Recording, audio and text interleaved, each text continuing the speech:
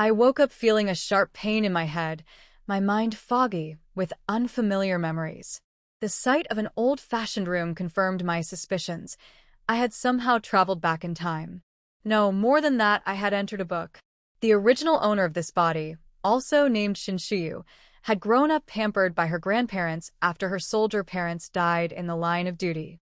Unlike the rest of her family, she never had to work in the fields or suffer hardships. But the real reason I ended up here was downright ridiculous. The original Shinshiyu had been messing with a wild boar's nest for 3 nights straight, just to annoy them. Her reckless games wore her out to the point of sudden death. As for me, I had just won a lottery jackpot of 2 million before I died from sheer excitement. Now, instead of enjoying my winnings, I was stuck in a story where Shinshiyu was doomed to be a villainous side character, betrayed and destroyed by the male lead. Lying on the bed, I knew one thing for sure. I wasn't about to follow that path.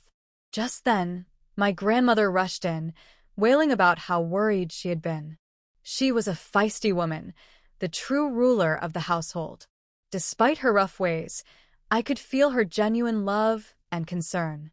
It was a warmth I had never experienced in my modern life. She fretted over my injury and insisted on making me chicken soup. Seeing her care so much for me, I decided I would treasure this second chance at life. Once she left, I took a good look around my room. It was small but fully furnished, proof of how much my grandparents had spoiled me. Even in a time when space was tight, I had my own room, something my 3 aunts had protested against. But I didn't care. If I was going to survive in this world, I needed my space and my wits. As I glanced in the mirror, a fresh face stared back. I wasn't breathtaking, but I had a delicate, lively charm. Well, since I was here, I might as well make the most of it. When I realized I had entered a story world, I wasn't too surprised. I even thought it might be a lucky thing. Why me out of everyone? Maybe I'm the chosen one. The idea made me excited about this new life. The delicious smell of chicken soup drifted in from the kitchen. My stomach growled right away. Soon my grandma came in with a big smile, holding a hot bowl of chicken soup. The soup smelled amazing, and I praised her cooking. Grandma was happy and told me to eat more. I knew she didn't drink or eat much herself. She always saved the best for me. It made my heart ache a little. After finishing the soup and leaving some for Grandma, I went outside. Our family home was the best in the village, a solid 5-room brick house built with the money my parents sent back. My parents were soldiers, and though I didn't remember them well, I knew they loved us deeply. I lay on a chair under the persimmon tree and fell asleep in the gentle breeze. When I woke up, the family had already returned from the fields. Grandpa sat in the corner, smoking his pipe, and greeted me with a smile. Grandma came back with a basket of eggs and said she'd make egg custard for me in the morning. I felt so lucky to have them. But I also noticed the jealous looks from my uncle's wives. My second uncle's wife was especially upset, complaining that a girl like me didn't deserve chicken soup. I didn't understand why they minded so much. My parents were gone, and Grandma and Grandpa just wanted me to feel cared for. During dinner, I observed the whole family. My grandparents had 4 sons and 2 daughters, all married with kids.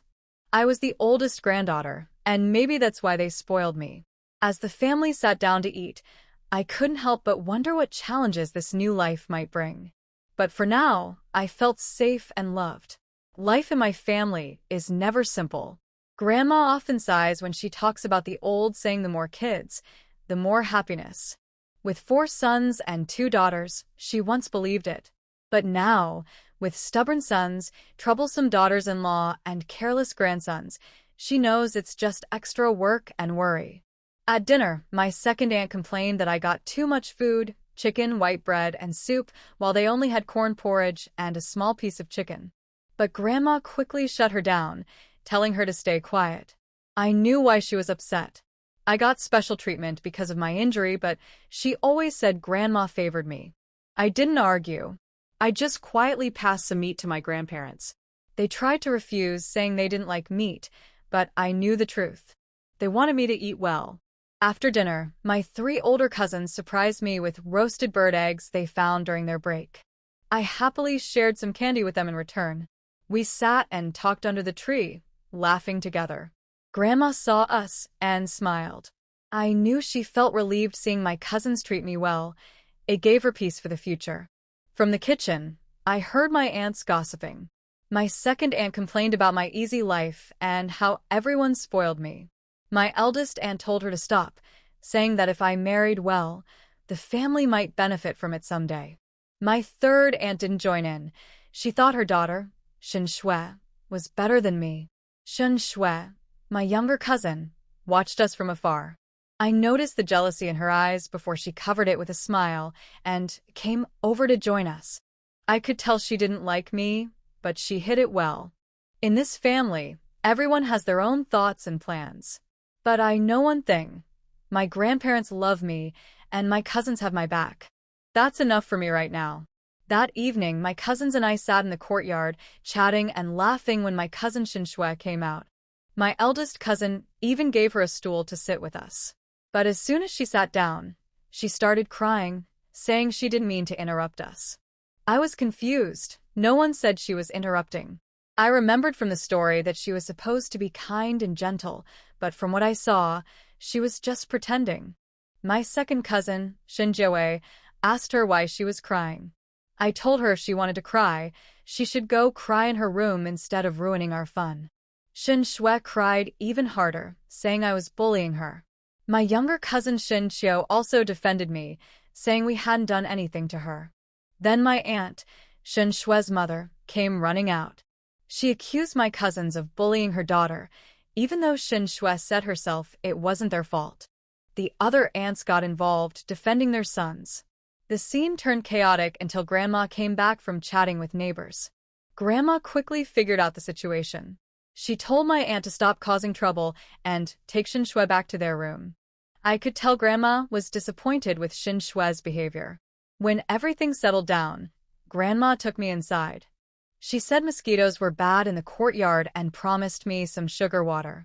Just as we were about to go in, my second aunt suddenly popped out, saying she needed sugar water for her health. Grandma scolded her, but still gave her a bowl. She later gave the other aunt sugar water too, treating everyone equally, except for Shin Shui's mother, who had caused the trouble. Lying in bed later, I thought about Shin Shui. Her tears weren't real, but the trouble she caused definitely was. In this family, being too good at pretending could hurt more than just feelings. I thought I'd struggle to sleep my first night after coming here, but I slept like a rock. Grandma woke me for breakfast, and after everyone went to work, I crawled back into bed. By noon, hunger woke me up. Grandma had already made me an egg pancake and left it in my room. After eating, I grabbed a water bottle, my basket, and headed for the mountains. The village kids were busy gathering pig grass and wild veggies.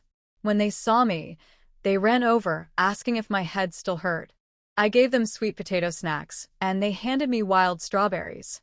We had a secret spot where I sometimes roasted wild game for them. I promised if I found a wild chicken, we'd have a feast later. I wandered into the deep forest. People said there were tigers here, but I'd never seen one. I spotted 2 rabbits, threw 2 stones, and hit them both. The hunting skills I had came from a mysterious old man who'd trained the original me for 5 years, but disappeared without a word. After collecting wild chicken, rabbits, eggs, and some wild veggies, I hid most of it and took 1 chicken to our meeting spot. The kids were thrilled when they saw it. They roasted the chicken while I relaxed, singing off-tune songs they pretended to enjoy. I saved 2 drumsticks for Grandma and Grandpa and told the kids to hide the evidence. Hunting wild animals here was technically against the rules. Later, I went searching for mushrooms and found a patch of wild ones to dry for soup. On my way back, something grabbed my leg. I freaked out, kicked hard, and realized it was a man, half dead and begging for help. I recognized him. The story's male lead. He was bad news for me, the reason my life went downhill in the original plot. I decided not to help him. I searched his pockets, found 10 yuan and a grain coupon, kicked him a few more times for scaring me, and walked away humming. No way was I dragging trouble home. Instead, I headed to the black market to sell my wild game, keeping my family fed while avoiding drama. It took more than 2 hours of walking along the mountain road to reach the county town. According to his memory, Chinshi walked into a hidden alley, paid a dime to the gatekeeper, and went to the black market to sell game. Before entering the black market, Shinshiyu covered her face with a black headscarf, spoke in a deliberately rough voice, and walked with a limp. She was not worried about being recognized. As soon as the pheasants and rabbits in the cage were slightly exposed, many people came to ask the price. In a short while, 3 rabbits and a pheasant were sold. There was also a hare and a pheasant left in the cage. Some sharp-eyed people saw the pheasant eggs and mushrooms in the basket and asked Shinshiyu if she wanted to sell them. She waved her hand and said, "I'm not selling them." Putting the money in her pocket, Shinshiyu did not stay in the black market for long and left as fast as she could. The reason why the black market is called the black market is that it is a place that cannot be seen in the light. If someone is caught here and charged with speculation, then he is almost finished. After going back and forth, it was already past 7 o'clock when Shinshiyu returned to the Shenjiaba Brigade, and it was getting dark. Afraid that her grandparents would worry, she quickened her pace and walked home. From a distance, she saw a lot of people gathered in 3 layers outside her house. "My dear, tell me what Shin Shui was thinking." She went up the mountain and picked up a man. "What can I think? That girl is kind-hearted." I took a look at the man. He was covered in blood. It was scary. Shin Shui was really brave. She was not scared at all. The ants who were watching the fun were talking a lot. Shin Shiyu knew what happened at home without asking her. TSK. The male protagonist was picked up by Shin Shui and taken home. The days that followed were going to be very interesting. "Oh." Shiyu is back from playing outside. "Come into the house quickly. Shin Shui picked up a man and your grandparents and aunts are so angry that their faces turned green." The ants made way for Shinshiyu when they saw her. As for why Shinshiyu came back so late, none of the ants asked. Where could this girl go? If you don't have to do anything every day, of course you can go out and play. When Shinshiyu walked into the house, she saw her grandmother beating Shin Shui with a whip. "What did you say? You picked up a wild man and brought him home? Are you crazy, girl? I asked you to go to the mountains to dig wild vegetables, but you didn't bring any home, but you picked up a man and brought him back. This man is seriously injured. Look at him breathing more than he breathes out, and you still keep him at home. You want to kill the whole family. Mom, whip her quickly, whip her hard. This girl might think that our Shin family is living too peacefully. Mom, are you tired? If you are tired, let me do it." Second Antlead Saixia was fanning the flames. She was afraid that her mother-in-law was tired, so she took over the whip from Grandma Shin. Shin Shui was beaten and cried bitterly, looking so fragile that she seemed like she would faint in the next second. "Oh, mother, second sister-in-law, please don't hit my Shui. She didn't do anything bad that would be intolerable to heaven. She is just kind-hearted and saved someone." Lu Pundi wanted to protect her daughter, but her aunt held her tightly. "My third sister-in-law, your good daughter is incredible." Without saying a word, she brought a wild man home. This is not the way to do good deeds. If he was injured, she could have been sent to the hospital. Why bring him home? This man was so seriously injured, who knows what he did? Who is it? A wild man of unknown origin. What if he is a bad guy? What if? To put it bluntly, what if he dies in the Shin family? Who can take the responsibility afterwards? Chin Shiyu ignored other people, poured a glass of water for old lady Shin, helped her sit down, and helped her calm down. "Grandma, please take care of yourself. Don't ruin your body because of the anger of people who are not worth it." Old Mrs. Shin took a sip of water, calmed down, and forced a smile. "My dear, you're back." This time, Old Lady Shin was really angry about what Shin Shui had done. After Shin Shiyu persuaded her for a long time, Old Lady Shin's mood slowly calmed down. Fearing that the wild man picked up by Shin Shui had really died in Old Shin's house, Old Man Shin asked his eldest son to ask the village barefoot doctor to come and take a look.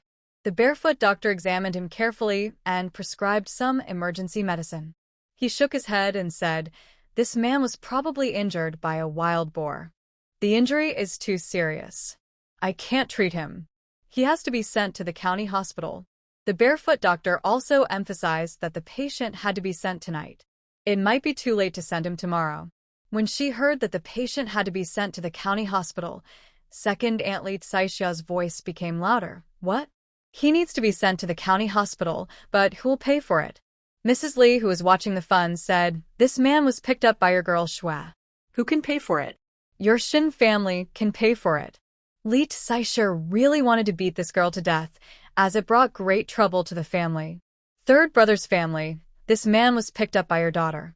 You have to figure out how to pay for the hospital bill yourselves. You can't ask mother to pay from the public fund. My mother-in-law is the head of the family. Every penny earned by the family has to be handed over to her. Usually, any expenses in the family are taken from the public fund. Her son hasn't married yet, so it's a lot of money to spend. If she has to spend some money on a wild man, Lee Saisha won't do it.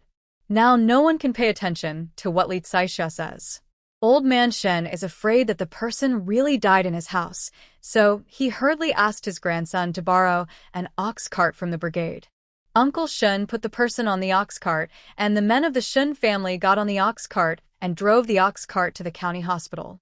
The onlookers also went home. Shin Shiyu helped old lady Shin back to the house to lie down. She took things out of the basket one by one. "Grandma, look what good things I found in the mountains. I was lucky to catch a pheasant, a wild rabbit, a nest of pheasant eggs, and wild vegetables and mushrooms." Finally, Shiyu took out 2 big chicken legs. "Grandma, these chicken legs are specially reserved for you and Grandpa to eat." With so many good things in front of her, old lady Shin was in a much better mood. "My good boy is sensible, unlike that naughty girl. Take these pheasants and rabbits to your aunt, and Grandma will stir-fry rabbit meat for you tomorrow night. You eat these 2 chicken legs. Your mother has already eaten her rice and can't eat any more." Old Mrs. Shin still couldn't bear to eat the chicken leg that her good granddaughter brought back for her. "Grandma, I roasted a pheasant in the mountains, and I'm full." You eat it. "If you don't, I'll be angry." Seeing that Shin Shiyu was about to get angry, old lady Shin smiled and said, "Let's eat." Except for the 2 chicken legs, Shin Shiyu took out the rest of the things for her aunt to put away. The eldest aunt, the second aunt, the third aunt, and Shin Shui were all in the yard. Lee Saisha became more and more angry and kept scolding Shin Shui. The mother and daughter of the third room huddled in the corner pitifully, and it was unknown how aggrieved they looked. "Aunt, there are pheasants, wild rabbits, pheasant eggs, wild vegetables, and mushrooms in the cage. Please put them away." The second aunt, who was originally scolding the mother and daughter of the third room, stopped and took over the basket first. "Oh, there are really pheasants, rabbits, and pheasant eggs. The wild vegetables are so tender. These mushrooms look like they weigh more than 3 pounds. I knew that our Shuyu was a capable person. Look at him. He brought back so many good things just by going up the mountain." Both pheasants and wild rabbits, Lee Saisha was really happy, as she would have meat to eat tomorrow night. After praising Shin Shiyu, Lee Saisha also said a few words to Shin Shui, sister-in-law. "We are all girls from the Shin family. Why is there such a big difference between them? Shiyu can bring back pheasants and wild rabbits from the mountains, while some people can't even bring back a wild vegetable, and they also bring great trouble to their families. Why do they have to pick up wild men instead of anything else? What kind of thing is this?" Chun Shiyu ignored them and went back to her room to get some clean clothes and take a shower. Lee Saisha really didn't mind being tired. When Chin Shiyu came out of the shower, she was still scolding the mother and daughter of the third room. Her second aunt, "Why do you speak so harshly? My Schwerer did nothing wrong. She is just kind and naive, and she is young and inconsiderate." Bah, what kindness and innocence, what inconsideration. She clearly wants to harm our Shin family. Knowing that she can't bring the wild man back, she deliberately asked her cousin from her uncle's family to help carry him back. How could she not do it on purpose? This girl didn't call her own cousin, but her uncle's cousin. She knew that her uncle's cousin would listen to her.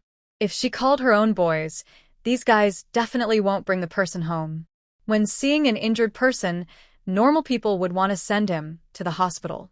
They wouldn't bring such a troublesome thing as Shin Shui home. Shin Shui wiped her tears and said, "Second aunt. I didn't mean to harm my family, I just didn't think that much." "Bah, you dead girl." Even with the door closed, Chin Shiyu could still hear their quarrel. She couldn't sleep at this time, so she lit the kerosene lamp and picked up the original owner's high school textbook to pass the time. Chun Xiu couldn't stay in the room and ran over to find Chin Shiyu. "Sister, are you asleep? Can I come in?" Chun Shiyu opened the door for Chin Xiu. The girl came in and lay down on her Kong, rolling around on it. "Sister, your room smells so good and is so comfortable." Chun Xiu really envied her elder sister for having a separate room. She also wanted to have her own room, but the house was not big enough. She could only share a room with her parents, separated by a curtain. The area surrounded by the curtain was her private space. Most of the time when Chin Xiu was at home, she liked to come to her room to play. Chun Xiu didn't mind. She still liked this cousin very much. This girl was simple-minded and usually protected her, the eldest cousin. Chun Xiu took out 2 white rabbit milk candies from the drawer and gave them to her. "Here, to sweeten your mouth." When Chun Xiu saw the candy, her eyes instantly became starry. "Hee hee, sister. You are so nice." The girl, with a candy in her mouth, lay on the Kong, her chin supported by her hands, her calves swinging back and forth, and told her about what happened in the afternoon. "In the afternoon, my second sister was absent-minded at work and kept slacking off. Grandma was annoyed and asked her to go up the mountain to dig wild vegetables. It was time for dinner, but she hadn't come back from digging wild vegetables yet. Third aunt was still worried about her. Finally, at 6:30, she came back, followed by her cousin. Her cousin was carrying a bloody man on his back, which scared everyone in the family. They thought who it was. After looking around, everyone in my family said they didn't know the person. I asked my second sister, and she also said she didn't know. She said she felt sorry for the person and wanted to save him, but what's the point of my second sister carrying him back home? My family doesn't know how to treat him, and the barefoot doctor in the village isn't very skilled either. I don't know what my second sister is thinking." Chun Xiu felt that what her mother said was quite right. Her second sister's brain seemed to have been kicked by a donkey. Look at how childish her grandfather is. After a day's work, her grandfather and others have to rush to send people to the hospital at night. I don't know if their bodies can handle it. Chun Xiu thought to herself, what can Shin Shui think? Shin Shui and the male lead are the official match. She came here and was out of the plot. The tool man is gone, and the female lead has to pick up the male lead herself. Chin Xiu didn't reply to Shin Xiu, and Shin Xiu didn't care. Her eldest sister has always been like this, as if she doesn't care about anything. However, it did not affect her chatting with her elder sister. After talking about Shin Shui, Chun Xiu began to talk about her eldest cousin, eldest sister. "Today I saw eldest brother and sister Fong Fong flirting with each other. Their faces turned red when they looked at each other. Do you think eldest brother likes sister Fong Fong?" The sister Fong Fong that Chun Xiu mentioned was Yang Fong Fong, the second daughter of the village chief. Chun Xiu knew this girl quite well. She was a very quiet girl and had been interested in her elder brother for a long time, but her elder brother was like a fool and had never known about it. It seems that now she knows. Chun Xiu smiled and said, "That should be the case. Maybe Fong Fong will become our sister-in-law. It would be great if she becomes our sister-in-law. I like Sister Fong Fong. Sister Fong Fong gave me a cookie when she saw me yesterday." Chun Xiu is also a good chatterbox. No matter whether Chun Xiu likes to listen or not, she will tell Chun Xiu all the gossip she knows today, such as So and So's young wife was punished by her mother-in-law again, So and So's young man got engaged, and how much dowry the girl's family asked for.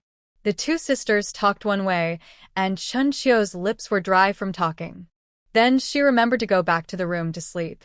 "Sister, I'm so sleepy. I'm going back to the room first. I'll talk to you tomorrow." Chun Xiu was also sleepy. She closed the door, lay on the Kong, closed her eyes, and fell asleep. Chun Xiu was woken up the next day. She was not surprised that there would be no peace at home today, as she had thought last night. Old Man Shun, Uncle Shun and the others came back, and old Mrs. Shun and the others asked what happened. "How is the old man? Is that man okay?" Old Mrs. Shun at home tossed and turned and couldn't sleep last night. She got up before dawn. Lu Pan became anxious when she saw that her eldest and second sisters-in-law were determined to make the third room pay the money. This was not 30 cents, but 30 yuan. How could the couple have so much money? Even if they had it, she didn't want to pay it. Sister-in-law, second sister-in-law, I know you don't like our third room, but you can't be so excessive. My third brother and the eldest and second brothers are brothers. How can the three brothers get along with each other if you make such a fuss? Every penny earned in the family is handed over to mother for safekeeping. How can our third room have the money? Lu Pan, you are really good at putting the blame on others. Now, we are the ones who are going too far? Why don't you think about the good deeds your good daughter has done? Brothers should settle accounts clearly. No matter what, the money has to be paid by your third room. If her own man hadn't held her back, Li Saixia would have wanted to slap this third sister-in-law in the face. She cried and pretended to be pitiful at every turn, and she wanted to shirk her debts. What a nice thought. Shun Shui stood beside her mother, looking as if she was trying hard to hold back her tears. Second aunt, how can you do this? We are a family. Li Saixia rolled her eyes. Who wants to be a family with you? Anyway, the money has to be paid by your third wife. It was impossible for her to take advantage of the first and second wives. Uncle Shun was also angry about the trouble caused by his own daughter. He never knew that his daughter was so opinionated. Second sister-in-law, don't worry.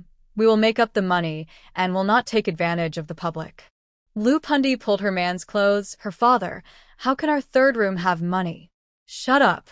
Lu Pundi shook her body after being yelled at by the man and dared not say anything. The mother and daughter of the third room sobbed and cried. Chen Shuyu and Shin Xiu were sitting in the corner of the yard. The two sisters were holding handfuls of melon seeds in their hands and cracking the shells. Third aunt and second sisters crying sounds so fake. Don't they feel anything at all? Chen Xiu tilted her head in confusion. Shin Xiu said, people who feel sorry for them will fall for this. Normally, Uncle Shun would feel sorry for them when they cried, but today, it was obvious that her uncle was too angry and had no mood to pay attention to them. He even yelled at Lu Pundi, which was rare. Shun Xiu nodded thoughtfully. Shin Shui noticed Chen Shuyu and Shin Xiu in the corner and felt that they were an eyesore. She wished they would disappear from this house forever. She clutched the corner of her clothes tightly. She was unwilling to accept it. They all ate from the same pot. Why should only the third room contribute? The first and second rooms were clearly bullying the third room. One day, she would make them regret it. Li Saixia felt relieved when she saw her third brother speaking. Third brother, remember what you said. The men in the family worked all day and did not sleep all night. They were exhausted. They ate breakfast in a hurry and went back to the room to rest and asked old lady Shin to hire them for half a day's work. They go to work again in the afternoon. Shin Shui picked up a man and took him home. From last night till now, she has been the topic of conversation in Shenjiaba Brigade. Zhang Tsuetsue and Li Saixia were stopped by several aunts to ask questions when they went to work. How is that man? Is he still breathing after being sent to the hospital?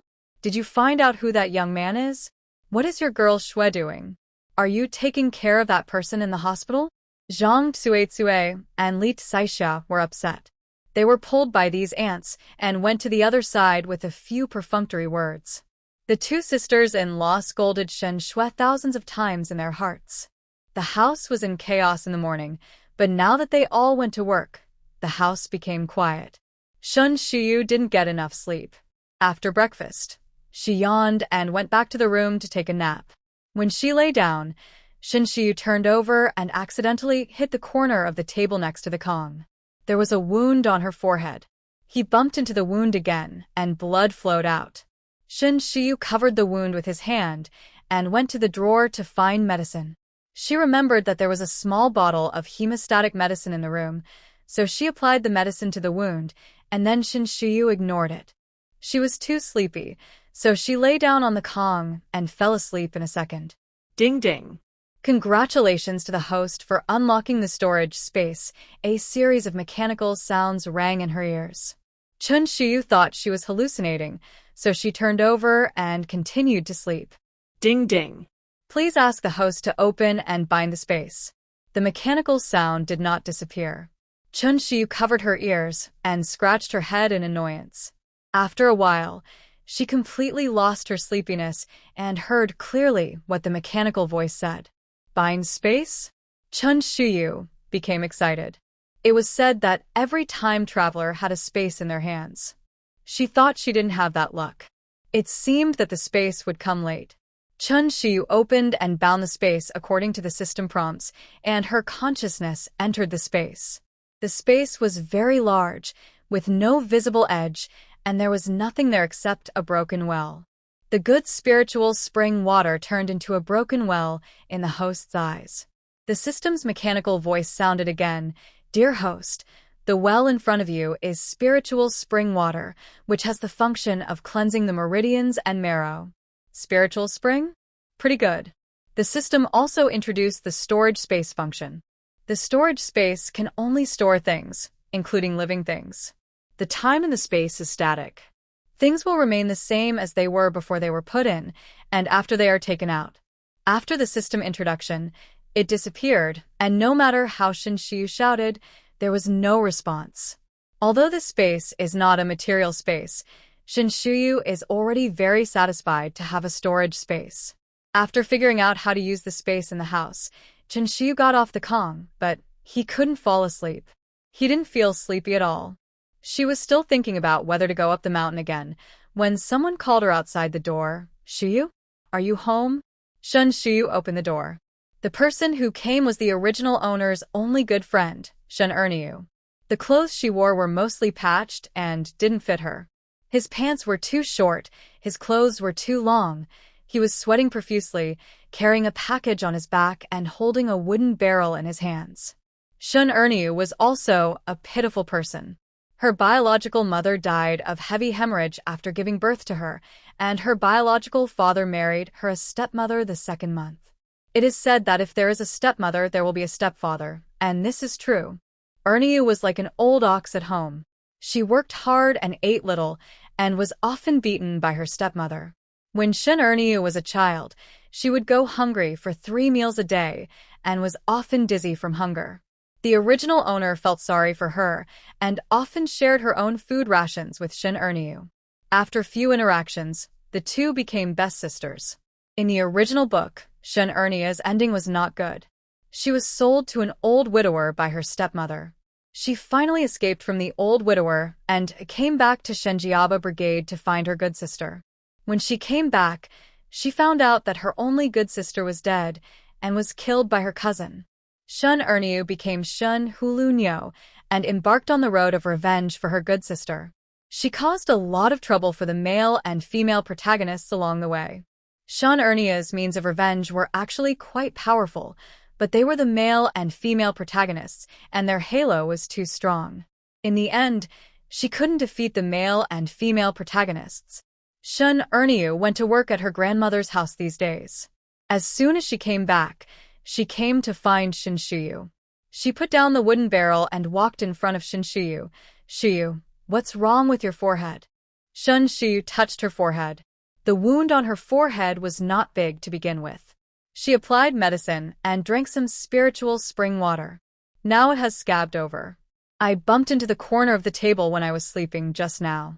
It's healed now. It's okay. Shun Ernyu was very tired after just coming back from her grandmother's house. She went to the water tank to scoop water to wash her face and gulped down several mouthfuls of water before she recovered. Shun Ernyu pointed to the wooden barrel and said, "My grandma gave me 2 fish. Ask your grandma to fry fish for you tonight." Shun Ernyu did not plan to take the 2 fish given by her grandmother home. Chun Shiyu knew that even if she brought the fish back, her stepmother would not give her a good face, and she would not be able to eat a single bite of the fish. She did not refuse. "Okay, let my grandma fry the fish tonight, and I'll put it in a lunchbox and give it to you." "No need to put it in a lunchbox for me. I'm afraid that old woman will find out. I ate a lot of fish in my grandmother's house, so you can eat more at night. I'm going home now, and I'll come to play with you when I have time." Chun Ernyu took out the two fish and put them in the wooden barrel of Chen Shi's house. Then she carried the barrel and strode out of the yard. He came in a hurry and left in a hurry. Around 11 o'clock, Grandma Shen came back to make lunch and saw two fish in the wooden barrel. She asked her eldest granddaughter, "My dear, why are there fish at home? Did you go fishing?" Her granddaughter would occasionally go to the river secretly to catch fish and would never come back empty-handed. "No, Ernie brought it here. That child is a good one, but unfortunately, she has a bad fate, having such a biological father and a stepmother." Speaking of Shun Ernyu, Old Lady Shin sighed. "My dear, Grandma will fry the fish for you later. You can put it in the lunchbox and take it to eat with Ernyu." "Grandma, Ernyu said there is no need to pack it for her. She has endless work to do when she gets home, and she has no time to come out. We can eat the fish ourselves." Shun Ernyu's stepmother kept a close eye on her. If she knew that Shun Ernyu had the fish but didn't take it home, she would be beaten. When Ernyu is free, they will go up the mountain together, and she will roast game for Ernyu. Old Mrs. Shun processed the fish skillfully and went into the kitchen to prepare lunch. Chen Shi wanted to help Old Lady Shin light the fire, but Old Lady Shin pushed her out. "Hey, dear, go and play somewhere else. We don't need you in the kitchen." The kitchen was filled with heavy fumes, and it was very hot in April because of the fire. Old Lady Shin didn't want her dear to be exposed to the smoke and heat. Chen Shiyu, who didn't have to do any work, lay on a recliner in the yard with his eyes squinted, thinking about how he would get by in the future. In the 21st century, Shin Shiyu had no big ambitions. After graduating from university, she directly found a security job and lay down her pace, saving herself decades of detours compared to her peers. Shin Shiyu, who traveled through time, still had no big ambitions. She just wanted to be a salted fish. The state takes care of the children of martyrs. Shin Shiyu can receive a pension of 30 yuan per month. When she comes of age, the country will arrange a job for her with a pension and a job, which is enough for Shin Shiyu to live comfortably in this era. Thinking of this, Shin Shiyu no longer had to worry about anything. She was very glad that the owner of the body she traveled through was not poor Xiao Baikai. The original owner was just a little lazy and arrogant, but had no other problems. She didn't have to clean up any mess for the original owner. Days like this are very comfortable. "My dear, it's time for lunch." Old Mrs. Shin called out, and Shin Shiyu opened his eyes and walked to the main room. Old Mrs. Shun had already arranged the dishes and bowls, braised fish, wild vegetable soup, and the staple food was corn porridge. Uncle Shun and his wife came back from work and smelled the fragrance of fish as soon as they entered the house. Li Saixia sniffed her nose and ran into the main room without washing her hands. She saw the fish on the table. Her eyes were bright, and she looked at Shin Shiyu with such kindness. She knew without asking that the fish was caught by Shin Shiyu. Everyone in the family was busy at work and had no time to catch fish. Of course, they couldn't catch fish even if they had the time. There was only one idle person in the family, and she almost never came back empty-handed when she went fishing. "Shiyu, you went to catch fish again." "Hey, second aunt knows that our Shiyu is a capable person. Look, others can't even see the tail of the fish when they want to catch it, but our Shiyu can catch it with just a grab." Every time Shin Shiyu brought meat back home, Li Saixia was particularly fond of this eldest niece. There was fish to eat, and the Aunt Zhang Suetsue was also very happy. Knowing what her parents-in-law liked to hear, Zhang Suetsue started praising, "Our Shiyu is a blessed girl. Who knows which young man she will marry in the future." The three cousins came in after washing their hands and saw that there was fish to eat. They scratched their heads and kept praising their sister for being so great. Chun Chiu surrounded Chen Shiyu and called her big sister all the time. Lu Pundi felt that her two sisters-in-law were very servile. It was just catching a fish. What was there to brag about? This girl did nothing at home every day, so wasn't it her duty to catch a fish for the family? However, she only dared to say this in her heart. Shin Shui had a faint smile on her face, and her hatred for Chen Shiyu increased. Chen Shiyu was obviously a waste. She had never done any work since she was a child and was almost as lazy as a maggot. She didn't understand why her family favored her. Old Mrs. Shun laughed. Okay, sit down and eat. This fish was not caught by Guaibao, but by Erniu. It was not caught by Shuyu, but Erniu brought the fish here because of Shuyu. The mother-in-law said that it was sent by Erniu. Li Caixia was quite surprised. That girl was just pitiful. Little Baikai had no one to love her, and yet someone would send a fish to her house. But thinking that my niece and Erniu are as close as real sisters, it is normal to send a fish over. The eldest granddaughter loves to eat fish, so Grandma Shin added a lot of oil and braised the fish, which was so delicious. Old Man Shin and his friends ate with gusto. The fish that Ernia brought was not very big, only about 1 pound. The whole family only took a piece with chopsticks and it was gone. After eating, Li Caixia smacked her lips and said, "Mom, shall we eat pheasant or rabbit tonight?" The pheasants and rabbits that Shinshiyu caught were still in the cage, and Li Caixia had been thinking about eating them. Eat, just eat. You just finished this meal and you're already thinking about the next one. Why are you so greedy? The pheasant will be cooked tomorrow night, and the hare will be eaten the day after tomorrow. The fact that our family can eat meat from time to time is all thanks to my sweetheart. Logically, my sweetheart has her parents' pension and can catch game. Even if she lives alone, she can still eat delicious food and drink spicy drinks. She didn't choose to live alone, but was thinking about you all the time. Look at whose family lives as comfortably as ours. You uncles and aunts, brothers and sisters, please remember the kindness of my good baby and don't be ungrateful. Although my good baby has not worked over the years, she has never taken advantage of you. Instead, you have benefited a lot from my good baby. After eating, old Mrs. Shin did not forget to scold her sons and daughters-in-law. Uncle Shun and his wife quickly expressed their opinions. Mom and Dad, don't worry. We in the eldest house have always treated Shuyu as our own daughter. How can we not understand Shuyu's kindness? Uncle Shun and his wife continued. Mom, how could that be possible? We are not ungrateful people. We all know how good Shuyu is. Third uncle and third aunt. Dad and Mom, don't worry. 3 cousins, Grandpa and Grandma, Shuyu is our sister. We will always protect her. Chun Xiu waved his fist. No one can bully my elder sister. Old man and old lady Shin nodded in satisfaction. Chun Shi was not surprised at all. This was old lady Shin's routine operation. She was afraid that Chen Shiyu would be bullied by her family, so she often praised Chen Shiyu in front of her son and daughter-in-law. Shen Shui lowered her head and said nothing. This old lady fed them with love drugs every day. Chen Shiyu was a waste. How could she deserve such good treatment from her family? Old lady Shin looked at her second granddaughter. Shui girl, what do you mean by lowering your head? Do you think what I said is wrong? Shin Shui smiled stiffly. Grandma, you are right. After eating, old lady Shin and the others went back to their room to rest. Only Li Caixia, Shin Shui, and Lu Pan were left in the main room. When Li Caixia saw Shin Shui, she thought about the 30 yuan she had spent. The third brother said that the third room would pay back the 30 yuan, but it hasn't been paid back yet. If it weren't for the girl from the third room, there would be no need for the family to spend that much money. She pointed to the bowls on the table and said, Shui girl, wash these bowls and chopsticks. Take the basin of clothes in the yard to the river to wash them later.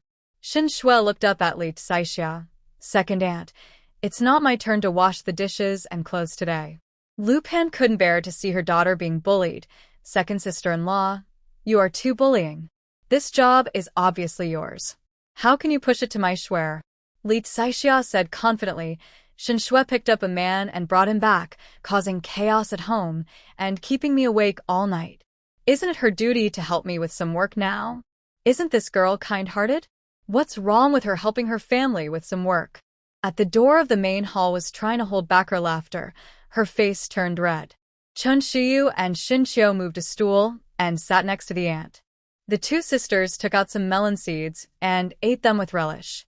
The aunt-in-law was greedy and wanted to eat some melon seeds too. You girl, give me a handful of melon seeds.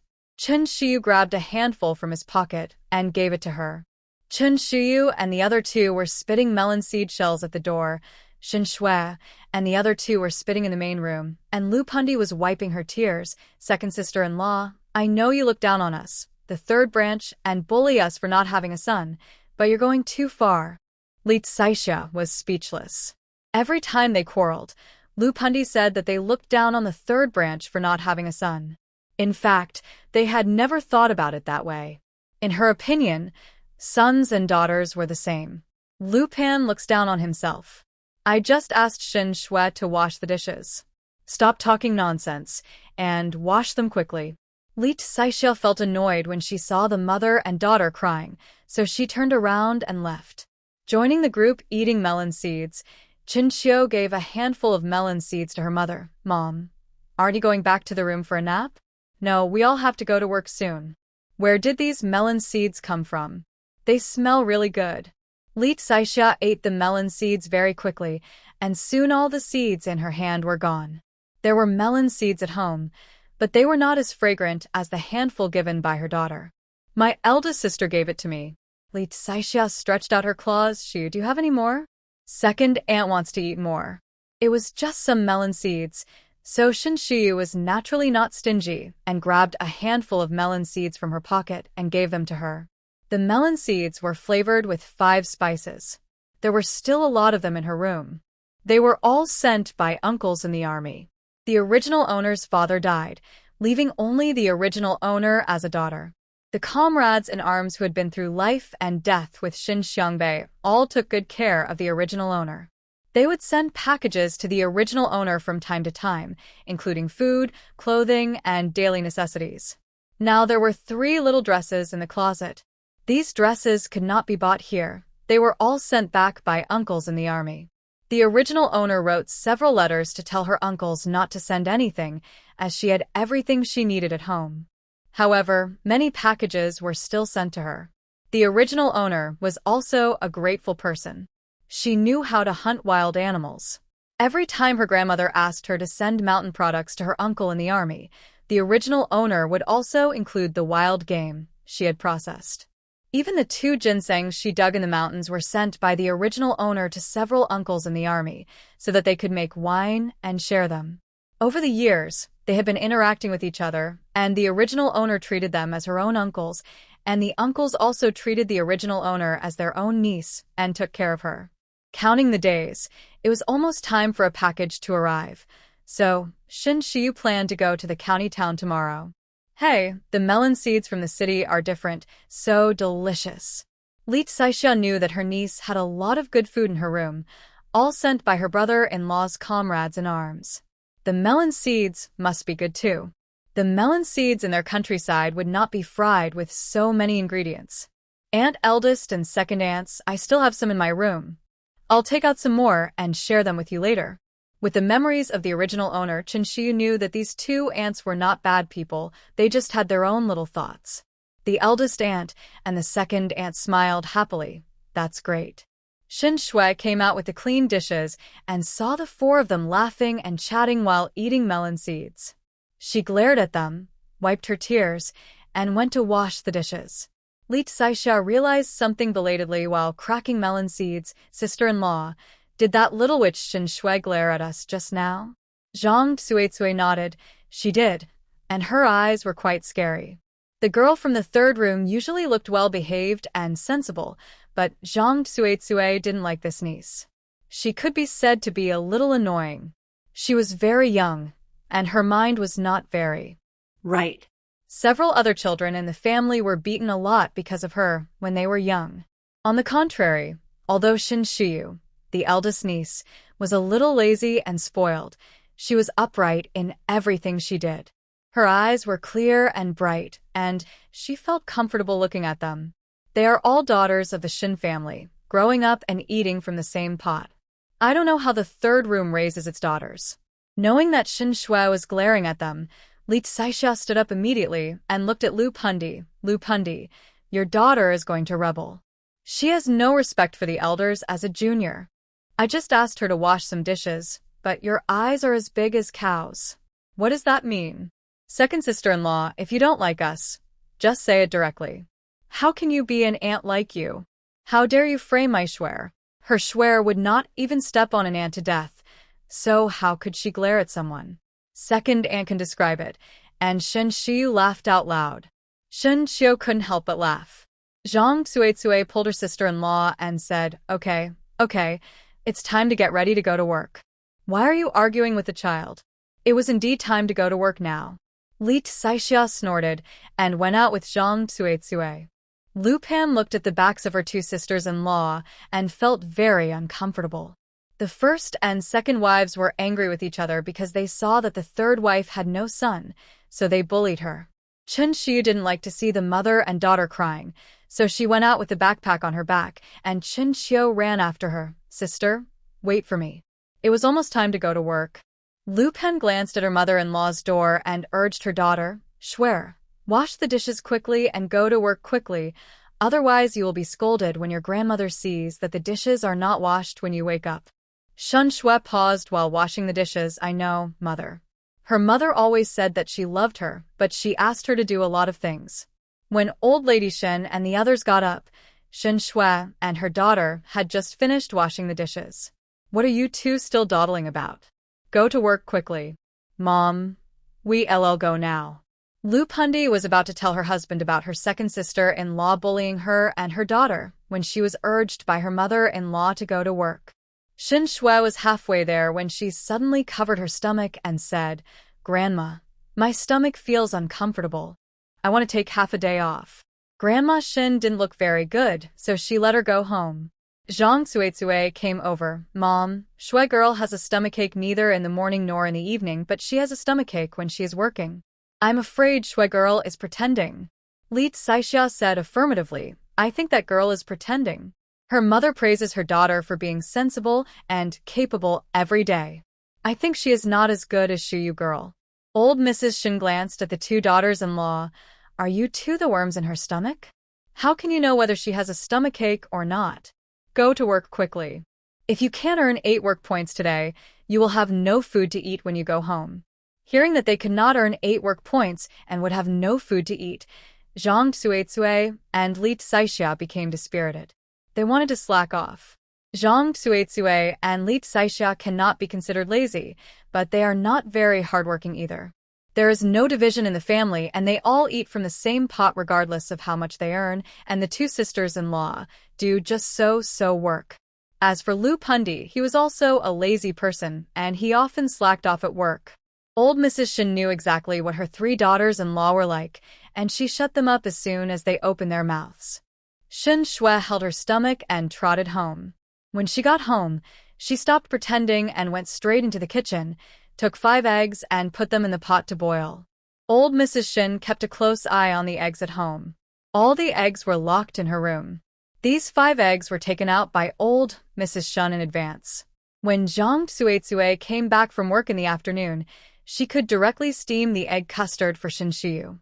Now that there was no one at home, Shen Shui became bolder. In her opinion, Shen Shiyu was a waste and didn't deserve to eat eggs. That is, the 2 old men in the family are partial to each other. They are both granddaughters, so why is it that only Chen Shiyu can eat eggs? She couldn't even get the eggshells. She was not convinced. Thinking of the man she picked up that day, Shen Shui's face blushed. Although the man was seriously injured and his face was covered with mud, it still couldn't hide his handsome face. Her intuition told her that the man was definitely not simple. The eggs were cooked quickly.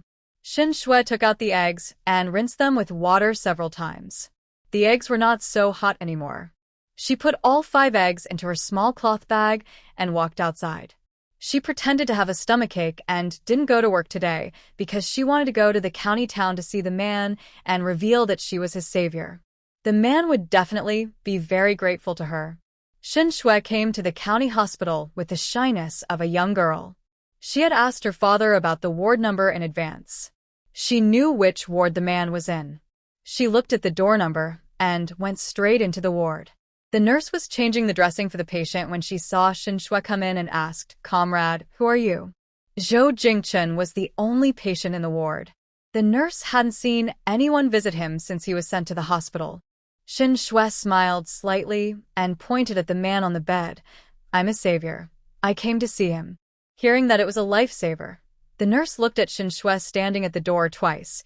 You are a kind-hearted young comrade. The nurse quickly changed the medicine and left the ward. Zhou Jingchen leaned on the bed, his voice weak. You saved me? Shin Shui smoothed the hair on her forehead, walked to the bed, first concerned about his injuries, and then said, Hello, comrade. My name is Shin Shui. I'm relieved to see that you are no longer in danger of life. That day I went up the mountain to dig wild vegetables and saw you seriously injured and unconscious under a tree. I asked my cousin to carry you home and called a barefoot doctor to see you. The barefoot doctor said your injuries were too serious, so I persuaded my family to send you to the hospital. I have been worried about you these days, but there was too much work at home and I couldn't get away. Zhou Jingchen knew how badly he was injured. If no one had saved him that day, he would probably have died in the mountains. Before he fell into a coma, he remembered that he saw a girl. He even grabbed the girl's leg and asked her to save him. The girl seemed to have some serious illness in her brain.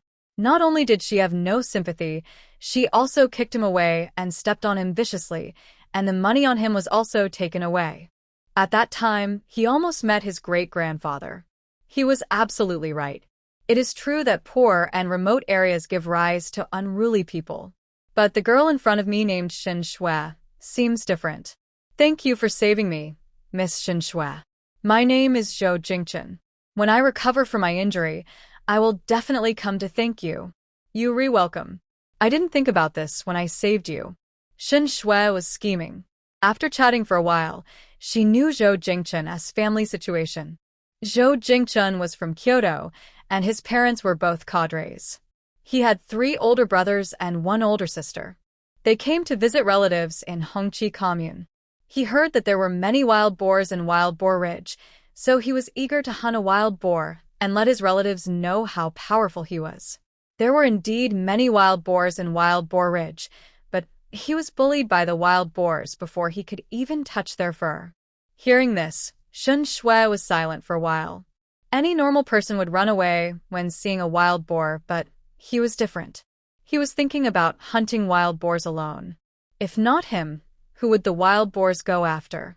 It's good enough to be able to save one's life. If he was a country boy, Shin Shui would definitely say that he was stupid. But he is from Beijing, his parents are cadres, and he has his own aura. Shin Shui's heart would beat unconsciously whenever she looked at Zhou Jingchen for a second. She looked at Zhou Jingchen in admiration. Jingchen, you are so brave. Zhou Jingchen enjoyed this look very much. This time I was not prepared and let the wild boar take advantage of me. Next time, I will beat the wild boar to pieces. Zhou Jingchen is the man she is most satisfied with at present. She is satisfied with his family background and appearance. Shin Shui is really afraid that he will go to seek death. Jingchen, forget it. After all, a wild boar is also a life. Let them go. Okay, I'll listen to Shui. After a while, the two of them called Jingchen and Shui one by one. Shin Shui took out 5 eggs from her bag. Jingchen, these are the eggs I cooked specially for you. You are seriously injured, so eat more eggs to replenish your body. Zhou Jingchen licked his lips unconsciously when he saw the eggs. Although he was from Beijing and his family was well off, he had 3 outstanding older brothers. His parents didn't even notice him, and he was not favored, so naturally he had no share of the good things in the family. Now he feels greedy when he sees eggs, but he is very good at making excuses. Shui, you eat it. I have eaten too many eggs at home and don't like them anymore. Zhou Jingchen doesn't even like to eat such a precious thing as eggs. As expected, he is a Kyoto person who has everything he needs. She is determined to be with this man. Jingchen, eggs are nutritious. Eating them will help your injuries heal faster. Eat as much as you can. Unable to resist the persuasion, Zhou Jingchen ate the eggs reluctantly, finishing all 5 eggs. During the days when Zhou Jingchen was hospitalized, his relatives only showed up once. Not to mention taking care of him, they didn't even bring him a bite of food. When he was hungry, he asked the nurse to help him get steamed buns from the hospital cafeteria. Now that Shin Shui came, he was not polite at all. Shui, can you go to the cafeteria to help get some food, preferably some meat? Sure. Shin Shui stood up and waited for Zhou Jingchen to give her the money. Zhou Jingchen touched his pocket and smiled awkwardly. Swear, I don't have any money on me. Can you help me out? I'll pay you back later. Shin Shui only had 2 dimes on her when she went out. She doesn't have a ticket. Going to the canteen to get food not only requires money, but also food coupons. He wants to eat meat, so he needs meat coupons, which Shin Shui doesn't have. Jingchen, why don't you wait for your relatives to bring you food? I don't have any coupons. Zhou Jingchen said that his relative is a worker in a meat processing factory and his family is well off, so they bring him meat for every meal. Zhou Jingchen. If his relative brought food, why would he ask her to do anything? Originally, Zhou Jingchen was very grateful to Shin Shui. After all, she saved his life. But now when he asked her to get food, she said she had no ticket, and Zhou Jingchen's gratitude was lessened. He came to see a patient, but didn't even bring a ticket. It's true that country people have no manners at all. As for the eggs brought by Shin Shui, Zhou Jingchen automatically ignored them.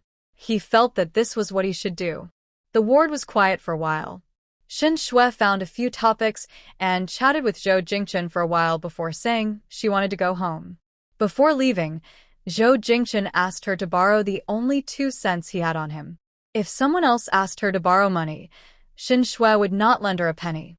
She had saved these 2 cents for a long time. But it was Zhou Jingchen who asked, so Shin Shui did not hesitate at all.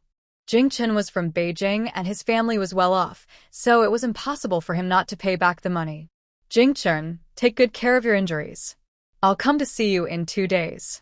After leaving the hospital, Shin Shui planned to walk home. She had originally planned to take an ox cart home, but now she had no money at all, so she couldn't take the ox cart. When she met Wu Hua after returning to Shenjiaba Brigade, Shin Shui's eyes rolled, and she grabbed Wu Hua, who had just got off work, and said, Aunt Hua, you're off work, so you're in a hurry to go home and eat fish. Wu Hua is Shun Erniu's stepmother, and she looks mean, with triangular eyes, drooping corners of the mouth, and fat cheeks.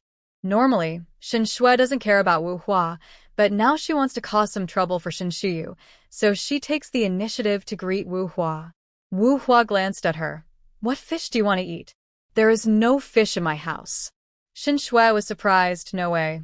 And Hua, I heard that Ernie brought back a lot of fish and gave 2 fish to Shuyu. We had fish for lunch at home. Wu Hua was very angry when she heard that, and she didn't have time to pay attention to Shin Shui. She ran home while cursing, this witch is fish but doesn't take it home. I'm going to beat her to death when I get home. Shun Erniu was about to cook when she came home from work and saw Wu Hua coming home angrily, looking like she wanted to eat her when she saw her. Shin Erniu realized that something was wrong and ran away. Shin Datian and Wu Hua were very angry with Shin Erniu. They wanted to pull Shin Erniu down and give her a beating, but the wall was too high and they couldn't reach it or climb up. There was nothing Wu Hua could do to her.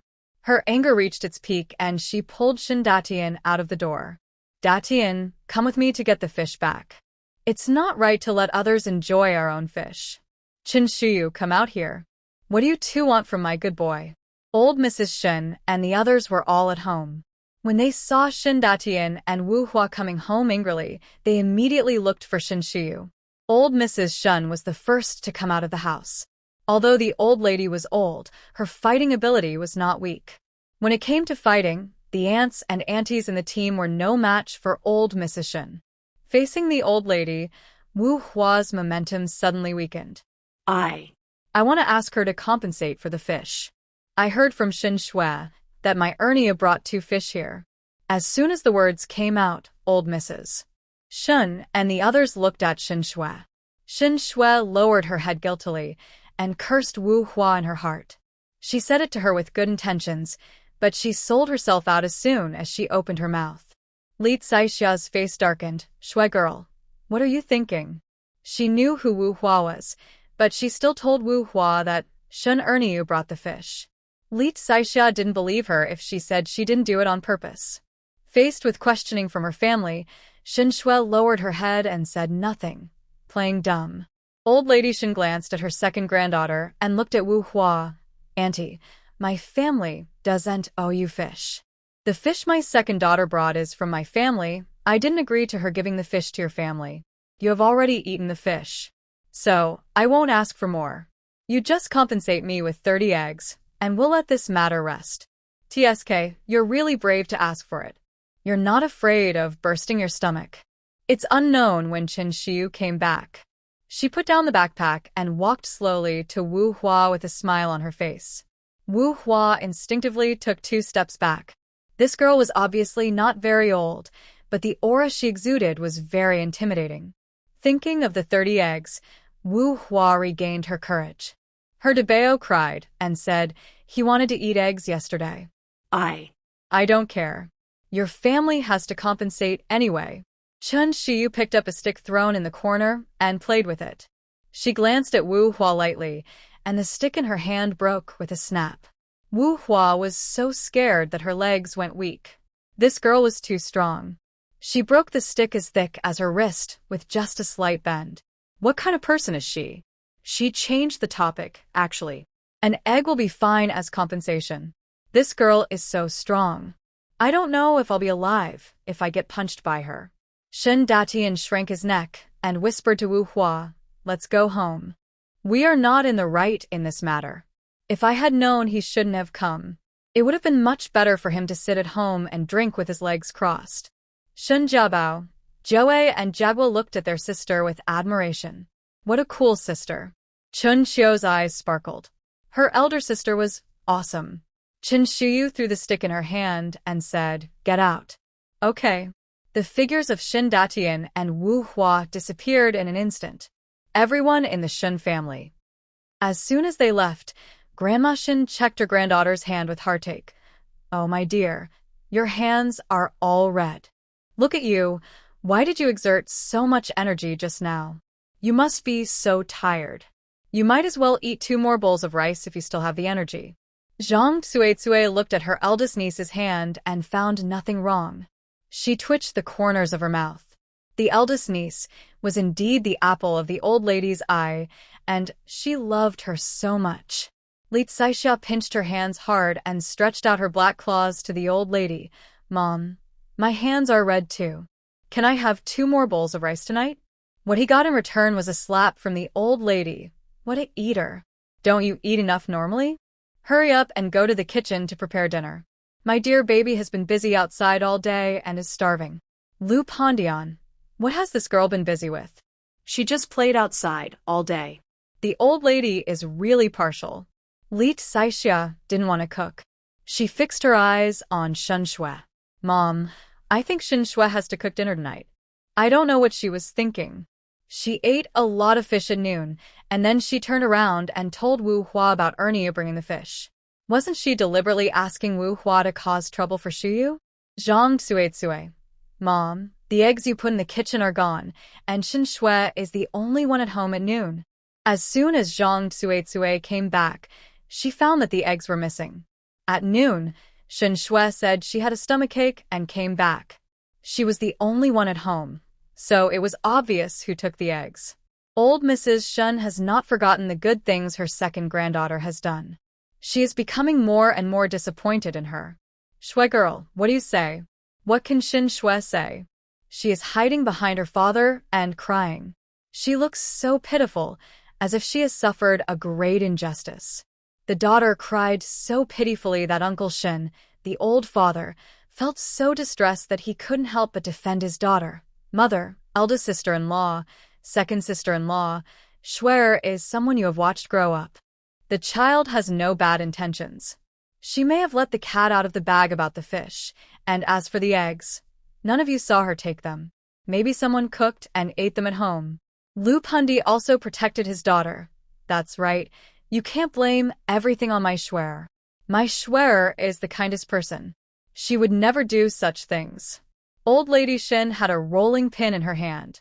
She was old, but not stupid. She saw through what Shen Shui was thinking at a glance. Third brother's wife, get out of the way, or I will beat you too. Mother. Uncle Shen and his wife wanted to say something, but when they saw the rolling pin in the old lady's hand fall on them, they subconsciously walked away. Ah. Shen Shui had no time to dodge. and the rolling pin fell on her back. Big tears fell from her eyes, and she looked at old Mrs. Shun as if she was an enemy. "Grandma, you hit me?" Old Lady Shun didn't use much force. Being her own granddaughter, she knew whether it hurt or not. "What's the matter?" An old lady. Can't teach you a lesson when you do something wrong? Hurry up and go to the kitchen to make dinner." Old Lady Shin naturally saw the look in Shin Shue's eyes, and she felt nothing but disappointment in her heart. Old Lady Shin loved her granddaughter Shin Shue, and when her granddaughter did something wrong, she, as her grandmother, just hit her lightly, and she looked at her with hatred. Old Lady Shin was heartbroken. Chun Shiyu knew that her grandmother was feeling upset, so she went into the main room, poured her a glass of water, and helped her sit down. "Grandma, calm down and drink some water." Lu Pundi ran over and hugged her daughter and cried, "Shue, it's all Mother's fault that she is incompetent and can't protect you." Li Saixia was hungry and urged Shin Shue, "What are you hesitating about? Go and cook." Li Saixia looked down on the third wife and her daughter more and more. They cried all day long, and the family's blessings were almost ruined by them crying. It made her upset just to see them. They saw it clearly. The mother-in-law didn't use any strength at all when she hit Shin Shue. The rolling pin just felt like tickling her back. There was no reason for Shin Shue to cry. The mother and daughter of the third room went into the kitchen crying to prepare dinner. The eldest aunt-in-law was worried and followed them into the kitchen to cook. Uncle Shun patted Uncle Shin's shoulder and said, "Third brother, you have to pay more attention to your daughter." They all saw the look just now. Shin Shue was such an unreasonable girl. "Brother, do you also think that our Shue did something wrong?" These words made Uncle Shin and the others choke. What did they mean by "they think"? It was clearly Shin Shue who did something wrong. Seeing the look on third brother's face, Uncle Shin and second uncle were too lazy to pay attention to him and went about their own business. Whenever Qin Shiyu came back, the first thing Li Saixia did was to go forward and see what good things were in her eldest niece's backpack. She was busy watching her mother-in-law scolding Shin Shue just now, and didn't take a close look. Now she had nothing to do, so she picked up her backpack. "Shiyu, what's in your backpack? Why is it so heavy? Can second aunt take it out and have a look?" With Qin Shi's permission, Li Saixia smiled and lifted the black cloth on it, and took things out one by one. "Hey, Shiyu, you went up the mountain again and picked up mushrooms again. These mushrooms must weigh nearly 10 kilograms. Hey, why are there so many pheasant eggs? These pheasant eggs are enough to eat for a while. Where did you find so many wild grapes? Just looking at the bunches of them makes people happy." She stuffed grapes into her mouth while speaking. In less than a minute, the whole bunch of grapes in her hand went into her stomach. Chun Xiu ran over with a small bamboo basket. "Mom, don't eat anymore. You'll eat it all soon." Her grandma and grandpa hadn't eaten yet, but her mother started eating. "What are you talking about?" Mother was afraid that the grapes would be too sour, so she helped you taste them in advance. This girl was not on her side at all. "Hey, but this wild grape is really delicious, sweet and sour. I have to say that Shuyu is really lucky. She can always find good things every time she goes up the mountain. This girl is becoming more and more pleasing to the eye the more I look at her." Zhang Tsuetsue came out of the kitchen and saw so many things. She grinned and praised Qin Shiyu. "How come our Shuyu is so capable? She always brings good things home." Qin Shiyu just smiled. She had a lot of gains today in the mountains. She killed 8 wild rabbits and 3 pheasants. She sold them on the black market and took these things home. Old Mrs. Shen was feeling a little uncomfortable at first, but now she had a smile on her face when she saw the things that Guaibao brought back. "You must dry these mushrooms that my Guaibao brought back frequently. Once they are dried, take some back with you when you visit relatives at my mother's house. Save 5 pheasant eggs and fry them for my Guaibao later, and keep the rest in my room. Chiu girl, go wash the grapes and eat them together." Got it. Hearing the mother-in-law say that they could take mushrooms back to their mother's house, the eldest aunt and the second aunt smiled even brighter. Mushrooms are also a good thing. Shin Xiu quickly washed the wild grapes. Except for Shin Shue and Lu Pundi, the rest of the Shin family were happily eating grapes in the yard. Shun Jiabao ate a few grapes and stopped. He scratched his head and asked Shinshiyu, "Big sister, can I keep a bunch of grapes for myself?" "Yes, of course." Shun Xiao came to his eldest brother with a gossipy look on his face. "Big brother, do you want to leave some for Sister Fong Fong?" Shin Jiabao continued to scratch his head and said nothing. Grandma Shin and the others knew what was going on at a glance. "Jiabao, Fong Fong is a good girl. If you two are attracted to each other, Grandma will bring gifts and propose marriage to you." The eldest grandson was already quite old and had yet to get married. Grandma Shen was quite anxious because young children of his age would have started to play housekeeping. Speaking of getting married, Old Man Shen and Old Lady Shen began to urge the marriage.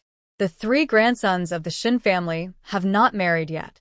How can Old Lady Shen and others not be anxious? The old man is not young anymore. According to the age calculated by them, he is already an old man. Shin Jiawei and Shin Jiaguo looked at their eldest brother with resentment. Wouldn't the grapes be sweet if they were eaten properly? But their eldest brother insisted on keeping the grapes. Now, they were forced to get married by their grandfather, parents, uncles, and aunt. Chun Shiyu found it funny to see his three cousins looking over their heads. People in the countryside get married early. If a young man is not married in his early 20s, his elders will be anxious. Shin Shui was cooking with a spatula in her hand, staring at the people in the yard without blinking. Lu Pundi followed her daughter's gaze and said with resentment, "Shui, the Shin family never treated us mother and daughter as family members. If they treated them as family members, why would they isolate them? They were chatting and laughing in the yard while we mother and daughter were working hard in the kitchen cooking. It's not fair at all. And these wild grapes were only brought in such small amounts. How could they be enough for them to eat?" Shin Shui had the same idea as her mother. She was resentful towards the rest of the Shin family. She really didn't want to stay in this family for a single day. What family? They didn't consider their third family as relatives at all. Although it's called cooking dinner, actually you don't have to do anything. Just cook some sweet potato porridge and wild vegetable soup.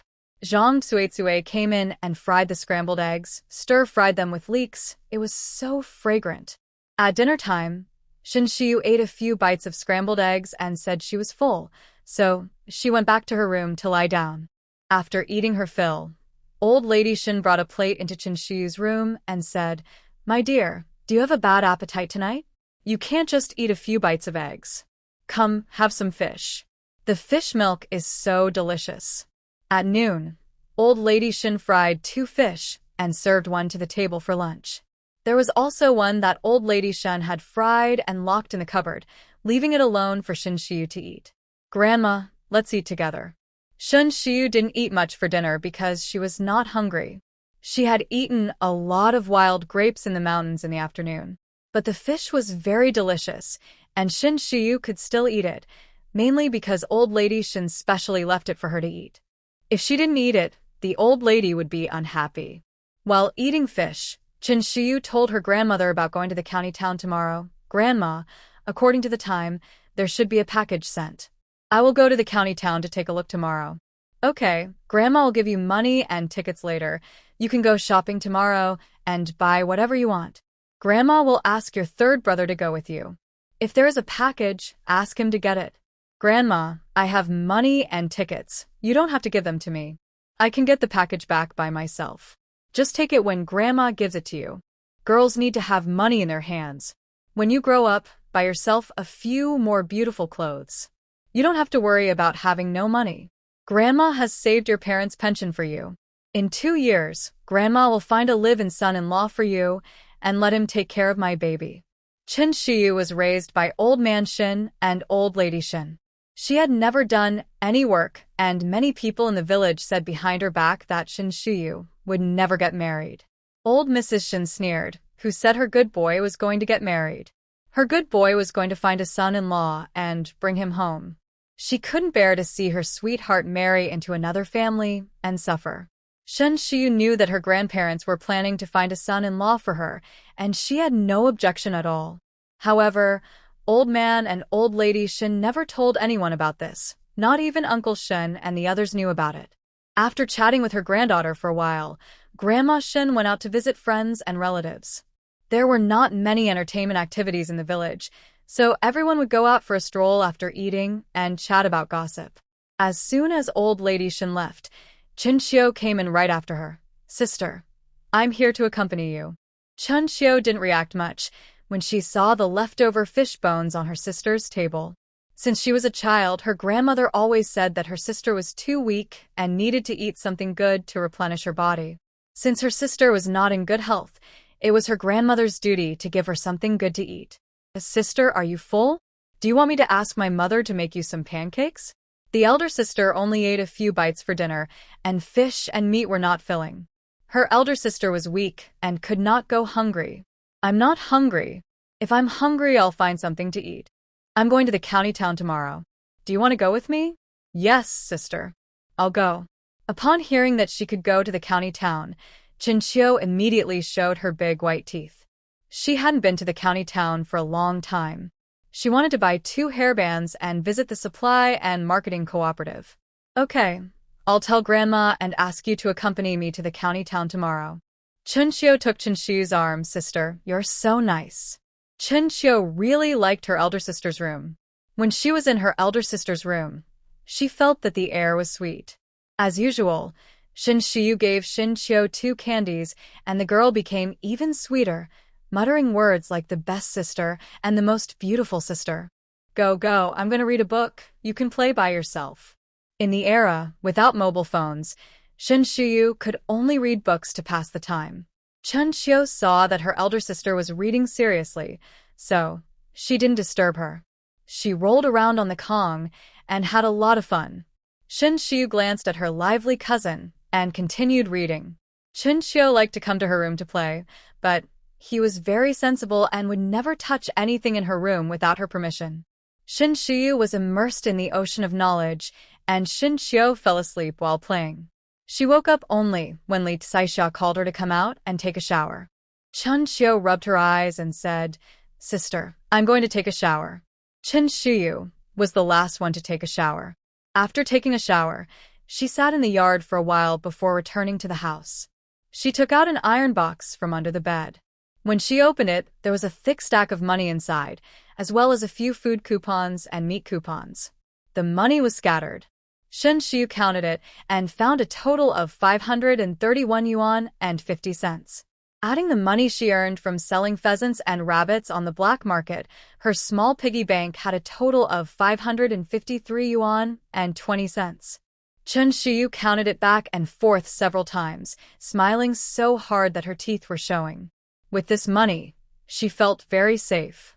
In that era, you could buy a pound of corn for 8 cents, so she was considered a very wealthy person with more than 500 yuan. The original owner was able to save so much money because the old lady loved her and would give her money from time to time. In addition, the original owner was a hunter and often went to the black market to sell game, so over the years, she was able to save so much money. Once she came through, the small treasury became hers. After putting the money away and putting it into the space, Chinchio went to sleep happily. In the third house, Uncle Shun and Lu Pundi had just finished exercising when Lu Pundi began to talk to him. Shuer's father, why don't we separate? You saw it today. Mother beat Shuer without any reason. Even your words as a son are useless. She doesn't love you at all. And the eldest brother and the second brother are the same. They don't take you, their younger brother, seriously at all. Shuer and I are fine no matter how wronged we are at home, but I can't bear to see you suffer any grievances. Uncle Shin ate and drank his fill, and ruthlessly pushed Lu Pundi away. What are you talking about? How can I talk about dividing the family property when my parents are still alive? She's my biological mother. How could she not love me? Why don't my elder brother and second brother take me seriously? It's because you haven't given me a son in all these years. Divide the family. This woman is so bold to say that. If he said that, he would probably be beaten half to death by his mother, and the villagers would point their noses at him and call him unfilial. He is not stupid. How could he possibly say that? Besides, he has no son now. If the family is divided, who will take care of him in the future after his daughter gets married in 2 years? He will have to rely on his nephew. Even if third Uncle Shin loves his daughter, what he wants most is a son. He doesn't even have the courage to speak without a son. You can't just blame me for not being able to give birth to a son. How can you have a son if you don't work harder? It's not that she can't have children. She has already given birth to Shwe. Lu Pundi wanted to continue to persuade her. She pouted. She pinched her throat and shouted. Shwe's dad Uncle Shin no longer had the heart to do that and pushed her down. Don't be. Go to sleep. He turned over, and the next second he snored loudly. Lu Pundi. She felt bitter. Shin Shwe in the inner room heard the conversation between her parents clearly. She sneered in her heart. Her father said how much he loved her, but he just wanted a son. If her mother was really pregnant with a younger brother, there would be no place for her in the family. No one in the old Shin family treated her sincerely, and she could only rely on herself. Shin Shi got up early in the morning. She wanted to sleep in, but everyone in the family got up early. She could hear everyone's voices even in a low voice, so she couldn't fall asleep even if she wanted to. After washing up, Chun Xiu came to sit at Chun Xiu's door. As soon as she opened the door, Chun Xiu fell down along the door. Chun Xiu quickly supported her head. Why are you leaning against the door? Chun Xiu patted his and stood up. It's comfortable to lean against the door. Li Saixia, who had just returned from the vegetable garden after picking onions, said, She is not leaning against the door for comfort. She is thinking about going to the supply and marketing cooperative. This girl doesn't dare to wake you up, so she can only wait at the door. Chun Xiu chuckled, Sister, I'll fill you with water for washing your face. Chun Xiu moved quickly, took over Chun Xiu's wash basin and filled it with water, and also wrung out the towel considerately, Sister. Here. No wonder Chun Xiu likes this cousin. She is very good at handling things. Shin Shwe was washing her face nearby, and seeing Chun Xiu's attentive look, she looked down on her cousin. Xiao Qiu, you are so nice to elder sister. As soon as she comes, you hang around her. Chun Xiu spoke quickly. Eldest sister is nice to me, so I am happy to hang around her. Shin Shwe. Meaning that she is not nice, and Chun Xiu is not happy to hang around her, the second sister. As soon as Chun Xiu looked up, Shin Shwe's smile disappeared from her face. She didn't understand why. Sister, I didn't say anything wrong. Why did my second sister change her face? Chun Xiu said lightly, Don't worry about her. After breakfast, Grandma Shun called Chun Xiu into the house and stuffed some money into her hands. Buy whatever you like. If you're hungry, go to the state-owned canteen for a good meal. The third granddaughter also went with her. Grandma Shun also stuffed some money into her hands. Take care of your eldest sister. If there are any packages, help her get them. When going to the county town, her grandmother took the initiative to give her money. Chun Xiu was very happy. Got it, Grandma. I will take good care of my eldest sister. Chun Xiu and Chun Xiu were able to go to the county town, and Grandma Shin gave them money. Shin Shwe felt uncomfortable. They were both granddaughters. Why could they go shopping in the county town while she had to go to work? Shin Shwe walked up to Old Lady Shin with a well-behaved look on her face and said, Grandma, I haven't been to the county town for a long time. I want to go for a walk too. Old Lady Shin was not happy. Go, let's go. Old Lady Shin took out 2 dimes from her pocket and gave it to her, then took her and went out to work. Shin Shwe chased after her. Grandma, you forgot to give me the ticket. I also want to buy a bottle of vanishing cream, and 2 cents isn't enough. She also wanted to go to the hospital to see Zhou Jingchen later. What could 2 cents do for her? This time, Old Lady Shin didn't get angry, but Li Saixia was furious. What? You're complaining about 2 cents? You think 2 cents is easy to earn? You can't even earn 2 cents a day. And you still want to buy cold cream. Do you think you're a city lady? In Li Saisha's opinion, 2 cents was already a lot of money. If it was used to buy food, it could buy more than a pound of cornmeal. Shun Shwe still complained about it. She was too ungrateful. The old lady also gave her daughter 2 cents, and her daughter was so happy that she couldn't stop smiling. Zhang Suetsue also felt that her niece was becoming more and more ignorant, and she even rejected the money she was given. Shin Shwe lowered her head. Grandma, second aunt, my skin is sunburned. I just want to buy some cleanser. Old Mrs. Shun snatched the 2 cents from Shin Shue's hand. Give it back to me if you think it's too little. It was time to go to work soon, and old Mrs. Shun had no time to pay attention to Shin Shue. Lu Pundi also felt that her daughter was a little ungrateful. You just take the money the old lady gives you. Why do you think it's not enough? It would have been great if she had given it to her mother if she thought it was too little. She could have bought 20 fruit candies with 2 cents, and when she returned to her mother's house to visit relatives, she could share them with her mother's nephews. It would have been so face-saving. But now, she had no money left. Shin Shue obviously didn't expect the old lady to take the money back. Looking at her empty palms, it took her a while to react. Mom, stop talking. The old woman was biased. She gave Shin Shuyu $5 and a ticket, but only 20 cents from her. After she said a few words, she was left with no more than 20 cents. Shin Shue feels a little regretful now. If she had known this earlier, she would not have said anything. Chun Xiu glanced at her second sister, said nothing, carried the backpack, and pulled her eldest sister out. Shin Shue thought about it and ran out. Everyone was busy working to earn work points, and there were only 2 aunts and 1 auntie on the ox cart. As soon as Chun Xiu got on the ox cart, she greeted her aunts and the eldest sister, third aunt, Aunt Li, Aunt Huang.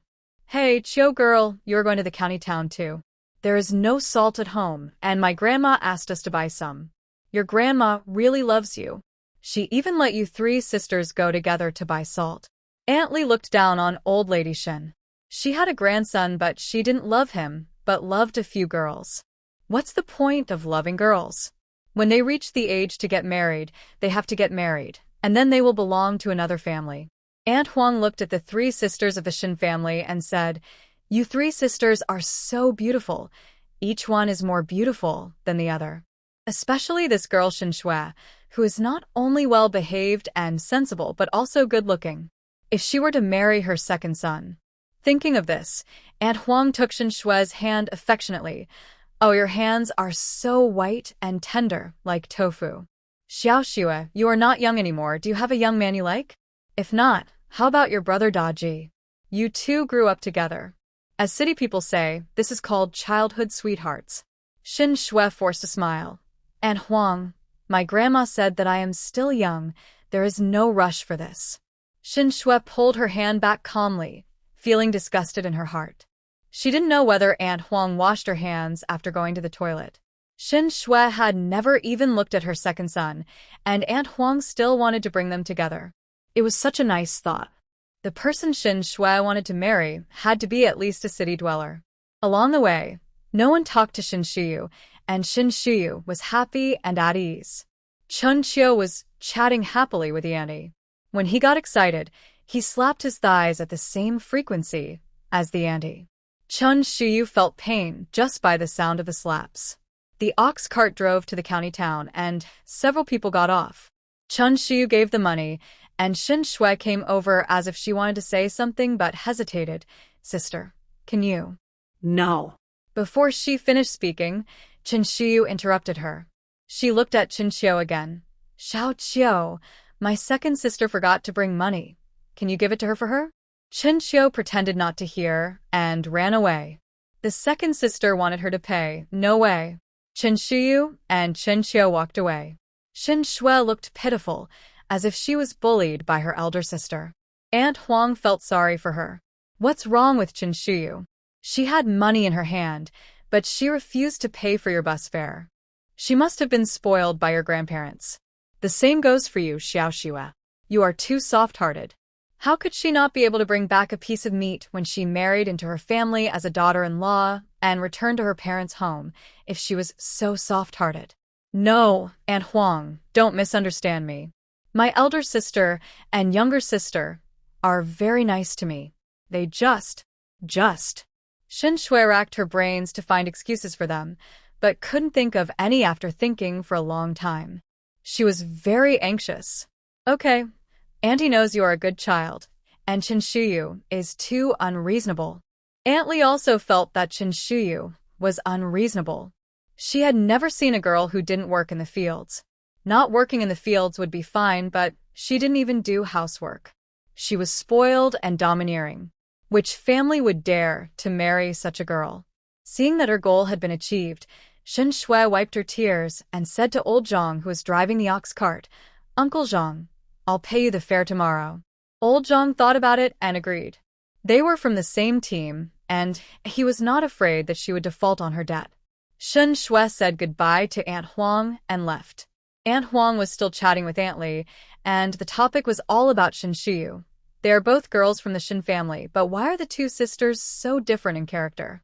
One is hardworking and capable, and the other can do nothing. If my girl were like the eldest girl from the Shen family, I could break the whip. Seeing that the two of them were chattering non-stop and saying nothing good about the girl Shiyu, the third aunt interrupted them. The girl Shiyu doesn't eat your rice, and she's not marrying into your family, so why are you worrying about her? If Shiyu's grandmother hears what you say, don't say I didn't warn you when she gets her hair pulled out. The two of them shut up immediately.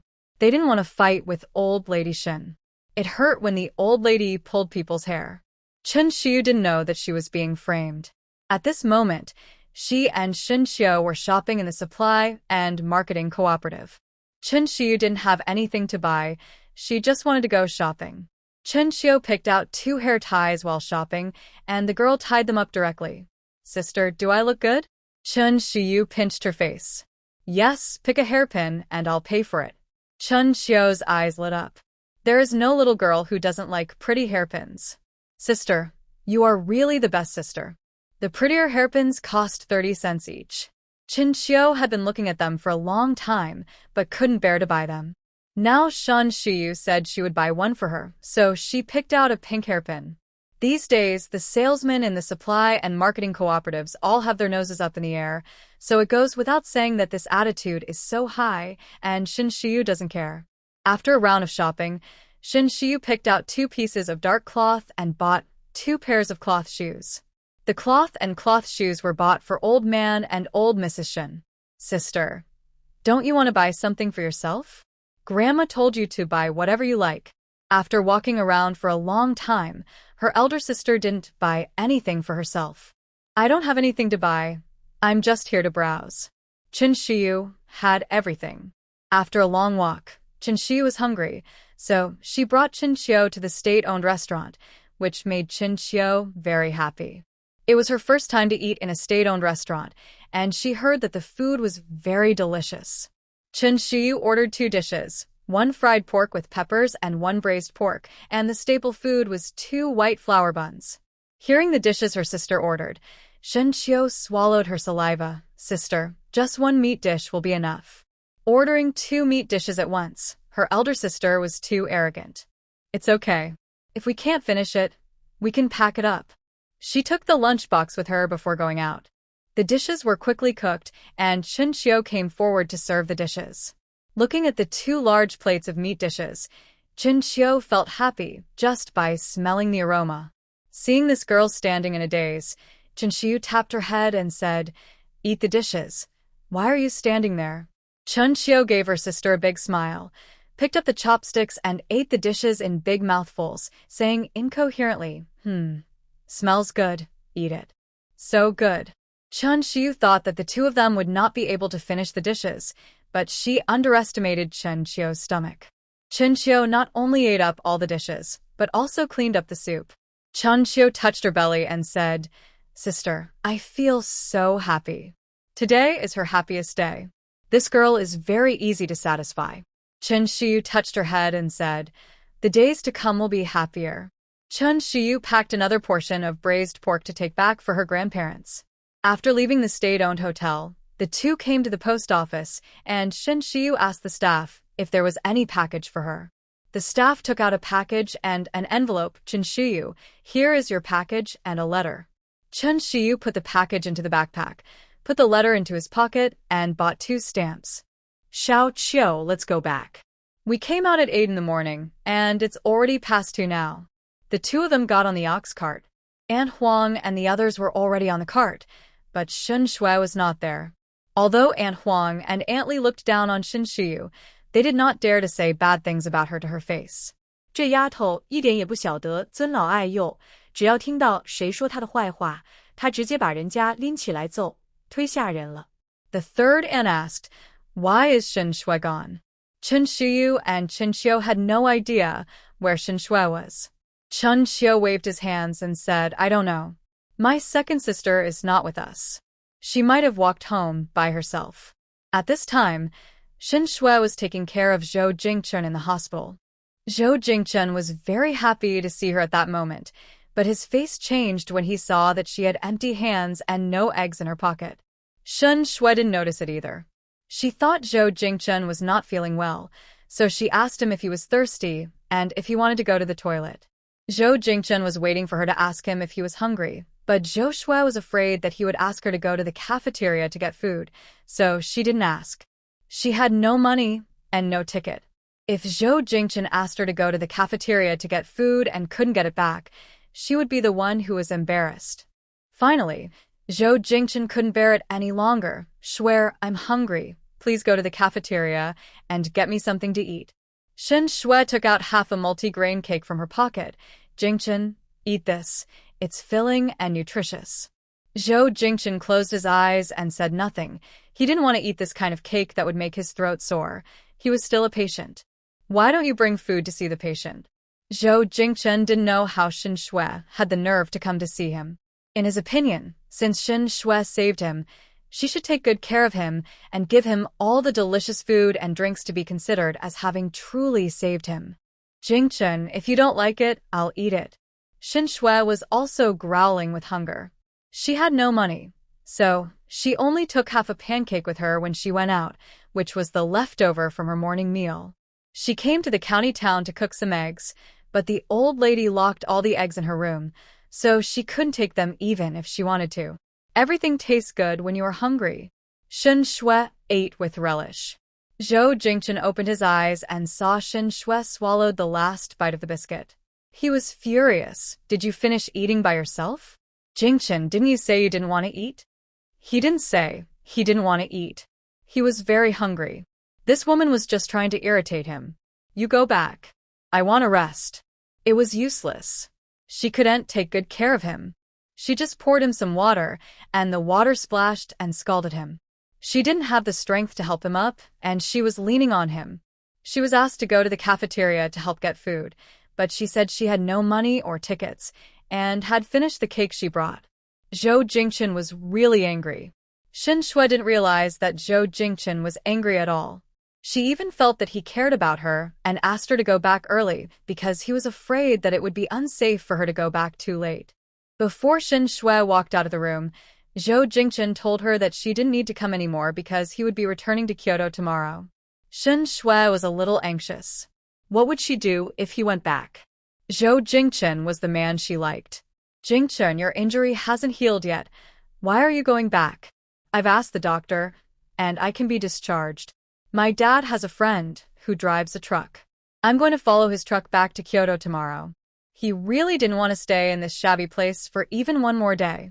Shen Shui saw that he couldn't wait to leave and looked at him like a heartless man. Jingchen, do you really want to leave? Don't you have any attachment to this place? Zhou Jingchen felt that there was something wrong with her brain. This is a hospital. Who would want to stay here? I'm very grateful that you saved me. I will remember your kindness forever. Please go back quickly. Zhou Jingchen knew that Shen Shui probably fell in love with him. He was always very confident about his face. Since he was a child, his face was very popular with girls, and there was never a shortage of girls around him. He enjoyed the feeling of being loved. Shen Shui was not bad-looking, but unfortunately, she was from the countryside. He, Zhou Jingchen, would not marry a country girl. She saved him, and at most he would return to Kyoto and send her a piece of cloth. Jingchen. Shen Shui still had a lot to say to Zhou Jingchen. As soon as Zhou Jingchen closed his eyes, he said that he wanted to rest and called the nurse to take Zhou Shui out of the ward. Walking out of the hospital gate, Shen Shui was not in a good state. Zhou Jingchen was going back to Kyoto, and she had not developed a relationship with Zhou Jingchen yet. Was her dream of marrying him going to be shattered? She had no money to take the ox cart, and it was dark when Shen Shui returned home. Shen Shiyu and the others had all eaten. Zhang Tsuetsue and Li Tsaixia, who were full, were sewing clothes and chatting in the main room. They ignore her when they saw her come back. Lu Pan looked concerned and asked her daughter, Shuer, where have you been all day? Why did you come back so late? In the afternoon, Shin Shiyu packed braised pork from the state-owned restaurant. We're having braised pork tonight. You came back so late that even the soup is gone. Mom, why didn't you leave me a piece? Shin Shui was already in a bad mood. She was tired and hungry after walking back from the county town. When she got home, she heard her mother say that she didn't have a share of braised pork tonight. This time, she really felt wronged. Your father works hard, and your share was eaten by your father.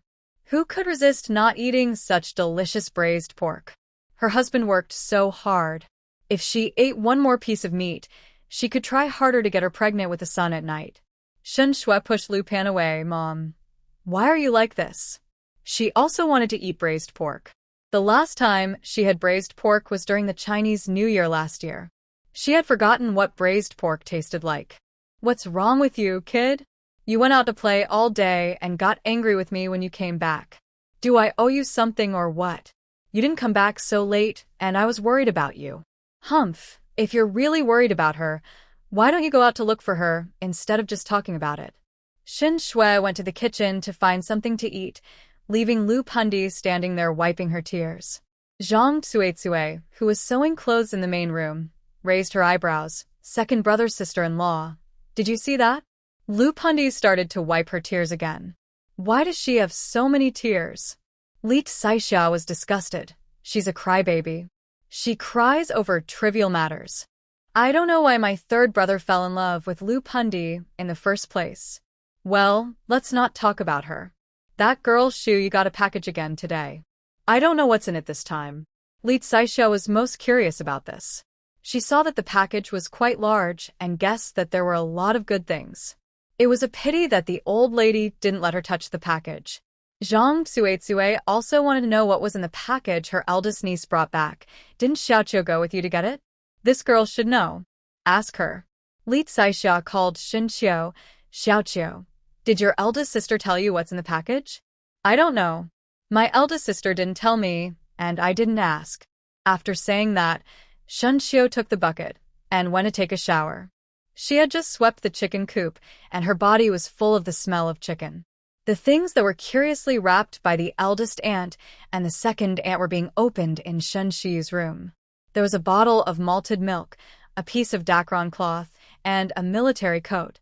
No wonder the package was so bulging, the military coat alone was quite big. Old Mrs. Shin smacked her lips when she saw it. Why did your uncle send so many things again? It's too expensive. Maltese, dacron, and military coats are all very expensive. Malted milk and dacron are hot commodities in the supply and marketing cooperatives, and you can't buy them just because you want to. And this military coat has become rare. You can't buy it without money and connections. When her old son was in the army, he sent 2 coats back to her and her husband, but she and her husband were reluctant to wear them. After their old son died, Mr. and Mrs. Shun were even more reluctant to wear them because they were the memories their old son left for them. Mrs. Shun felt sad when she saw the military coat. It would have been great if your father hadn't died. Vague memories emerged in her mind, and Shin Shi's eyes were a little sore. Grandma, don't be sad, my father didn't leave. He just accompanied us in another way. The old lady was old. Too much emotional fluctuation is not good for the body. Shin Shiyu diverted his attention and opened the envelope. The letter was written by Gu Chongfeng. He joined the army with the original owner's father. The two of them had a relationship like brothers in the army. Later, Shen Xiangbei died. Gu Chongfeng and the people in the army sent Shin Shiyu back and said to Old Man Shin and Old Lady Shin, Uncle, Andy, if you don't mind having more sons, I, Gu Chongfeng, will also contribute to your retirement in the future. He also promised to help raise Shin Shiyu together in the future. It would be a lie for Old Man Shin and Old Lady Shin to say that they were not moved, and they said that their old son had made a good brother. In fact, Gu Chongfeng, a comrade in arms, didn't have to do these things. Shin Shiyu read out the contents of the envelope in a clear and loud voice. After listening to the letter, Old Lady Shin stood up. What? Your Uncle Gu's son is going to the countryside as an educated youth. Why would he go to the countryside as an educated youth for no reason? I remember that your Uncle Gu only has one son, and didn't the child get injured during a mission last year and become a little naive? Last year, Gu Changfeng wrote in a letter that his son Gu Jiandong was shot in the head during a mission. At that time, old lady Shen and Shin Shiyu were very worried and called to ask about the situation. He was lucky to be able to survive after being shot in the head.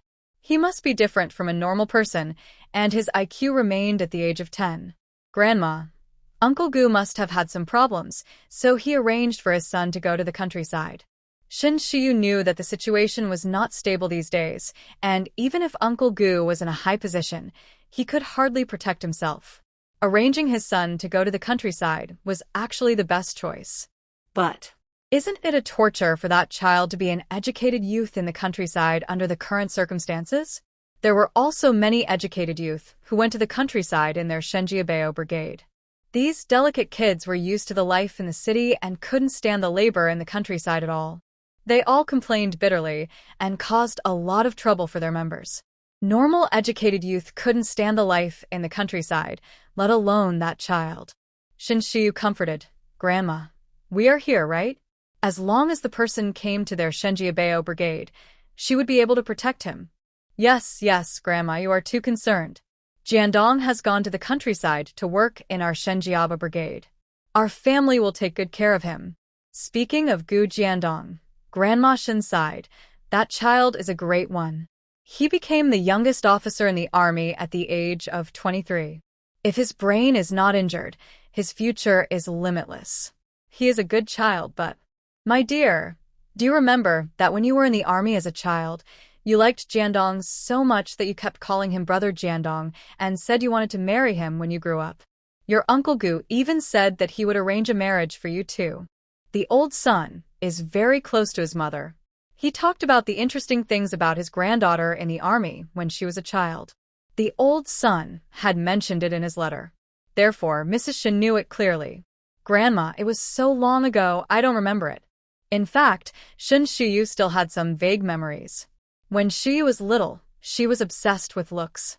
She liked to play with good-looking kids. Gu Jiandong was the most handsome kid in the army, so Shiyu naturally liked to play with him. My dear, put these things away. Your grandfather doesn't know that Jiandong is going to the countryside. Grandma should go and talk to him. Old lady Shen told the old man that Gu Jiandong was going to the countryside. Old man Shen nodded and said, Our family has to take good care of the child. When the time comes, we will let him live at home. He will eat and sleep at home, and we don't have to worry about him being bullied. Old man and Lady Shen had long regarded Gu Changfeng as their own son. Gu Changfeng was their son, and Gu Jiandong was their grandson. When their grandson went to the countryside, they, as grandparents, would naturally protect him. Old Mrs. Shen also wanted to let the child live at home, but there was no extra room at home. Old man, we don't have any empty houses. Should we build one more house? Yes, we have to build more. We have to build 4. Jia Bao and the others are all going to get married, so we can't live without a house. The eldest grandson is grown up now, and he can't get married and still live in the same house with his parents. They cannot build a house made of blue bricks and tiles, but they are capable of building 4 adobe houses.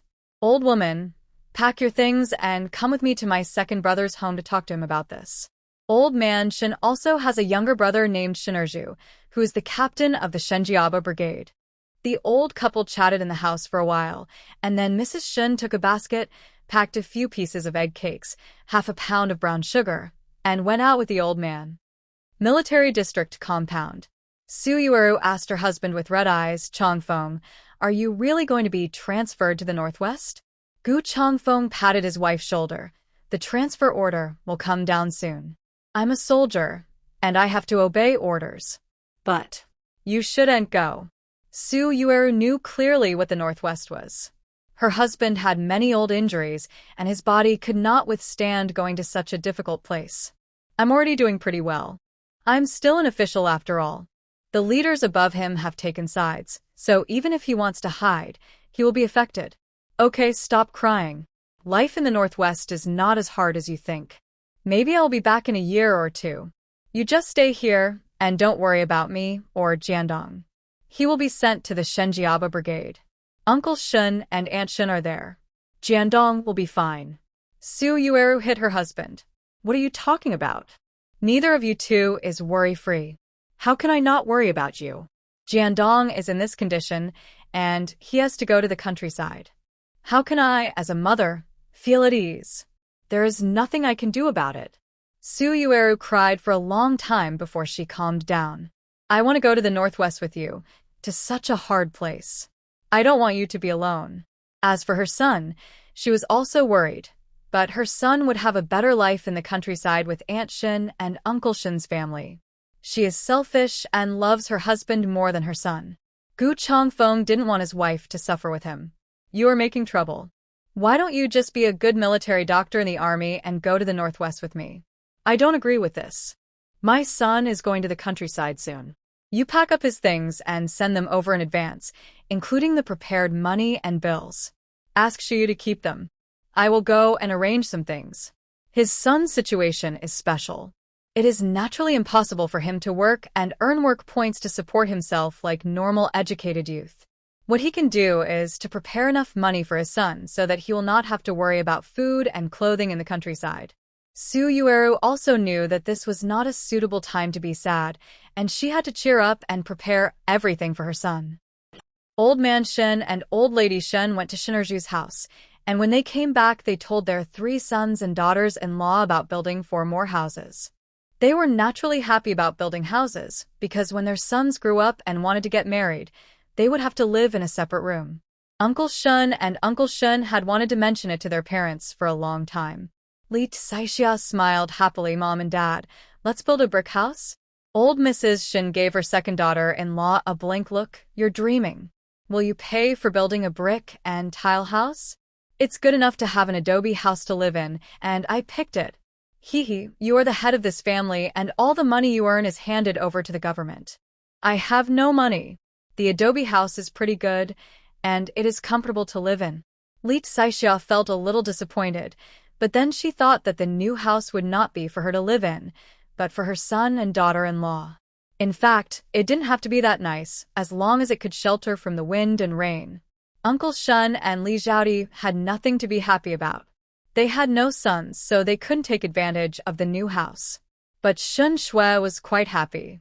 She asked, Mom and Dad, if you build 4 houses, can I live in one too? After all, there are only 3 cousins in the family. If we build 4 rooms, there will be 1 extra room, right? Li Saixia was not happy.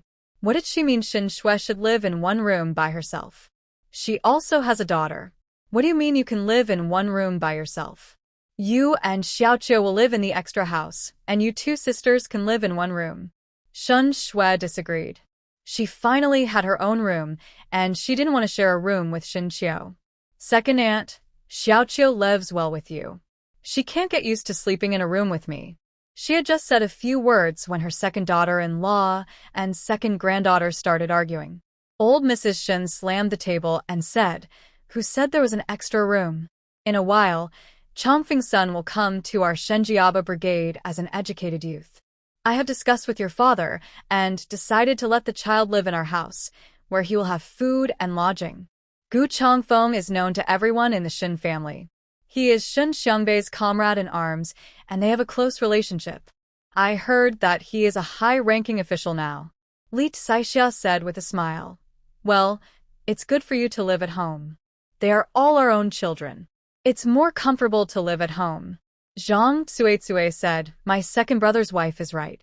They are all our own children. We can't go to the countryside and still live in the educated youth camp. Lu Pundi rarely agreed with the 2 sisters-in-law. Yes, live in our house. It's not like we have no house to live in. She heard from her mother-in-law that Gu Chongfeng had a son who was very promising. If he lived in their house, and her daughter Shuer fell in love with her. Doesn't she have a rich husband? Shin Shui's idea of living in her own house was dashed, and she felt completely demotivated. It's the same again. The old man and old woman would rather build an extra house for others to live in than for their own granddaughter to live in. Even though Qin Shiyu is their granddaughter, she is like, A. No one paid attention to Shin Shui's unhappiness. The Shin family was very happy tonight. Old man Shin discussed the preparations for making adobe bricks with his 3 sons and grandsons. Old lady Shin and her 3 daughters-in-law talked about Gu Jiandong's special situation so that the children would not come home, as they would not be careless with their words and would hurt the children. After hearing what their mother-in-law said, Zhang Tsuetsue, Li Tsaixia, and Lu Pundi opened their mouths wide. After a while, Lu Pundi blurted out, "What? Gu Chongfeng's son is a fool?" Shin Shuyu said coldly, "Third aunt, watch your words." Old lady Shin slammed the table heavily. "Third daughter-in-law, if I hear this a second time, you will go back to your parents' home." Lu Pundi also realized that he had said the wrong thing because of his quick mouth and lowered his head like a quail. She was thinking that it was all in vain. A fool was not worthy of her swear at all. Shen Shui snorted in her heart. After all this time, he turned out to be a fool. Letting a fool live in the house, I don't know if the old man and the old lady are confused. Zhang Tsuetsue and Li Tsaixia couldn't laugh anymore. If they had known that Gu Chongfeng's son was in this situation, they shouldn't have agreed to let the mother-in-law come to live in the house. It's too late to say anything now. The mother-in-law has made the final decision, and they have no say. Old lady Shin glanced at her 3 daughters-in-law. In my heart, Jiandong is no different from my own grandson. If I hear what you say about him behind his back, don't blame me for being merciless.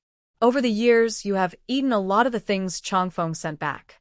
In the coldest 2 years, we couldn't buy cotton, and it was Chongfeng who helped us buy cotton. Everyone in our Shin family was comfortable throughout the winter, and no one suffered from the cold. You can't forget these. Don't be ungrateful. Zhang Tsuetsue and Li Tsaixia lowered their heads in shame. Yes, how could they forget these? Lu Pan didn't think much of it. It was just some small favors that were worth the mother-in-law's constant mention. Mom, that child can't live in our house and eat for free, right? After all, he's a grown man, and he needs to eat a lot. How can we have extra food for him? If her mother-in-law really let that idiot live in the house and eat for free, she wouldn't do it. Even if her parents-in-law were angry, she would ask her husband to divide the house so that the 3 of them could eat separately. You don't have to worry about these. The child will have his own food. Chongfeng also said in the letter that the house his son lives in is rented, and he will be paid 10 yuan a year. The letter was written in a hurry, and Gu Chongfeng didn't say these. Old Mrs. Shin knew that if she didn't say this, the 3 daughters-in-law would definitely make a big fuss. This is better. Lu Pundi felt a little relieved. Zhang Tsuetsue and Li Tsaixia also heaved a sigh of relief. If Gu Jiandong really lived and ate for free at home, they would have objected. No matter how close they were, they couldn't help raise someone else's son for free. They worked hard all year round, and the work points they earned were barely enough for their whole family to eat. If there was one more boy, they would have to squeeze food out of their teeth. Shen Shiyu saw that her grandmother had finished her business, so she went back to the house to get some clean clothes and take a shower. Old lady Shin scolded her daughter-in-law and went back to the house to make clothes for Shin Shiyu. Today's package contained a piece of Dacron fabric with light blue floral patterns, which could be used to make a skirt and pants for Guaibao. Shen Shui passed by old lady Shin's house and couldn't take her eyes off the Dacron fabric in her hand. This piece of fabric is so beautiful. If it was made into a skirt and worn on her, it would definitely look great. Everyone would envy her for having a Dacron skirt. Shen Shui strode into old lady Shin's room and touched it with her hand. Grandma, this piece of cloth must have been sent by your uncle in the army. It's really beautiful. Grandma, no need for you to make my clothes. Just cut the cloth for me, and I'll make it myself. Old lady Shin slapped her hand away. What are you thinking about? This cloth belongs to my darling. You have no share. Shin Shui held on to the cloth tightly. Grandma, you can't always be partial to your elder sister. I'm also your granddaughter. This piece of cloth is so big. How can your elder sister wear so much? She was so jealous. It was Shin Shuyu's. Everything was Shin Shuyu's. How could a lazy guy who couldn't do anything be worthy of wearing such good cloth? I didn't buy this cloth. It was sent to Shuyu by your 4th uncle's comrade in arms. What are you saying to me? You're not without clothes to wear. Why are you fighting with your elder sister for it? You're getting more and more immature as you grow older. Grandma, my clothes are all torn. How could the few clothes she had be compared to Dacron? She had wanted a piece of Dacron for a long time, but it was hard to buy in the supply and marketing cooperative, and it was too expensive. No one at home would pay attention to her when she wanted to buy one. Now there's a ready-made one, but the old woman still refuses to give it to her. Can't wear it if it's torn? Everyone's clothes need mending, and I've never treated you badly. I buy you a piece of cloth every year. Can you see any girl in Shenjiaba Brigade who can wear new clothes every year? The house was not soundproof, and Zhang Tsuetsue and the others outside heard it clearly. They all came in to say something bad about Shin Shui. Shin Shui, what's wrong with you? You want to take something that's not yours. Her aunt, what are you saying? My daughter Shui just wants a piece of cloth. What's wrong with that? The room suddenly became noisy, giving old lady Shin a headache.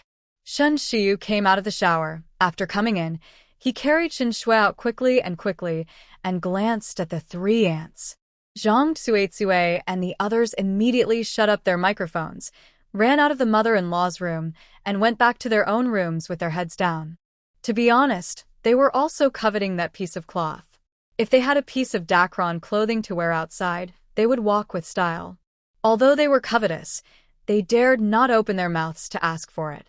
They didn't want to be picked up and thrown out like little chickens by Shin Shiyu.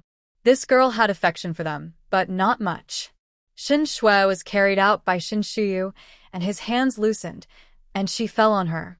Shin Shui screamed in pain. Shin Shiyu, how dare you? Shin Shiyu left a word, don't bother grandma when you have nothing to do in the future, and went back to the room to sleep. Shin Shui wanted to complain, Grandpa, look at Shin Shiyu. I'm her sister. How can she treat me like this? Old man Shin coughed and said lightly, I'll talk to your elder sister later. Shin Shui. Shin Shui cried and looked at her father. Dad, you have to make the decision for me. His eldest niece is so strong and has a bad temper. She treats his third uncle's words as farts. How dare he provoke her? Third Uncle Shin turned his face away without looking at his daughter. Your grandma is old. Why are you still arguing with her? Don't blame your sister for taking you out. Shin Shui. This family really can't stay for a day.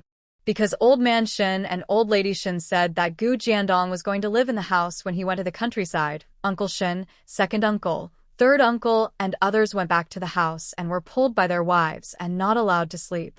In the big house, Zhang Tsuetsue sat on the Kong and asked her husband, Xiangdong, are your parents too good to Gu Chongfeng's son? And they even built an extra room for him to live in. If we don't build one more room, will he have to share a room with our son? The house is not free. Didn't mother say that she would give him 10 yuan a year? It's a good deal. Parents have already made the decision, so don't say anything more or you will make them angry. Zhang Tsuetsue also knew that her parents-in-law had made the decision, so no matter what she said, it would be useless. Hey, how could I not know?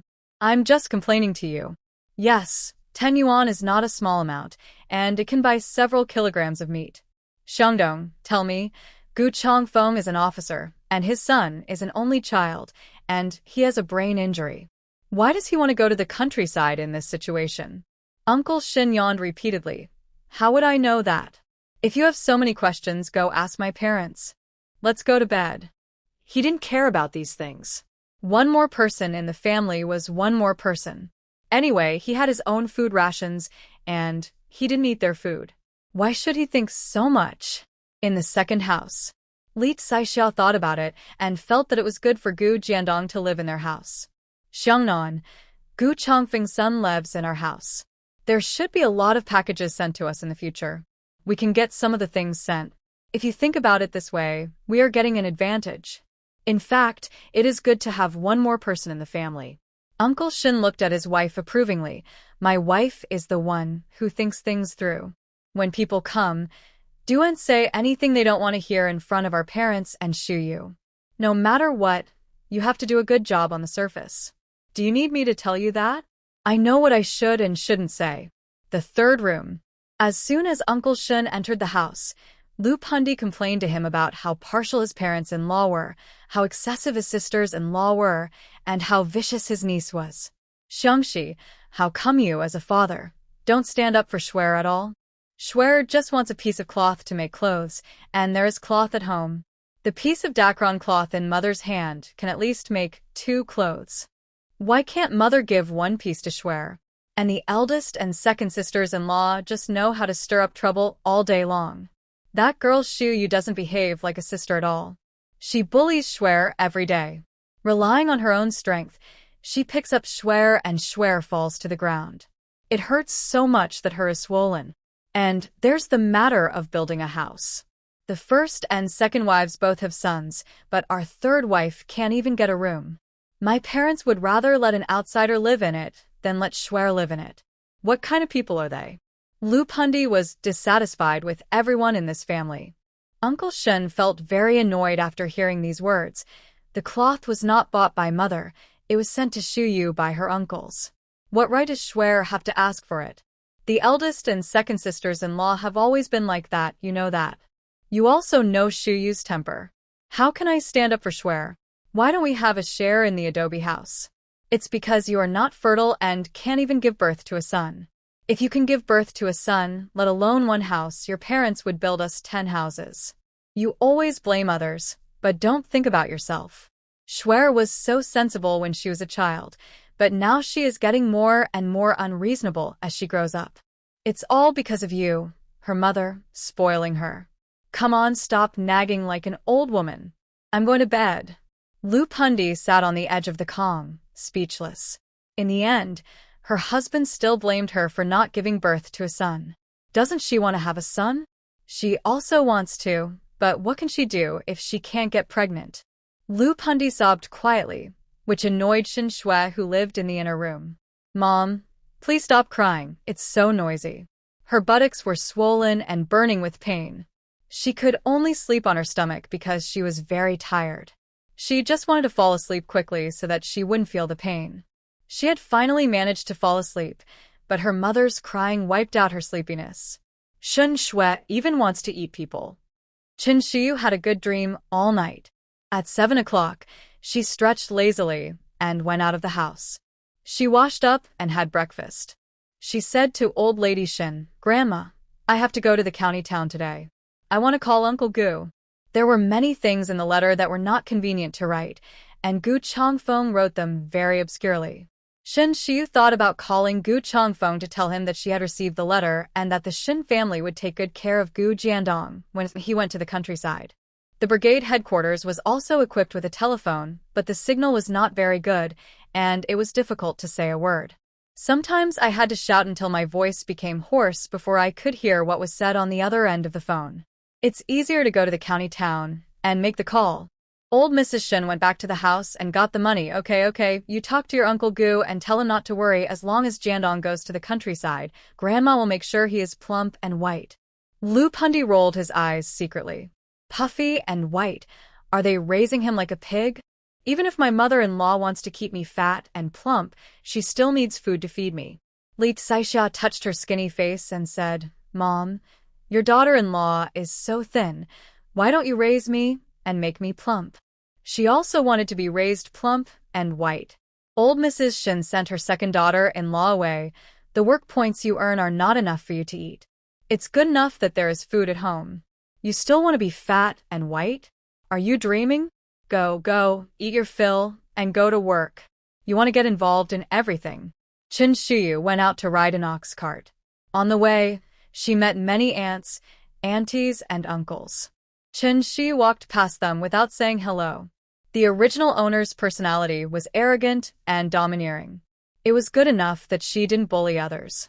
If she said hello to others, they would probably be scared. After Qin Shiyu walked away, the aunts gathered together and said, "The eldest daughter of the Shin family is so lucky. She doesn't have to do anything all day. She either goes to the county town to hang out or goes to the mountains to play. Her life is really great. What kind of luck is she? She's just a lazy. If my daughter was that lazy, I would beat her to death. That's right. She's as lazy as a maggot. I heard from the second daughter of the Shin family that she is too lazy to even turn over in her sleep. Sho, you better keep your voice down. Don't let the eldest daughter of the Shun family hear you." She'll come back and grab your neck and throw you into the field, and you'll know you're wrong. Chen Shiyu didn't know that the group of gossiping ants were talking about her. At this moment, she had already got on the ox cart and left the Shenjiaba brigade. Today, Chen Shiyu was the only one on the ox cart. Chen Shiyu narrowed his eyes and looked like he had lost all hope in life.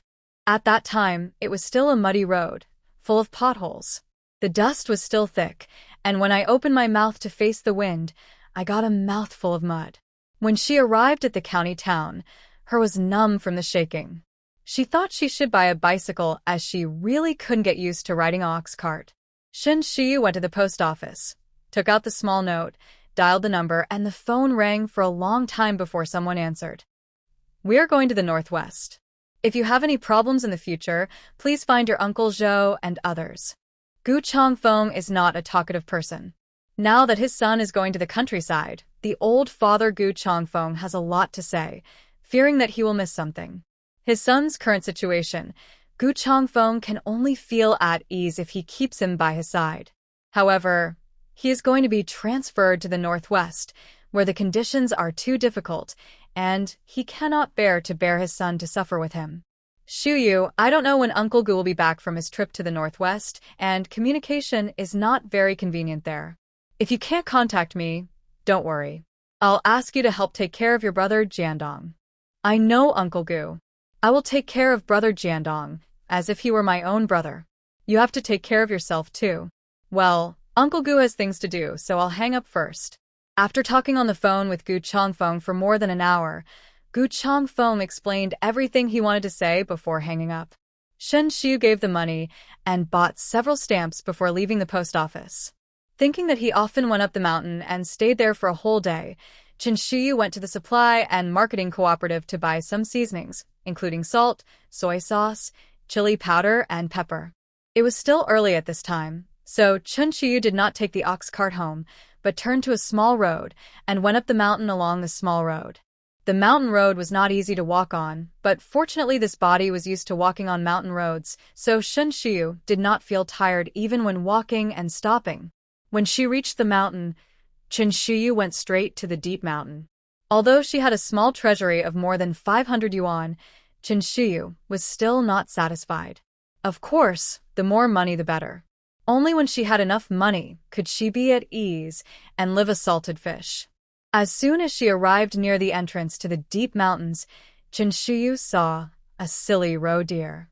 The silly roe deer's ears moved, and it turned its head to see Chen Shiyu and tilted its head to look at her, completely unaware of the impending danger. Chen Shiyu took a few steps forward, and the silly roe deer ran away. After running 50 meters, it stopped to see if Chen Shiyu had caught up with it. Seeing that Chen Shiyu was standing there and not chasing it, the silly roe deer was very puzzled and turned around and ran back. Chen Shiyu narrowed his eyes and threw the big stone in his hand like a pot, hitting the silly roe deer's head accurately. The silly roe deer fainted on the ground instantly. After putting the silly roe deer into the space, 5 rabbits were rustling and running away in the bushes. Shen Shiyu threw the stone in his hand, and the 5 rabbits fell to the ground and were thrown into the space. Shen Shiyu turned around and didn't find any small animals this time. At around 1 o'clock in the afternoon, Chen Shiyu was hungry, so he took out 2 rabbits from the space, cut them with a knife, and quickly cleaned the rabbits. He built a rack, started a fire, smeared seasoning on the rabbits, and started roasting them. After roasting for more than 2 hours, it was almost done. Shen Shiyu turned off the fire and put a roasted rabbit into the space. I found a tree, climbed up in no time, sat on the tree, and ate roasted rabbit while enjoying the scenery. The rabbit was roasted by Chen Shiyu until it was crispy on the outside and tender on the inside. Shen Shiyu, who likes spicy food, sprinkled a lot of chili powder. After taking a bite, he felt so happy. After eating and drinking, Shen Shiyu felt sleepy, so he adjusted his posture and slept directly on the tree with his eyes closed. After sleeping until about 5 o'clock, it was getting late, so Shen Shiyu jumped down from the tree. After circling the entrance to the deep mountains several times, he found no wild animals, but there were quite a lot of wild vegetables. Chen Shiyu dug a basket full of them.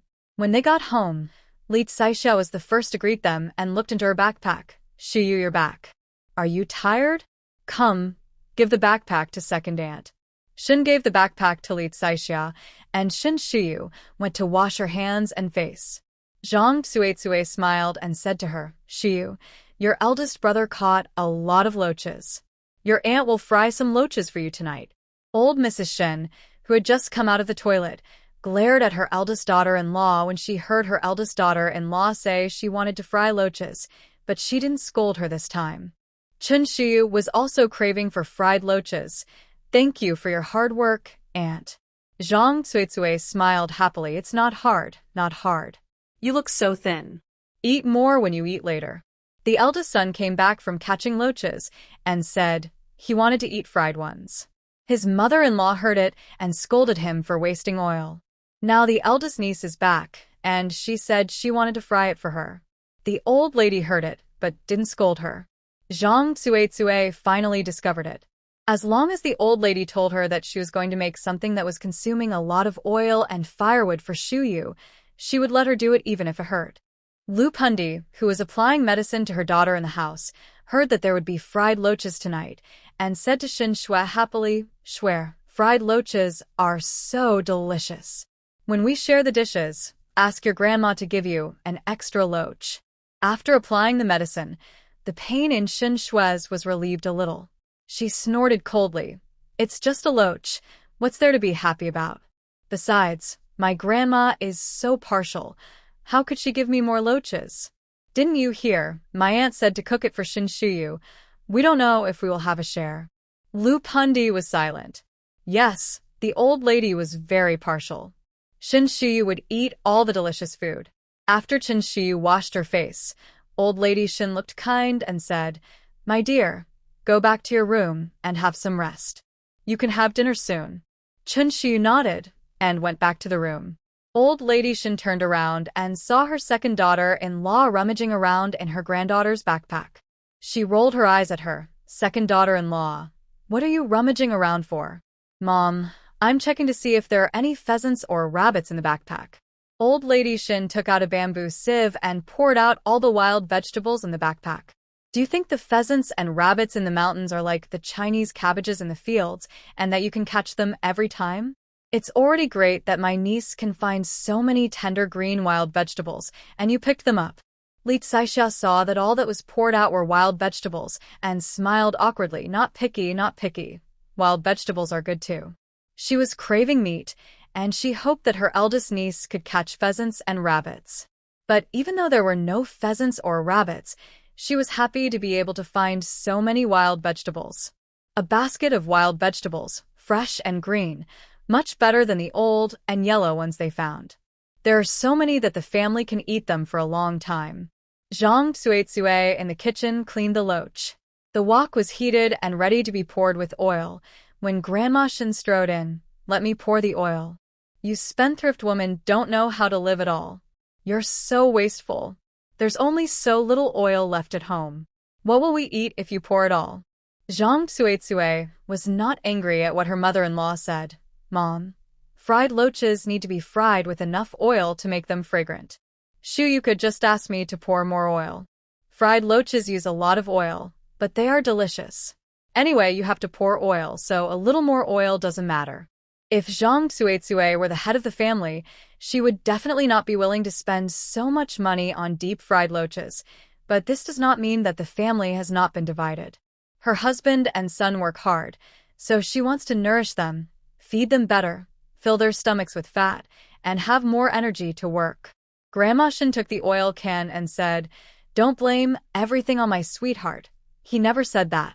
She poured the loaches into the hot oil. With a sizzling sound, the aroma of the oil filled the whole kitchen. Chun Xiao and her three brothers smelled the aroma and ran in. Grandma, you finally decided to fry the loaches. In the past, when her three brothers caught loaches, her grandma was reluctant to fry them. She even thought that frying them was a waste of oil. Loaches were always boiled in water and were not tasty at all. Seeing her grandson and granddaughter swallowing their saliva, Grandma Shin scolded with a smile. You little greedy guys, When did Grandma starve you? Yes, yes, Grandma is the best to us. Smelling the fragrance, Li Saixia ignored the wild vegetables in the bamboo sieve and trotted into the kitchen, sniffing hard. Mom, the fried loaches are so delicious. Li Saixia looked at the loaches in the pot and counted them on her fingers. There are quite a lot of loaches, Mom. Can each of us get 3 tonight?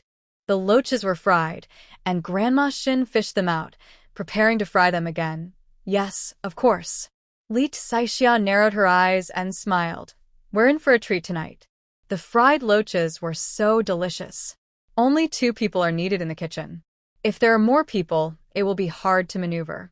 Old Mrs. Shin sent her grandson and granddaughter out. What are you all doing in the kitchen? Get out, don't bother me. After work, Old Man Shin and Uncle Shun went up the mountain to collect firewood. When they came back, they knew they would have fried loaches to eat tonight. Old Man Shin put down the firewood, washed his face, and called his second grandson, Joey, take the bottle and bring me 2 kilograms of wine. We will drink tonight. Old Man Shin walked into the kitchen with his hands behind his back and a grin. Seeing that the old woman was in a good mood, he dared to speak. Old woman, the oil is here. Can you fry some peanuts for me? Fried peanuts go well with wine. Okay, I'll fry them for you. Go and call Erju over for a drink later. Jiandong is going to the countryside, so I need to trouble Erju, the team leader, to take care of him. Very good. With the old woman's permission, Old Man Shin smiled so much that his wrinkles were piled up. Jiabao, go to your second uncle's house and ask him to come home for dinner. He asked Shin Erju to come for dinner. Old Lady Shin had fried 2 more vegetables. After the dishes were cooked, Li Saixia and the others took them out, and Shin Erju walked in happily. I heard from Jiabao that there will be fried loaches and fried peanuts tonight. Zhang Tsuetsue smiled and replied, Yes, second uncle. I've been waiting for you. You have to drink a few more glasses with my father tonight. Yes, you have to drink a few more glasses. Shin Shiyu called out to second grandpa from the house and sat next to old lady Shin. Several men drank a bowl of porridge in a hurry and started drinking. After old lady Shin and the others had eaten, they chatted in the yard. My dear, is the fried loach delicious tonight? Delicious. The fried loach was crispy, and Shin Shiyu's taste buds were satisfied. Li Saixia was still savoring it. It would be nice if I could eat fried loach every day. This was the first time Li Saixia had eaten fried loach, and it made her tongue drool. What kind of family conditions are there?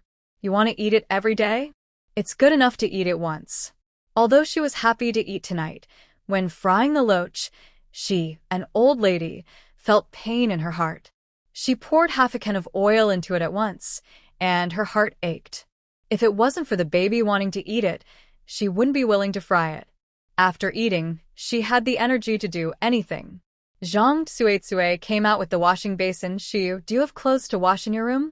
Take them out, and let your aunt wash them together. Aunt, I have washed all my clothes. Do you want to wash your shoes? Zhang Tsuetsue was very attentive. The reason why her mother-in-law could fry loaches tonight was entirely because her eldest niece wanted to eat them, so her mother-in-law was willing to do so. They were just there by the way.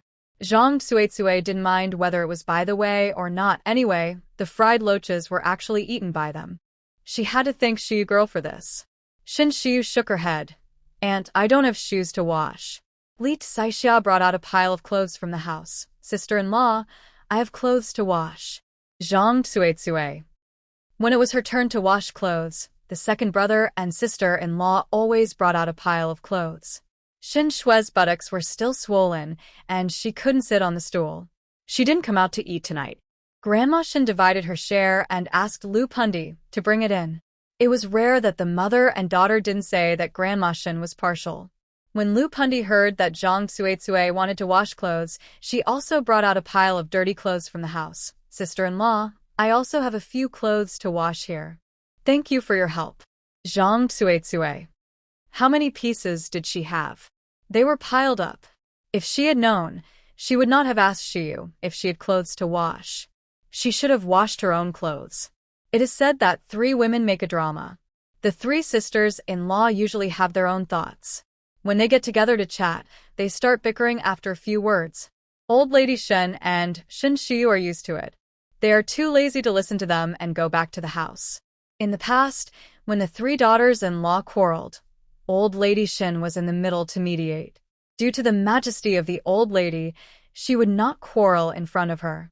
When she went to the toilet, the three daughters-in-law started quarreling again. Mother-in-law and daughter-in-law, sisters-in-law have been quarreling for so many years. Who doesn't understand each other? Old lady Shin would not care if they did not roll up their sleeves and fight. Anyway, when they were tired of quarreling, they just went back to the room to sleep. When they woke up the next day, the sisters-in-law could still smile and call each other sister-in-law and younger sister-in-law. Old lady Shen admired this very much. Tonight, the old men had fried loaches and fried peanuts to go with the wine. They drank to their heart's content and could hardly stand.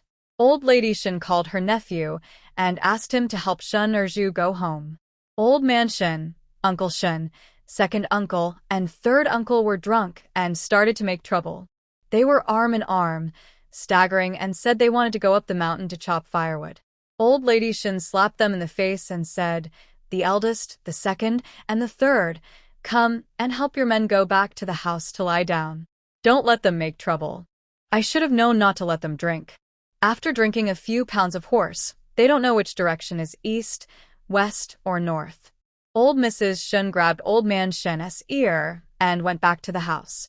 Zhang Tsuetsue, Li Tsaixia, and Lu Pan saw that their men were drunk and their faces were dark. They were happy because of drinking. They were the ones who suffered. The three brothers of Uncle Shen were all helped back to the house by their wives. The three brothers Shin Jiabao, Joey, and Jagua were lying on the table, and no one cared. According to Mrs. Shin, he is almost 30 years old and doesn't even have a wife. He deserves to sleep on the table. Zhang Tsuetsue and Lu Tsaixia thought that what their mother-in-law said was reasonable, so they didn't care about their sons. After all, sons are easy to take a beating and raise. It's no big deal for them to sleep on the table for a night. Shin Shiyu was about to fall asleep, and the girl Shin Xiu came and knocked on the door and asked Shin Shiyu pitifully if she could sleep with her for a night. "Big sister, you don't know that my father is so crazy when he is drunk. He wants to sing, dance, and water the fields. He never stops. If I sleep in the house, my father will definitely make noises all night tonight." Shin Xiu had already made plans. If her big sister didn't let her sleep in the house, she would find 2 stools to make do with for the night. Anyway, she couldn't go back to the house, and she wanted to have a good sleep. "Come in, sleep with me tonight." Shin Shiyu knew how confusing her 3 uncles' drunken behavior was. During the Mid-Autumn Festival last year, the 2 aunts and uncle came back and the whole family was happy. Her grandmother generously gave money to her eldest brother to buy wine. The 3 uncles and 2 aunts drank happily and got drunk. The 3 uncles took advantage of their inattention and they staggered out arm in arm and did not come back until evening. When they came back, the 3 brothers were still carrying a load of firewood. They were clearly still drunk, their eyes were squinting, and they were staggering, but they were able to carry a bundle of firewood back from the mountain. Shen Shiyu found it amazing. Early in the morning, when Old Man Shen and Uncle Shen got up, their wives grabbed their ears and scolded them. "I told you to drink less, but you didn't listen. Don't you know what it's like to be drunk? Look at the dark circles under my eyes. People who don't know would think I went out to steal a dog last night." The 4 Shen squatted in the yard with their teeth bared. "My wife, I'm so sorry. It hurts. Be gentle, be gentle. My ear is about to fall off." The 3 brothers of Shen Jiabao slept on the table last night. "I woke up and moved my neck. My neck hurts when I move it, so I have to tilt my head when brushing my teeth and washing my face." Chen Qiuyu and Chen Xiu got up and saw how they looked and laughed unkindly, the kind of laughter that made their stomachs hurt. As Chen Xiu entered the main room and saw Shen Shue's dark circles, he was shocked. He asked, "Second sister, did you sleep well last night?" Shen Shue ignored Chen Xiu. It would be strange if she slept well. Her father was drunk and made a lot of noise all night, and he only calmed down for a while when it was almost dawn. She couldn't sleep at all in the inner room. She wanted to sleep in Chen Shiyu's room. Thinking that Chen Shiyu always disliked her, Chen Shiyu would not let her into the house, so Shen Shue stopped thinking.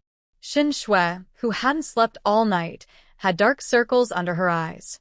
With her resentful look, she looked quite scary. Chen Xiu didn't dare to get close to her. Stretching lazily, she ran to Chen Xiu with a smile. "Sister, can I sleep with you tonight?" Last night was the night Chen Xiu had the best sleep. Her sister's room smelled so good that she fell into a sweet dream as soon as she closed her eyes. Chen Xiu refused mercilessly. No. She was not used to sleeping with others, and this girl was not at all honest when she slept, either grinding her teeth or kicking people. Last night, Chen Xiu was kicked several times by Chen Xiu, and several times Chen Xiu wanted to carry her out. Old Lady Shen and her daughter-in-law had scolded their husbands enough, so the four of them began to divide the work and do their own things. It was Lu Pundi's turn to make breakfast today. Old Lady Shen took out 3 eggs from the house.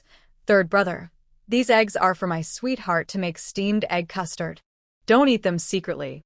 "Mom, you don't know who I am, so don't worry." Lu Pundi lowered her brows and looked submissive, but she complained in her heart that she wanted to eat secretly.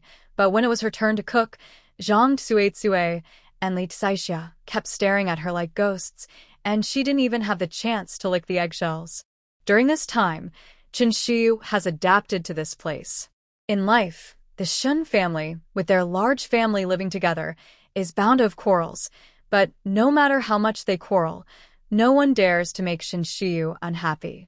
The family was building a mud house, so it was very busy. Every day after work, Old Man Shin and his colleagues would start working without even having time to drink a sip of water. When his eldest brother's family was building a mud brick house, Shen Erju even called his 2 sons and 3 grandsons to help. Many young people in the team came to help. The people in Shenjiabao Brigade are still very simple and honest. If anyone needs help, they will come without being called. You don't have to pay for helping out, but if they come to work, you have to provide them with meals, among other things. There are 32 mouths to feed in the Shin family, including those who come to help, so a lot of food needs to be prepared for dinner. Lu Pundi muttered to herself, "How can we need so many people? If we really need people, we should ask my brother and nephew from my mother's side to come and help." Zhang Tsuetsue retorted, "Come on, your brother and nephew from your mother's side are not good enough. Can they come and help? I'm afraid they are here to eat for free, and it's fine if they eat for free, but they also take food and things before they leave." Zhang Tsuetsue despised her third brother's wife's family. "Sister-in-law, why do you speak so harshly? My brother and nephew from my mother's side are very hardworking. How could they eat for free when they come to our house? I think you just have a grudge against me, and by extension, my family." When Lu Pundi talked about her brother from her mother's side being hardworking, her voice was a little low. To be honest, she lacked the confidence to refute. "You know whether you can eat plain rice or not." Zhang Tsuetsue didn't argue with her. She washed the vegetables quickly and went into the kitchen. Chen Xiu didn't go up the mountain these days, but helped to boil water and pour water at home. Shen Xiu felt quite embarrassed when Old Man Shen and Old Lady Shen praised him so much. She had endless energy and wanted to help make adobe bricks, but her family wouldn't let her. So Shen Xiu could only be content with being a nobody. There were many people, so the 4 adobe houses to be built were not big and were completed in 10 days. On the last day of completion, Grandma Shen specially asked her eldest grandson to go and cut a pound of fat meat. Grandma Shen cut the fat into thin slices so that each of the 32 people could get 2 slices of fat. The young men and women who came to help were all very satisfied. Everyone is short of money these days. Normally, everyone would be satisfied if they could eat a little bit of meat, let alone these 2 thin slices of meat. There was a dark-skinned young man who looked at the fatty slice of meat in his bowl and swallowed his saliva. He didn't eat it and only ate the cabbage in the bowl. Shun Jiabao nudged him with his elbow. "Quanzi, didn't you say you wanted to eat meat when you were bathing by the river last night? Why don't you eat it now?" Huang Dequan smiled foolishly. "My wife is pregnant and wants to eat a bite of meat. I'll save some for her when I take it home." Before she traveled through time, Shen Xiu had read many novels of that period and knew that life was hard in that era. She was still shocked when she traveled through time. Only then did she truly feel what suffering was. She felt bad, but there was nothing she could do. Chen Shiyu has always had a clear understanding of herself. She is just a salted fish and can't do anything awesome. She is lucky enough to ensure that she doesn't starve to death. A week after the adobe house was built, Uncle Shun came over and said that a group of educated youth would come to their Shenjiaba brigade the next day, and Gu Jiandong's name was on the list. After hearing this, Old Man Shen called his eldest grandson and said, "Jiabao, tomorrow you and Shi will go to the commune with your second uncle's ox cart to pick up someone." Shen Jiabao had no objection. He wouldn't have to work if he went to pick up someone, and he could rest for the whole morning. "The child will be here tomorrow." Old Mrs. Shen asked her daughter-in-law to go into the house to clean. The other 3 rooms have already been occupied by the 3 brothers Shen Jiabao. The remaining room is for Gu Jiandong. The room is not big, but it is fully equipped with daily necessities. Gu Jiandong's package had arrived a long time ago. It was brought back by Shen Shiyu and her 3 cousins. There was everything in the package, including pots and pans, cotton-padded clothes, quilts, and so on. Shen Shiyu and old Mrs. Shen have put everything in the room. Only Gu Jiandong is left to move in. In the past few days, Zhang Tsuetsue and her friends have come into this room often. They are very envious of the ceramic basins, kettles, and other things. They touch this one and look at that one, wanting to take them back to their own rooms to use. Even though Old Lady Shen scolded them several times, they still sneaked in. Old Lady Shen was so angry that she locked the room. Now mother-in-law asked them to go into the house to clean, and the 3 sisters-in-law were very enthusiastic. Mother-in-law didn't let them touch anything in the house, so they thought it would be okay. Li Saixia held a rag in her hand and said, "Mom, there is dust on the kettle. Let me wipe it off." After saying that, she picked up the kettle and wiped it several times without letting it go.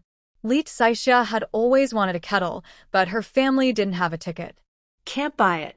Of course, there are tickets for sale on the black market, but Li Saixia was reluctant to spend more money to buy tickets. It would be very convenient to have a kettle in the house in winter. If you are thirsty at night, you can pour it and have hot water to drink. There is also a kettle at home. It has been used for several years and is already old. It can't keep heat anymore. If you want to drink hot water in winter, you have to boil it now. Zhang Tsuetsue held the broom and stared at the ceramic basin. Nowadays, anyone with a plastic basin can show off for several days, not to mention the ceramic basin. There is one in the eldest niece's room, which was brought back by the 4th uncle. The 3 daughters-in-law were staring at the things in the house and didn't work for a long time, which made Old Lady Shen upset. "I called you in to work. What are you doing standing there? Why are you so short-sighted? These are not your things. Can they be yours if you stare at them? I tell you, do and think about the things in this room." The things were sent by Chong Feng and his wife to their son. If one of them is missing, Chong Feng will ask you to compensate him. Lu Pan really wanted these things. She spoke boldly, "Mom, Jiandong is also our child. There is no need to divide things so clearly among the family. We are all short of these things. Can you discuss with Jiandong and let him take them out for public use?" Lu Pundi was polite in saying whether to discuss it or not. She thought he was just a fool. It was okay to take his things. How could he be found out? As long as the mother-in-law agreed, they could take all these things. Old Mrs. Shen raised her hand with a broom in her hand and hit the 3rd daughter-in-law. "How dare you be so bold to say such a thing? We are all family. Why don't you take out the things in your room and use them together? You haven't worn the clothes you bought for the new year yet. Take them out for me to wear. The shoes you made for the 3rd child are ready. Take them out for your father and your eldest brother to wear." Lu Pundi was beaten by her mother-in-law and cried, "Mom, I just slipped my tongue just now. Just treat it as a. I didn't say anything. Don't be angry, Mom. Don't hit me. It hurts." Seeing how badly the 3rd brother's wife was beaten by the mother-in-law, Zhang Tsuetsue and Li Saixia did not go forward to persuade the mother-in-law.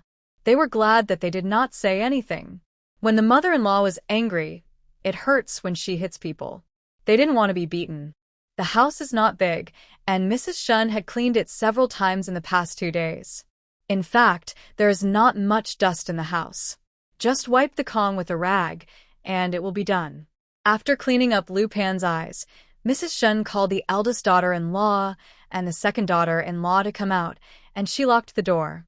Shen Shiyu was lying dead in the room. Mrs. Shen came in with a photo. My dear, get up and recognize the photo. This is your brother Jiandong. You will recognize him at a glance tomorrow after you see it.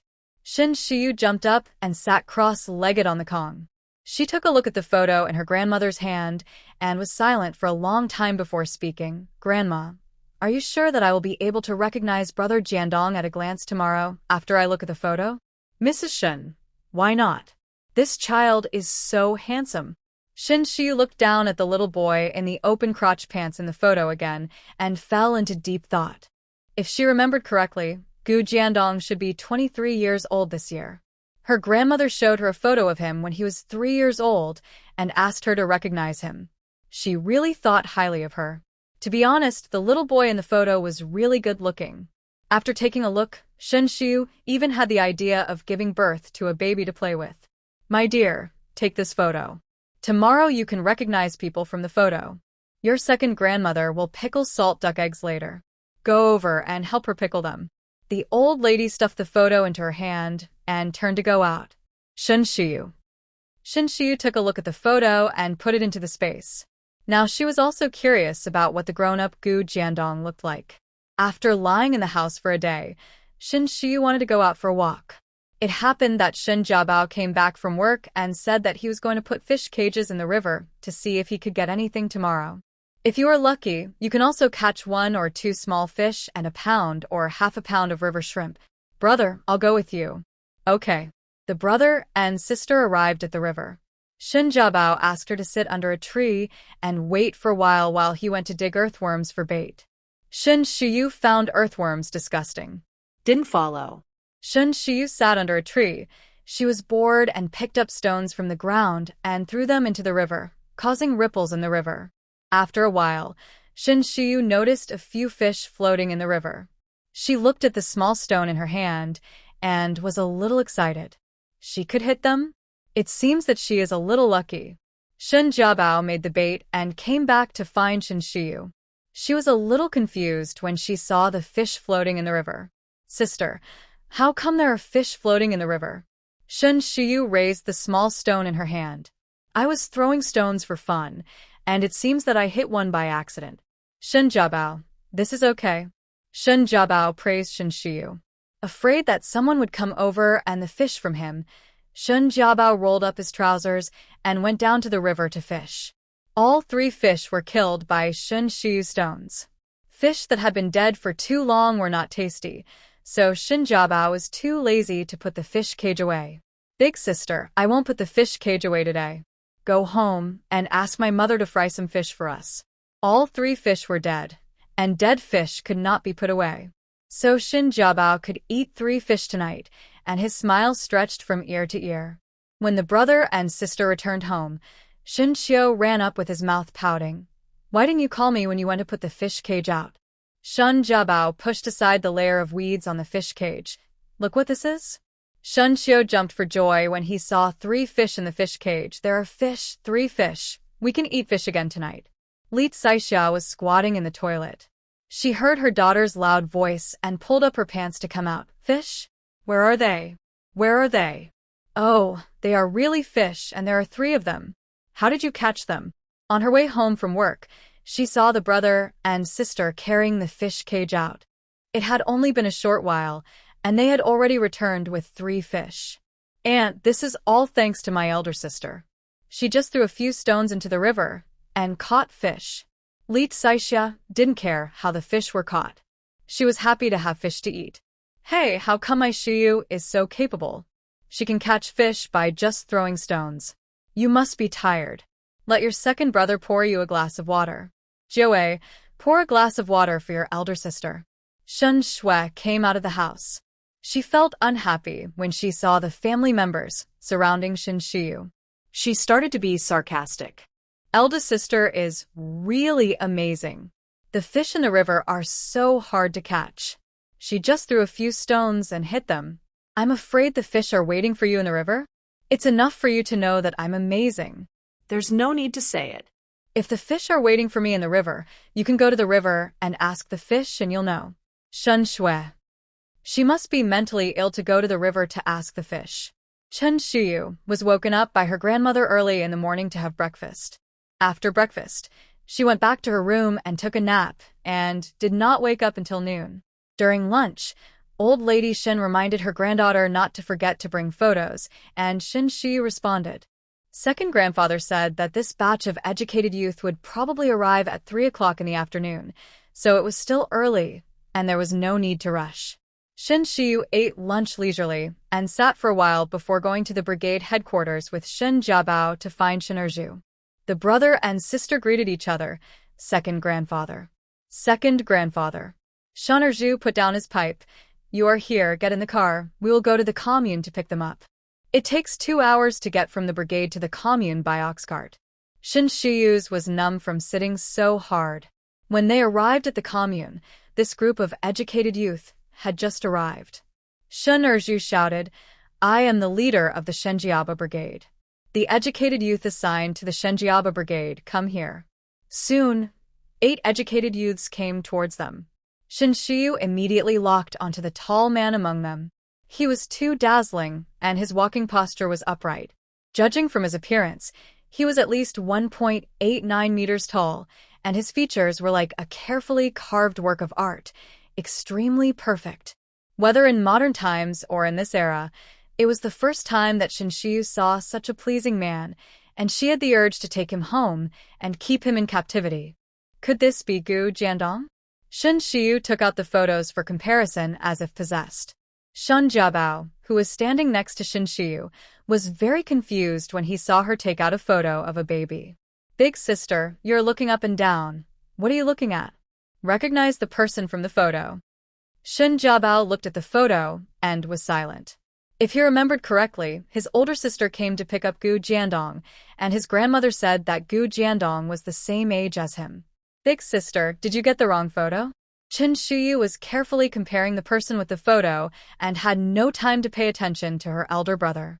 At this moment, Chen Shiyu really wished she had an 8-fold mirror. She felt that he looked like that 1.89 meter tall handsome guy, but she also felt that he didn't look like him. After all, Uncle Gu said that Gu Jiandong had a brain injury, and the handsome guy walking towards them looked no different from a normal person. Shen Erju found his niece's behavior confusing. He didn't understand it, but he respected it. 8 people walked up to the ox cart. Shen Erju took out the name list and called out their names one by one. Li Xian. Here. Zhang Chunhua. It's me. Gu Jiandong.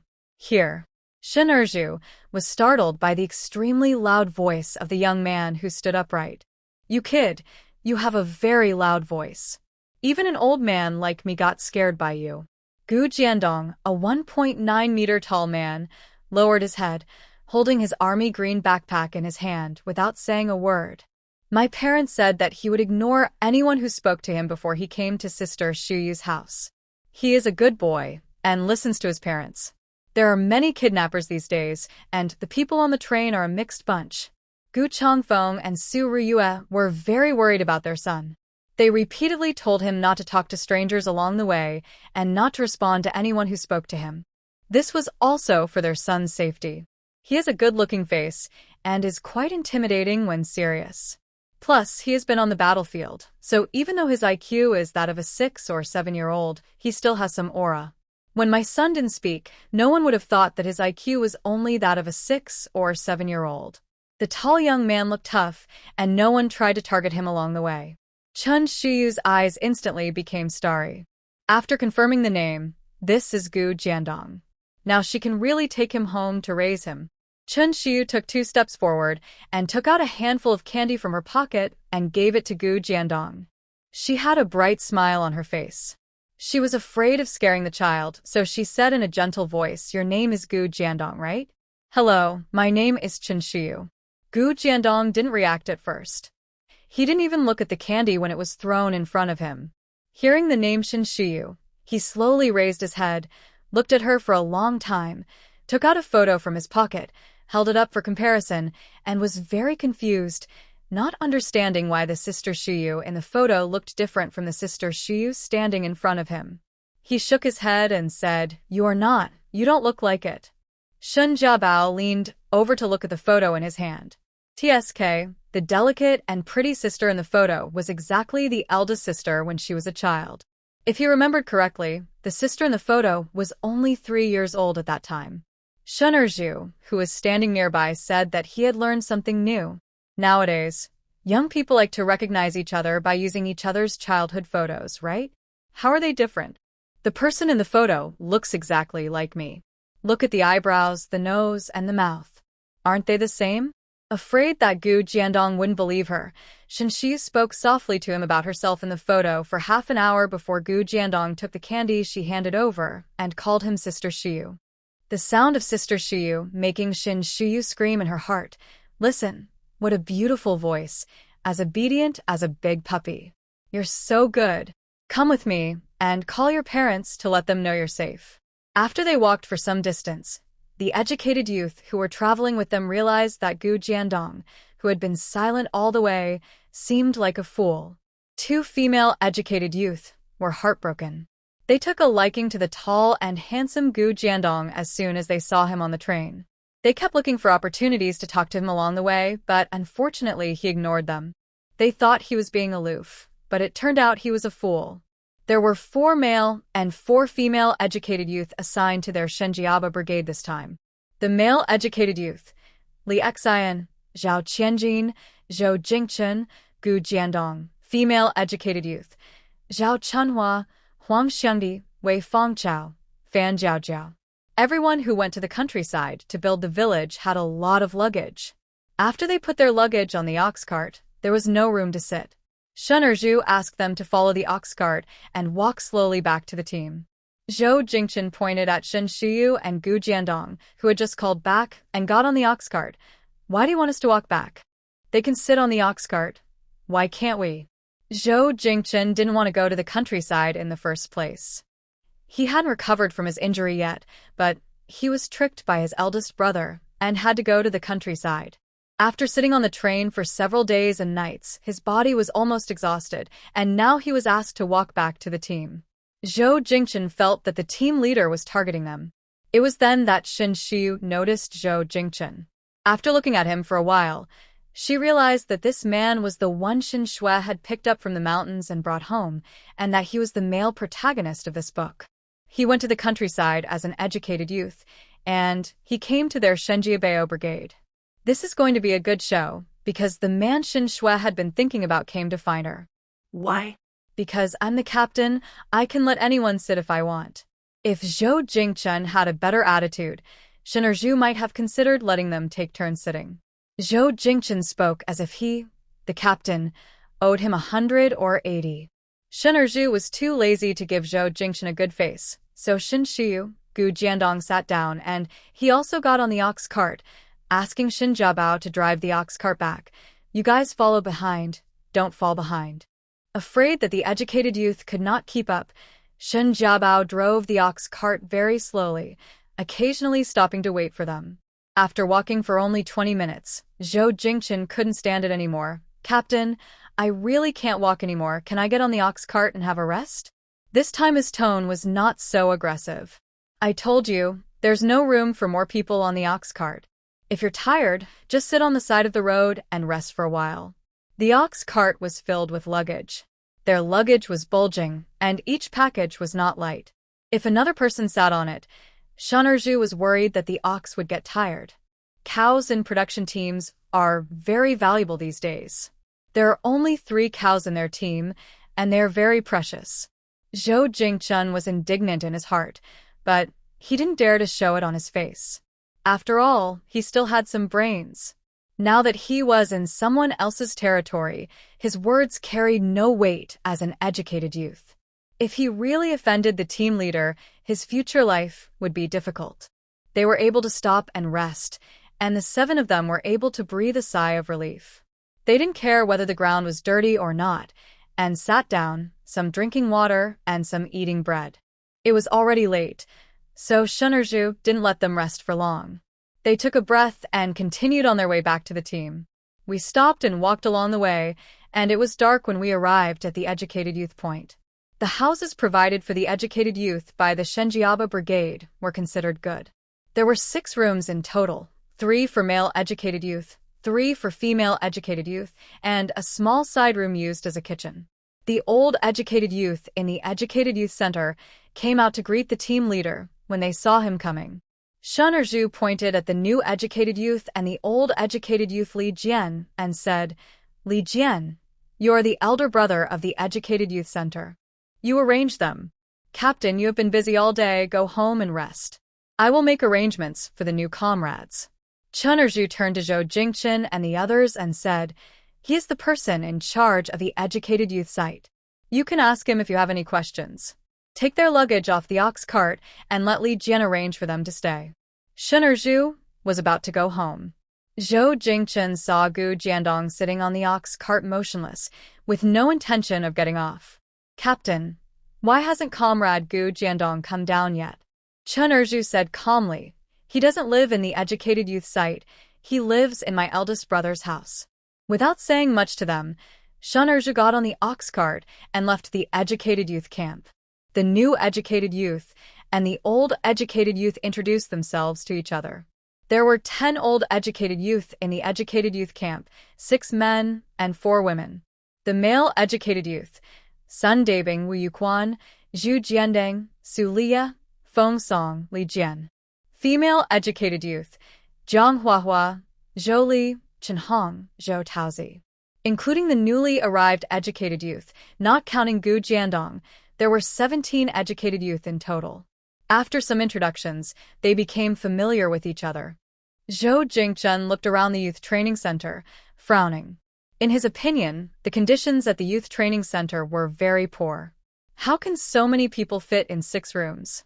Li Jian took Zhou Jingchen and other male educated youths into their dormitory. The room was empty except for a big Kong, which was covered with dust. Zhou Jingchen felt that this was not a place for people to live. He said with disdain, "Brotherly, is this the only room? Are there any other rooms?" Li Jian could hear his disdain. "This is the only room. It looks a bit dirty. You can sweep it with a broom and wipe it with a rag. Then you can spread out the blankets and sleep. The Kong is big. You 3 can live together and even do somersaults when you sleep." Li Xian and Zhao Qianjin were quite satisfied with this room. There were only 3 people living in it, and the Kong was big. They thought it was nice that the sleeping space was not crowded. After sitting in the car for several days and nights and walking for such a long time, their bodies almost couldn't take it anymore, so they just wanted to lie down and have a good rest. The broom is at the door, and there are 2 rags in the kitchen. There is a water tank in the yard. You can use the water in the tank first, and then take turns to fetch water. You should clean the house first. After the house is cleaned, go to bed early. Sitting upright, she let them look at her. "Emma, this child is exactly the same as when he was little. He will be so handsome when he grows up. Good boy, you will live at home from now on. I am Grandma Shen."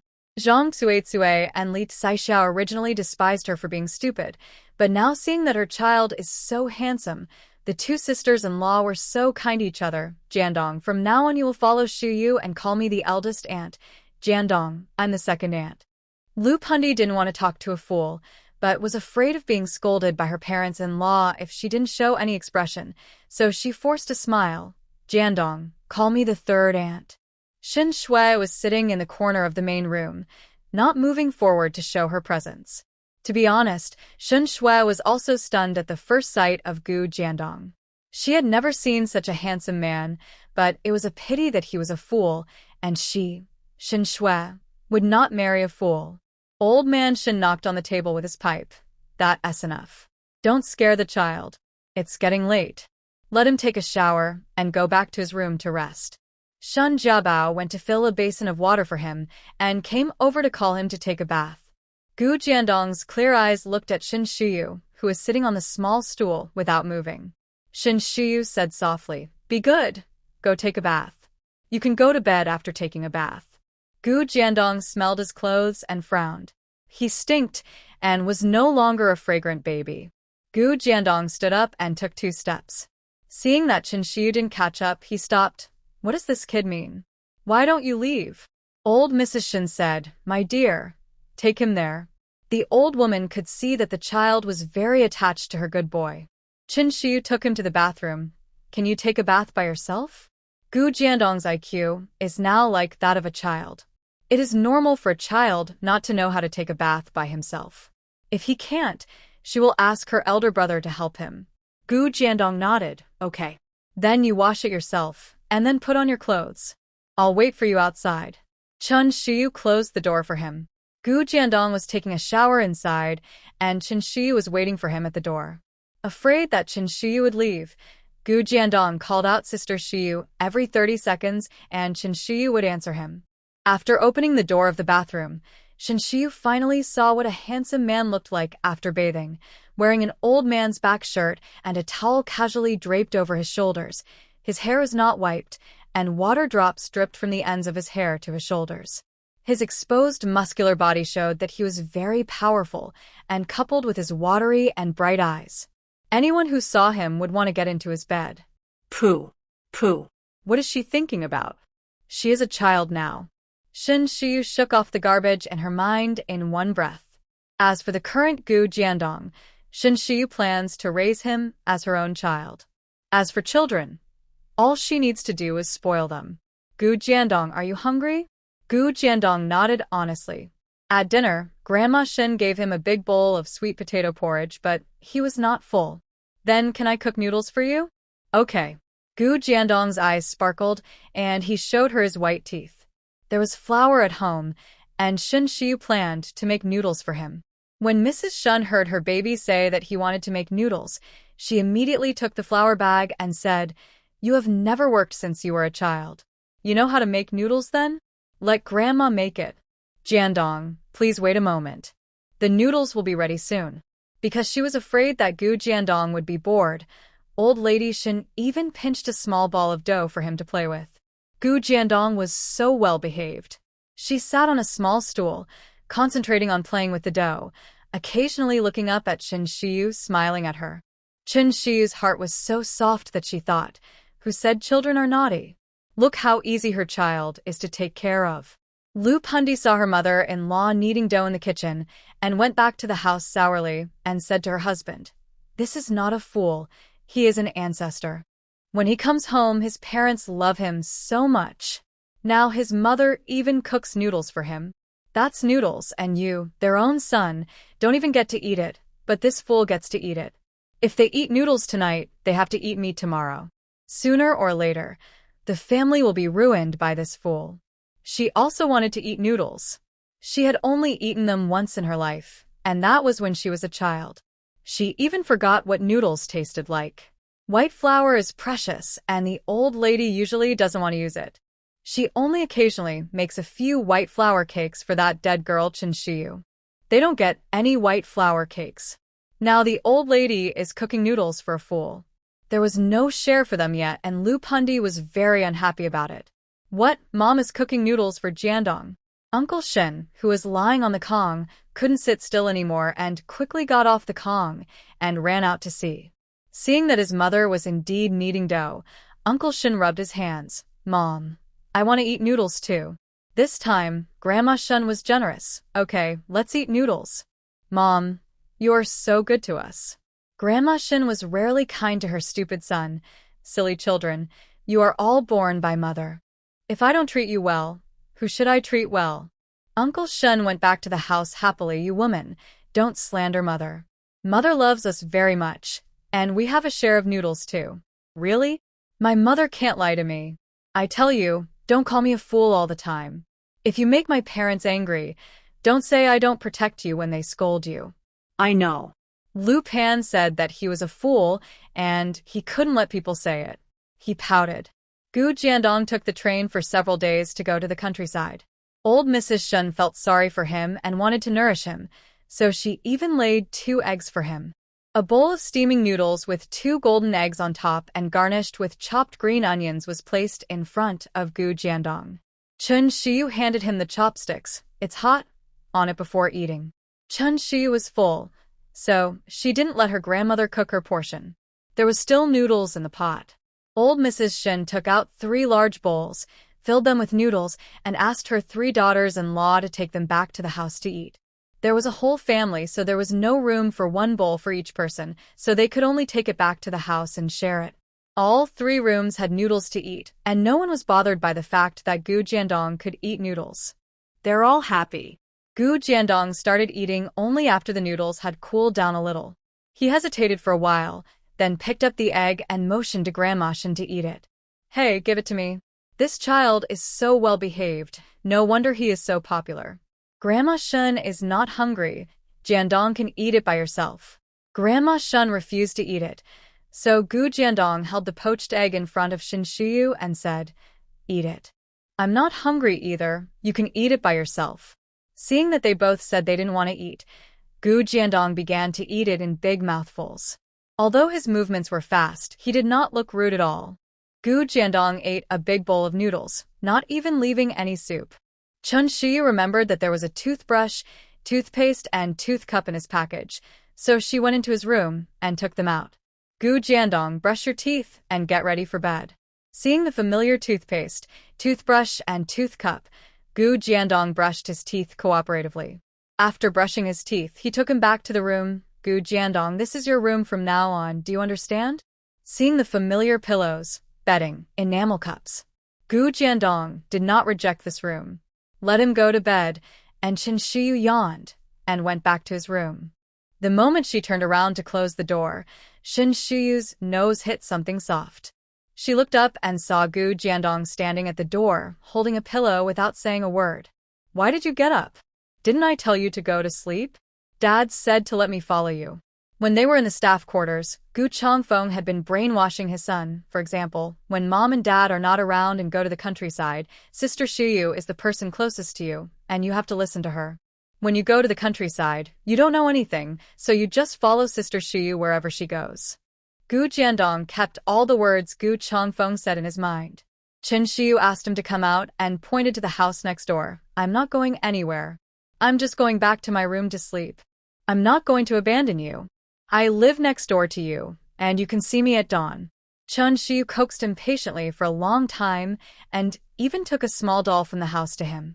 Only then did Gu Jiandong go back to his room to sleep. The little doll was in the shape of a tiger. When she was a child, she always cried and made a fuss. In order to appease his daughter, Shin Xiangbei, a grown man, learned needlework for more than a month and sewed a little doll for his daughter. Xiao Shiyu cherishes this little doll very much. Still new. Shin Shiyu helped him close the door and went back to sleep. For Xinyu, even if she did nothing all day, she would still feel very tired. At dawn, the rooster crows. The Shin family members got up one after another, and when they came out of the room, they saw Gu Jiandong sitting at the door of Shin Shiyu with a tiger doll in his arms.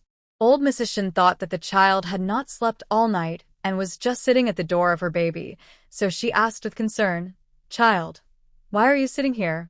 Did you sleep last night? Although Gu Jiandong was stupid, he could sense whether others treated him well or not. When old lady Shin asked him, he answered honestly, waiting for Shiyu, who is asleep. Old Mrs. Shin was relieved to see that his face looked rosy, and he didn't look like he hadn't slept all night.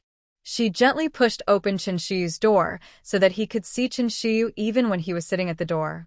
She was afraid that he would be hungry, so she took some sweet potato chips for him to eat. Then you sit here, and Grandma Shin will make you breakfast.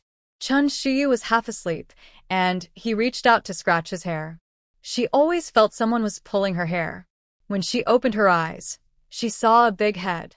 Qin Shiyu thought she was getting angry, so she closed her eyes again and opened them again. The big head was still there, and Qin Shiyu was so scared that she woke up immediately. When she woke up, she found that the big head was Gu Jiandong. He was blinking innocently at her, not understanding why she suddenly jumped up. Qin Shiyu touched her hair, which was originally messy, braided into thin braids. It's no wonder that it was Gu Jiandong who did it. The child was holding her wooden comb in his hand. You know what? She's quite deft with her hands. She couldn't even braid all those little braids by herself. Gu Jiandong, why did you get up so early? Gu Jiandong put the wooden comb aside, sat upright on the Kong, and played with the tiger doll that Chen Shiyu gave him. Get up and find Sister Shiyu. Chen Shiyu got up from the desk and picked up the mirror, looked in the mirror, and was very satisfied with her pigtails. Gu Jiandong, you're so dexterous. You can even braid hair. Who did you learn this from? Being praised, Gu Jiandong was very proud. Xiaohai often braids his sister's hair. I can learn it at a glance. Xiaohai said that brothers should be good to their sisters and braid their hair. You are a sister, and I am a brother. I must be good to you and braid your hair. Chen Shiyu guessed that the Xiaohai he mentioned should be a child in the staff quarters. She heard Uncle Gu mention that after Gu Jiandong had a brain injury, he had been playing with a group of idiots in the staff quarters. You're so good. Can you help me braid my hair from now on? Okay. Hearing the voices in the eldest sister's room, Chen Xiu ran in. Eldest sister, brother Jiandong, it's time for breakfast. The three of them left the house. Chen Xiu asked Gu Jiandong to sit in the main room while she went to wash up. Gu Jiandong refused and followed Chen Xiu closely. Zhang Tsuetsue and Li Caixia found this scene quite funny. Jiandong is really attached to Xiu. It's good this way. At least we don't have to worry about him. The eldest niece doesn't have to do anything at home. It's good to just take care of the child. In the eyes of the Shin family, Gu Jiandong is just a child now, and which child doesn't stick to his mother? Pooh. Pooh. They were mistaken. The eldest niece couldn't give birth to a baby that big. After breakfast, Chen Shiyu took Gu Jiandong out for a walk. The educated youth had just arrived in the countryside and had 3 days of vacation. They did not have to work during these 3 days, giving them time to get familiar with the brigade and buy anything that was needed. The educated youth, who had just gone to the countryside, had no food rations, so they could go to the brigade to buy food on credit, and then when they earned work points at the end of the year, the money was deducted from the work points. When they went out for a walk, Chen Shiyu and Gu Jiandong met several newly arrived educated youth who had just returned from buying food on credit from the brigade. 2 female educated youth even smiled shyly at Chen Shiyu. It was working time, and the streets were crowded. There was a handsome young man following the eldest girl of the Shin family. Many aunts and sisters were curious about who he was. After the team leader assigned the tasks, a group of people pulled old lady Shin, Zhang Tsuetsue, and others to ask, "Why did I see a handsome young man next to Shiyu? Who was that man? Could he be Shiyu's boyfriend? When did Shiyu have a boyfriend? Why haven't you told me about it? What's the boy's family background? He doesn't look like a country boy." The laziest girl in the team suddenly had a young man by her side, and the aunts preconceively thought that he was Shen Shiyu's boyfriend. "That child is not my good boy. He is the son of my 4th comrade in arms. He is also an educated youth who went to the countryside and lives in my house."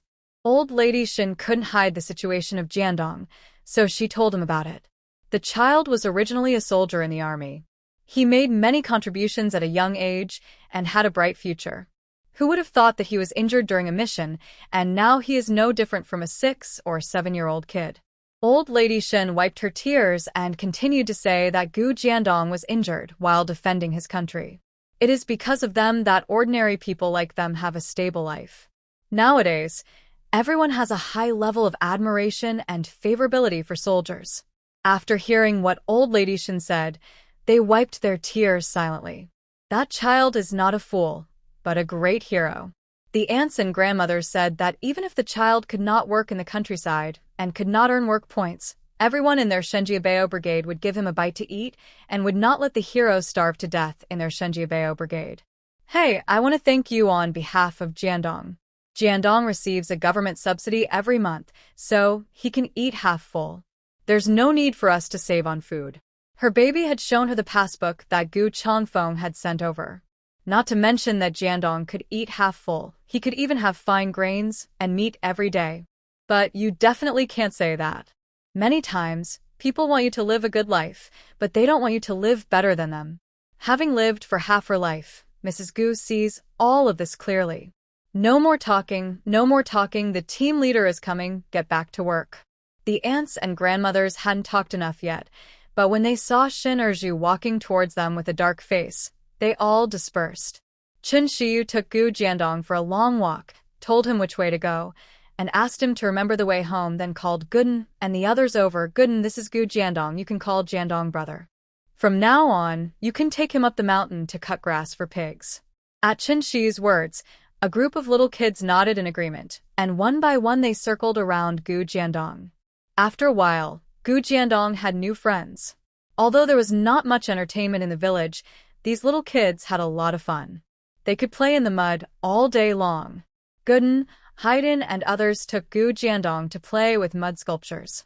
At first, Gu Jiandong disliked the dirty mud and refused to play with it.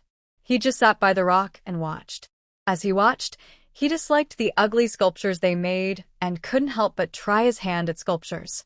Once he started, he felt happy. They played for half a day. Chen Shiyu felt bored and went to sleep on a tree. Chen Shiyu was awakened by the long branch in Gu Jiandong's hand. No one knew where this guy got the branch from. Gooden laughed. Sister Shiyu, shame on you, you sleep like a pig. Not only do you sleep soundly, you also snore. Sister Shiyu, you are a pig, you snore. Sister Shiyu, you are a pig, you snore.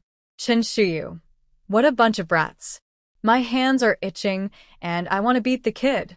Chen Shiyu leaned against a tree branch, holding a leaf in her mouth, looking a bit ruffian. You heard it wrong, I never snore. We heard it clearly. Aria was a considerate girl, and she began to make amends for her. Sister Shiyu was not snoring, she was humming. Do you understand humming? Chen Shiyu jumped down from the tree.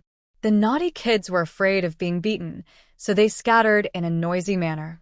After running a long way, they turned back and said to Gu Jiandong, Brother Jiandong, we will come to play with you tomorrow. After playing in the mud for a long time, the naughty kids had already regarded Gu Jiandong as one of their own. Gu Jiandong was very happy to make new friends. He waved to his friends and said, remember to come and play with me. Gu Jiandong was clean when he came out, but when he went back, he looked like he had rolled in a mud pit for several times, and now he looked like a big mud man. Gu Jiandong carefully held the little mud man in his arms and raised it to Chen Shiyu. Shiyu, this is for you. Chen Shiyu felt warm in her heart when she saw the appearance of the little mud man. For me? Gu Jiandong nodded. Thank you, I like it very much. Chen Shiyu felt that even if Gu Jiandong could not get better, he would be able to make a lot of money by making clay figurines in the future. Look, his craftsmanship is so skillful. The clay figurines he made are 90% like her, and the similarity in spirit and appearance is so great. When they returned home, Old Man Shin thought that Gu Jiandong had been bullied as he was covered in mud. What's wrong? Why is he so dirty? Did someone bully Jiandong?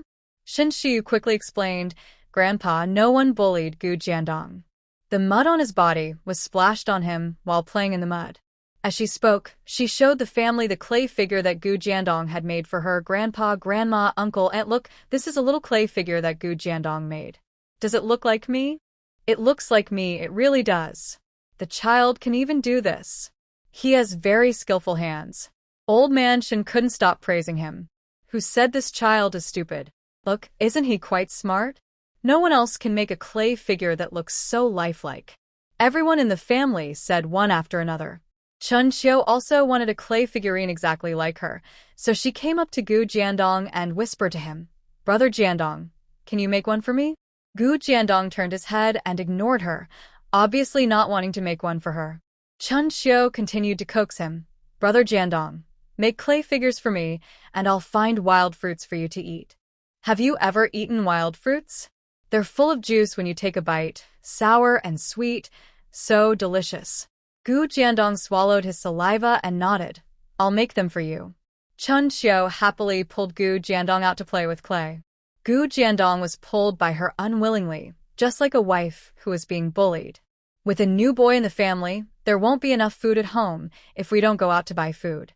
The harvest of the team has been pretty good in recent years. Every year, after paying the public grain tax and distributing the grain to the team members, the team still has a lot of grain left, which will be sold.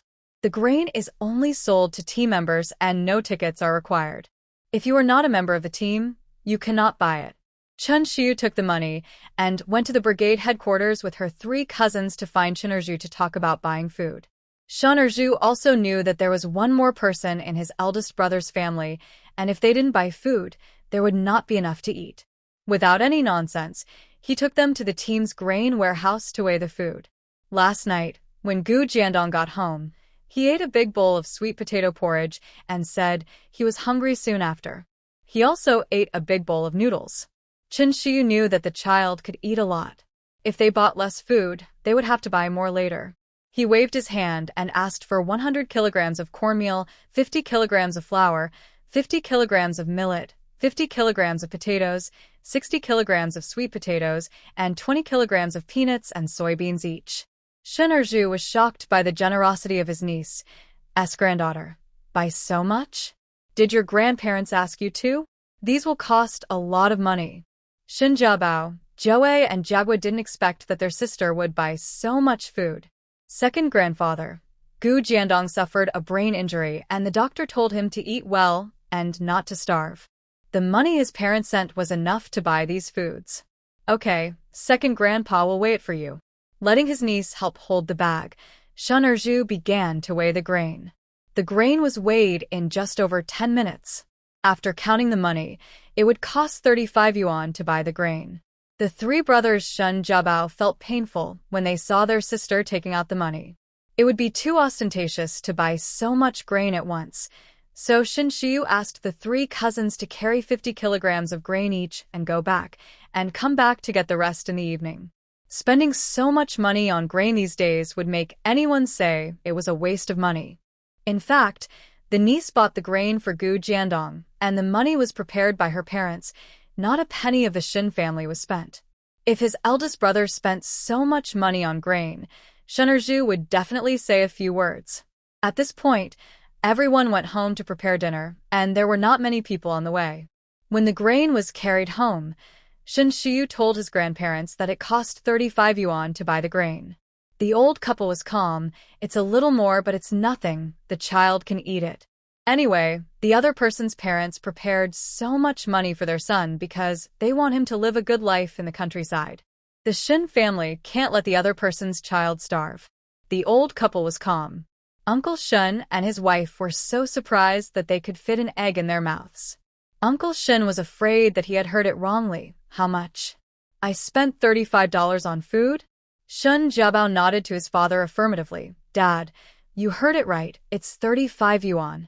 Although I didn't spend my own money, Li Caixia felt like a piece of her flesh was cut off. Spending 35 yuan to buy food is equivalent to more than a month's salary for a worker. It's too much. Lu Pundi couldn't help but speak. Mom, Chen Shiyu is too naughty. Who would be so stupid as to spend so much money on food? Why not use the 35 yuan to buy a few pounds of meat for your family, or buy some cloth? Seeing that her son and daughter-in-law both had expressions as if 3 pounds of meat had been cut off, Mrs. Shen's eyes sharpened.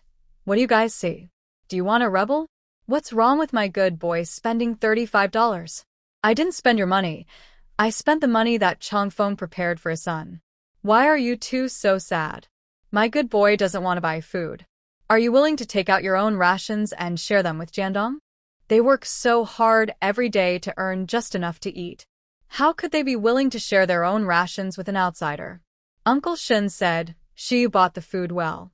35 yuan is not much. Li Caixia also reacted. Why should she feel distressed? It was not their family's money that was being spent. The more food her niece bought, the better. Even if Gu Jiandong could eat, he would not be able to eat their rations. After all, their own rations were enough. She bought it well. If Jiandong wants to eat something in the future, tell me and I'll make it. Liu Bandi. They're all flatterers. They changed their words after being glared at by their mother-in-law. What a coward. Third brother, why are you bowing your head? If you have any opinions in your mind, just say them out. I am not an unreasonable person. Lu Pundi had some opinions in his heart, but he didn't dare to show it at all. Mom, I was just thinking about what to cook for Shiyu tonight. Any opinions? I don't have any objections. Under your management, everyone in this family is well-fed and well-clothed, and they live a comfortable life. I am grateful in my heart. Old Mrs. Shen scolded her 3 daughters-in-law one by one, saying that they were tired and sent them to prepare dinner. After going out and sweating, his body was sticky, so Shun Shi went to take a shower. Chun Xiu and Gu Jiandong didn't play outside for long. They came back just before dinner time. After making her favorite clay figurine, Chun Xiu was so happy that she held the little clay figurine in her hands to show off to her parents and brother. Uncle Shun and Li Saixia praised her for a few words and then sent her to take a bath. You are so old, but you're still playing in the mud. Look at you. You don't look like a girl at all. Go take a shower quickly. Chun Xiu had taken a bath. When Gu Jiandong approached her, he smelled a fragrant scent. He smelled himself and found that he smelled of mud. He took the initiative to ask for a bath. The bath bucket is in your room. Go get it and fill it with water. Then carry the water into the bathroom yourself. Before Gu Jiandong went to the countryside, Shin Shi specially went to find a carpenter to make a bucket and 2 boxes. Gu Jiandong did not leave immediately. He walked to her desk and pointed at the soap box. I want this fragrant soap. He also has his own soap, but Gu Jiandong thinks his own doesn't smell good. His own child, pamper him. Qin Shi took out a new bar of soap from the drawer and gave it to him. Here, use it. She bought this soap at the Supply and Marketing Cooperative last month. It had a milk flavor and was very popular. She was lucky to be able to buy 2 bars. Gu Jiandong took it and smelled it, confirming that it smelled the same as the soap Shin Shi used. Then he went out. As soon as he walked out of the door, he turned his head and asked, "Won't you accompany me?" His eyes were like the dog that Shin Shi had raised in her previous life, clear and cute. She seemed to be his whole world. Chun Shi softened her heart, got off the Kong, moved a small stool, and went to the door of the bathroom to accompany him. After taking a shower, Chun Shi wanted him to put the dirty clothes aside and wait for his second aunt to wash them later, but Gu Jiandong didn't let go. He went back to the room to find detergent, filled water, and carefully washed his clothes. My parents said that I should do my own things and not trouble others. Chun Shi didn't stop him, but sat beside him and watched him wash. Li Saixia saw it and praised him. Jiandong is such a hardworking child. This child can wash his own clothes, so they don't have to help him wash clothes in the future. With one less piece of clothing to wash, they can feel more relaxed.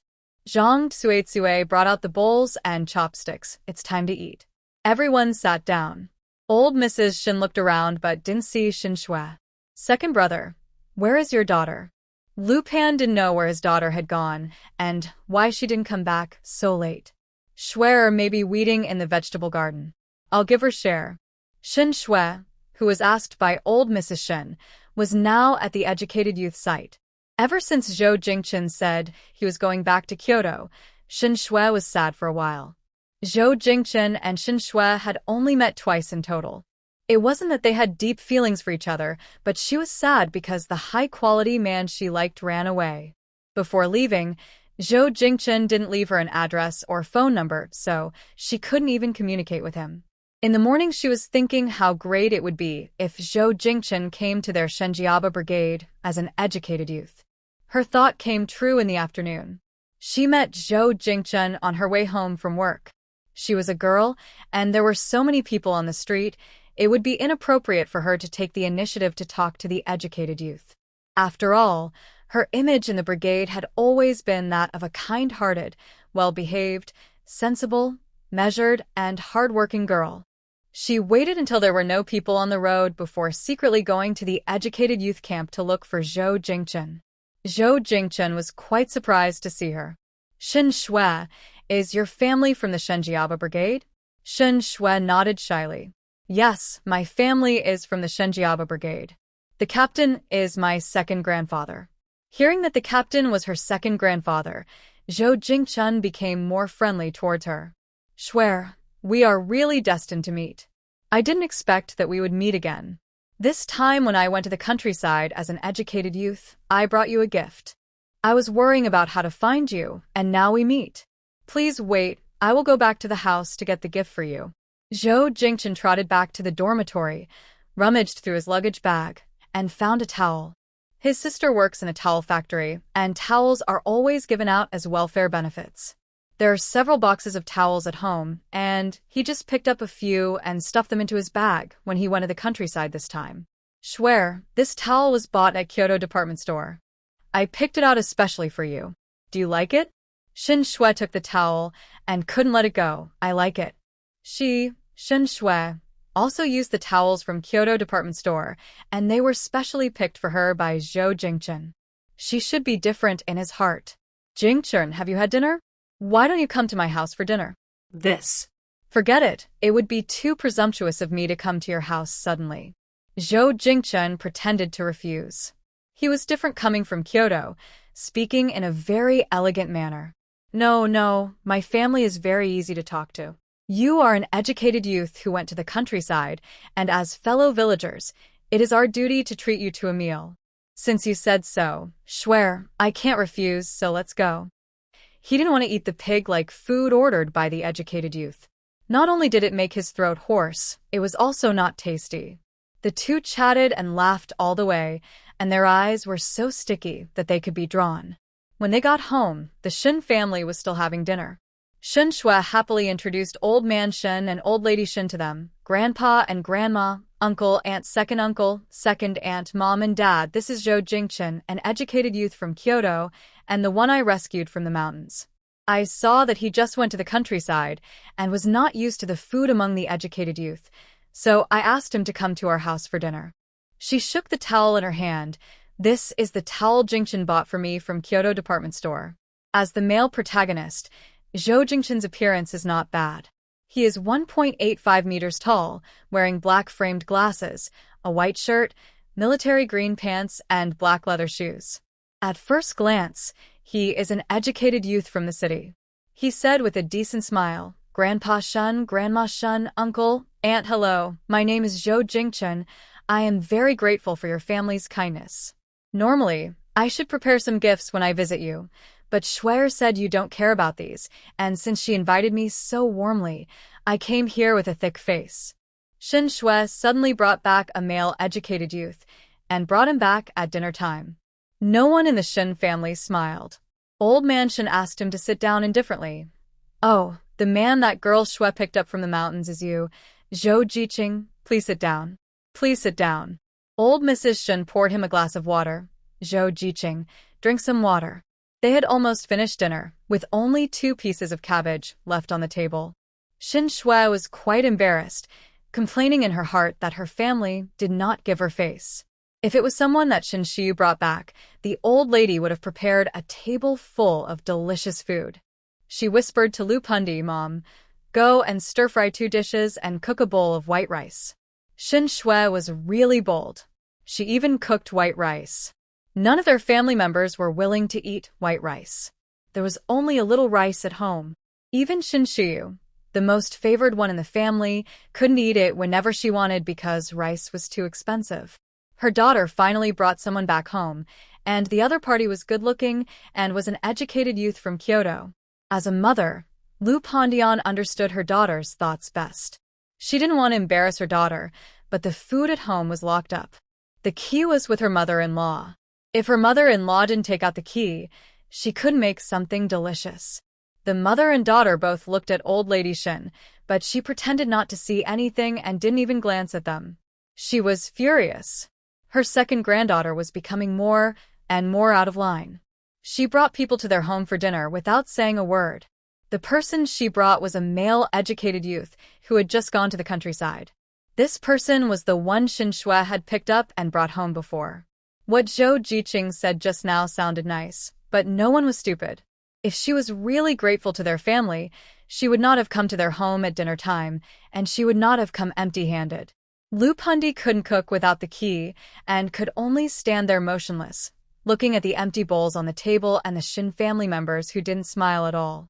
Zhou Jingchen cursed them in his heart, saying that they were just peasants who had no idea how to entertain guests. He was an aspiring young man from Kyoto who condescended to work in the Shenjiaba Brigade as an educated youth. He came to the Shin family for dinner to give them face, but this group of peasants didn't know what was good for them. They didn't even prepare food for him, and didn't even add sugar to the water they poured for him. He said to Lu Pundi, Andy, don't bother. I just came to thank you. You don't have to prepare my meal. Lu Pundi could only smile. She wanted to be busy, but she didn't have the key. Li Caishel laughed. Since Zhou Jiqing said so, then you should sit down. third sister-in-law. He is an educated youth from Kyoto, and he will definitely not be used to the simple food in our countryside. If he hurts his throat, what will Zhou Jiqing do when he comes to complain to us? Li Caixia did not forget the 30 yuan that her husband spent on sending him to the hospital. She looked Zhou Jingchen up and down at his clothes. Zhou Jiqing, your family conditions are pretty good, right? Zhou Jingchen hated the look in Li Caishia's eyes, but he still had to smile and answer, not bad. The tone of his words that made him feel superior. This kind of is so disgusting that anyone who comes into contact with it will feel sick. Fortunately, she traveled through time and escaped from the original plot.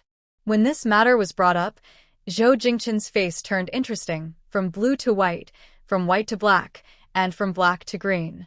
And I didn't forget. I didn't bring so much money when I went out.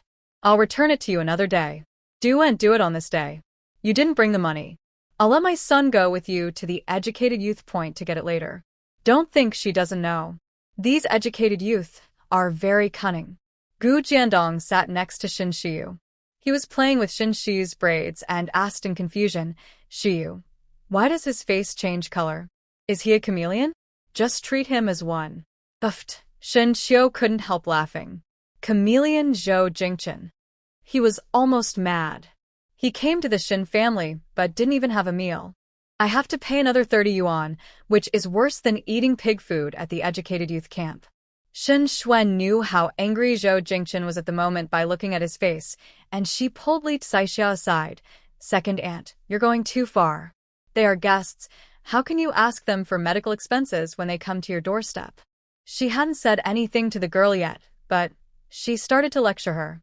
Li Caixia slapped the hand that was pulling her clothes. It's only natural to pay back debts. Oh, is it too much for me to ask you to pay back the money? You are so capable, you paid for him, and you even wanted your mother to cook rice for him.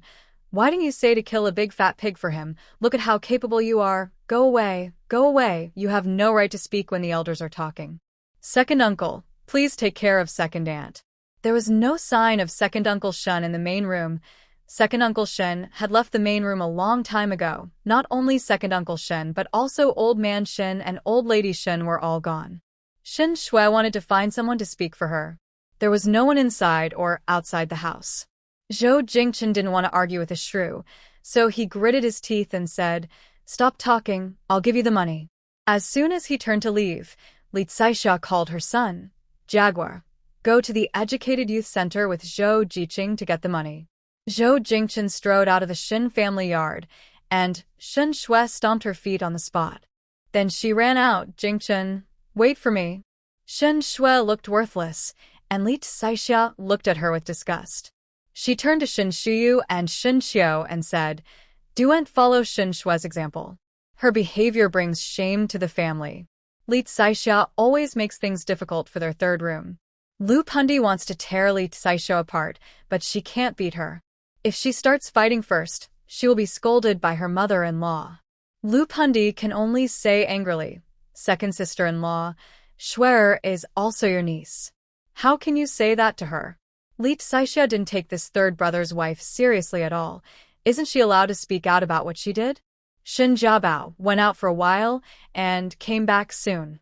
When he came back, he had 3 more big unity notes in his hand. Mom, the money is coming back. Oh, okay, he gave it generously. Mother was afraid that he would default on his debt. Zhou Jingchen wanted to deny the debt, but there was a big guy following him, so he couldn't deny it. He slowly went back to the dormitory and took out 30 yuan. Shen Jiabao stretched out his hand and used a lot of strength to pull the money from his hand. Li Caixia only had 10 yuan in her own pocket money. Now she had 30 yuan in her hand, and she felt a little bit proud. After holding it for a while, she satisfied her desire to hold a huge sum of money and went to old lady Shin's room to hand over the money. Mom, Jagua has brought the money back. You keep it. Old lady Shin put the money away, looked at the second son's wife with admiration, and took out 50 cents from another pocket and gave it to her. Here, this is for you. Buy whatever you need. Thank you, mother. Li Caixia was happier with the 50 cents than with the 30 yuan. The 30 yuan had to be handed in, and the 50 cents was her own private money. Zhang Tsuetsue looked at the 50 cents in the second brother's wife's hand and began to regret it. If she also asked Zhou Jiqing to pay back the money, then she also has 50 cents, right? The mother-in-law is the head of the family. If the family is short of something, they can ask her mother-in-law for money and she will give it to them, but she doesn't give much. It's hard for them to save some money privately. Lu Pundi didn't know how aggrieved she was. Her daughter brought guests back, and her mother-in-law didn't take out the key to cook for her. She also let Li Caixia ask her to pay back the money, trampling on her daughter's face on the ground, not leaving her face at all. She was so mean. She was full of resentment in her heart, but she didn't dare to complain to her mother-in-law and lowered her head and went back to the house. Li Caixia snorted. "Who are you showing your sad face to all day long?" Zhang Tsuetsue sat next to her mother-in-law and talked to her about Zhou Jingchen. "Mom, this Zhou Jiqing doesn't seem to be very good. Our family saved his life after all, but he didn't show any appreciation. If it weren't for my second brother's wife asking him to pay back the money, he probably wouldn't even pay it back. He just said thank you with his mouth and he came to our house at dinner time. I have never seen such a person and he came from Kyoto, but he doesn't know any etiquette. People saved your life, not to mention you have to bring expensive gifts when you come to their house. You can't come empty-handed. It's okay to come empty-handed. And you came at dinner time. It's obvious that you came to eat for free, and you said thank you to them lightly, but there is no sincerity at all. It's not that Zhang Tsuetsue wanted to receive gifts, it's just that Zhou Jiqing's behavior made people feel uncomfortable. Of course, her stupid niece was also stupid. She asked the other person to come for dinner as soon as she met him. Xin Shui, who was called stupid by Zhang Tsuetsue, was apologizing to Zhou Jingchen at the Jiqing point. "Jingchen, I'm sorry, I didn't know my second aunt would be like that. She is a countrywoman who doesn't know anything. Don't bother with her." "Xin Shui, don't say any more. I'm a little tired now. You go back first."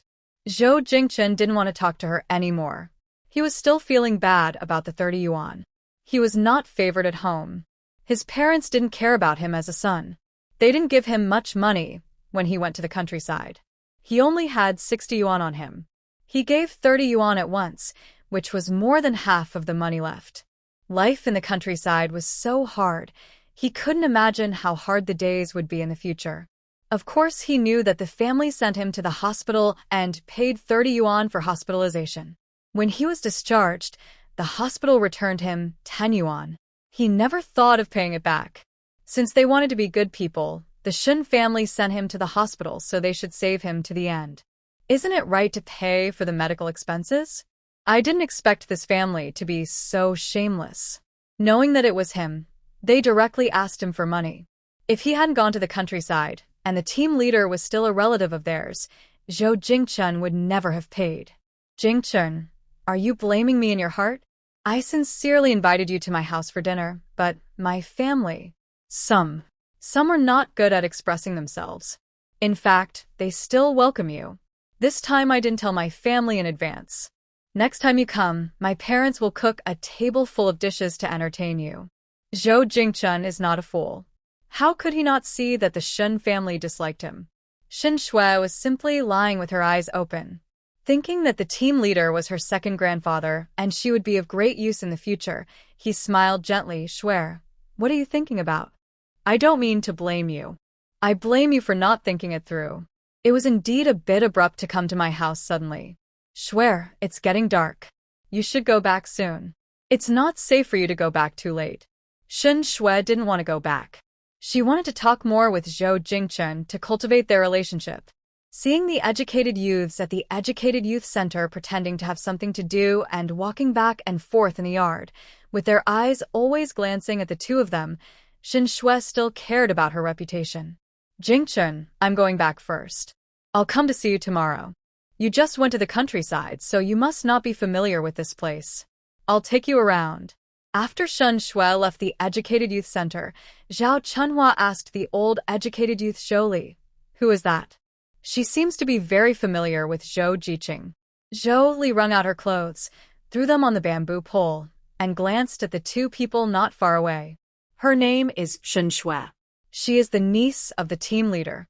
I don't know how she knows Zhou Jiqing." It must be that Shen Shui saw that Zhou Jiqing was good-looking, so she came up to get to know him.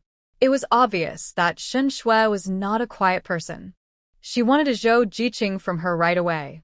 She was the one who fell in love with Zhao Jiqing first, and she would not let a village girl a man from her. Zhou did not reply to her at this time, and went back to the house with the basin. Zhou Jingchen didn't have any strength at all because he didn't eat enough in the morning and at noon, and he didn't have dinner either. He wanted to go back to the house to find something to eat, but Zhao Chunfeng came up to him and said, "Zhou Jiqing, you haven't eaten yet, right? I have 2 egg cakes here. Do you want to eat?" Of course, Zhou Jingchen wanted to eat, but he didn't take them right away. He asked her with concern, "Thank you. Zhao Jiqing, have you eaten?" Zhao Chunhua bought these 2 egg cakes at the supply and marketing cooperative today. He didn't eat any of them because he was afraid that he wouldn't eat them. Zhao Chunhua smiled and said, "I ate them. I bought too much, and I can't finish them." Zhou Jingchen was very hungry now and didn't bother to be polite. He took the egg cakes and said, "Zhao Jiqing, I'll treat you to a meal at the state-owned restaurant later. We are all comrades. We should help each other when we go to the countryside. There's no need to be so polite." The old educated youth Zhou Taozi and Chen Hong rolled their eyes while lying on the Kong. She still can't finish it. She was reluctant to share a small piece of egg cake when we asked her to. She just went to the countryside and doesn't know how to be sensible. If she needs help from us old educated youth in the future, we won't help her. Shen Shui returned home. Shen Shiyu and others had just returned from outside and moved the remaining food back. Gu Jiandong's food was placed in his room. Shen Shiyu gave him a key and told him to remember to lock the door when he was not in the room. Shen Shui felt uncomfortable after hearing this. "Sister, we are all family. Who are you guarding against when you asked him to lock the door?" Shen Shiyu was lying leisurely on the recliner and said nonchalantly, "Of course I'm guarding against you. Who knows if you will steal food to subsidize your Zhou Jiqing?" Shen Shui was furious. "Shen Shiyu, You. What? are you angry? Come and hit me if you are angry." Gu Jiandong thought that Shen Shui really wanted to hit Shen Shiyu, so he stepped forward and pushed Shen Shui away. "Ugly woman, don't try to bully Shiyu." Although Gu Jiandong was stupid, he was an adult after all and a martial artist, so he was very strong. After being pushed by him, Shen Shui fell flat on her face, and she knew it was painful just by hearing her scream. "Ugly woman, don't try to bully Shiyu while I'm here." Gu Jiandong put his hands on his hips angrily, and he looked so cute. Shen Shiyu waved her hand and asked him to lower his head, and Gu Jiandong did as she said. So good.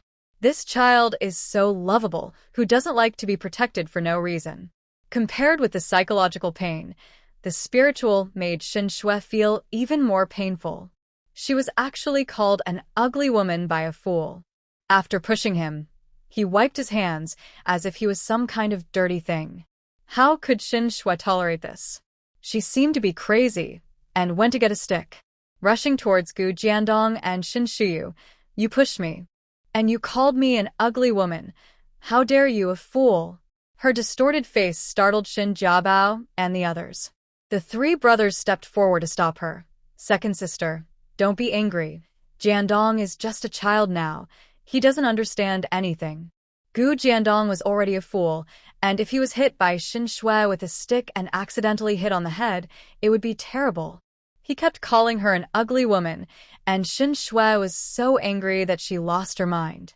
This face of hers was the thing she was most proud of. If she just went out for a walk, there would be no young man in the team who would not want to marry her. This was the first time in her life that she heard someone say that she was ugly. This sentence was so hurtful that Shen Shui wanted to eat Gu Jiandong alive. "Big brother, second brother, third brother. What do you mean? Just now a fool pushed me, and you didn't stop him. Now you want to help Gu Jiandong. Who is your sister?" Shen Jiabao wanted to stop them, but Gu Jiandong moved too quickly. By the time they reacted, Shen Shui had fallen to the ground. "Second sister, Gu Jiandong doesn't know anything. Why are you arguing with him? He's just a kid and can't stop talking." Shen Shui. Shen Shui was furious, and her strength was greater than usual. Shen Jiabao and the others tried to stop her. Gu Jiandong hid behind them and made faces at Shin Shui. Lulu, Lulu, ugly woman, ah. Idiot, I'll fight you. The scene was chaotic for a while. Gu Jiandong squatted beside the recliner and whispered to Shin Shiyu, Shiyu, let's not look at that ugly woman. If we look at her too much, we will have nightmares at night. He thought he was whispering to Shin Shiyu, but his voice was too loud. Shin Shui heard every word. She wanted to hit Gu Jiandong, but was stopped by her 3 cousins. She couldn't vent her anger and passed out. Several children in the yard were making a lot of noise outside, but old lady Shin and the others didn't care. They were all sensible children, and they just let it go after a few words and didn't come out to intervene. Uncle Shun and Lu Pundi were busy with work. They also wanted to have another son. Whenever they were free, they would work the Kong. They heard their daughter's screams, but they were too busy to take care of her. Shin Qiu saw that her second sister had fainted and didn't know what to do. Brother, do you want to carry our second sister to the barefoot doctor? Chun Qiu slowly got up from the recliner. No need. Just pinch her in Zhong Point. Chin Qiu pinched her, and Shin Shui slowly woke up. Chin Qiu, what are you doing? She was awakened by the pain. She felt that Chin Qiu wanted to take her life while she was unconscious. How could she not feel pain? Chin Qiu used a lot of force. Shin Shui called Gu Jiandong a fool. It was good enough that she didn't give Shin Shui 2 nose pads. Second sister, don't be so mean to your eldest sister. You fainted just now, and it was your eldest sister who woke you up. Otherwise, you would have to go to the barefoot doctor, and it would cost more money. Shin Shui. She really didn't want to stay in this house any longer. Everyone was on Chin Qiu's side, and she just played dumb when they bully her. Shin Shui woke up, but Chin Qiu was too lazy to pay attention to her. She called Gu Jiandong to brush his teeth, wash his face, and get ready for bed. Gu Jiandong listened to Chin Qiu very much. He brushed his teeth obediently and went to sleep on the Kong with his tiger doll. Shin Jiabao and the others comforted Shin Shui for a while, and then went back to their rooms to sleep. Shin Shui also wanted to go back to the room to lie down. There were too many mosquitoes in the yard, and she was bitten several times. The door of the house was bolted by her parents, and she couldn't get in. She didn't want to go to old lady Shin's room, so she cried and fed mosquitoes in the yard for an hour and a half. Lu Pundi finally opened the door. Shui, why are you crying? Did Chin Shiyu bully you again? So, what if it was Chin Shiyu who bullied me? You guys didn't help me. After wiping his daughter's tears, Lu Pundi began to complain. Shui, you know that your father and I are useless and have no say at home, so we have to let you suffer. Shin Shui didn't want to listen to what her mother said at all. Mom, I'm going to take a shower. Where should I put the towel I got for you? Jing Chun bought it specially for me from Kyoto department store, and I will use it tonight. Chun Shiyu has 2 towels, one for wiping her face and one for wiping her feet. She now has her own towel. Her towel is better than Chin Shiyu's. Lu Pundi hesitantly said, Shui, that towel. Mother has put it away. Shin Shui knew her mother so well that she didn't believe it at all. Mom, where did you put the towel? She didn't say anything, so Shin Shui went back to the house to look for it and made the house a mess. Fortunately, Uncle Shun was asleep, otherwise he would have scolded her. Not finding it in the house, Shin Shui came out to look for it again. After searching for a few rounds, she found the towel hanging in the bathroom. It was wet, and you could tell at a glance that it had been used. Mom, who used this towel? The towel we were using was torn into strips. I took it out and gave it to your dad when he was taking a bath. Mom, this towel is mine. Jing Chen bought it for me. Why are you giving it to my dad? What's wrong with giving it to your father? It's not like you can't use it. Supplies are scarce these days, and many families use only one towel for the whole family. The Shin family is relatively good. They don't just use one towel for the whole family. Each of their 3 families has a towel. She emphasized, this towel is mine. She hadn't used the towels from Kyoto department store yet, but her father had used them first. So, what if they're yours? You're my child, so why should I need your towel? A towel? The mother and daughter started arguing. It was only when old lady Shin came out to the toilet and said a few words that the 2 returned to the room. But when they returned to the room, they both cried. Shin Shiyu slept well all night, and when she opened her eyes, she still saw a big head. Gu Jiandong tilted his head and imitated the way she opened her eyes, blinking, revealing his big white teeth. Shiyu, you finally woke up. Chun Shiyu touched her hair. Well, Gu Jiandong had already braided it for her. Today she had 2 pigtails. The pigtails were quite fluffy and looked better than the ones she had braided. They went out of the house and went to brush their teeth together. Chun Shiyu brushed the upper part, and he also brushed the upper part. Chun Shiyu gargled his mouth, and he also gargled his mouth. Old Mrs. Shen poked her head out of the kitchen and found it funny to see the 2 children brushing their teeth. Grandma, what are we going to eat today? Gu Jiandong also asked Grandma Shen, what are we eating today? He was hungry, so he touched his stomach and looked into the pot. There's egg custard. I like egg custard. Egg custard is exclusive to Chun Shiyu, and now there is also Gu Jiandong. For breakfast, the Shin family had multi-grain pancakes, while Chun Shiyu and Gu Jiandong had egg custard and multi-grain pancakes. He really can eat a lot. He ate 10 pancakes. When Chun Shiyu asked him if he was full, he said he was half full. Jiandong, you're not full yet, eat a few more. Grandma Shen will make more later. How could Gu Jiandong be polite? Shiyu said that this was his second home. He could eat whatever he wanted and do whatever he wanted. Seeing him eat so much, the other members of the Shin family were surprised, but they didn't say anything. He was just eating his own rations, so what could they say? Saying it will make the old man or old lady unhappy. After breakfast, Gooden, Haiden, and other children came to play with Gu Jiandong. Shin Shiyu told them not to run too far and asked Gu Jiandong to follow them out to play. Gu Jiandong ran out of the door, turned around and didn't see Chun Shiyu following him, so he ran back. Shiyu, don't you want to play with us? I'm not going, you have fun with them. She had to go to the black market today and couldn't take him with her. Okay then. Chun Shiyu sat at home for a while, picked up the backpack and went out. This time she didn't ride the ox cart because it was too bumpy. Although walking was a bit slow, at least she didn't suffer.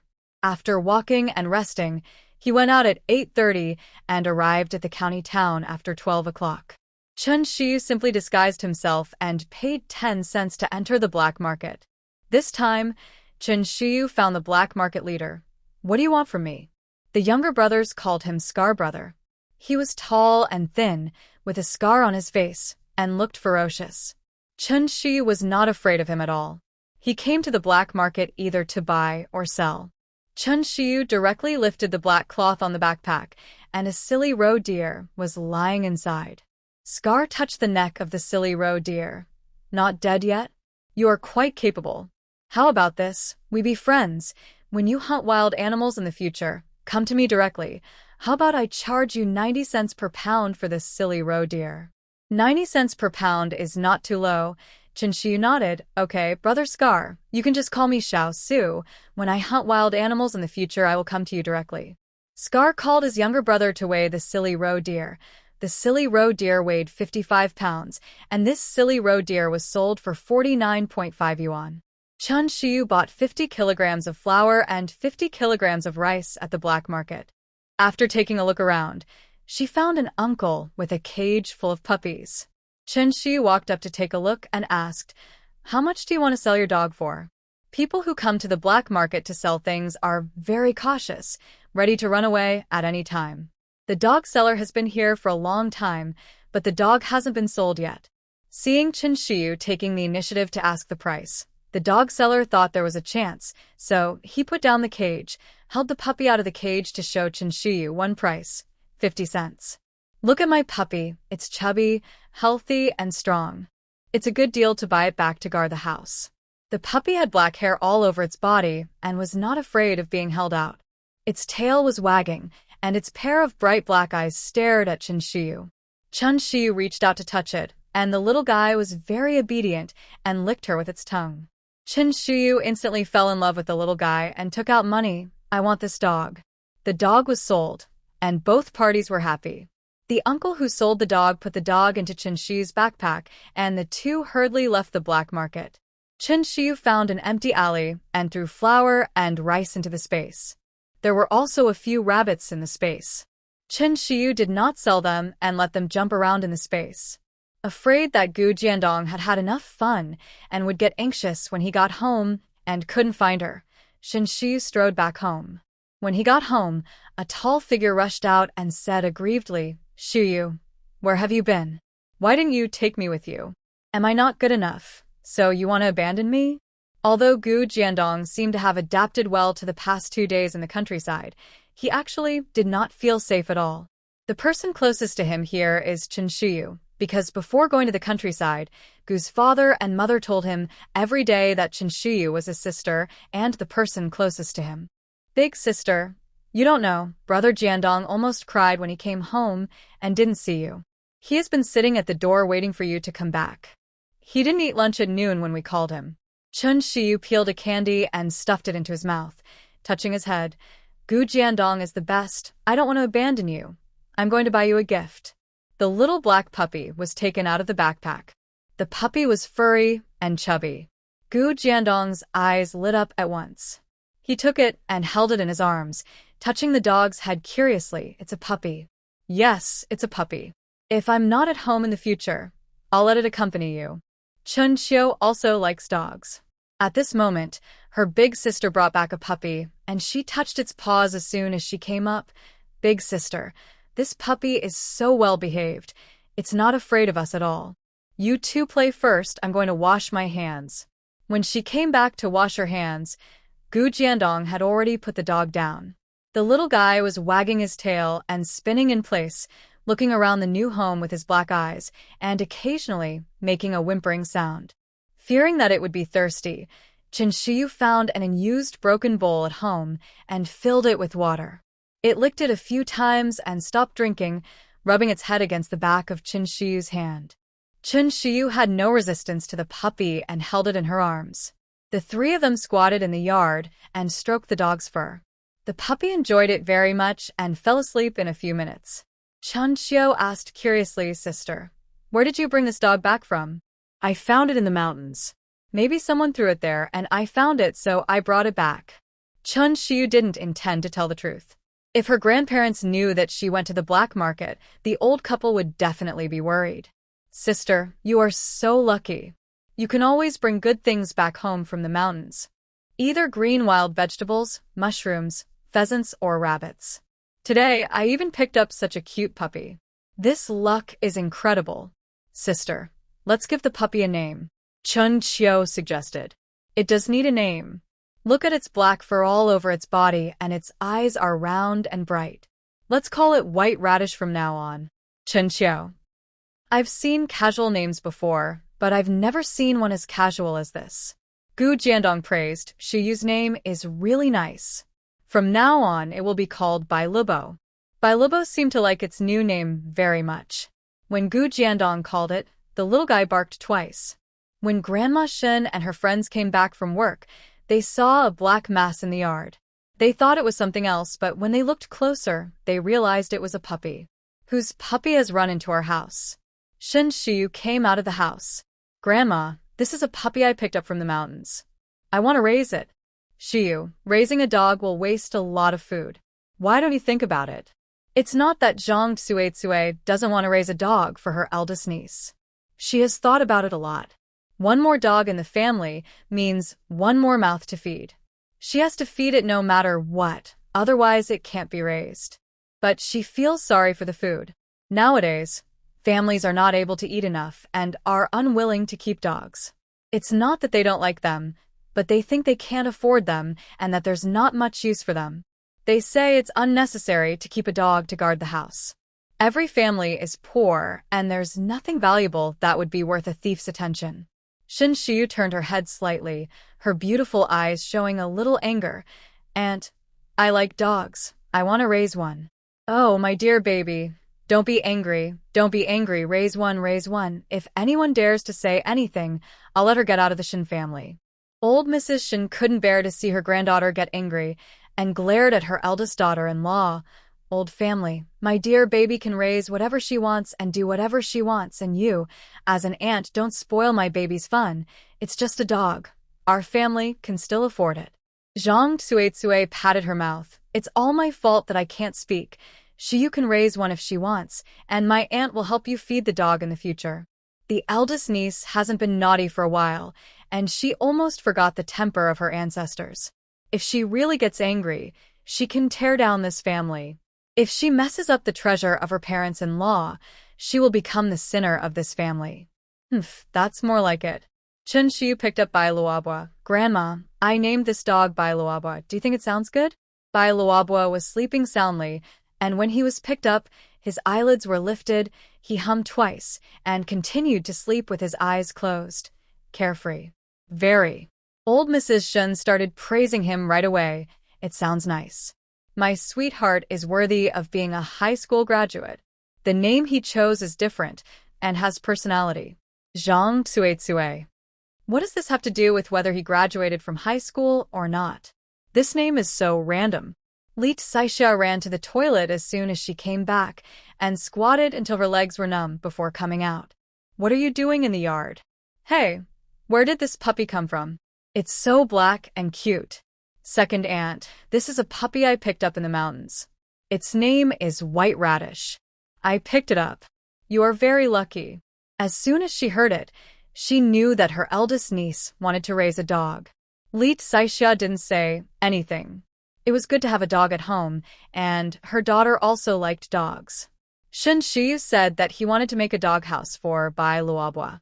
Upon hearing this, Mrs. Shun assigned the task to her eldest son. Big brother, there are a few wooden boards at home. You can build a house for Bai Luobua. Building a doghouse is not a difficult task. Uncle Shun arranged it in half an hour. Shiyu, come and take a look. Uncle Shun has some carpentry skills. The wooden boards were rough, so he specially planed them. At first glance, the doghouse looks quite fine. Uncle, this doghouse is so nice. No wonder my grandma said you are the most prudent and reliable person in our family. You always tell the truth. Uncle Shun was flattered by his niece's praise.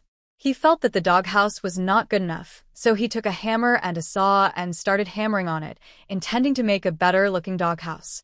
The White Radish is only about 2 months old. It still has a milky aroma and is plump. Everyone in the family likes it. Usually Shun Jiabao, Joey, and Jiagua would chop firewood when they came home.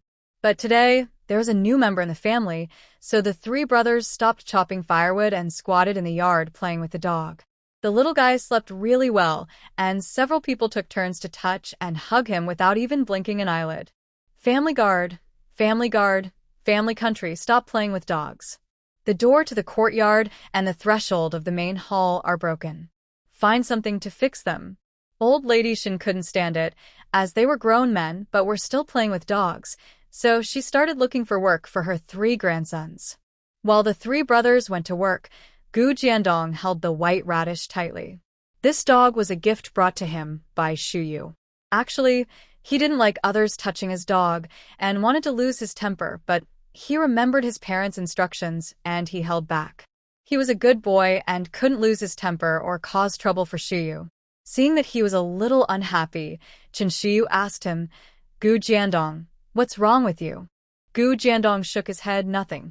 Chen Shiyu thought for a while, pulled him into the house, closed the door, and asked Gu Jiandong to sit on the Kong.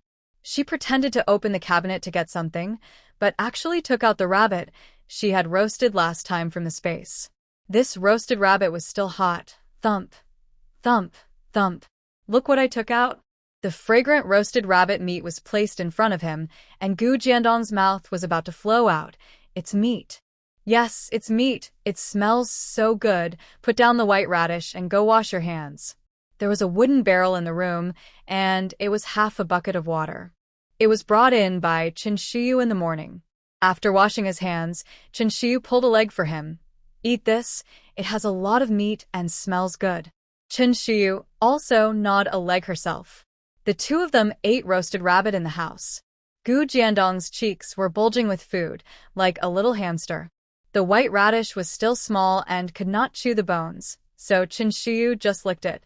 The little guy had been drinking milk since birth, and now he felt a different taste and felt it was very strange. He barked, and you could tell from the sound that he was very happy. Most of the roasted rabbit went into Gu Jiandong's stomach, and Shin Shiyu only ate the leg. After eating the meat, Gu Jiandong had forgotten all his unhappiness, and now he was like a happy big dog. Shiyu, this meat is so delicious. After saying that, he licked his greasy fingers with an unsatisfied look. This was the most delicious thing he had eaten since he went to the countryside. Shiyu was so kind to him. It's delicious. I'll grill it for you later. But you can't tell anyone else about eating meat. If you tell others, we won't have meat to eat. I won't tell anyone. I listened to Shiyu. After eating, she asked him to wash his hands and poured 2 bowls of water for him to rinse his mouth. Only after making sure that there was no taste in his mouth did Shin Shiyu open the door. After eating the meat, Gu Jiandong was half full. For dinner, he had a bowl of corn porridge and was full. Grandma Shen was afraid that he did not eat enough and would be hungry in the middle of the night, so she said she would serve him a bowl. Gu Jiandong touched his stomach and said, "Grandma Shen, I'm full. I don't want to eat anymore." Shin Shiyu ate some vegetables and said she was full after half a bowl of corn porridge. After they had eaten, they sat in the yard to enjoy the breeze. Gu Jiandong saw that there was a lot of firewood that had not been chopped in the woodshed. After thinking about it, he walked to the woodshed with the white radish in his arms, sat on a small stool, touched the white radish's head, put it aside, picked up the axe, and chopped it. One by one, the wood was split into 3 pieces. Shin Shiyu was still worried that he would hit himself with the axe, and just when he was about to tell him to put down the axe, he saw him chopping wood with great ease, and the axe was left with only an afterimage. The Shin family members came out after hearing the noise, and were surprised to see how skillfully he chopped wood. Oh, this child is so hardworking. This child is so energetic. Gu Jiandong had only been chopping for half an hour when he had almost finished chopping all the large pieces of wood. The more Zhang Tsuetsue and Li Caishao look at Gu Jiandong, the more they like him. Although this child is naive, he is a very capable person. No one in the family expects him to help with the housework. If they don't expect him to help, it's another matter if he takes the initiative to do it. Look how popular this child is. With the comparison, the 3 brothers Shen Jiabao felt miserable. Old Lady Shen thought that the 3 brothers were slacking off before. Look at Jiandong, look at you guys, it makes me angry just looking at you. There is only such a small amount of firewood, and you have not finished chopping it even after 10 days or half a month. Jiandong is alone, and it has only been a short while, and he is almost finished chopping it. We are all grown men, so why is there such a big gap? The 3 brothers felt miserable. Gu Jiandong's speed of chopping firewood was totally against common sense. How could they compare with him? They could not compare at all. After the firewood was chopped, Shin Shiyu told Gu Jiandong to rest on the recliner for a while because she was afraid that he would be tired. "I'm not tired at all. I still want to work." Shin Shiyu. It was the first time she heard that he wanted to work. It was the first time that Old Lady Shin and the others heard that these days, if it wasn't for the need to have something to eat, everyone would want to eat and sleep. Seeing that Gu Jiandong looked uncomfortable unless he worked, Shin Shiyu pointed to the water bucket in the corner of the yard and said, "Let's go fetch some water. The water tank at home is almost out of water." It was too expensive to dig a well, so Old Man and Old Lady Shin were reluctant to spend money. The water for the family was obtained by the 3 uncles who took turns to fetch water from the brigade headquarters every day. The trip back and forth was very tiring. "Then go fetch some water." Gu Jiandong picked up the bucket, pulled Shin Shiyu, and ran out. The water tank at home had to be filled 5 times, and Shin Shiyu accompanied him running back and forth. When the water tank was full, Shin Shiyu was afraid that he would say he still wanted to work, so she quickly called him to take a bath. "Gu Jiandong, it's too late. Go take a bath." Zhang Tsuetsue had already filled the water for him, so he could take the clothes and wash. Shin Shiyu wanted to go back to the room and lie down, but Gu Jiandong wouldn't let her. He would only let her take a bath if she had to sit outside the bathroom. "I'll be waiting outside. Go wash up." Sometimes it's not good for children to be too clingy. Shin Shiyu was playing with a white radish outside the door while listening to the eldest and second aunts gossiping. "I heard from Aunt Pang that her son is going to marry a wife, and the wife is an educated youth." Educated youth? Which educated youth? Is it the one from our team? Yes, she is from our team. Her name is Jiang Huahua. She is very rich. She asked for 100 yuan for the bride price and a bicycle. Li Xixia's eyes widened. So much for the bride price? Can Aunt Peng agree to it? This is not marrying a wife. This is marrying an ancestor. In their village, the bride price is generally 10 or 20 yuan. It is considered prestigious to be able to come up with 10 or 20 yuan for the bride price. Many families would marry a girl by giving a bag of grain. Aunt Peng didn't want to agree, but she had no choice. Her son and Jiang Jiqing went into the grove. If she didn't give the bride price, Jiang Jiqing would sue Heping for being a hooligan. These past few days, Aunt Peng has been scolding Jiang Jiqing at home, calling him A. It's no use scolding him. He has already gone into the grove. How serious is his crime? He might be shot. Can she just watch her son being shot? She can only compromise. Aunt Peng's family has been worried about the bride price these days. 100 yuan for the bride price and a bicycle. Zhang Tsuetsue also felt that it was too much to ask for. They were country people and could not earn much money a year. There were many children in the family, and after deducting expenses, they could hardly save any money. Where could they get such a large bride price? Heping looks like an honest kid. Why did he go into the woods with the educated youth? So, what if he's honest? He's just a hot-blooded guy. The educated youth Jiang can charm him with just a few glances, and he'll do whatever he's told to do. Zhang Cuice thought that the silly kid might have been tricked. TSK, we have to warn our 3 boys to stay away from those female educated youth. 100 yuan for the betrothal gift and a bicycle. Their family couldn't afford it. Chun Shiyu listened attentively, crackling the melon seeds in his hand. Jiang Huahua? This name sounds familiar. In the original plot, this person couldn't stand the heavy farm work and felt there was no hope of returning to the city. Later, she used some means to marry Aunt Fat's son Fong Heping. In order to marry her, the Fong family suffered a lot of hardship. When Fong Heping's 3 younger brothers reached the age to marry, the family could not afford the money, and there was no extra food. They had to wait until they were in their 30s to get married. At this age, the wives they married were either fools or widows. The 3 younger brothers hated Fong Heping so much that they turned against each other. Jiang Huahua, their sister-in-law, was not an easy person to deal with. Life in the Fong family can be described as a mess.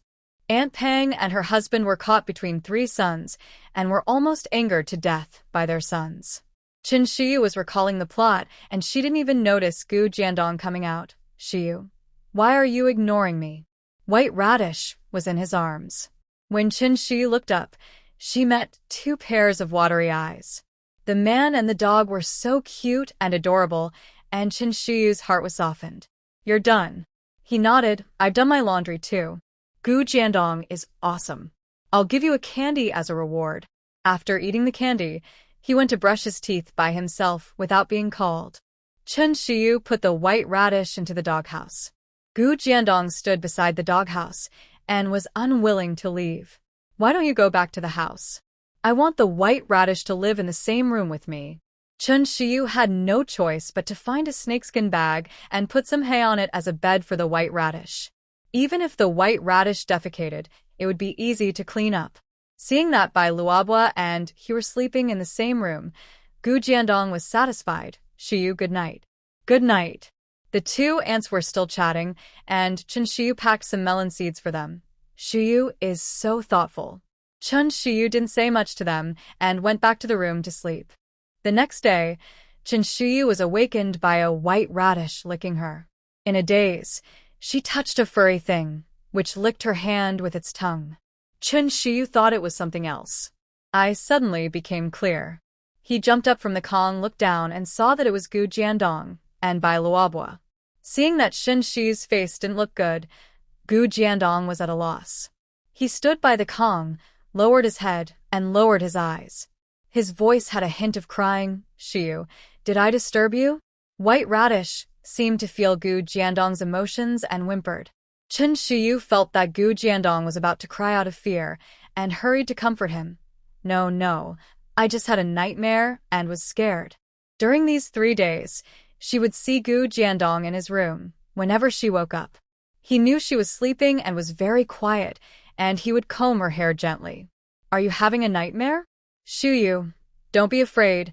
I will protect you and help you defeat those bad guys who bullied you in your dream. Gu Jiandong waved his fist angrily. Okay, I'm not afraid as long as Gu Jiandong is here. Gu Jiandong had already braided her hair.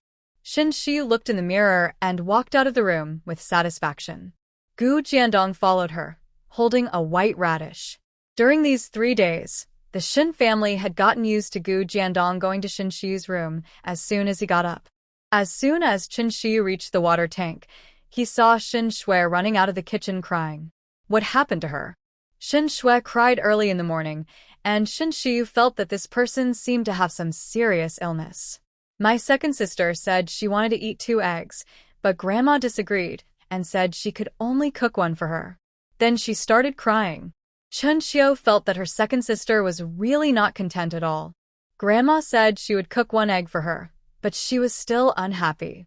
Not only was she unhappy, but she also cried, as if her grandma had hit her. Crying early in the morning, anyone who saw this would feel upset. Old Mrs. Shin didn't indulge her. She didn't get any eggs and only left a steamed bun for her for breakfast. Shin Shui was unwilling to accept the defeat, but she did not dare to challenge Old Lady Shin. She could only pick up a steamed bun and start to eat it. She looked like she was about to cry, and her bright face made her look. It's quite pitiful. If she cried like this outside, the young men in the team who had a good impression of her would have been heartbroken. But this is the Shin family, and the Shin family members have long been fed up with her crying at the slightest provocation. Gu Jiandong was like a curious baby, staring at Shin Shui crying.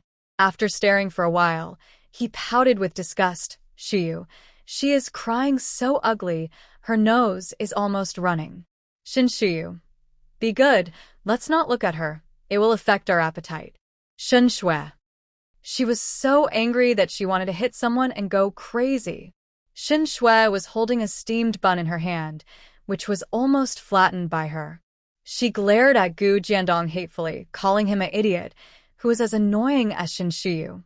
Gu Jiandong is really good at finding a backer for himself. He hid behind Old Lady Shin and said, Grandma Shin. She glared at me.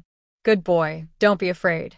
Old Lady Shin gave Shin Shui a sharp look, and Shin Shui became obedient. Lu Pundi began to feel sorry for her daughter. Mom, it's just 1 steamed bun. How can Shui be full? Shin Shiyu and Shin Xiu both have eggs in their bowls, but my Xiao Xue doesn't. We are all granddaughters. You treat us too differently, or you think I didn't give Xiangxi a son, so you don't like Shui. Old thirds, you don't want to eat it either, right? If you don't want to eat, then go to work and don't make trouble for me so early in the morning. I can give eggs to whoever I want, and I don't owe you anything. As for whether you can give birth to a son, I don't care about you, old lady. I have plenty of grandchildren. After saying that, Old Lady Shin put away Lu Pundi's bowls and chopsticks, not even leaving her half a steamed bun. Zhang Tsuetsue and Li Tsaixia were gloating in their hearts. Their third sister-in-law was both talkative and unsophisticated. She knew that she would make her mother-in-law angry if she spoke out, but she still said, That's good. There's no breakfast left. Lu Pundi's desire to divide the family reached its peak at this moment. With my mother-in-law in charge, the 3 girls in the 3rd room have a very miserable life.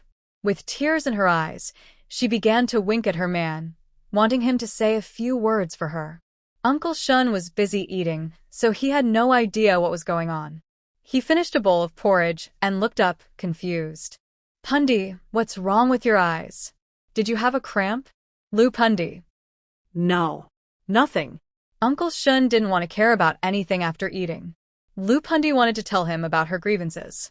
Her father. Uncle Shun interrupted her. Pundi, talk to me tonight, if you have anything to say. The work bell has rung. Don't be late for work. He patted his, picked up the, and went to work.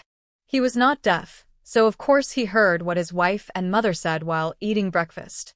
Both of them were his closest people, and he didn't want to offend either of them. 3 days have passed, and today Gu Jiandong also has to go to work. Shin Shiyu is afraid that he can't adapt, so he goes to the threshing ground with him. The threshing ground is quite large and is where the team gathers every day. Every day when going to work, the team leader will assign tasks and let members know what work they need to do that day. It was the first time for the new educated youth to do work, and the team leader Shin Erju took good care of them and assigned them to pull weeds, a job that even a 3-year-old child could do. Gu Jiandong was assigned to cut grass for pigs.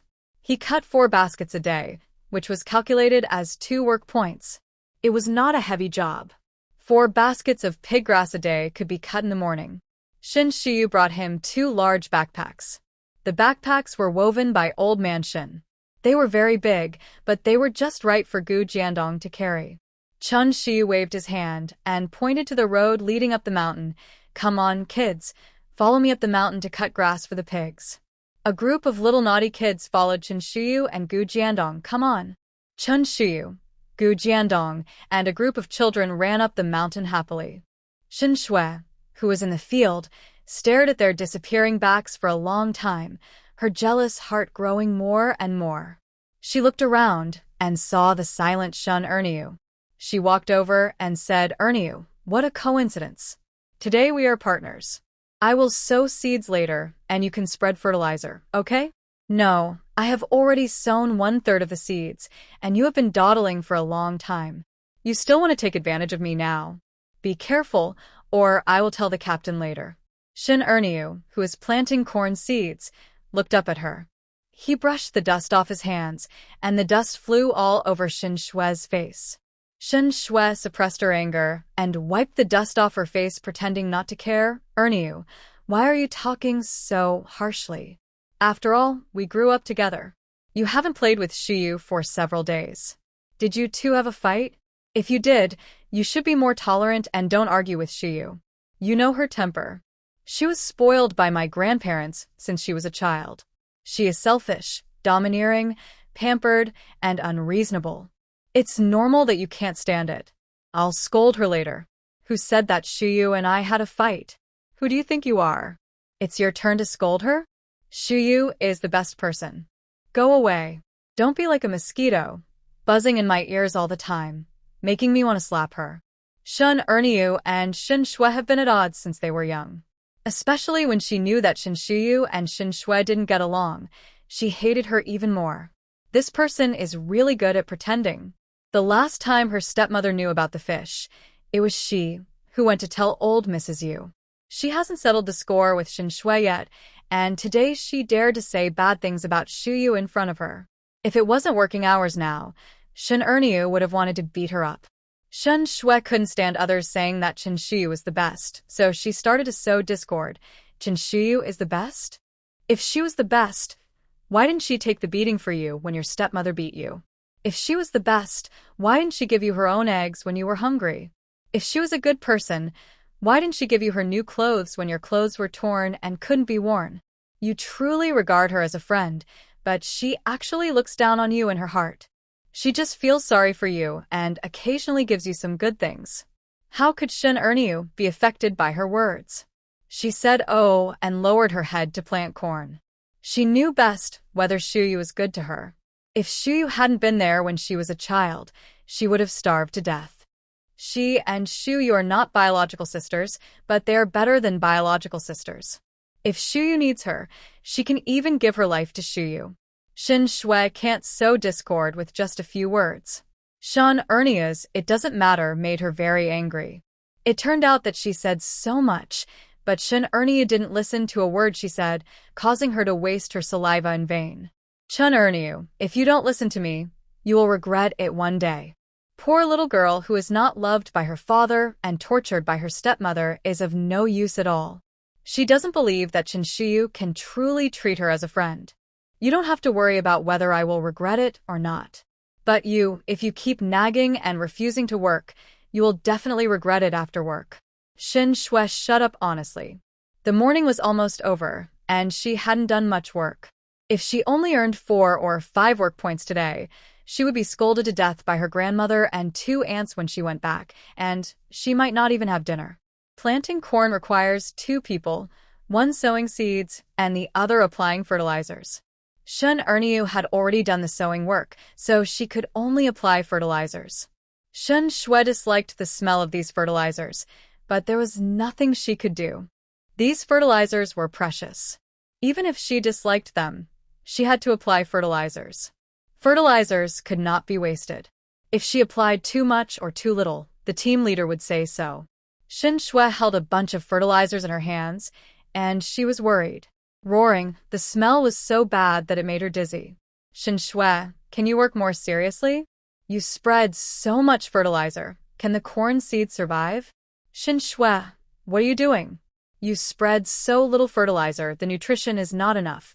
How can the corn grow well? Shin Ernia's voice was quite loud. The team leader came over and pointed at Shin Shui and criticized her. After being scolded, Shin Shui worked much more seriously. Shin Ernia didn't even have the chance to find fault. Shin Shui was applying fertilizer on the field, feeling so miserable in her heart, while Chen Shiyu and the others were having so much fun on the mountain. Once on the mountain, Gu Jiandong was like a pig that had rushed out of the fence. Every blade of grass and every tree in the mountain felt new to him.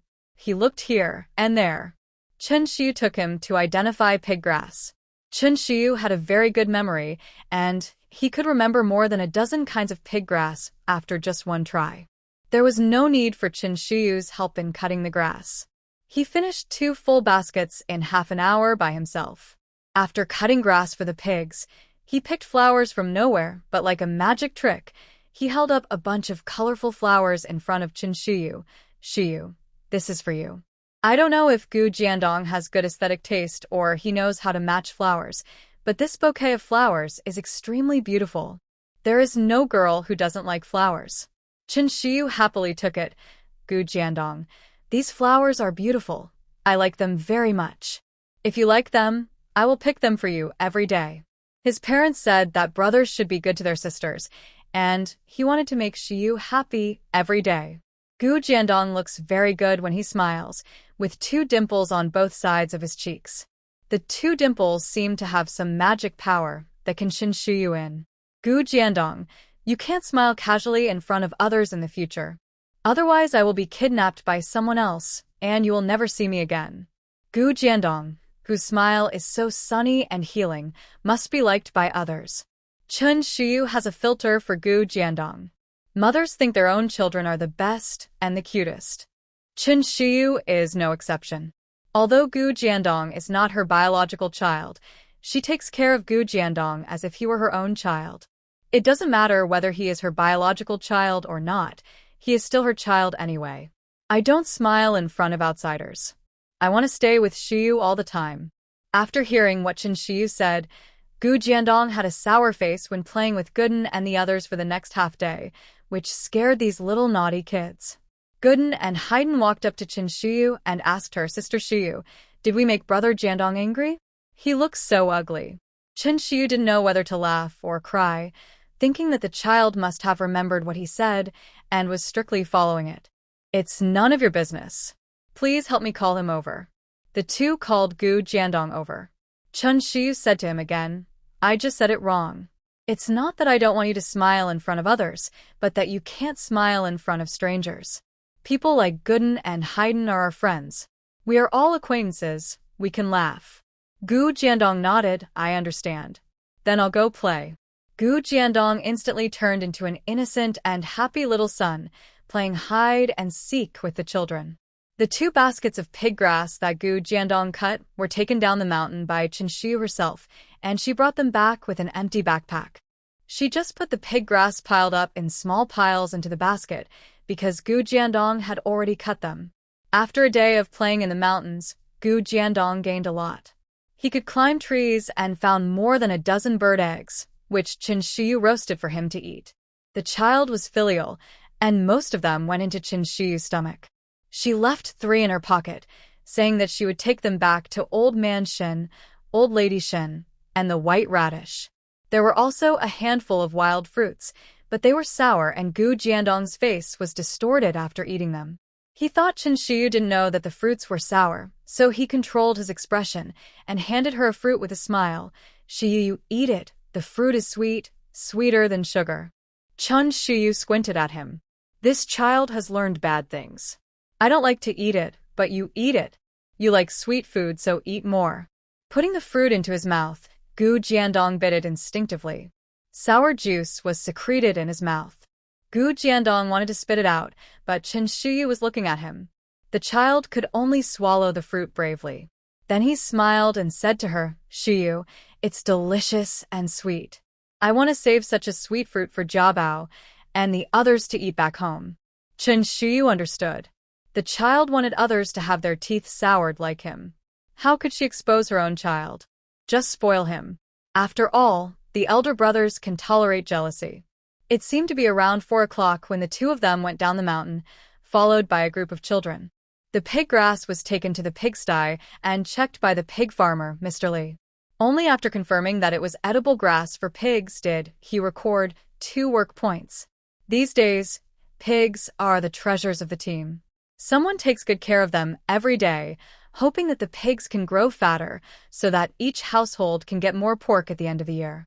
After working hard for a whole year, the family can have a good new year. Their team only raised 3 pigs. The commune would not provide enough for more, nor could they afford to raise more. Pigs not only eat grass but also eat grain. After handing in the pig feed, everyone got off work. On the way back, Chun Shiyu saw many ants and ladies running towards the educated youth site. One lady ran so fast that she lost one of her shoes, and she didn't even stop to pick up the shoe. In this situation, without asking, everyone knows that there must be something exciting to watch at the youth league site. She loves to watch lively things. Gu Jiandong, follow my footsteps and run. Chun Shiyu's feet seemed to be on a hot wheel. Gu Jiandong was confused, but he didn't ask much. He just ran after Chun Shiyu. If she was slow, she would be the last one to eat the melon. What's the point? If she, Chun Shiyu, wants to eat, she must eat the first bite of the melon. Chun Shiyu and Gu Jiandong quickly ran to the educated youth site. There were already many aunts and grandmothers gathered there. Chun Shiyu felt that she was still a step slow, as the front row was already filled with aunts and grandmothers. Gu Jiandong, let's squeeze in to watch the fun. He did whatever Chun Shiyu said, and when he saw that Chun Shiyu couldn't squeeze in, he rolled his eyes, showing his beautiful white teeth, and greeted the aunts politely, Sister, can you let us in? How could the aunts not like a polite and good-looking young man? What's more, they were all grandmothers, and being called sister by this handsome boy, they all grinned. Oh, your name is Jiandong, right? We know you. This kid is not only handsome, but also sweet. Come in, come in. Chun Shiyu leaned against Gu Jiandong's face and successfully stood in the C position. She took out a handful of melon seeds from her pocket and distributed a handful of melon seeds to each of the aunts next to her. Auntie, what are you all doing here? Chun Shiyu looked around the educated youth's yard. It was quiet, and there was not even a single person in sight. The dormitory for the educated youth was also very quiet, without any sound, and it didn't look like there was anything lively to see. Aunt Yun Gui on her left is most willing to share gossip with others. Shiyu girl, I can tell you are not well informed just by listening to you, but it doesn't matter. You will understand after I tell you. We came here to see the fun of Jiang Jiqing. Old Fatty said that he'll bring the whole family to Jiang Jiqing to reason with him later. Jiang Jiqing? Is that the one called Jiang Huahua? Yes. Reason? What reason? Didn't you say you were going to get married? Is there something else going on? The light of gossip made Chun Shiyu cute, and her forehead seemed to be saying, Auntie, tell me quickly, tell me quickly. Her look made Aunt Yun Gui's gossip reach its maximum emotional value. She clapped her hands and said, Hey, this Jiang Jiqing, she looks quiet and gentle, but she is quite a piece of. She hooked up with Heping and went into the woods to threaten the Fong family. Not only did she ask for a huge price, but she was also restless and hooked up with Li Laoshi in the cornfield. She even put her hands into Li Laoshi's crotch. Heping and many others saw it at that time. In fact, only Fong Heping saw it. Seeing his beloved girl and his good brother touching hands, Fong Heping's mind went blank and he didn't know how to call for someone to catch the couple on the spot. He only realized it and told his mother about it halfway back home. In order to prevent her son from being caught and imprisoned, Aunt Pang has been trying to find a way to collect money and buy a bicycle ticket. She was so anxious and angry that her mouth had several blisters. Suddenly, she heard her son say that Jiang Huahua was touching hands with Li Laoshi in the cornfield. She was so angry that if she could spit out the anger, she could burn Jiang Huahua to death. She didn't rush to settle the score with Jiang Huahua, but went home to call for help. Chen Shiyu was eating melon seeds with great relish. Oh my God, why is this person like this? Hey, these city people are very cunning, not like us country people who are honest. Aunt Yun Gui said a lot, and Chen Shiyu was listening so intently that he didn't even pay attention to Gu Jiandong next to him. Gu Jiandong stretched out his right hand for a long time, but he didn't see Chen Shiyu share the melon seeds with him. His mouth was as flat as a pancake. There was a humming sound in his nose, and the word "I'm unhappy" was written all over his body. Aunt Chen had no grandchildren at home, so she loved a child like Gu Jiandong who was good-looking and could talk. She couldn't bear to see Gu Jiandong unhappy, so she pulled Chen Shiyu's clothes and said, "Shiyu girl, since you brought someone's child out to watch the fun, you must take good care of him. Look at this child. He looks so aggrieved."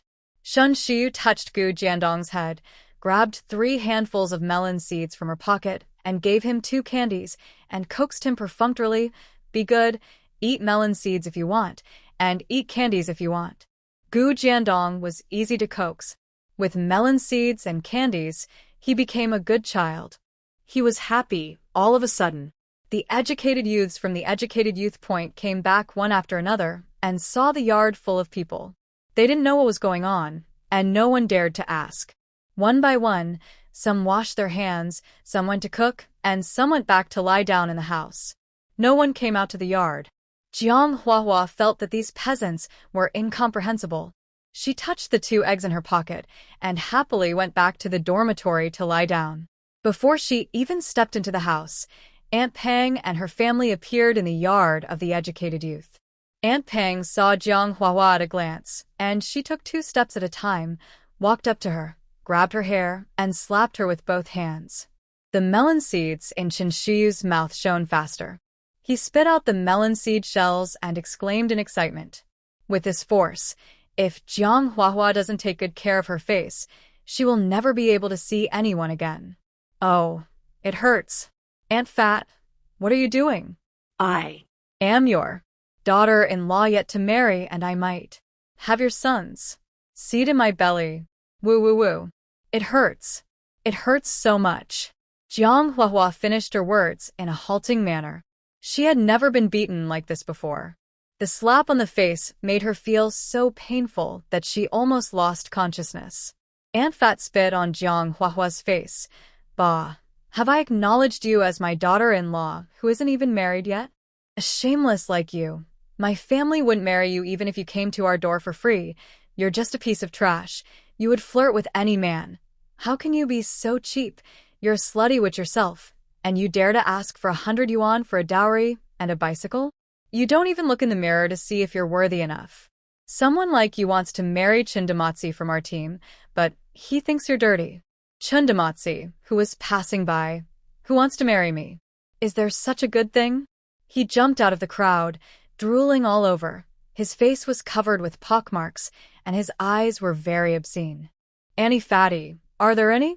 I want them, I don't mind, I just like. Jiang Huahua was almost sick to death, and didn't care about the pain. She used all her strength to break free from the fat ant's hand that was grabbing her hair. Go away, I'm not someone you can dream of. This Chindamatsi was almost 50 years old, older than her father. She felt sick just by looking at him for a second. This disgusting guy wanted to marry her home. It was really a daydream.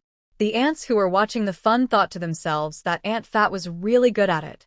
She brought out old seeds to disgust people. Jiang Jiqing was so disgusted that he almost vomited.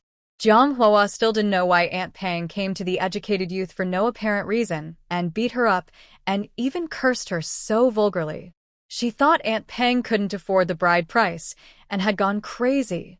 She looked at Fong Heping with disappointment. Brother Heping, what does your mother mean? What do you mean? You just let your mother scold me like this? Don't you want to marry me? If you don't want to marry me, just tell me, and I'll go to the commune to reason with you. Go quickly. You still want to threaten my son at this time. Do you think my Fong family is afraid of you? You are hooking up with people everywhere. My family will report you for having extramarital affairs. You are hooking up with my son and Li Laoshi at the same time. These 2 eggs were given to you by Li Laoshi, right? The 2 eggs that were originally in her pocket appeared in Annie Fatty's hand. Li Laoshi looked evasive in the crowd. Jiang Huahua was shocked and knew that this was a bad thing. I'm afraid the Fong family will find out. Jiang Huahua was extremely panicked, but she pretended to be calm on the surface. What do you mean the eggs were given by Li Laoshi? I don't understand what you were talking about. Don't let your Fong family make up stories about me just because you can't afford the betrothal gift. Brother Heping and I are truly in love. At most, I don't want the betrothal gift and the bicycle. As long as she didn't admit it, no one could do anything to her. She looked at Fong Heping lovingly. Fong Heping was still a little young after all, and he made amends for her in his heart, thinking that maybe Huahua didn't betray him. Maybe he was too tired from work and his eyes were dazzled. Huahua had always been a very good girl.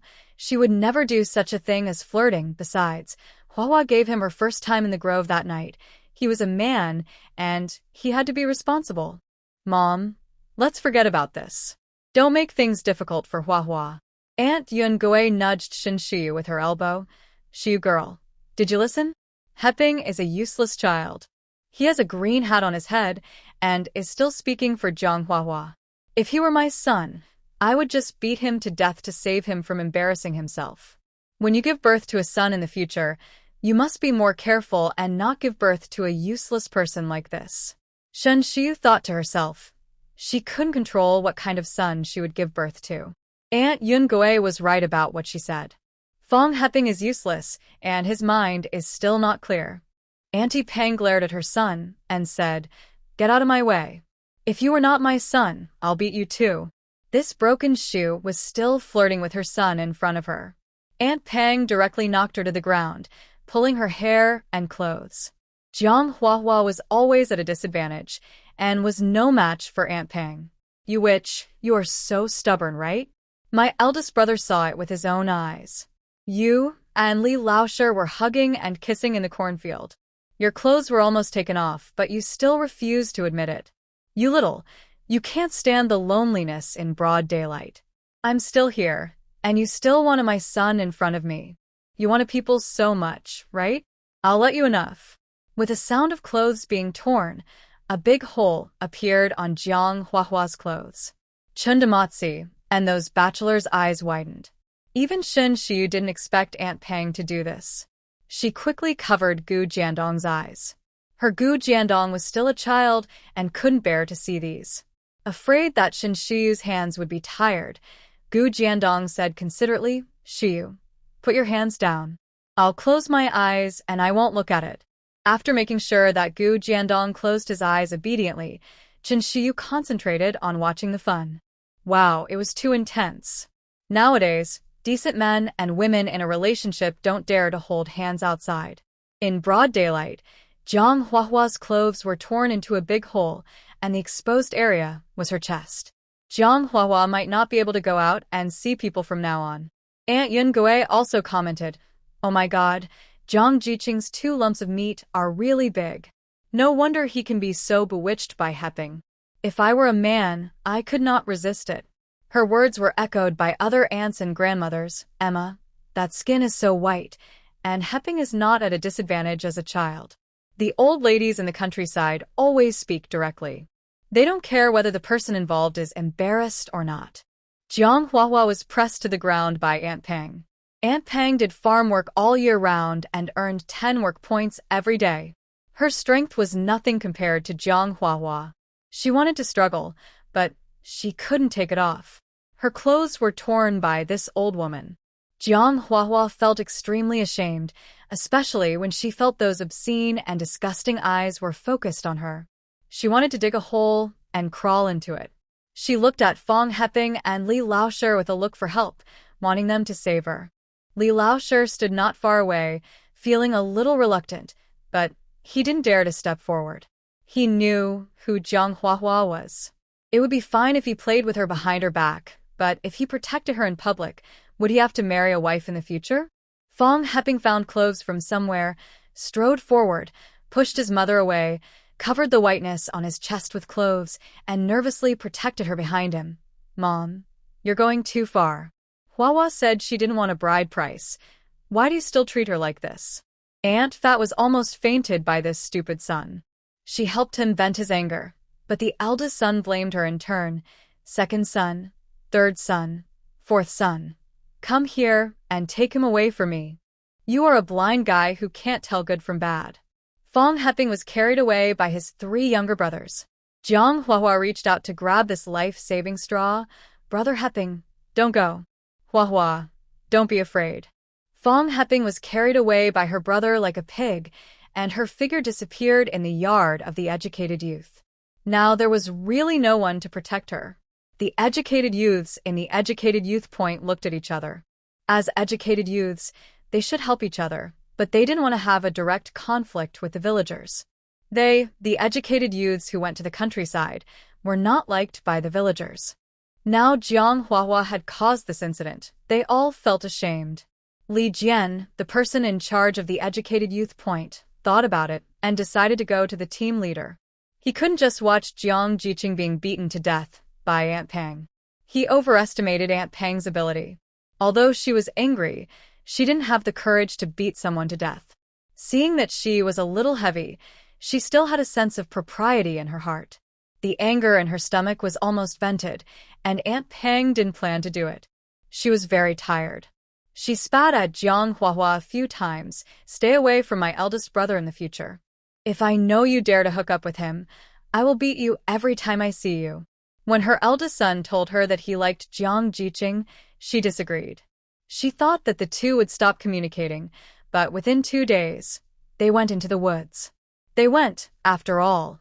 It was her son who took advantage of the girl.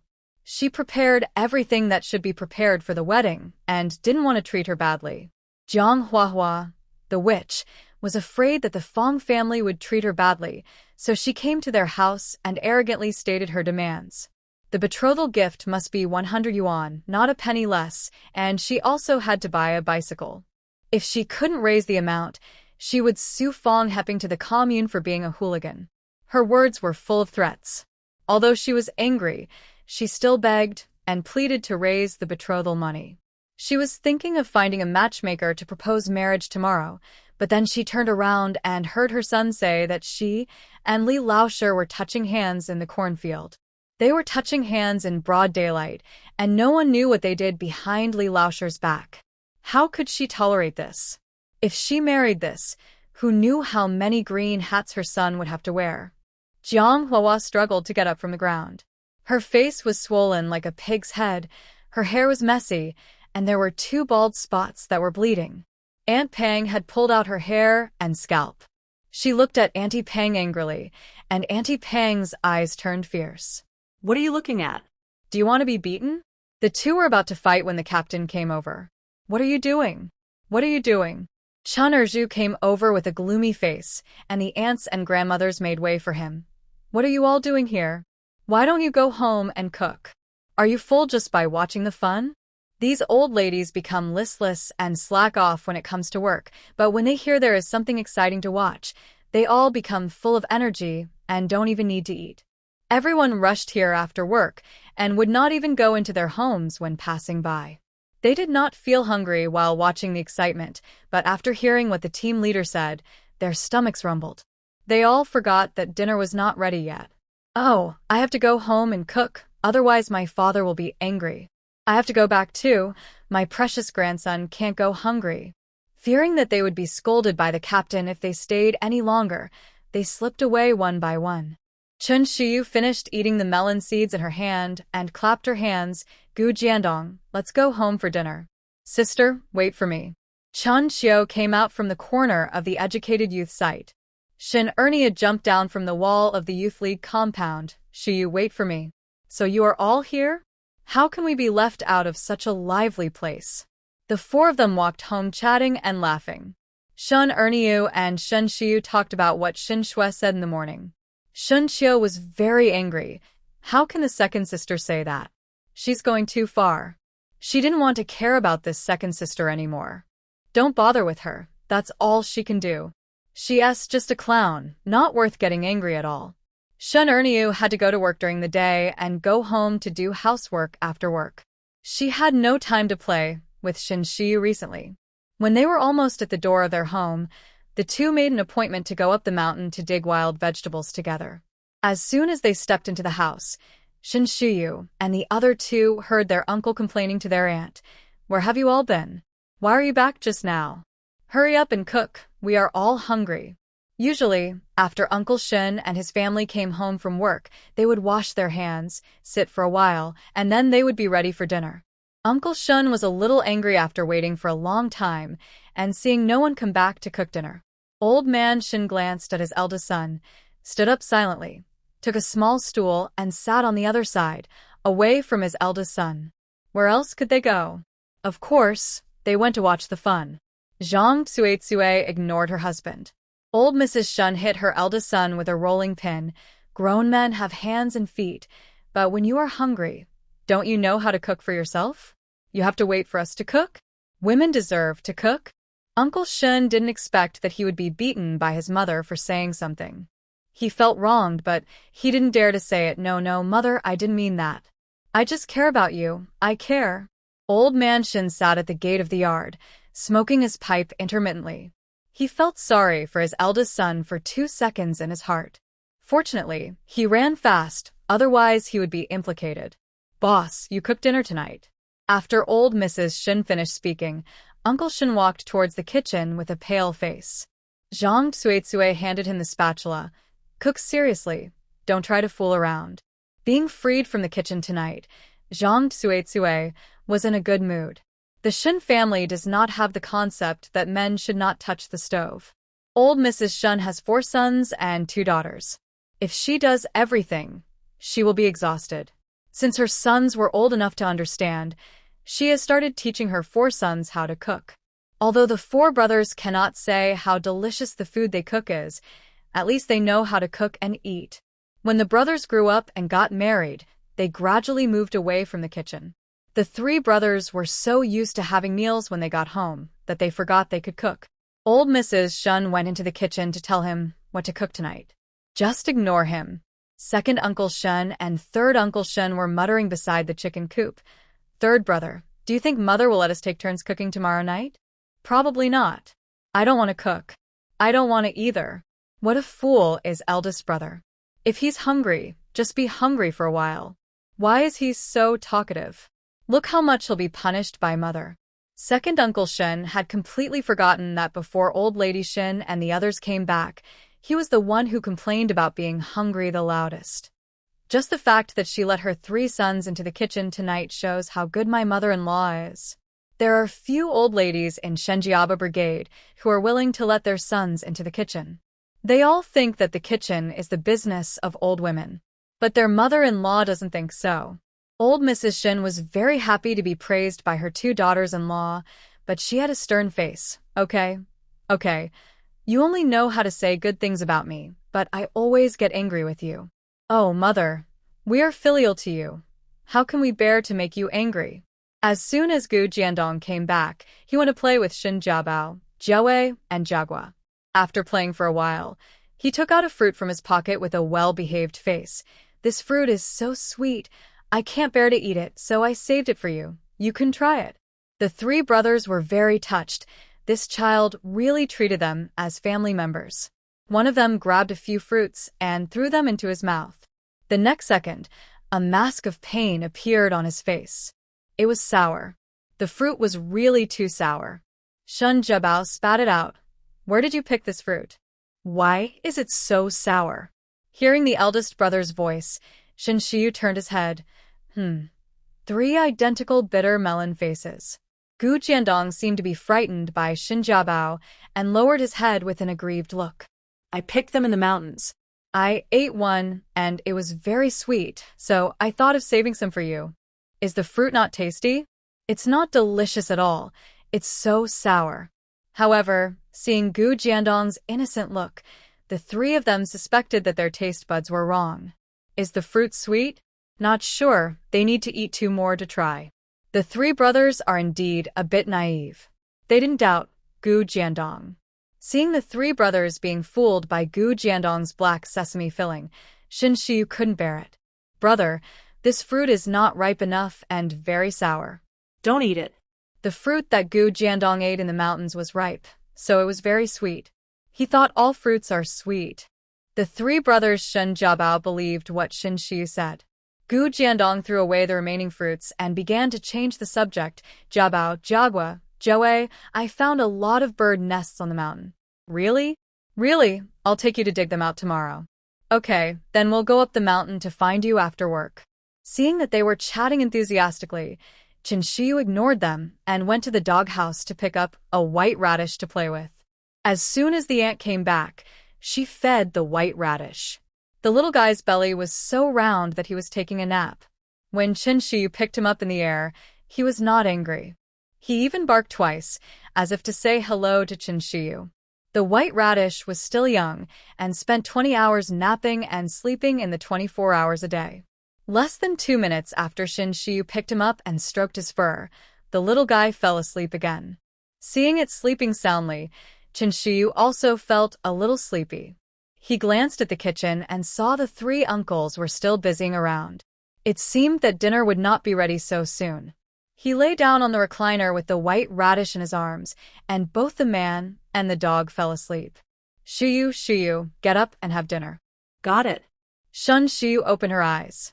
After washing their faces, they went to the main room. She glanced at the clock on the wall and saw that it was already 9 o'clock. She glanced at the dishes on the table, a plate of shredded potatoes, a plate of green vegetables, and corn tortillas as the staple food. The potato shreds were cut well and evenly. Her uncle did have some knife skills. It was just that the dinner took a little long to prepare. We had been waiting since 7 o'clock to eat it. Uncle Shun cooked dinner. He felt a sense of accomplishment. You must be hungry. Eat quickly. You haven't cooked for a while, so you're a little rusty. Try the saltiness of the food. Everyone was there and picked up their chopsticks to eat. It was a little late for dinner, and they were already starving. The dishes were all gone, and old lady Shin smiled and praised her sons, eldest, second and third sons. You cooked a great dinner. I haven't eaten my son's cooking in several years. I'm so happy tonight. They cooked a meal, and my mother's eyes were red with joy. Uncle eldest, second and third Shin began to reflect on themselves, thinking that they were so unfilial and had not fulfilled their responsibilities as sons. The 3 brothers patted their chests and said, Mom, we will take turns cooking dinner from now on so that you can eat the meals cooked by our sons every day. Old lady Shin looked happy. Oh, this is what a good son of mine is. Shen Shiyu. Her grandmother knew how to manipulate the 3 uncles. Zhang Tsuetsue and Li Tsaixia admired their mother-in-law's efforts. From now on, they don't have to worry about preparing dinner and can just sit and wait for the meal. Lu Pundi wiped the oil from his mouth and cursed old lady Shun in his heart. He didn't know what the old lady was thinking. She actually let her son cook. They were grown men. There was no reason for them to spend the whole day around the stove. It would be embarrassing to tell others about it. The same goes for her husband, so why did he agree to it? After returning to the house, Lu Pundi began to talk about this with Uncle Shen. Are you confused? You cooked dinner when your mother asked you to? Aren't you ashamed of a grown man hanging around in the kitchen? Why shouldn't I cook dinner if my mother asked me to? She is my own mother. How can she harm me? What's shameful about hanging around in the kitchen? Aren't the chefs in state-owned restaurants all men? They are so respectable and enviable. When we were young, our families were in financial difficulties. If we had the conditions, my mother would have found a master for us to learn from. Their mother said that they had a talent for cooking. If their family conditions were not so difficult and they didn't have the conditions to find a master, if they had the conditions, maybe they would all be chefs now. I'm telling you, Pandi, your idea that men can't enter the kitchen is wrong. Our Shin family is not like your Lu family who treats women like cattle and horses. You should be content with the life you have now. If I hadn't been blind to fall in love with you, You wouldn't be able to live the good life you have now. Look at your sister. She got married, but her husband's family doesn't even treat her as a human being. Not to mention being beaten 8 times a day. You are not even allowed to eat, and your life is even more miserable than that of animals. Compared with your sister, your life is like a god's life. Yet you still want to gossip and find fault with my mother. I really don't know what to say to you. Don't say mine, say yours. Lie down quickly. I still want a son. Just when Xin Shui was about to enter the house, she heard her mother's muffled groans and her father's panting. The couple lived a harmonious life. If it were someone else, they would be happy for their parents. Xin Shui just felt that her parents were shameless for thinking about that kind of thing, especially her father, who thought about having a son every day and even dreamed about having a son. Is it so good to have a son? Xin Shiyu, Xin Jiabao, and others liked to sit in the yard for a while after eating. The brothers and sisters had a good relationship and had endless topics to talk about. Xin Shui thought about it and moved a stool over. She and her 3 cousins had become more and more distant recently. She intended to ease the relationship and didn't say anything unpleasant. Second Aunt Xin came to visit, and Zhang Tsuetsue was very enthusiastic.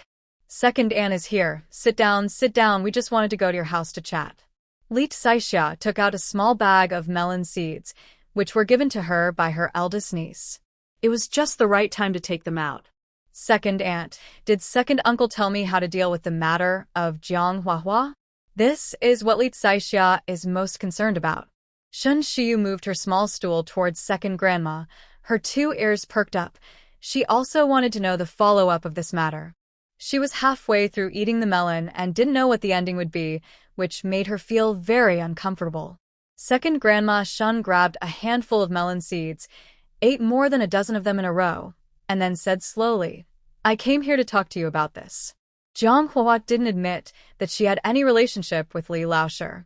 Except Fong Heping, no one else saw it, and there was nothing we could do about her.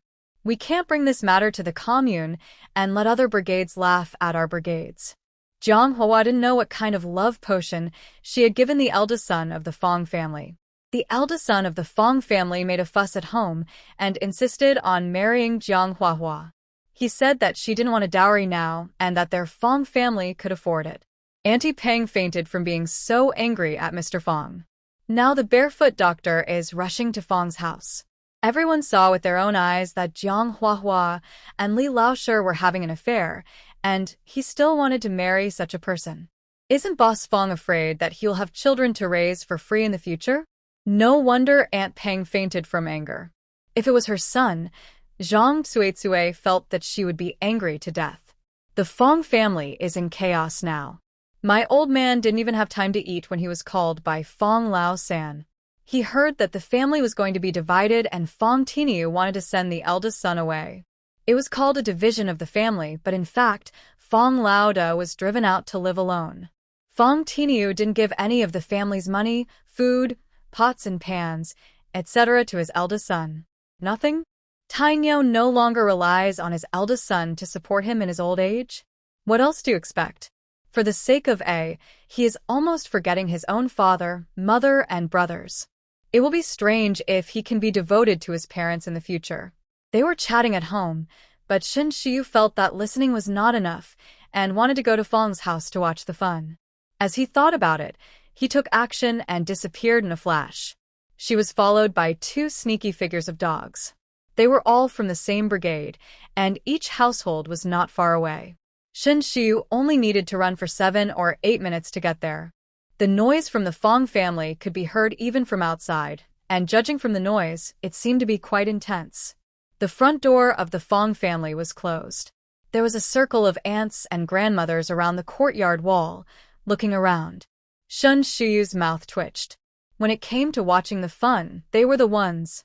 Chun Shiyu didn't want to squeeze in with the ants. They were spitting while watching the fun. In the afternoon, when they were watching the fun, she wiped her face while watching. There is a big tree next to the Fong family's yard. It is best to sit on the tree and watch the show. When Chen Shiyu was about to run up, her legs were held tightly by 2 pairs of hands.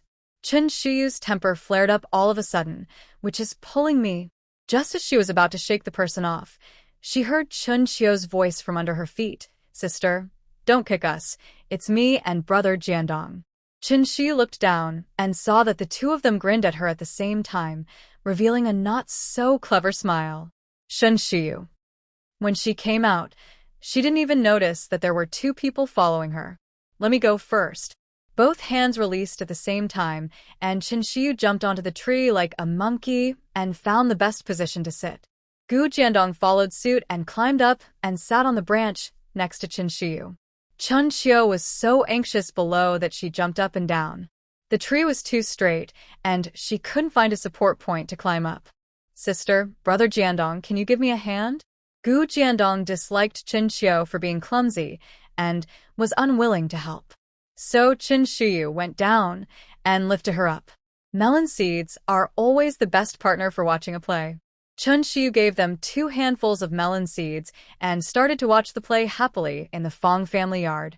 Boss Fong was holding a rope and crying, making a fuss and threatening to hang himself. Dad, you want to force me to death. You separated me and didn't give me any food. How can I live? I might as well die. I will go down to find my grandfather and say that it was his son who forced his eldest grandson to death. He hung the rope around his neck and was about to strangle himself. Shen Erju hurriedly stopped him. Big brother Fong, why are you strangling yourself with a rope? Young people should not be so impulsive. Listen to my advice. Calm down, calm down. The second, third, and fourth brothers of Fong were really afraid that their eldest brother would strangle himself to death, so they advised, Big brother, Dad doesn't really want to kick you out. He's just too angry. If you admit your mistake, he will agree to let you marry Jiang Huahua. Fong Taizhu almost fainted at his eldest son's anger. Rebellious son, if you have the guts, die, then die. At worst, you can go down and I, an old man, will follow you. Okay, that's what you said. I'll let you send off the young. Fong Heping tightened the rope and rolled his eyes. Hey, stop it, stop it. What are you 3 brothers still standing there for? Come over and pull off your eldest brother's rope. Poor Shinerju, even at his old age, still had to try hard to stop Boss Fong from tightening the rope. Fong Tiniu was so angry that he was shaking all over. Let him die. I'll just pretend I don't have the son. I'd rather raise a dog than a dog. What a ungrateful. For a piece of, you actually threatened your dad. That's fine, that's fine. Chun Xiu was staring in amazement from the tree. Sister, is Boss Fong crazy? If he is not allowed to marry Jiang Jiqing, he will really strangle himself? Don't worry. He can't strangle you to death. A person who truly wants to die will not seek death in front of his family. He just wants to make his family compromise by hurting himself. Fong Heping really doesn't want to die. He is very careful when he strangles himself with a rope. Besides, the captain is here. He will stop him. Captain, second brother, third brother, fourth brother, don't stop me, just let me die. I can't live without Huahua. Fong Lao Air, Lao Sand, Lao Si, tie up your eldest brother, so that he won't end up looking for death. Shinerju was very tired. He hadn't even eaten dinner when he was called to deal with the Fong family's mess. The father and son were more stubborn than each other. The eldest brother Fong was like a dumpling.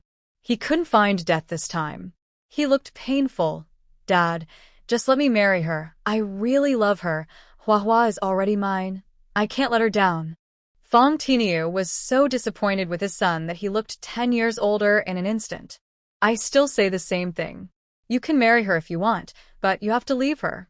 You have no share in the house, money, and food. Your mother and I will not count on you for our old age.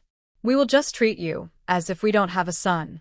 Dad, it doesn't make sense for the eldest son to not provide for his parents in their old age. Not only did his parents separate him, but they also didn't give him anything. How is he supposed to live? How can he support Huahua? If Huahua gets pregnant, how can he support the children by himself without the help of his parents and brothers? I don't agree to separate the family. You have to agree even if you don't agree. Fong Tiniu was determined to kick out his eldest son. The family division book was written, and the Fong family members pressed their fingerprints. Fong Heping didn't want to do it, but he was and had to do it. Shen Erju used the brigade's seal to stamp it, and the family was divided. Fong Heping, a grown man, cried and sobbed, "Dad, don't kick me out, don't kick me out." Seeing that Fong Tiniu was unmoved, he began to scold his father. "You old thing. If you really kick me out, don't regret it in the future. You and my mother are old and can't walk. Don't expect me to come and take care of your and. Get out, second brother, third brother, throw him out. He is not your eldest brother from now on." Fong Tiniu pouted angrily and the three brothers rushed over. "Dad, what's wrong with you, Dad?" The Fong family was in real chaos now. Fortunately, the barefoot doctor did not leave. He pushed the door open and said, "Carry your father into the house. I will give him a few injections, and he will be fine." The second son of Fong carried his father into the house, and the third and fourth sons of Fong looking at Boss Fong with disgust, the two brothers threw him out of the door like a pig. "Fong Heping, from now on you are not our eldest brother, and our Fong family has nothing to do with you." Calling their own father an old fool, worse than an animal, it seemed like they saw for the first time what kind of person their respected eldest brother was. For the sake of A, his parents were so angry that they fainted, and they also called their father an old fool. The two brothers couldn't imagine how lively their Fong family's life would be if the eldest brother Fong really married her. "I'm your eldest brother. You can't treat me like this. This is also my home. Why did you throw me out, Captain? Please judge for me. Are there any brothers like them?" Shen Erju didn't want to pay attention to this. Fong Tini usually loved his eldest son the most. He, on the other hand, started to curse his own father as an old man. "The family has been divided, and you are two families from now on. Don't cause trouble in other people's homes late at night. Be quiet and think about the future." "What do you mean, two families? I didn't agree to divide the family. This is still my home, and I am my parents' most proud son. They just said those angry words out of anger. Captain, please help persuade my parents and my brothers." The rope on Boss Fong had not been untied yet, and he was thrown out of the door by his younger brother. At this time, he was struggling on the ground like a silkworm pupa, and he couldn't sit up for a long time. His parents loved him the most. His father must have said those words in anger. Yes, he was saying them in anger. His parents just didn't want him to marry Hua Hua. His parents were really something. They had such a big opinion of Hua Hua and didn't consider his feelings at all. What was wrong with him wanting to marry Hua Hua home? Hua Hua was an educated youth from the city. She was knowledgeable and beautiful, and she was devoted to him. Although she made a little mistake, what did it matter? He could forgive her. Moreover, Hua Hua said that she would be filial to his parents and take care of his brothers with him in the future. Where could he find such a good girl? If he married a good wife and brought her home, wouldn't she be able to help his parents share the housework? Why don't his parents understand? Shen Erju ignored him and asked the barefoot doctor. He found out that Fong Tiniu was not seriously injured and went home with his hands behind his back. As soon as the captain left, the ants came out from the courtyard wall and stood on the moral high ground to accuse Fong Lauda. "I didn't expect that you, who usually look honest, have such a vicious heart and even cursed your own father. You are so unfilial. Your parents are so good to you, but you remember them all? You made your parents so mad and you act like nothing happened. You deserve your father to kick you out of the house." Chinchio was sitting on the tree and laughing. "Sister, did you see that? Fong Lauda is so pitiful and funny." He was surrounded and scolded by a group of ants. He couldn't even leave and rolled around like a tapeworm. "I saw it. After the fun, it's time to go home and sleep." Chun Shiyu finished the melon seeds in her hand and slid Chen Qiu down. Gu Jiandong followed and slid down from the tree. He was not interested in the excitement. He just wanted to stick to Chen Shiyu. When he saw her come out, he followed her and kept playing with branches on the tree. In the next few days, the Fong family has been the topic of conversation in the Shenjiaba Brigade. Fong Lauda was driven out of his home and had to live in the dilapidated old house. Jiang Huahua moved out from the educated youth point and lived with Fong Lauda living with his beloved. Fong Lauda felt that the future was promising, and he went to work every day to earn full work points. Chun Shiyu went to bring water to her grandparents and met him. She almost didn't recognize him. He was only in his 20s. He is as weak as an 80-year-old man, and it is obvious that he has indulged in excessive activities. After he walked away, Chun Shiyu heard an old lady warning her son, "See? You can tell at a glance that has his energy dry. He's even staggering when he walks. You must not look for a like that when you look for a wife. An idiot like Boss Fong has ruined his own body. Jiang Huahua will definitely not be able to stand the loneliness. Boss Fong will have to raise children for others in vain in the future." They had never seen such a stupid person. Poor Aunt Pang and Tainyo, they raised a son in vain. After marrying Jiang Huahua, Chun Shiyu knew without thinking how miserable Fong's life would be in the future, but she didn't sympathize with him at all. He chose his wife himself, and he knew what kind of person Jiang Huahua was. He was willing to be crazy about her and go crazy for her. Fortunately, the old couple of the Fong family knew clearly.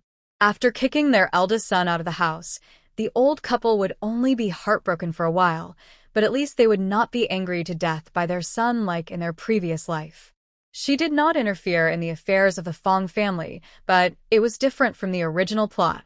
Chun Shiyu felt that it should be because she had traveled through the book and produced a butterfly effect. She could break away from the plot, and the Fong family could also break away from the plot. Today, Old Man and Old Lady Shen were working on tilling the soil. When they came to the field, Chun Shiyu called out, "Grandma and Grandpa, stop and have a rest and drink some water. Guaibao is here," and brought some water. "I'm festy." Old Man Shin threw away his, picked up the kettle and drank several mouthfuls. "The water my little darling brought me is still the best. After I drank a few mouthfuls, I feel full of energy." Needless to say, the water my little darling brought me is of course different.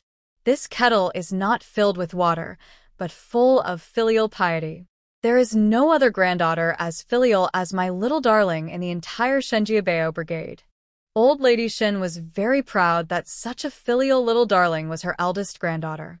Everyone, rolling eyes, it's true that there's no one else as lazy as her. When she brought a bottle of water, her grandparents would praise her profusely. Chun Shiyu was used to it. She added a lot of spiritual spring water to the water, which was good for her grandparent health. And the effect was immediate. They felt that all their fatigue had disappeared. The old couple did not think much about it. They thought it was their granddaughter who came to bring them water. They were happy, and once they were happy, all their problems disappeared. "My dear, it's hot. You should go back quickly. Her dear skin is as tender as tofu, and he must not get tanned. Grandpa and Grandma, I'll go back now and bring you some mung bean soup in the afternoon." The mung bean soup was already cooked by Gu Jiandong. It was still hot when it came out of the pot, so she didn't take it. Okay. Chun Shiyu returned home and didn't see Gu Jiandong. He must have gone up the mountain to cut grass for the pigs. During this time, he had adapted to country life. Except for occasionally missing his parents, he was quite happy the rest of the time. He was happy, and Chun Shiyu was happy too. This child was very good at coaxing people. Every day when he came back, he would bring her some small toys, all of which were found in the mountains. Sometimes they were flowers, sometimes a strangely shaped stone, sweet fruits, interesting insects. She didn't know what Gu Jiandong would bring her when he came back in the afternoon. Chun Shiyu took a nap, got up, filled up some mung bean soup, and went out with the basket. When Li Saixia heard from her mother-in-law that her eldest niece had cooked mung bean soup, she looked towards the edge of the field many times this afternoon. "Shuyu is here, mother, sister-in-law, Shuyu is here." Her mung bean soup came. Old Mrs. Shin rubbed her ears. "I'm not deaf. There's no need to shout so loudly." Li Saixia was the first to go up to the ridge of the field and took the basket from Shin Shiyu's hand. "You must be tired from carrying such a heavy basket. Go to the shade and have a rest. Second, Aunt will share the mung bean syrup." As soon as the basket was opened, she served herself a bowl first and drank it, squinting her eyes in satisfaction. "It's so delicious." Zhang Tsuetsue acted like a sister-in-law, second brother's wife. "Parents haven't drunk it yet. Why did you drink it first?" "Let me taste it for parents to see if it's sweet." Zhang Tsuetsue. She is obviously just greedy. Zhang Tsuetsue served mung bean water to her parents-in-law before she started drinking it. Her eyes lit up as she drank it.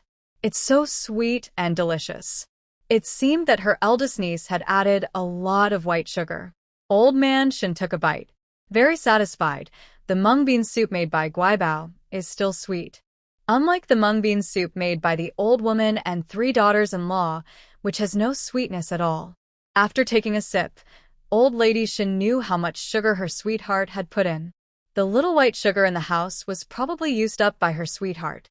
Her sweetheart was good in every way, except that he was too filial. It was a waste to put so much white sugar in for these idiots to drink. She gulped down a bowl of mung bean soup, cleared her throat, and started a new round of brainwashing. Is this mung bean soup sweet? Uncle Shun and the others nodded hurriedly. Sweet, sweet to the heart. It's sweet because my sweetheart put a lot of sugar in it. The sugar was saved by my sweetheart. You also know how precious sugar is. It's not easy to buy. The sugar at home is sent by my sweetheart's uncles. There are only 1 or 2 kilograms, which is not enough for my sweetheart to make sugar water. You also know that my sweetheart is not in good health. The doctor said that she should drink sugar water regularly. I asked her to make sugar water with sugar, but she refused. She said that you uncles, aunts, brothers, and sisters work hard, and I want you to drink something good.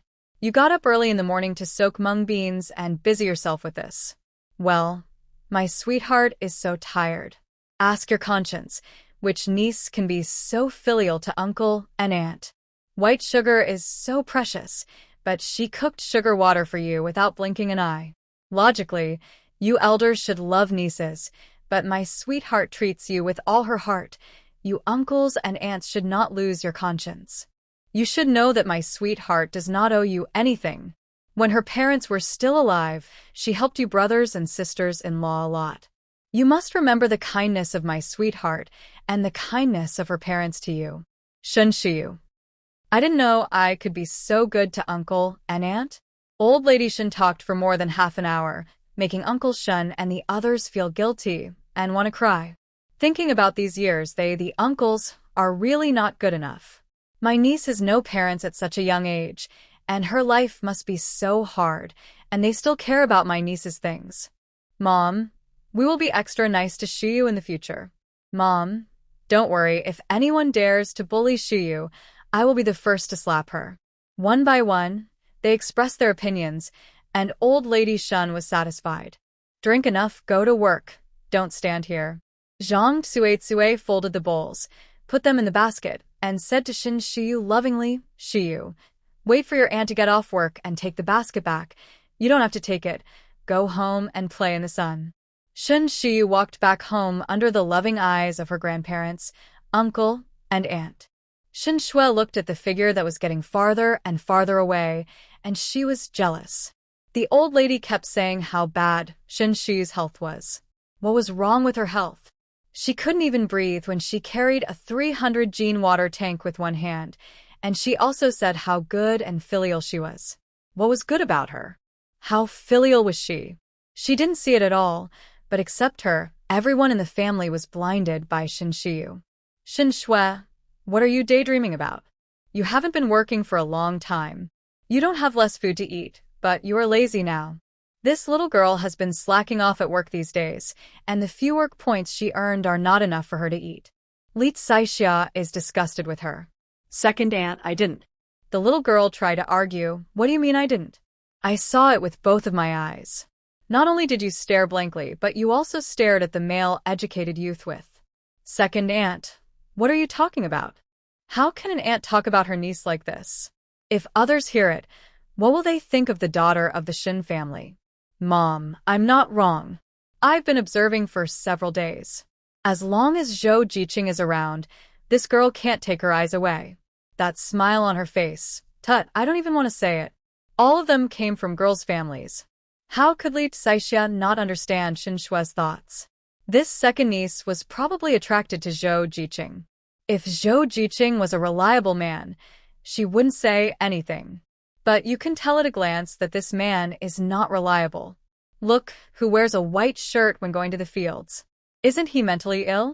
Shin Shue's face was almost buried in the ground when her second aunt-in-law spoke out her thoughts so carelessly. Old Mrs. Shen's face didn't look very good, but because she was outside, she didn't say anything. After work, old Mrs. Shen wanted to ask her second granddaughter some questions. After looking around, the person disappeared. Zhang Tsuetsue knew who her mother-in-law was looking for, so she pointed to another road. Mom. Shen Shui went to look for Zhou Jiqing. When the bell rang, she followed him happily. Zhang Tsuetsue said as she imitated Shin Shue's way of walking, with her twisting. Shin Qiu laughed happily. Aunt, you don't learn like her at all. My second sister looks pretty when she twists her. All the girls in the Shin family are pretty. Her second sister has a sweet face and a good figure. She likes to watch her twist her when she walks. Go away, what do you know? If Aunt were 20 years younger, she would also look pretty when she twists her. Seeing her mother-in-law's gloomy face, Li Saixia thought that Shin Shui would inevitably be scolded when she returned home tonight. Lu Pundi didn't know that her daughter had made her mother-in-law angry. She ran over with a happy face, touched her belly and said, Mom, I just vomited. Old Mrs. Shin said unhappily, What's wrong with vomiting? Are you so happy that you vomited out gold? I think I'm pregnant with a son. Old Mrs. Shin. Vomiting means you're pregnant? I think I am pregnant. Then go find a barefoot doctor yourself. Old Mrs. Shen was too lazy to pay attention to her. The third brother and his wife really wanted a son so badly. Hey, I'll go right away. Mom, cook me a bowl of egg custard tonight. Your little grandson needs it. Before she was sure whether she was pregnant or not, Lu Pundi started to make demands. She felt that she was pregnant, and her words became tough. Old Mrs. Shen rolled her eyes at her. Cook, do you want to eat a pot? Lu Pundi was immersed in the joy of knowing that she was pregnant, and she could not hear her mother-in-law's sarcasm at all. She even felt that her mother-in-law valued the son in her belly. Mom, there is no need to cook so much, just cook 10 or 8. She was not afraid of being full even if she cooked 10 or 8. Zhang Tsuetsue and Li Saixia were speechless at her look. Third sister-in-law, you should go and see it quickly, otherwise your son will be gone later. Lu Pundi felt that her eldest and second sisters-in-law were jealous of her being pregnant with a son, and she did not take their words to heart. She asked her daughter to accompany her to see the barefoot doctor, but she could not find her daughter, so she asked her mother-in-law and 2 sisters-in-law, Mom, eldest and second sisters-in-law, have you seen Xiaoxue? I looked for her for a long time and couldn't find her. Xiaoxue had always said that she wanted a younger brother. If Xiaoxue knew that she was pregnant, she would definitely be happy. Your daughter is at the Youth League Center. Maybe in a short time, you, my third sister-in-law, will have a Youth League son-in-law. What Youth League son-in-law? Don't talk nonsense, sister-in-law. My Xiaoxue went to the Youth League Center to exchange ideas and learn from those female Youth League members. As a mother, she naturally understood her daughter and knew that she would definitely go to the educated youth site to look for Zhou Jiqing, but she couldn't say that because her daughter was a girl. It would be bad to stick to them actively, but it would be bad to tell others about it. I won't tell you anymore. I have to go find a barefoot doctor to see how many months pregnant I am. Mom, remember to cook egg custard for your grandson. Old Mrs. Shen. The meals at the Educated Youth Center were cooked by the educated youth in turns, in groups of 2, except Zhou Jingchen. As soon as he arrived at the Educated Youth Center, he complained about all kinds of things. He complained that the food they cooked was not delicious, that his roommate snored, and that the old educated youths were dirty. He disliked others, and others disliked him. When the new and old educated youths reunited to cook together, no one was willing to be in the same group with him. Zhou Jingchen felt isolated and went to find the team leader. It would have been fine if he hadn't found him. As soon as he found the team leader, other educated youths started to complain. Team leader, Zhou Jiqing doesn't unite the group at all. Team leader, Zhou Jiqing wastes food. Team leader, Zhou Jiqing destroys collective property and breaks all the stools in our educated youth camp. Before the team leader came to make a decision for him, he was lectured by the team leader instead. Zhou Jingchen felt so aggrieved. No one wanted to cook with him, so he had to do it himself. How could he cook? Although he was not favored at home, he was a city dweller and a grown man after all. It was never his turn to cook at home. He couldn't even use the earthen stove and couldn't light a fire for a long time. He also got himself covered in dust and dirt. Several female educated youth couldn't stand it and came to teach him how to do it, but he just handed the work to them. After a few times, no one helped him anymore. Tonight, it was Zhou Jingchen's turn to cook, and he still couldn't light a fire after half a day of work. Everyone was exhausted after a day's work, so they were waiting to eat and go back to the house to lie down early. Seeing that he was busy but couldn't even light a fire, the hot-tempered Wu Yuquan scolded him directly. Is your brain hanging on your head just for decoration? I've taught you so many times, but you can't even light a fire. Zhou Jingchen was also anxious. He was also hungry and wanted to eat early. What's the point of scolding me? If you have the time to scold me, you might as well come and help me cook. Knowing that he couldn't cook, he was still put in a group by himself. He deserved it for not having any food. You, Wu Jiqing, don't bother with Jingchen. I'll cook. Shen Shui heard Wu Yuquan scolding Zhou Jingchen as soon as she arrived at the Jiqing point. She felt so distressed that she quickly said she would cook. Jingchen, go wash your face and just sit next to you. Shen Shui followed Wu Yuquan to her home as soon as she arrived at the Jiqing point. She quickly went into the kitchen, lit a fire, washed the pot, and put the needed steamed buns into the pot to steam. After all the busy work, she felt sweet in her heart. She was so virtuous. Jingchen should have a good impression of her. She smiled slightly. Jingchen, you can eat in a while. Zhou Jingchen looked very grateful. Xiaoxue, it's a good thing you helped. Otherwise, I don't know how long it would take to eat this dinner. If it's your turn to cook in the future, just tell me, and I'll come to help you. Love grows over time. As long as she often contacts Jingchen, he will definitely be attracted to her. Xiaoxue, you are such a kind-hearted girl. I will have to trouble you again in the future. It would be a waste not to use free labor. The female educated youth were sitting in the dormitory chatting. Zhou glanced at the kitchen and clicked her tongue several times. Chunhua, aren't you interested in Zhou Jiqing? Zhou Jiqing and Shen Shui were being affectionate in the kitchen, and you still had the mind to braid your hair? Zhao Chunhua sneered, very disdainful. How can they be affectionate? Zhou Jiqing's eyes clearly showed disgust when he looked at Shen Shui. Only someone like Zhou Jiqing would look down on a country girl like Shen Shui, but out of pity for her, we gave her a chance to cook for us. To put it bluntly, she was no different from a free girl, so she wouldn't be jealous. Zhou Taozi asked with an attitude of waiting for a good show. Chunhua, you are obviously interested in Zhou Jiqing. Why don't you work with him to cook? I'm not stupid. Zhou Jiqing doesn't know anything. If I work with him, won't I have to do more work? Working was tiring enough, so she was not willing to do more work. Now it was good to have a free laborer, so Zhou Jiqing could feel relieved. The steamed cornbread was cooked. Shen Shui called other educated youth to come out to eat, and she left the educated youth camp reluctantly. Jingchen, I'm going back. If you need any help, just tell me. If there is any heavy work that you can't do, you can also ask my 3 brothers for help. They are very helpful. I won't be polite with you. Xiaoxue, why don't you stay here and eat before leaving? No, I'm going home to eat. The steamed cornbread was rationed, and other people would not give up their own rations. If she ate here, Jingchen would have to share his steamed cornbread with her. Shen Shui couldn't bear to let him go hungry, so she turned around and went home.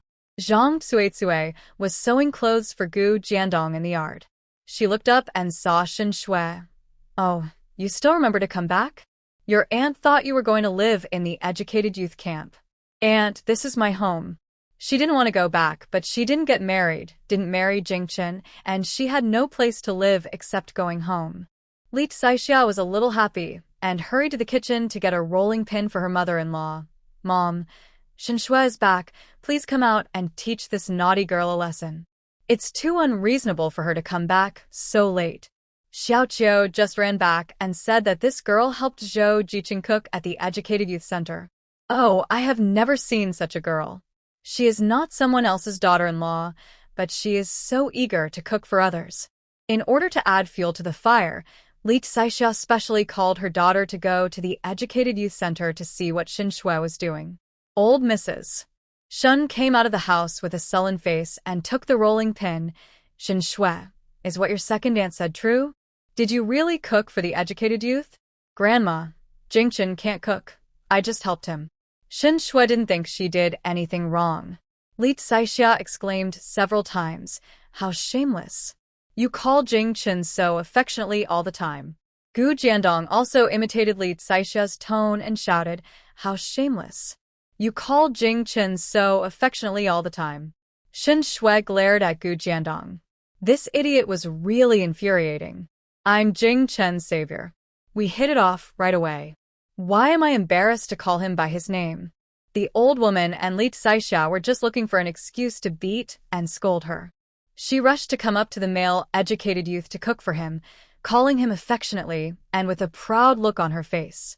The rolling pin in the old woman's hand fell directly on her back and hit her several times before stopping. She was too lazy to reason with her. You like cooking so much, right? From now on, you will cook for the family. There are 3 granddaughters in the family, and Mrs. Shin loves the eldest granddaughter the most. He was also very good to his second granddaughter and the youngest granddaughter. He supported them through high school, bought them new clothes every year, and gave them some pocket money. Compared with the girls in the same village, their lives were much better. In an era when people could not even get enough food to eat, many families were reluctant to spend the money to send their children to school. It was okay for boys, as their families would be happy to send them to school if they wanted to. But they were not happy about sending girls, as they felt it was a waste of money and that it would be more cost-effective for them to work more at home and take care of their younger siblings than to go to school. There are few girls in the village who can study until high school like the girls in their family. Xin Shui rarely went into the kitchen to cook since she was a child, but she still felt that Grandma Shin was partial to her and didn't treat her as her granddaughter. Grandma, I don't want to cook. Chen Shu doesn't have to cook. Why should she? Even Uncle Shin was a little angry. What are you thinking, girl? You don't like to cook for your own family, but you are happy to help the male educated youth cook. I think you are really spoiled by your mother. If you don't cook for home, don't even think about eating a single meal at home in the future. The girl is getting more and more ignorant as she grows up. It seems that she can't be ignored. Dad, my grandma and aunt just don't like me and are deliberately making trouble for me. And you won't help me? Lu Pundi came back from outside in a depressed mood. Seeing her daughter crying, she didn't even bother to go up and ask what happened. She just wanted to go back to the house and hide. As soon as Zhang Suetsue saw Lu Pundi's face, she knew that she was not pregnant. Third sister-in-law is back. What did the barefoot doctor say? How many months is my nephew? Li Saixia said, Mom has steamed egg custard for her grandson. Third sister-in-law can just wait to eat it.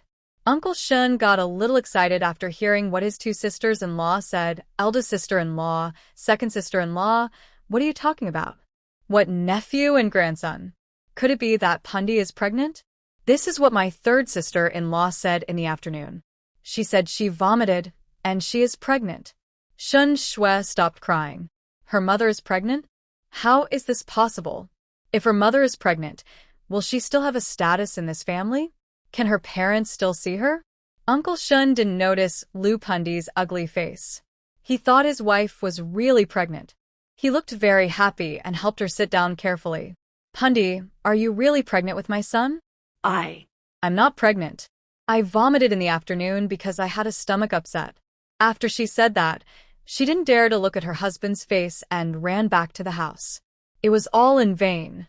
Uncle Shun's face was really ugly. Zhang Suetsue and Li Saixia didn't dare to say anything unpleasant. The yard suddenly became quiet, and Qin Shuyu, lying in the room, felt that his ears were finally at peace. The yard was not fun, so Gu Jiandong went into Qin Shuyu's room and saw that she was still sleeping. He stayed for a while and then went out holding the white radish. The water in the water tank was almost used up, so Gu Jiandong went to fetch a few buckets of water. He cleaned the yard again. Seeing Zhang Suetsue picking vegetables, he went over to help. During this period, he gradually integrated into the Shin family. Zhang Suetsue and Li Saixia also felt more sincere towards him. This child posed no conflict of interest to them. He was obedient and capable. With an extra labor at home, they could relax a lot. Jiandong, what do you want to eat tonight? Ask your uncle to make it for you. I want noodles. Okay, I'll make it for you. Anyway, it wasn't the fine grains of their family, so Li Saixia didn't feel bad at all. Jiandong, open the door. Second aunt, please go in and get the flour. There are so many good things in the child's room that she usually can't even go in to take a look. Gu Jiandong opened his door, stood at the entrance and said, Second aunt, you have to go out after you pack the flour. You can't touch other things in the room. Hey, kid, second aunt is not that kind of person. He even knows how to protect his own things. Who said this kid is stupid? Look how smart he is. Second aunt, please fill up some more flour. She also wants to eat noodles. Okay. Li Saixia filled another large bowl of flour. Do you want some fried eggs? Yes, I want to, and she wants to too. There was a basket of eggs in his room, so Gu Jiandong was not afraid of not having eggs to eat. For dinner, Gu Jiandong and Xin Shiyu had delicious noodles, while Xin Shui ate corn grits porridge without any appetite. Her eyes were fixed on the noodles in their bowls. It was such a waste for a lazy guy and a fool to eat such good food. It would be great if I could give this to her. Chen Xiu drank the corn porridge in the bowl and asked eagerly, Sister, are the noodles delicious? Delicious, have a bite. Chen Xiu generously picked up a piece of noodles for her with chopsticks. The bird was too small to be kept alive.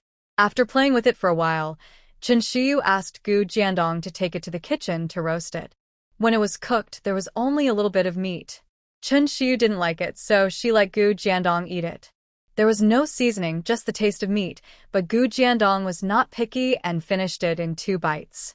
At this time, there were cicada monkeys. Shun Jiabao and his friends came back from bathing in the river, and the 3 brothers said they wanted to go out and catch cicada monkeys.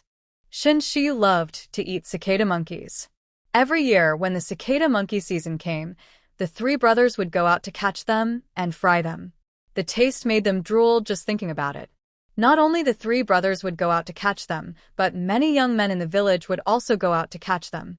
In those days when there were few entertainment activities, catching cicada monkeys was considered an interesting activity. No need to fry, it tastes delicious even if roasted. The 3 asked Gu Jiandong if he wanted to go. Of course Gu Jiandong went. He was a playful person and he couldn't sleep so early. Xiu, are you going? Going to the forest to catch cicada monkeys is not only full of mosquitoes, but also requires patience. Chen Xiu just wanted to lie at home. I'm not going, you guys go.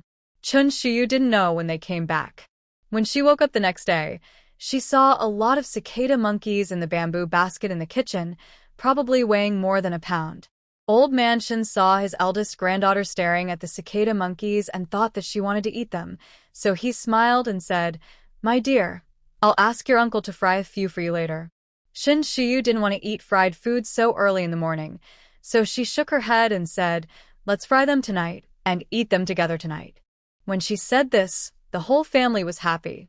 Old Lady Shen felt a little distressed because it would take a lot of oil to fry those cicada monkeys, but it was just a little bit of pain. Old Lady Shen agreed unconditionally to what Xin Shiyu said. After breakfast, Qin Shiyu went out with Gu Jiandong, carrying the backpack. When they reached the main road, they saw a bullock cart entering their team. The person driving the ox cart was my second grandfather. There was a man and a woman on the cart. They were both quite old. The old lady was holding a little boy in her arms. Last night, my second grandmother came to visit and heard her say that some people who had been sent down to the countryside would come to their team today. At first, Qin Shiyu didn't pay much attention. As the ox cart got closer, the old man on the ox cart slowly raised his head and saw the faces of his old family members clearly. The people in his memory came to his mind. Qin Shiyu was not sure at first. She chased after him and looked for a long time before confirming that she had not recognized the wrong person. She was a little excited. It was the old grandfather who taught the original owner skills. 7 or 8 years had passed, and the old grandfather had a lot more white hair. There are a lot more wrinkles on his face, but he looks in good spirits. Shu, you girl, what are you doing following the ox cart? go and play. Shunryu turned his head and saw his niece following the ox cart, so he drove her away. Shunryu didn't want his niece to have contact with the two people on the ox cart. Shunryu didn't know the background of the two people who were sent down. When the commune leader asked him to pick them up, he went to pick them up. Hearing the name Shiyu, the couple on the ox cart stared at the girl following them and then tried their best to control their emotions. Second grandpa, I just want to tell you that come to our house for dinner tonight, and we will have fried cicada monkeys. Chun Shiyu knew that now was not the time to recognize each other, so she stopped. The ox cart went farther and farther, and soon disappeared around the corner. Gu Jiandong held the white radish in his arms and asked her curiously, Shiyu, do you know the person on the ox cart? No, let's go. Gu Jiandong really liked the puppy that Shin Shiyu gave him, and he liked to take it with him wherever he went. If Bai Luobua felt lazy and didn't want to walk, he would hold it in his arms or put it in his backpack. In short, the man and the dog were never separated. The two of them walked quickly and soon reached the top of the mountain. Gooden and the others had arrived early and had already cut the grass for the pigs, including Gu Jiandong's share. They just had to put the grass into the backpack and take it down to complete the task. As soon as they arrived, the children surrounded them. Sister Shiyu, Brother Jiandong, the pig grass is cut, let's go play. I won't go, you guys go play. I'll see if I can catch some pheasants or rabbits. If I do, I'll roast them for you. Shun Shiyu said that she would not let the children follow her when she went to catch pheasants and rabbits. The group of children knew her temper and did not dare to follow her. Sister Shiyu, then you go. We will take good care of Brother Jiandong. Gu Jiandong, you go play with them, I'll be back soon. Then I'll find some treasure for you. When they went up the mountain, Shin Shiyu was often separated from him, and Gu Jiandong got used to it. The child probably recognized me as the grandfather who taught her skills back then. With her temper, she will probably come to the cowshed tonight. Don't cry then. If you cry, just say you were fumigated by cow dung. Liang Jun. What Yang Jun said was right.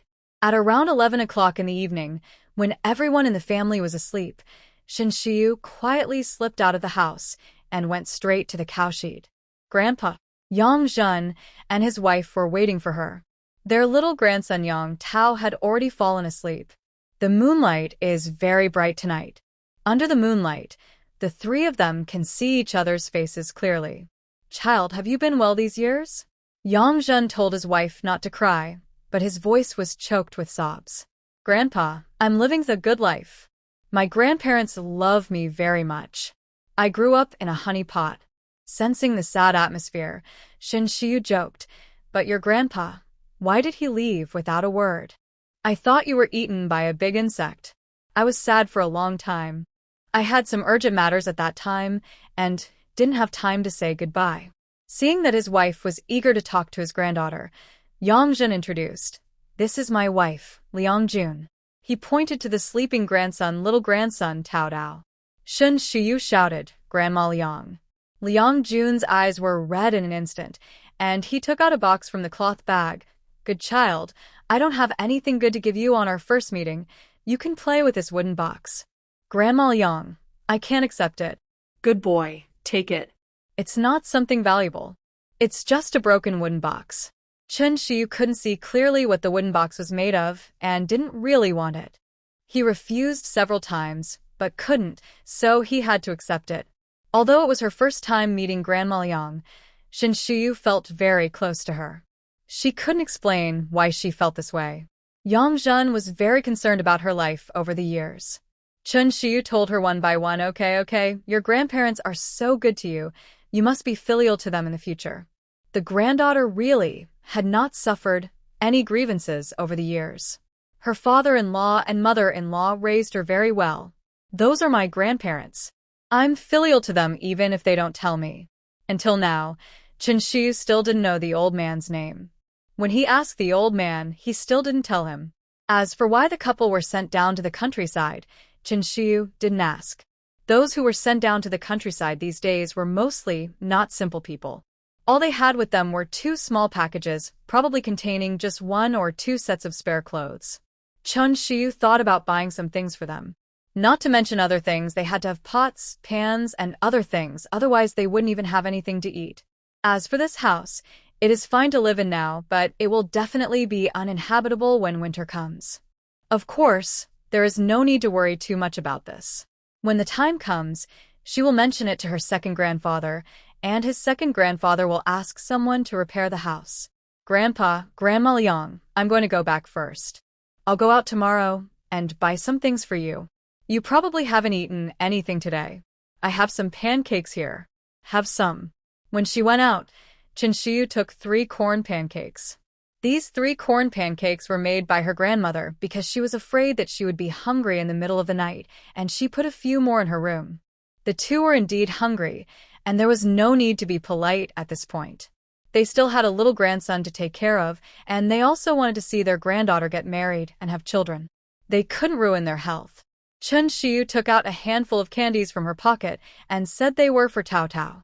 The old couple wanted to ask her to keep some for herself, but after thinking about it, they didn't say it out loud. The little grandson had suffered a lot with them these days, and if he woke up in the morning and saw candies, the child would definitely be happy. They had been in the cowshed for quite a while, and since they had to get up early to work the next morning, Shiyu said she wanted to go back. In the cowshed, Liang Jun kept holding Shiyu's hand. Shiyu felt that she was overly concerned about her and had a vague suspicion in her heart.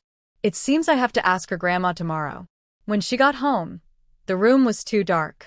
Shiyu was too lazy to light the kerosene lamp, so she slipped into the space.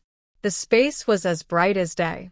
She took out the wooden box and played with it for a while, rubbing the patterns on it with her fingertips. This wooden box was definitely not the broken box that Grandma Liang said. The patterns were exquisitely crafted, and the box also exuded a pleasant fragrance. This box should be quite valuable. The box was an empty box. It looked big, but it could only hold a comb. Shiyu found it very strange. She tapped the bottom of the box with her fingertips. There was a slight sound, and the originally empty box revealed a golden glittering light. The box had a layer. There are little goldfish. Shiyu couldn't suppress the smile on his face, no matter how hard he tried. His hands were shaking as he picked up the little goldfish. 1, 2, 3. 10. 10 little goldfish in total. Shiyu got it. With so many little goldfish, when the reform and opening up started, she bought a few courtyard houses, became a landlady, and raised a few little puppies. What a wonderful life! Holding the little goldfish, she rolled around on the lawn in the space for several times, laughing so hard that her mouth cramped. Shiyu gradually calmed down. The wooden box belonged to Grandma Liang, and she didn't believe that Grandma Liang didn't know there was a little goldfish in it. He gave her so much gold the first time they met. It seems that her guess is almost right. That night, Shiyu slept in the space. The temperature in the space was adjusted according to the temperature she was used to, neither cold nor hot, just right. Shiyu got up early today, which was a rare occasion. When she got up, Old Lady Shin and the others were not awake yet. At 6 o'clock, Old Lady Shin opened the door and saw her eldest granddaughter, sitting on a recliner. She asked, "My dear, why are you up so early? Did you have a nightmare last night?" Shiyu usually doesn't get up early. She only gets up because she has a nightmare and can't sleep. "Grandma, I didn't have a nightmare, I just got enough sleep." Shiyu wanted to ask her grandma something, so she pulled her back to the house. "Grandma, have you seen my grandparents?" She couldn't find anything about her grandparents in her memory. There is no shortage of food and drink at home, so it's enough for her to have a few dollars in her hand as pocket money. Her grandparents had never met her grandparents and didn't know much about them, but Shiyu was sure that her grandparents loved her. Otherwise, you can't spend $1,000 at once. This heroic spirit is exactly the same as Grandma Liang's. She wouldn't believe that Grandpa and Grandma Liang had nothing to do with her. Shiyu ate an egg and 2 sweet potatoes for breakfast, said hello to Old Man and Old Lady Shen, and went out. Gu Jiandong is a very well-behaved child. Although he really wants to follow her, as long as Shiyu says that she is busy and it is inconvenient to take him with her, the child will instantly become a good baby. Shiyu arrived at the county town and went to the scrapyard. He found 2 stools and a table. Things that could be taken to the scrap yard were not good things. Some were missing arms or legs. Chen Shiyu did not mind. He took them back and repaired them. They could still be used. The main reason was that the old grandfather and his wife were now transferred to the countryside, so the things they used could not be too good. The family was running out of newspapers, so Chen Shiyu took 3 stacks of newspapers. After taking everything, she went to the scrap yard to ask the old man for money. The old man glanced at the broken stool and table in her hands and said, "Give me 10 cents for the stool and table and 30 cents for 3 stacks of newspapers." Chen Shiyu gave 40 cents and left the scrapyard. In a place where no one is around, throw the things in your hand into the space and go straight to the next place, the black market. The cowshed is short of everything, but you can't buy everything. Chen Shiyu only bought some necessities. The black market may not have everything, but most of the things he wanted could be bought, but the price would be 1 or 2 times higher. She bought a pot with several cracks on the edges. Chen Shiyu took a careful look and found that the pot was not leaking and could be used. As long as it could be used, it was fine. This was what she was looking for. She walked around and bought plates, bowls, kettles, and bedding. These things looked very old, but they could all be used. The little grains that the second grandfather gave them were not enough to eat, so Chen Shiyu also bought 50 kilograms of corn flour, 50 kilograms of white flour, 50 kilograms of sweet potatoes, and 50 kilograms of potatoes. Chen Shiyu did not plan to give these foods to them all at once. He just bought them and put them in a space so that he could take them out whenever he wanted. After buying everything they needed, Chen Shiyu left the black market and went to the state-owned restaurant to buy 15 meat buns. Gu Jiandong had specifically requested the meat buns, and Chen Shiyu had not forgotten. Shenjiaba Brigade. Under the scorching sun, all the team members were working hard, except Zhou Jingchen, who looked at his hands every time he pulled out 2 weeds. The aunties and uncles around him were disgusted when they saw it. This educated youth's hands are different from ours. Look how precious they are. It seems that the weeds here are not even worthy for him to pull. When they said this, everyone burst into laughter. Being laughed at by a group of peasants, Zhou Jingchen's face turned as black as the bottom of a pot. How dare a bunch of ignorant peasants laugh at him? His hands are for writing, not for pulling weeds. Zhou Jingchen had long seen how rude these peasants were. He didn't argue with them on the surface, but he cursed them in his heart. If he returned to the city, he would make those who laughed at him pay the price. Shen Shui worked very efficiently today and finished her work early. She was thinking about Zhou Jingchen. She was about to go over to help Zhou Jingchen when Lu Pundi stopped her. "Xiao Xue, where are you going?" "Mom, let me go. I've finished my work. I want to go help Jingchen." Her Jingchen had never done such work before. The sun was hot, and the aunts and grandmas in the village spoke harshly. Jingchen must be tormented. If she went over to help him at this time, Jingchen would definitely be very touched. Once touched, he might express his feelings to her. "You are not allowed to go. You have finished your work, but Mom's work is not yet finished. You have to help her. You should go to Zhou Jiqing less these days. Your grandma and your dad don't like Zhou Jiqing." Originally, Lu Pundi was optimistic about Zhou Jingchen. He was handsome and had a good family background. If her Xiao Xue married him, she would definitely have a good life. But after seeing his performance in working in the fields these days, Lu Pundi felt that she seemed to have chosen the wrong person. This man couldn't even pull weeds. How could he make her Xiao Xue happy in the future? "Mom, are you still my mother? Why are you like this too?" Zhou Jiqing was seriously injured before, and his injury hasn't fully recovered yet. How can he do such heavy work? Is this still her well-behaved and sensible daughter? She started to talk back to her for a man. Is he doing heavy work? He's just pulling weeds. Even a 3-year-old child can do this. How can't he, a grown man, do it? If he needs your help even to pull weeds, if you really want to marry him in the future, won't you have to work like, eh? I don't care. I'm going to go and help him work. Shen Shui broke free from her mother's hand and strode onto the ridge of the field. The girl ran so fast that Lu Pan couldn't stop her. He had no idea what to do except to get angry. After working for half a day, Shen Shui was afraid that her hair was too messy and would not look good, so she walked to Zhou Jingchen and tidied her hair. Jingchen, is your hand injured? Take a break, I will help you.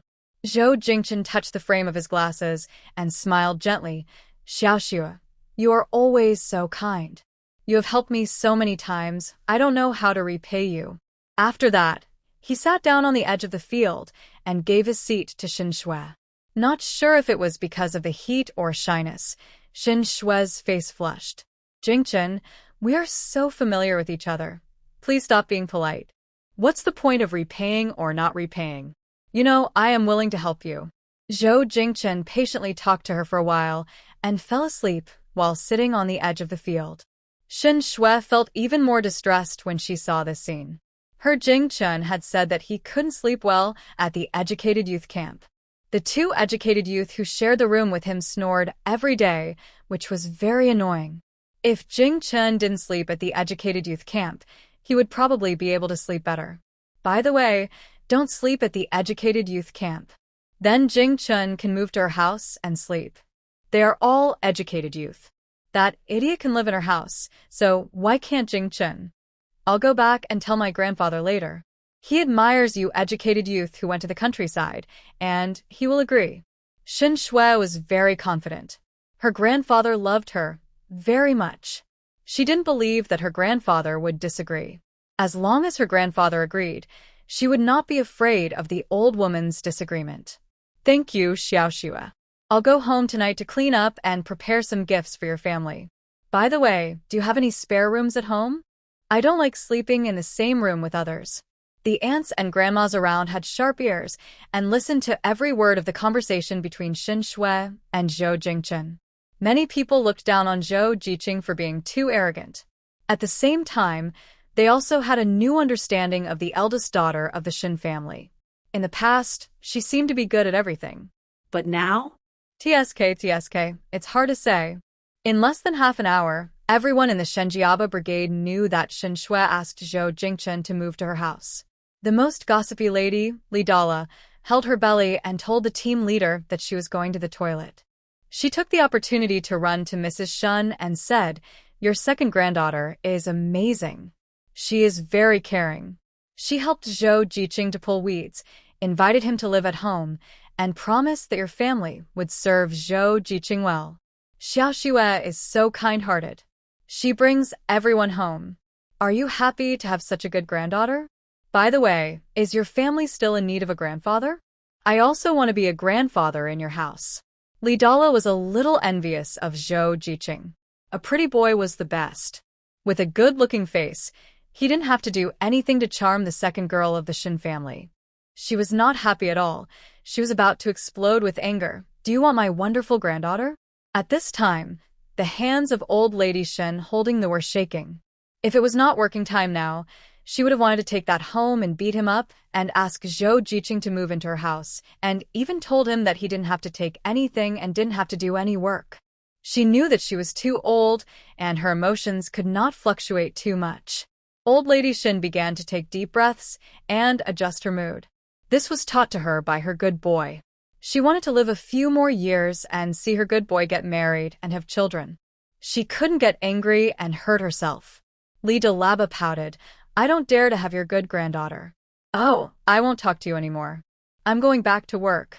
Although she and old lady Shen were plastic old sisters and usually looked down on each other, she didn't say any more sarcastic words when she saw that she was so angry that she could hardly hold the. As soon as she left, Li Caixia threw away came over and said to her mother-in-law, "Mom, that girl Xin Shui is getting bolder and bolder. She doesn't take you seriously at all. She even wants to bypass you and talk to Dad directly. After work, you have to beat that girl up severely. If she still doesn't know her mistake, just marry her off." As soon as she said that, Li Caixia felt that her suggestion was very feasible. The girl was also of marriageable age. After marriage, there would be one less mouth to feed in the family. Don't think she doesn't know that this stinky girl often says bad things about her to the people in the team behind her back. Okay, I, an old woman, know what to do. Hurry up and work. When it was time to get off work, Xin Shui ran home as soon as possible. She wanted to tell her grandfather as soon as possible about letting Zhou Jingchen move in. Behind her, There were many aunts and grandmothers following her. Alas, the second girl of the Shin family is afraid that she will suffer tonight. As soon as she got home, she saw that the whole family looked unhappy. Shin Shui thought they were weird. She didn't provoke them, so why did they look at her in such a bad mood? She didn't even cry for milk, and just passed by old lady Shin. Shin Shui took a bowl, poured a bowl of water, and walked to the corner of the yard. "Grandpa, you must be tired from working. Have a drink of water." Old man Shin glanced at his second granddaughter, said nothing, and did not take the bowl handed over by his second granddaughter. "Grandpa, my dad said your shoulders are tired. Let me give you a back massage." Putting the bowl on the stool next to her, Shin Shui began to massage old man Shin's back. After a few massages, Shin Shui got to the point. "Grandpa, Zhou Jiqing can't sleep well in the Educated Youth Center. Can he move in with us? He and Gu Jiandong are both educated youth. If he moves in, they will have someone to take care of him. Besides, Zhou Jiqing is very talented, and he came from Kyoto. Let him live in our house, and he can chat with you and discuss the philosophy of life. I'm an old man who can't read a word. What philosophy can I discuss? I don't care about family affairs. You go and talk to your grandma about this." Old man Shin patted his and went back to the house with his pipe. The expression on Shin Shui's face was so wonderful. She had originally vowed that she would tell her grandfather and he would agree, but who knew that her grandfather was a henpecked man? Her grandmother gave her a look, and the grandfather dared not say a word. He came to the main hall reluctantly. "Grandma, Zhou Jiqing told me." Bah. Before he finished speaking, a crisp slap sounded. "Xiaoxue, are you okay?" Lu Pundi did not expect that her mother-in-law would hit her daughter silently, and she protected her behind her with heartache. "Mom, can't you tolerate Xiaoxue? Xiaoxue has worked all day, and it's okay for you, as a grandmother, not to care about her when she comes back, but you slap her as soon as she talks to you. Is there any grandmother like you? Mom, if you can't tolerate Xiaoxue, we mother and daughter won't bother you anymore. I'll take Xiaoxue back to my mother's house now." Bah. Another slap sounded. Lu Pundi covered her face and dared not speak anymore. Li Caixia stood on the right side of her mother-in-law and sneered. "The third sister-in-law is really capable. Now she dares to challenge the mother-in-law. There is no other daughter-in-law as filial as you in the whole Shenjiaba brigade." The aunts who were watching the fun outside the door began to talk at once. "The third daughter-in-law usually looks like a quail, but I didn't expect her to be so arrogant at home. If my daughter-in-law dared to challenge me like this, I would just deal with her. Usually, the third daughter-in-law looks like a young wife being bullied outside. I thought she was being tortured by her mother-in-law. It turns out that we have all been deceived by her." Lu Pundi. The slap on the face, the numbness and pain spread on the face, and Shin Shui reacted. She was slapped by her grandmother. "Grandma, I didn't do anything wrong." Why did you hit me? "Did Shin Shiyu complain to you again?" She glared angrily at Shin Shiyu, who was sitting on the right side of the main room and playing with the dog. After thinking about it, Shin Shui felt that this was the only possibility. The old woman only had Shin Shiyu in her eyes. As long as Shin Shiyu complained, all the faults were hers. Zhang Tsuetsue said, "You know what you did. Don't blame Shiyu." How could Shin Shui know? She had been working all day. What could she do? She just wanted old lady Shin to agree to let Zhou Jingchen move in. She didn't ask why she hit her. She started to take the weak route. Tears welled up in her eyes, but she stubbornly refused to let them fall. Her body was a little shaky. "Grandma, I have something to tell you." "It's just that Zhou Jiqing is not used to living in the educated youth camp. I want him to move in." "Okay." Old lady Shun agreed straightforwardly. Shin Shui suspected that there was something wrong with her ears. "Grandma, what did you say? Did you agree?" Zhang Tsuetsue, Li Caixia, and Lu Pan's eyes widened. Was the mother-in-law so angry that she lost her mind? Shin Shiyu leaned lazily on the chair. She was not at all surprised by what her grandmother said. She stroked the dog's fur from time to time and occasionally opened her mouth to let Gu Jiandong throw peanuts to her. The old woman actually agreed. Shin Shui was delighted. "Grandma, I will go to the Educated Youth Center and tell Zhou Jiqing. Zhou Jiqing also said that he would bring gifts for our family. Grandma, you just wait to receive the gifts. Jing Chun said that he wanted to sleep in a room by himself. Later she would talk to the idiot alone and ask him to give up his room. He was just an idiot and she should be able to coax him into giving up his room with a piece of candy. Do and be impatient. I haven't finished my words yet. You can let Zhou Jiqing live in the house, but you can't give him the house for free. You have to pay him 20 yuan a year. He can't use the kitchen, pots and pans, firewood, etc. for free. You have to pay him 5 yuan a year. He has to fetch the water he needs when he lives in the house. When he cooks at home, he has to wait until the food is ready before he can use the kitchen. There is also the toilet. Last time I had to give 10 cents, my family. Xin Shui couldn't stand it anymore. Grandma, everything costs money. Why don't you just go and rob? Living at home is more expensive than living in a guest house in a big city. How could Jing Chun be willing to live at home? Zhang Xuecue and Li Saixia had to give their mother-in-law a thumbs up. This trick was much more effective than a direct refusal, and they could also see the girl getting angry. Old Mrs. Shun ignored her second granddaughter, who was jumping up and down. Okay, go and ask Zhou Jiqing for his opinion. If he moves in, I'll ask your eldest brother to clean the woodshed. Xin Shui was confused. Why are you cleaning the woodshed? There is no house left at home. If Zhou Jiqing moves in, he will have to live in the woodshed. Puchi, Puchi. Several laughs came out at the same time in the main room, and the laughter outside the door was even louder. Good boy.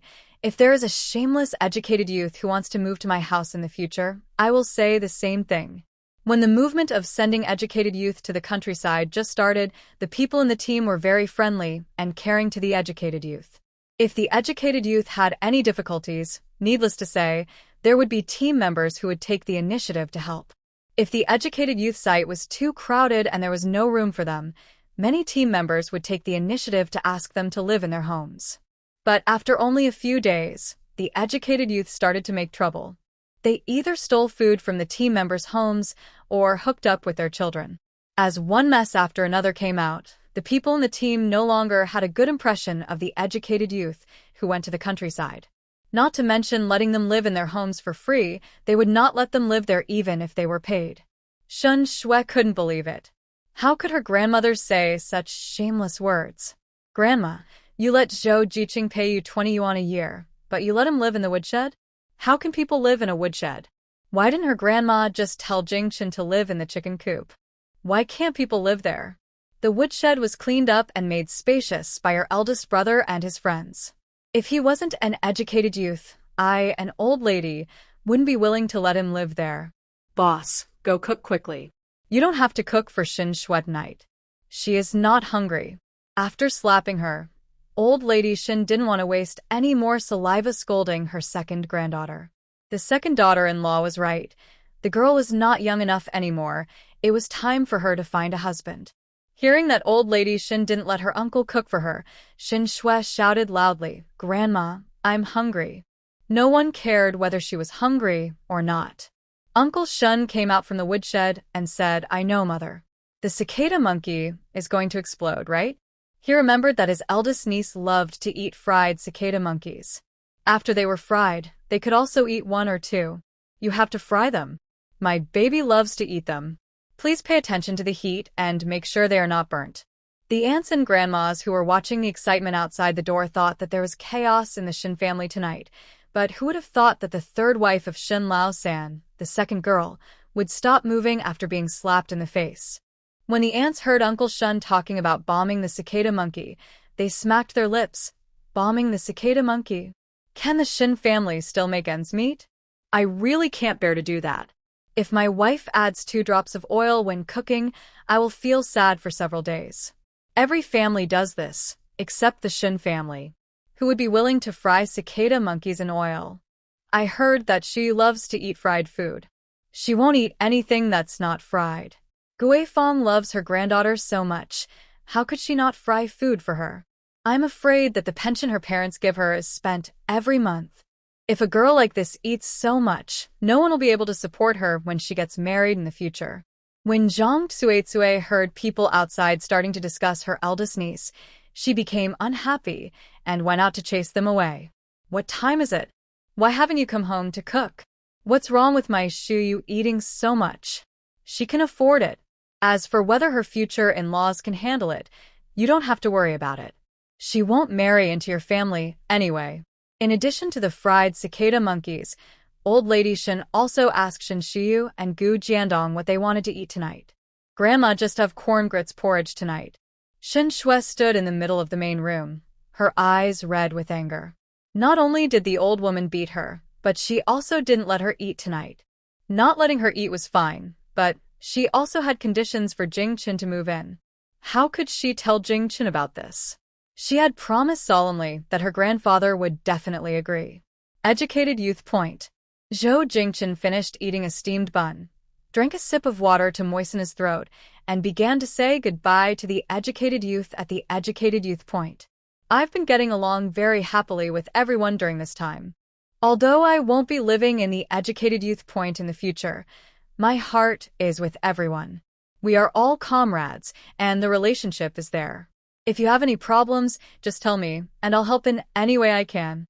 The educated youths were all eating in silence. No one responded to his words. The atmosphere was very awkward. Zhou Jingchen cursed them all in his heart, calling them a bunch of ungrateful people. Zhao Chunhua was silent for a while, and then spoke. Zhou, educated youth, do the Shin family agree that you can move in with them? When we got off work, I saw that the Shin family members all looked unhappy. Zhou Jingchen said he wanted to move to the Shin family. Zhao Chunhua was the only one in the educated youth site who didn't want him to move away. She had a good impression of Zhou Jiqing. If he moved away, it would be inconvenient to cultivate their relationship. Besides, there was Shun Shui in between. What if that witch Shun Shui seduced Zhou Jiqing? Xiao Xue said that her family welcomes me very much. Other educated youth. It's hard to tell. Just when Zhou Jingchen packed his things, Shun Shui came. He put on his backpack and was about to leave. Xiao Xue, you don't have to come to pick me up. I know the way to your home. He was holding a cloth bag with 2 kohlrabi in it. This is a gift I brought for your family. I think your family will like it, right? This kohlrabi is delicious. I brought it back from Kyoto specially. There are only 2 of them and I couldn't bear to eat them. I'll bring them to your house so that your family can enjoy a fresh vegetable tonight. In order not to leave empty-handed, Zhou Jingchen went to the team member's home to exchange 2 kohlrabi. These 2 broken vegetables cost him 20 cents, and Zhou Jingchen felt distressed. Jingchen, you are thoughtful. My family will definitely be very happy to see this. We have a lot of kohlrabi at home, but Jingchen said that they were brought from Kyoto, so the taste should be different.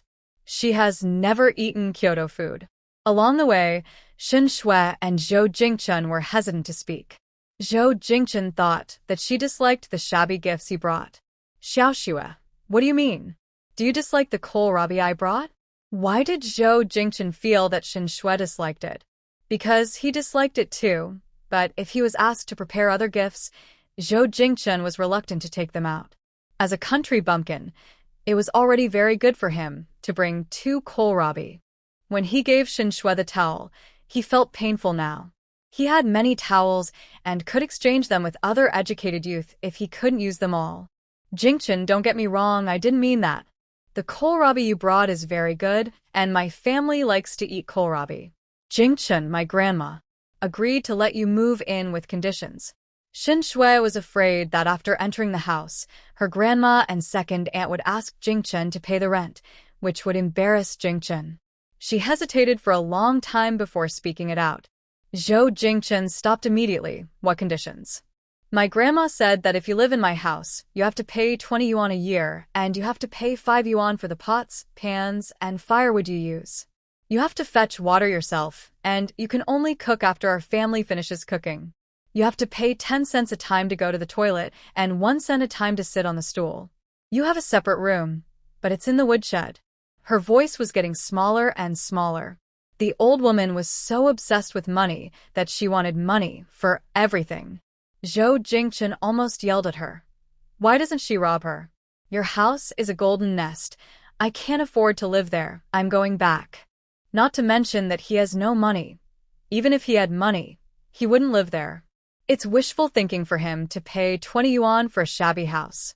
What's too much is that it's not even a house, but they charge him 20 yuan a year and let him live in the woodshed. It's okay to live in the woodshed, but he has to pay extra for using her things, sitting on a stool, and going to the toilet. This family is really too much. Seeing him turn around and leave without looking back, Shen Shui hurried forward and pulled his hand. Jingchen, don't be angry. My grandma probably doesn't like me and said that on purpose. Otherwise, you go home and talk to my grandparents. They will probably let you stay. Zhou Jingchen became even more angry when his hand was held by her, and he shook her hand away. If people saw him holding hands with Shen Shui, it would be disastrous. The Shen family would blackmail him. If he had a choice, he didn't want to marry a country girl in the countryside. Your grandma said that, and you still want me to go in? Are you waiting for your grandma to raise the price? I can't afford to live in a firewood room of 20 yuan a year. Shen Shui, go back and don't follow me. How happy he was when he took out the luggage. How embarrassed he was when he went back. He had only been out for a few minutes, and there was no place for him on the Kong. Li Xian and Zhao Qianjin moved their bedding, and each slept on half. Li Xian turned around and saw Zhou Jingchen standing at the door. Why is Zhou Jiqing back? Is there any luggage that he hasn't packed yet? Zhao Qianjin scanned the room again. There's nothing of yours in this room. I didn't come back to get my things, I came back to live here. I thought about it. We are all educated youth. It's not good for me to be separated from the collective. As educated youth, we should share weal and woe. Zhou Jingchen was too embarrassed to tell the Shen family that they asked him to live in the woodshed. It would be fine if he lived in the woodshed, but he had to pay to live in the woodshed. Li Xian and Zhao Qianjin. Sharing weal and woe. This guy can't stand the slightest hardship. Zhao Qianjin didn't believe him at all. Could it be that the Shen family doesn't agree to you living there? How could they not agree to let me live there? I just don't think it's appropriate to live there. I'm an educated youth, and I should live with all the educated youth comrades. While he was talking, Zhou Jingchen took out the luggage and put it away again. Zhao Qianjin and Li Xian had to move their bedding. They thought that this bad apple could leave the educated youth's sight, and they were happy for nothing. But it was also good this way. If Zhou Jingchen lived in the Shen family and caused any trouble, the reputation of them, the educated youth, would also be affected. Jingchen, come out for a moment. I have something to tell you. Hearing Shen Shui's voice, Zhou Jingchen immediately closed the door. He didn't want to see Shen Shui at all now. Jingchen, come out. Shen Shui was knocking on the door outside. She hadn't explained to Jingchen clearly yet. It was her grandmother's idea, not hers.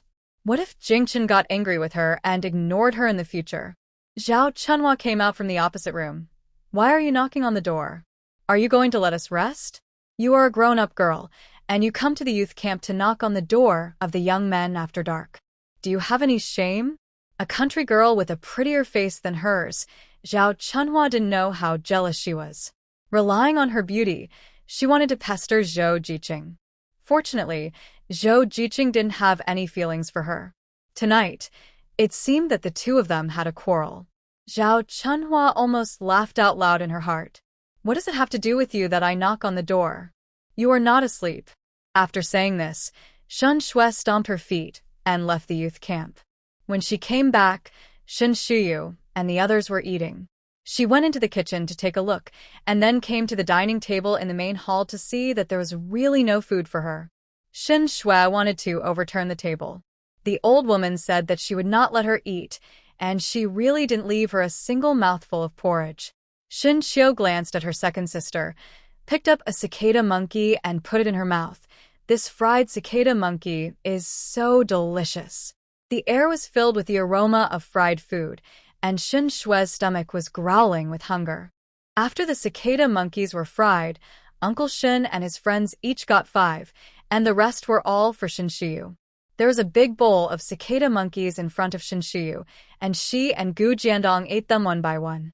Shen Shui stood at the door of the main hall, staring at the food in her parents' bowls. Uncle Shen also felt that his daughter was not decent, so he ignored her. Lu Pundi wanted to leave some food for her daughter, but the porridge her mother-in-law gave her was too little, and she didn't have enough to eat herself, so she couldn't take care of her daughter. She wanted to have a son, so she had to eat so that she would have the strength to exercise with a man at night. No one paid attention to her, so Shin Shui wanted to cry. Old Mrs. Shen winked at her eldest daughter-in-law, and Zhang Tsuetsue understood immediately. She got up and pulled Shin Shui out. Go back to your room if you want to cry. She was not as strong as Zhang Tsuetsue, so she was pushed back into the room by Zhang Tsuetsue, and the door was bolted. She couldn't even go out to bother them. Cicada monkeys were fried at home, and old man Shin went to his brother's house to ask him to come over for a drink. Shin Erju was in a meeting at the commune and hadn't come back yet. He felt that drinking with his son and grandson was boring, mainly because his brother didn't come over. He wanted to buy some wine, but the old woman didn't give him money, so old man Shin could only drink cicada monkeys with boiled water. Old man, why are you looking at me? What's wrong? Cicada monkeys don't taste good. If you don't want to eat them, give them to me. The old man didn't let him drink. He looked as if he had lost his favorite thing. Delicious, delicious. This thing smelled very good. Old man Shin finished the cicada monkey in the bowl and went back to the house with his hands behind his back. He hadn't eaten the meat buns that Guaibao brought him yet. The old couple went back to the house one after another, closed the door, and ate the delicious meat buns. The meat buns were big and full of stuffing. Old man Shin burped after eating. Old man Shin was very satisfied. Our sweet baby is still filial. He brings us meat buns when he comes back. These meat buns are so expensive. The little pocket money that the old woman gave to her granddaughter must have been used to buy meat buns. Old lady Shin agreed with the old man's words. That's right. Our sweet baby is very filial. This child looks like the fourth child. He has some money in his hand, but he spends it on us two old people. Sweet baby runs to the mountains all day long and can hunt wild game from time to time. She can obviously roast those wild game and eat them herself in the mountains, but the child still brings them back. Why? It's because he wants the two old people to eat meat. Old man, my sweet baby is so old now, let's split up the family. After that, we can live with him. Mrs. Shun had thought about splitting up the family a few years ago. Before she could even talk about it, she heard the sad news that the fourth son and his wife had died. The eldest granddaughter lost her parents at a young age. Mrs. Shen wanted her granddaughter to grow up happily under the protection of her relatives, so she never mentioned the split up the family. As long as they didn't split up the family, the eldest, second, and third sons, who were uncles, would have to take care of their nieces and eat from the same pot. The relationship between grandson and granddaughter is closer, and the relationship between brothers and sisters is good. In the future, if the eldest granddaughter has any problems, the brothers and sisters in the family can help her. Now that the eldest granddaughter has grown up, it is time to separate the family. The whole family eats from the same pot, and the three daughters-in-law are not worry-free. The second granddaughter is getting more and more out of tune. Old Mrs. Shun is worried that the second granddaughter will cause trouble and affect her reputation as a good girl. Okay, then call Erju over tomorrow. If the family is not separated, the house will be noisy all day long, and old man Shun will be annoyed when he sees it. The old couple is thinking about the separation of the family in the house in the next room. Shin Shuyu and Gu Jiandong were eating steamed buns. Shun Shuyu had a bowl of porridge for dinner. She ate half of a meat bun and felt her stomach was full. Gu Jiandong, on the other hand, was a big eater. He ate 5 big meat buns in one breath. Shin Shuyu was stunned. This child was really a big eater. If she didn't have some family background, she really couldn't afford to raise this child. After showing off his 5 steamed buns, Gu Jiandong lay on the Kong and touched his stomach. Shuyu, I'm full. Shun Shuyu poured him a bowl of water. It's okay if you're full. Drink some water. Gu Jiandong's injury was in his brain. Although he had the best doctors to treat him in the military hospital, doctors are not gods. His life was saved, but he was left with many sequelae. When Gu Jiandong first went to the countryside, he often covered his head and cried with tears in his eyes because of headaches. After that, Shin Shuyu gave him spiritual spring water every day. Maybe the spiritual spring water worked, because after drinking it for a week, she no longer heard Gu Jiandong complain of headaches. Shin Shiyu didn't know whether the spiritual spring water could cure Gu Jiandong's brain, but she knew that letting Gu Jiandong drink spiritual spring water would only benefit him and not harm him. Gu Jiandong always listens to Shin Shiyu. When Shin Shiyu asked him to drink water, he got up and drank the water in the bowl. After putting the bowl down, he seemed to think of something, got off the Kong, and ran out. After a while, he came back with a small basket with a bright smile on his face. Shiyu, guess what's in it? The things in the small basket were wrapped in a piece of black cloth. Shin Shiyu cooperated and looked at the things in the small basket to guess. Is it wild fruit? No. A little bird? Beautiful stone? A flower? After guessing several things, Gu Jiandong shook his head. No, none of them. He put the small basket on the table and lifted the black cloth. Tump, tump, tump. Shiyu, look, a big mushroom. I picked a big mushroom for you. Gu Jiandong took out the big mushroom from the basket and showed it to Shin Shiyu. He looked at Shin Shiyu with sparkling eyes, as if to say, praise me, praise me. When Shin Shiyu saw what the big mushroom he was talking about looked like, her eyes widened like copper bells, and she carefully took the big mushroom from his hand. After carefully looking at it for a long time, she laughed happily. Gu Jiandong, you are really amazing. I like this big mushroom very much. This is not a big mushroom at all.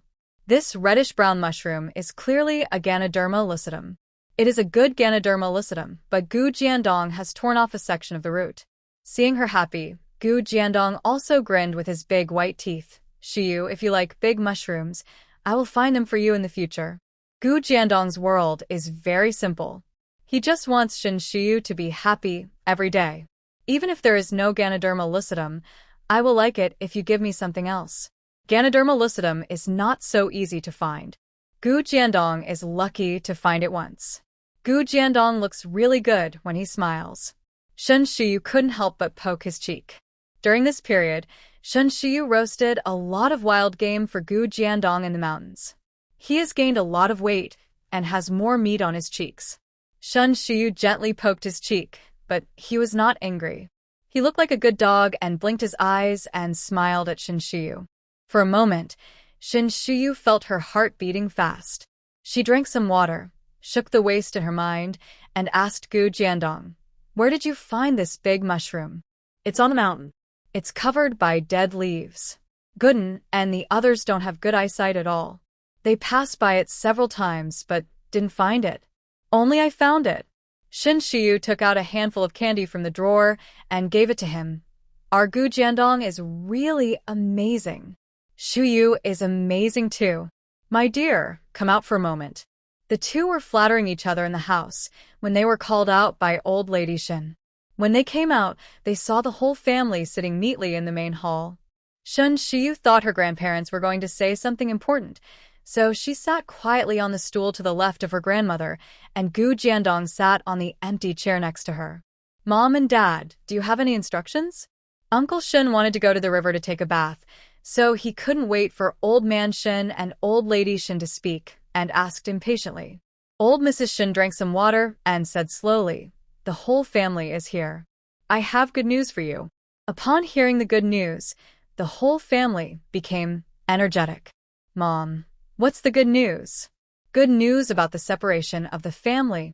What? Separation of the family?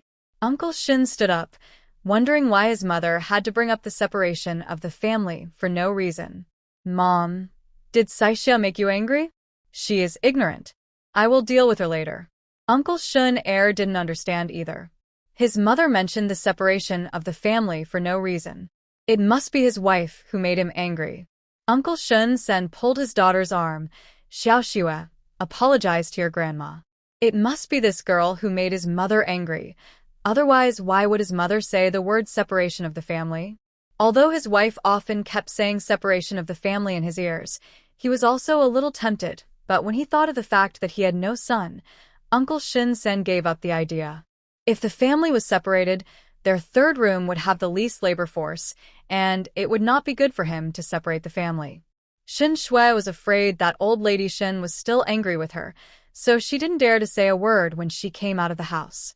She was slapped by the old woman, and there was a mark on her face. She was sitting there quietly, but was suddenly pulled out by her father to apologize. Shin Shui was reluctant, but still whispered, "Grandma, I'm sorry." Everything was blamed on her. What did the old woman want to divide the family have to do with her? Mom, look, Xiao Xue knows she was wrong. Don't mention the division of the family. If you are still angry, just beat this girl. If you feel tired of doing it yourself, your son will beat her. A beating of the daughter would only hurt for a few days at most. If the family was really divided, how would their third room live? The eldest brother and the second brother both had sons, but he didn't have a son. Without a son, there would be less labor force, fewer work points, and fewer work points. How much food could their third room get at the end of the year? He was afraid that he wouldn't even be able to get half full. Uncle Shen, the second uncle, and the third uncle all didn't want to split up the family. If they did, without their parents' support, their lives would be difficult. They don't think their daughters-in-law can manage the family well. Uncle Shen and the others know very well what kind of people their daughters-in-law are like. They don't want to separate the family, but their daughters-in-law do. When the mother-in-law said the words separate the family, Zhang Tsuetsue and the others began to think about it. Separation is good. After the family is separated, they can be the masters of the family. There is no daughter-in-law in the world who likes to be suppressed by the mother-in-law. They all want to be the masters of the family. What the mother-in-law said was right. It was indeed good news. Zhang Tsuetsue was happy in her heart, but pretended to be sad on her face. Mom, why do we have to separate the family? It's so good for the whole family to eat from the same pot. The family is lively every day. Is there something wrong with my daughter-in-law? Tell me and I will change it. Shin Shi glanced at her aunt-in-law. TSK, her aunt-in-law pretended to be very hard. She was afraid that she would not be able to hold back her laughter. She even hit herself and pinched her arm red. Li Tsaixia couldn't hide her thoughts and spoke with a smile. Oh, mother, we live together in harmony. Why do we need to separate the family? Is it because I usually speak too loudly and disturb you? I will change. It's better not to separate the family. I am happy to live with the old lady. Shin Shiyu. I don't know what misunderstanding the second aunt has about the 4 words of harmony. Lu Pundi looked at her mother-in-law with special favor tonight. She hesitated. Mom, it is said that parents will not separate the family. We have never thought about dividing the family. They all knew that what the mother-in-law said would not change, so they all said nice things. Uncle Shen and the others were quite satisfied with what their daughters-in-law said.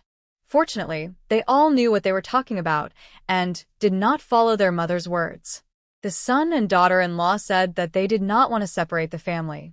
The son was born by her, so how could she not understand what they were thinking? After living with the daughters-in-law for more than 10 years, how could she not see their thoughts? Your father and I have decided to separate the family property. We will call Erju to be a witness tomorrow. You don't need to say anything extra. Uncle Shen and the others wanted to say something, but Old Man Shen slapped the table and said, when a tree grows big, it branches out. When children grow up, the family property will separate. You are all going to be grandparents soon, and we 2 old people can't take care of you all your lives. The family property will be divided sooner or later, so why not do it now? We can still work in the next few years. After the family property is divided, you 2 old people won't have to take care of us. Your mother and I will live with Shu Yu, and you just need to take care of yourselves. In a few years, when we can't work anymore, each of the 3 of you will have to give us 50 kilograms of food and 15 yuan every year. If we get sick, you 3 will take turns to take care of us. The house will be divided according to the rooms you live in now. There is only 1 pot, which will be left for the 2 of us old people. You can buy other ones. As for all the rest of the things in the house, the 4 families will divide the property equally, and the money from the public estate will also be divided equally. As for the vegetables from the vegetable garden, we will still eat them together and take care of the garden together, and we will redistribute them in the spring of next year. Old Man Shin said all he needed to say in one breath. Dad, I'm the eldest in the family. It makes no sense for my parents not to live with their eldest son after the family division. And as for Shuyu, it's my duty as an uncle to take care of my eldest niece. Uncle Shun had no objection to his dad's distribution, but when he heard that his dad wanted to live with his eldest niece, he objected. Yes, Dad, as the eldest, we naturally have to take care of you two old people. I have always treated Shiyu as my own daughter, and it's only natural for her to live with our eldest wife. How can I let you live alone? My parents-in-law are both capable. If they live with their eldest wife, their life will be much easier. My eldest niece can hunt, and if she lives with them, they won't have to worry about me in the future. The second and third wives had the same idea, and all of a sudden the old couple and Shin Shiyu became popular. Brother and sister-in-law, you are so careless in taking care of the elderly and children. If Daddy and Shiyu live with you, will they be able to live a happy life? In my opinion, Daddy and Shiyu should live with our second wife. Lu Pundi didn't want to eat with her parents-in-law at all, and she hated her eldest niece, Shin Shiyu, very much. But when she thought of their usefulness, she said, it is most appropriate for Daddy and Mom and Shiyu to live with our third wife. I cook well, and I am efficient. I will definitely take good care of Daddy and Mom and Shiyu. Shin Shui pulled her mother's clothes hard. Was her mother's brain stuck in the door? The old woman had finally taken the initiative to separate the family, but she still wanted to live with the old woman. Knowing that she and Shin Shiyu didn't get along, she still insisted that Shin Shiyu eat with their third room. If Shin Shiyu really wanted to live with their third room, would she have a good life? Shin Shiyu leaned lazily on the chair, without saying a word, and just watched the three aunts making up stories. The three daughters-in-law rushed to talk, which made old lady Shin's ears hurt. She slapped the table with her big hand. Be quiet for me. Why are you shouting? Your father and I have a headache or a fever on weekdays, and I need you to pour a glass of water. You haven't been out of the house for a long time. Why are you pretending to be filial now? We old two will live with Guaibao. This is settled. Erju will come to be a witness tomorrow, and we will eat separately in the evening. When the mother-in-law got angry, Zhang Tsuetsue and the others quieted down. Judging from the looks of the parents-in-law, it seemed that they were determined not to live with them. Uncle Shun felt very uncomfortable that his parents did not live with them. People who didn't know would think that he, as the eldest son, was not filial to his parents. Fortunately, his parents did not live with him, the eldest son, nor with his second and third brothers, so he felt a little more balanced. The old couple did not live with any of the three sons, and outsiders could not say that the three brothers were unfilial. Shun Jiabao, Jiawei, Jiagua, and Shin Xiu did not want to separate the family. If they did, they would be four families. They were fine during dinner, but they couldn't understand why their grandparents went back to the room after dinner, and I came out to talk about separating the family. They couldn't understand that the separation of the family had already become a fact. Even if they didn't want to separate, there was nothing they could do. Their parents' words were useless, and their words were even less effective. Go do what you should do and don't stand here. After informing their younger brother about the division of the family property, the old couple left home one after another. To preside over the division of the family? Who wants to divide the family? Brother and sister-in-law, do you want to divide the family? Not long after Shenerju came back from the commune, his elder brother and sister-in-law came to him and said that their family was going to divide the family. Shenerju's family was quite surprised. Brother, are the kids from Xiangdong clamoring to split the family property? Wait a minute while I go talk to them. These kids are so unfilial. Shenerju thought it was his three nephews who wanted to split the family property. It's not them who want to separate the family, it's us two old people who want to separate. Children and grandchildren have their own blessings. After the family is separated, they can live the way they want, and I don't have to worry about them. Old Mrs. Shin felt much more relaxed physically and mentally at the thought that she would no longer have to worry about the whole family from now on. Second Grandma Shin nodded in agreement. Brother and sister-in-law, you are old now. It's time to enjoy your life. It was his eldest brother and sister-in-law who wanted to divide the family property, and Shenerju didn't say anything more.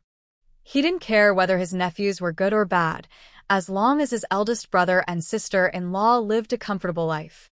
Shenerju asked, "Who do you want to live with?"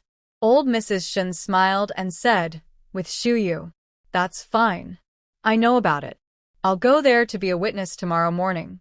Shen Zhu had other things to do, so old man Shen and old Mrs. Shen didn't stay at her brother's house for long. After strolling outside, the two returned home. The family will be divided tomorrow. Zhang Tsuetsue and her two sisters-in-law are surprisingly harmonious. The third sister-in-law is muttering in the kitchen, "Our mother is good at planning her life. She must have saved a lot of money." When my fourth brother and his wife were still alive in the early years, the fourth brother and his wife sent a lot of money home. They also received pensions after their deaths. My mother must have saved at least 700 or 800 yuan. Li Saixia counted on her fingers. I think there should be. Zhang Tsuetsue also did some calculation in her mind. Lu Pundi's eyes lit up when she heard this. 7 or 800. That's so much, then each of our families can get more than 200. She got excited when she thought about each family getting 200. That's 200. She didn't even know how she felt holding 200 in her hand. "Show mother is back, stop talking." Li Saixia turned around and saw her mother-in-law coming back from outside and immediately reminded her elder sister-in-law and younger sister-in-law. Old Lady Shin took one look at her three daughters-in-law and knew what they were up to. She ignored them, went back to her room, got a cloth bag, and walked towards Chen Shiyu's room. Gu Jiandong was playing with white radish in his room. Chen Shiyu was the only one in the room. Old Lady Shin closed the door and walked to the Kong with a smile. "My dear, let me show you something." Chen Shiyu turned over and looked at her grandmother's cloth bag. "Grandma, what do you want to show me?" Old Lady Shin untied the knot on the cloth bag. There were several cloth bags inside the cloth bag. Old Lady Shen untied them layer by layer, revealing the iron box inside. Chen Shiyu glanced at the watch on her hand.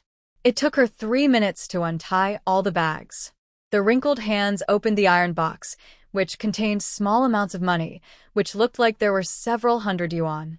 Old Mrs. Shen rummaged through the iron box and took out 2 passbooks. "My dear, open them and have a look." Shen Shiyu took the passbook and opened it. She couldn't believe it. "Grandma, how come there is so much money?"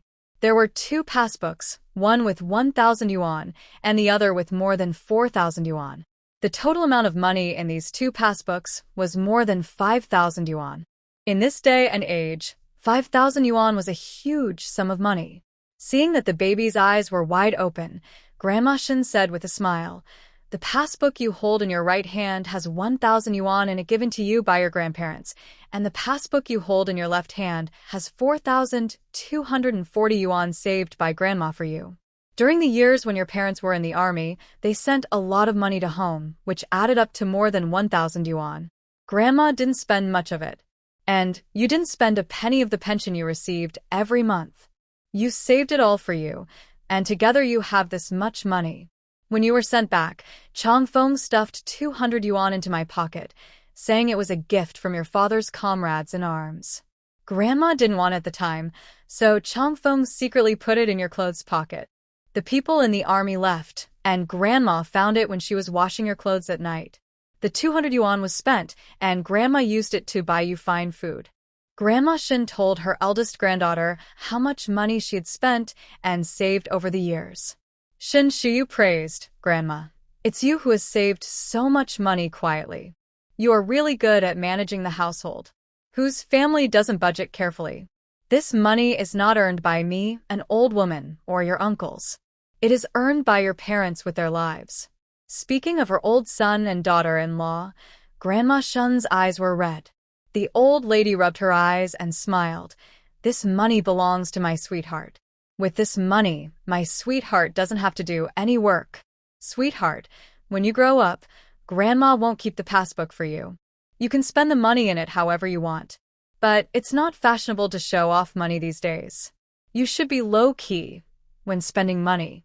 You can't tell anyone how much money is in the passbook. Even if you marry a man, you can't tell your husband." Grandma Shin was afraid that her eldest granddaughter was too naive, so she warned her solemnly. Although she and the old man will carefully select a son-in-law for their eldest granddaughter, some people are just good at pretending. She and the old man do not have a keen eye and cannot guarantee that the future son-in-law will not have any bad intentions when he knows that their eldest granddaughter has such a large sum of money. Feeling the old lady as full care, Shinshiyu felt very warm in her heart. Grandma, I know. I won't tell anyone. The old lady really loved her granddaughter. She planned everything for her and quietly saved such a large sum of money for her. Shinshiyu asked casually, Grandma, there is so much money in the passbook. Don't you plan to take out some to give to the three uncles? What? This money is not earned by them. Why should we give it to them? They are healthy and can earn money by themselves. There is no reason to use your money to subsidize them. They are uncles, and it is good enough that I don't ask them to support you. How can I use your money to subsidize them? Speaking of her three stupid sons, Grandma Shin was full of disgust. They were all debt collectors. She pointed to the scattered money in the iron box. There are 452.30 yuan here. This is the money that my family has earned from working over the years. After dividing the food, the money we get each year is not much. After deducting the expenses, we only save this little money. Tomorrow, each of your three uncles will get 80 yuan. 80 yuan per family. It seems that her grandmother counted her in. Grandma, do I have a share of the money? Old Mrs. Shin said as a matter of course. Why don't you have a share? You are also a member of the family, the only child in the fourth room. The 400 yuan will be divided among the 5 families. Each of your 3 uncles will get 80 yuan, you will get 80 yuan, and your grandfather and I will get 80 yuan. Old Lady Shen and Shinshiyu went to discuss in advance how to divide the money. She also repeatedly reminded them to keep the passbook safe and not tell anyone. The old lady went back to her room to rest. Shinshiyu was holding 2 passbooks. She felt so happy. She felt that she had a good fortune. Not only did Gu Jiandong give her Ganoderma lucidum after dinner, but her grandmother also gave her some savings. Suddenly, she became a rich woman. With the money and the little goldfish in the space, even if she just lived a life of idleness and waiting to die, she would still live a happy life. Shinshiyu stayed in the room, holding the passbook and looking at the numbers on it over and over again. When she had enough, she took her clean clothes and went out to take a shower. It was past 11 o'clock and everyone in the family was asleep. Shinshiyu took a backpack and quietly went out to the cowshed. He used his mind to take things out from the space. All of a sudden, the backpack was filled with things. The broken stools and tables could not fit in the backpack, so Shinshiyu took them. The couple in the cowshed had not slept yet and were not surprised to see Shinshiyu. They needed everything, and they really needed some help from their granddaughter. Shinshiyu put the broken stool and table on the ground, put down the backpack. Grandpa, Grandma Liang, I want to buy some things for you. They don't look so good, but they can be used. Don't despise them. Good child. You are thoughtful. As long as they can be used, it's fine. We are grateful in our hearts. How can we despise them? With their current status, they are not worthy of using good things. Using too good things will only bring disaster to them and their granddaughter. The granddaughter is thoughtful and has taken all these into consideration for them. Shinshiyu sat down on the stool she brought. Originally, the stool and the table were missing some parts, so Shinshiyu found some suitable logs to fill them up. He took out the things in the backpack one by one and put them on the table. Grandpa, Grandma Liang, I didn't dare to buy too many things for you at once, so I bought oil, salt, bowls, pots, and kettle. I filled the kettle with water for you, so you can drink directly when you are thirsty. The sheet is very thin, but it's just right for covering yourself at night in this weather. Here are 10 pounds of cornmeal and 10 pounds of sweet potatoes. Not much, so I'll get more after you finish eating these. Okay, having these things is good enough. Kids, thank you. These are the things they needed most. Liang Jun took her hand. Child, you have helped us a lot by buying these things. You don't have to come to the cowshed anymore. If others see you interacting with us, you will be implicated. Yang Zhen also said, your grandmother Liang is right. Don't come here anymore. It's not safe for you to sneak out late at night. If you meet us during the day, don't look at us or say hello to us. Shinshiyu understood what the two were worried about and she nodded, I know. She would still come to the cowshed. If they had finished their food, she would bring some over, but she would not come too often. Chen Shiyu finally took out an oil paper bag from the backpack. There are 5 meat buns in it. Take them and eat them. Chen Shiyu knew that they must have been hungry all day, and without a pot or bowl, they couldn't cook anything. The sleeping Tao Tao may have smelled the scent of the meat-filled buns, so the little guy woke up and said, "What a nice smell, Grandpa and Grandma. I seem to smell the scent of meat-filled buns. I'm so hungry." Chen Shiyu touched the little guy's head, took a bun, and gave it to him. "Eat it." As soon as he opened his eyes, he saw a beautiful sister. Tao Tao thought he was dreaming, so he rubbed his eyes, opened and closed them, and said in a childish voice, "Grandpa and Grandma, I saw my aunt." The aunt in the photo came out. Chen Shiyu. The truth is out. The couple is her grandpa and grandma. Liang Jun quickly stuffed a meat bun into his grandson's mouth. "You must be hungry. Eat the meat bun, and don't talk nonsense." Liang Jun scolded her son in her heart. Why didn't he do something good at home? He took out the photo of her daughter to show her grandson every day, telling him that this was his aunt. The granddaughter looked like her daughter, and the child thought it was the aunt in the photo. Tao Tao just woke up and is talking nonsense. Please don't mind him. Old Yang said that his granddaughter was smart, and Liang Junting was worried that his granddaughter would guess the identities of them. Now they cannot recognize their granddaughter. Afraid that his grandson would say something after eating the buns, Yang Jin called Chen Shiyu to go back. "Shiyu, it's so late. You should go back and don't come here again. Then I'll go back. You guys take good care of yourselves." After giving Tao Tao a handful of candies, Chen Shiyu went back. After she left the cowshed, Liang Jun warned his grandson, "Next time you see that sister, don't call her aunt. She's not an aunt, but a sister. Don't tell her your last name. And don't go play with her when there are people around, okay?" Little Tao Tao ate the meat buns and nodded, "I understand." The two finished the meat buns brought by Chen Shiyu and drank 2 bowls of water. Their stomachs felt full, and they finally felt better. They coaxed their grandson to sleep, and the couple also lay down. When Chen Shiyu got home, he lay down on the Kong and fell asleep in a second. The next day, she was awakened by the loud voice of her second aunt. Chen Shiyu opened her eyelids with difficulty. It was just past 4 o'clock. Old Mrs. Shen outside the door scolded in a low voice, "Second brother, why are you talking so loudly? If you wake up my baby, I, an old woman, will not forgive you." The yard suddenly became quiet, and Chen Shiyu turned over and continued to sleep.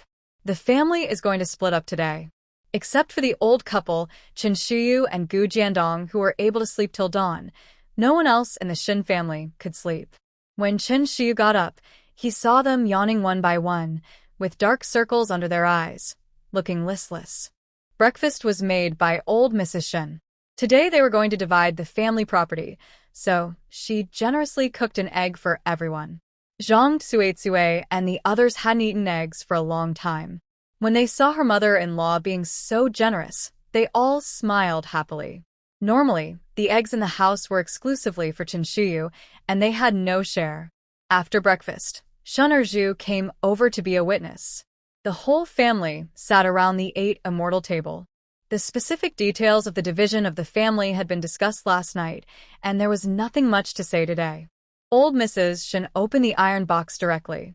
When they saw the banknotes in the iron box, Zhang Tsuetsue, Li Caixia, and Lu Pan's eyes lit up. It was such a thick stack, and they didn't know how much money was in it. Old Mrs. Shen took out all the money and notes. This is all the savings our family has made over the years. There are a total of 452.30 yuan. There are not many notes, just 5 food coupons.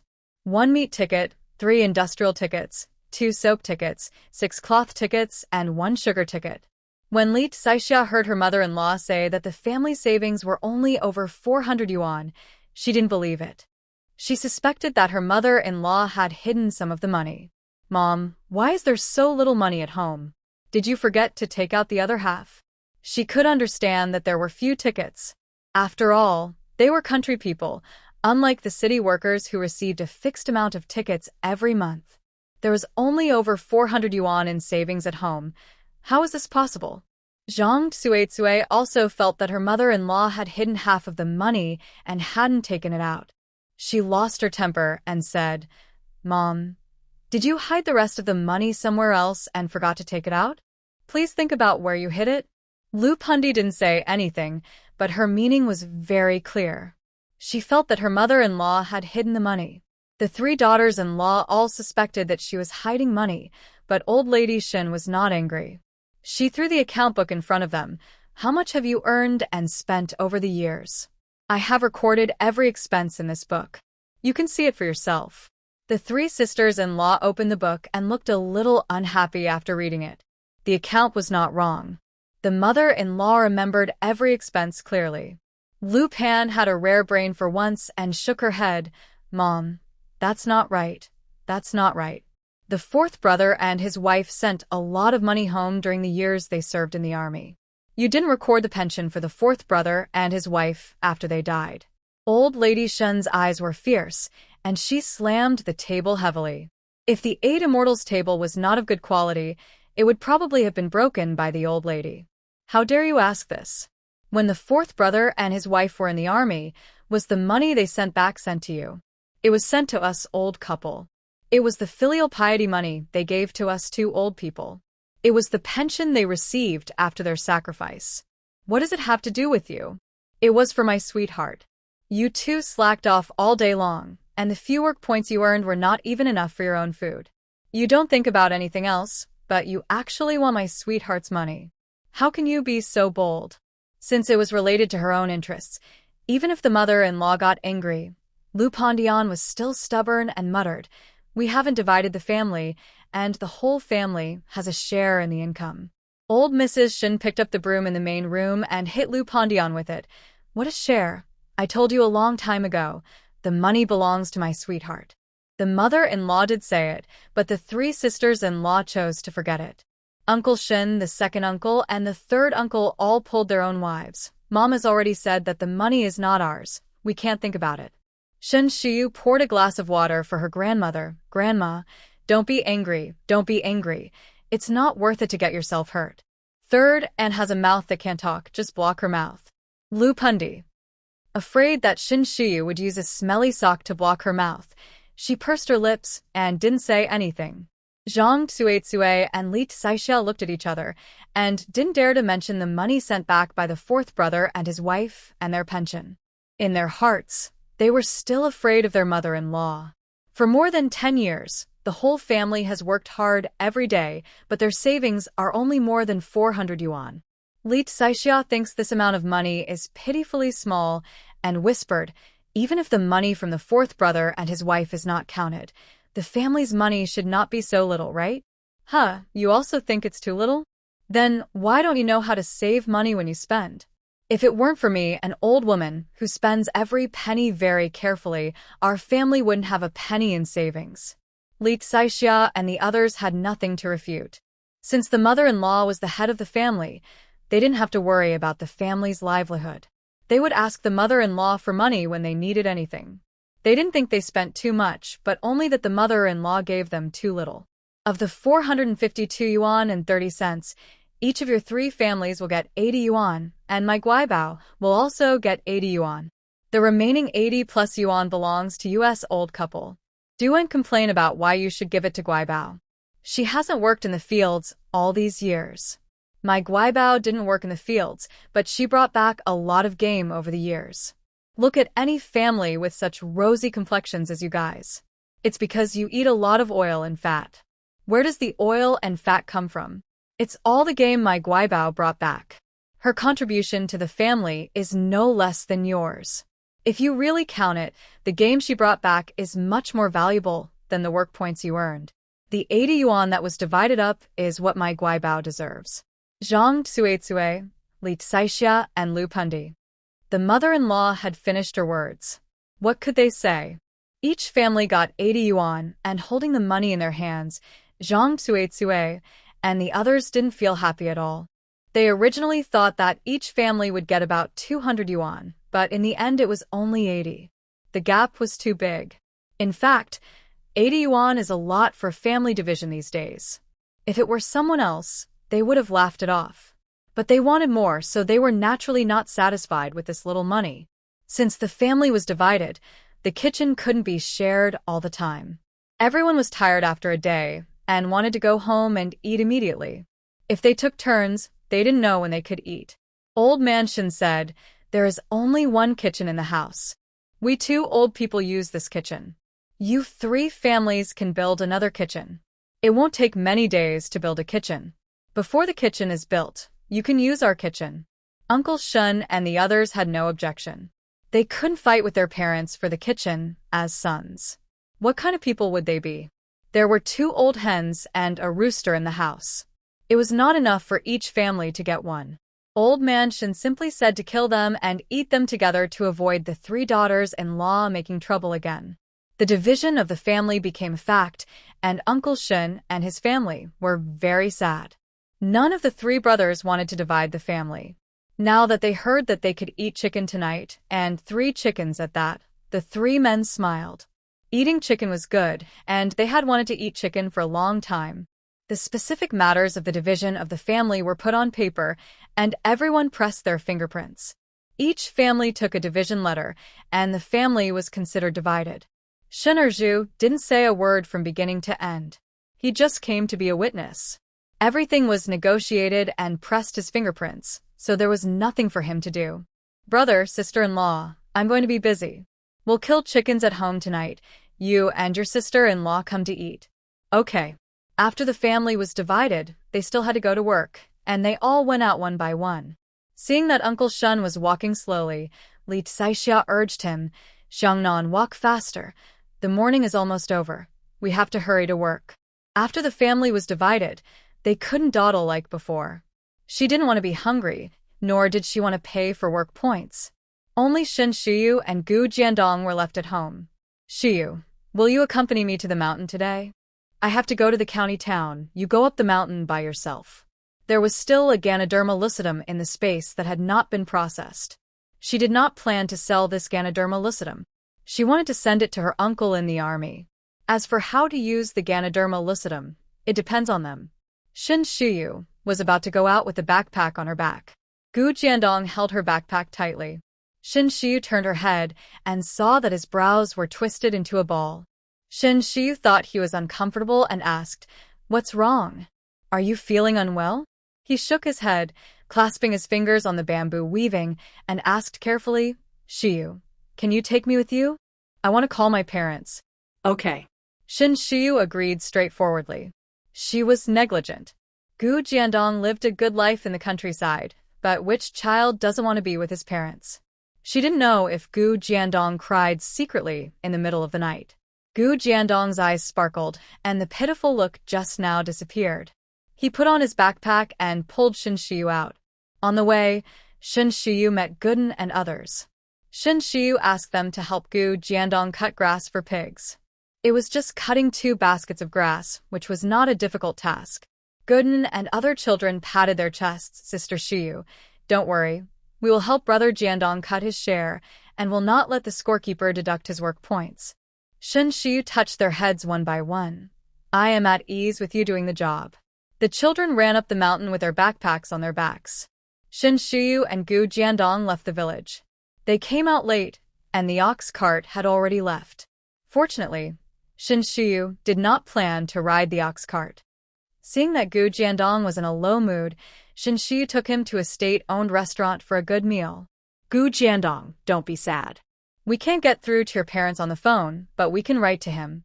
They will receive the letters." Shin Shiyu comforted Gu Jiandong, but she was also worried about Uncle Gu and his wife.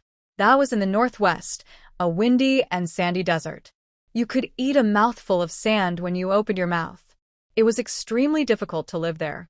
Hearing that he could write to his parents, Gu Jiandong's face was no longer so sad. He counted on his fingers. "I have been in the countryside for a long time, and I don't know if my parents miss me. I miss them." 2 plates of dumplings and a dish of braised pork were served on the table. Gu Jiandong, who had been unhappy, smiled again after eating the dumplings and braised pork. Shin Shiyu took him to the supply and marketing cooperative again. Gu Jiandong had eaten and drunk his fill and had nothing to buy. Seeing the dazzling array of goods on the shelves, Gu Jiandong just looked around curiously. After walking around, Gu Jiandong lost interest. "Shiyu, let's go back." I want to go back and play with Gooden and the others. Then let's take the mountain road back. The mountain road that Qinshiyu took Gu Jiandong to take leads directly up the mountain. 2 hours later, they arrived at a familiar hilltop. Haydn saw them from a distance and shouted, "Sister Shiyu, Brother Jiandong, we are here. You go and play with them. I'll come find you when it's time to go home." Separating from Gu Jiandong, Qinshiyu walked in the opposite direction and walked into the entrance of the deep mountains. He lowered his head to pick up a pile of stones, climbed up a big tree, and saw some wild animals coming out. Qinshiyu threw the pebbles accurately, and the pheasants and rabbits that were jumping around just now fell down instantly. While hanging on the tree, Qinshiyu also saw 3 wild boars coming out together. The 3 wild boars were fat and strong, and their fangs looked scary.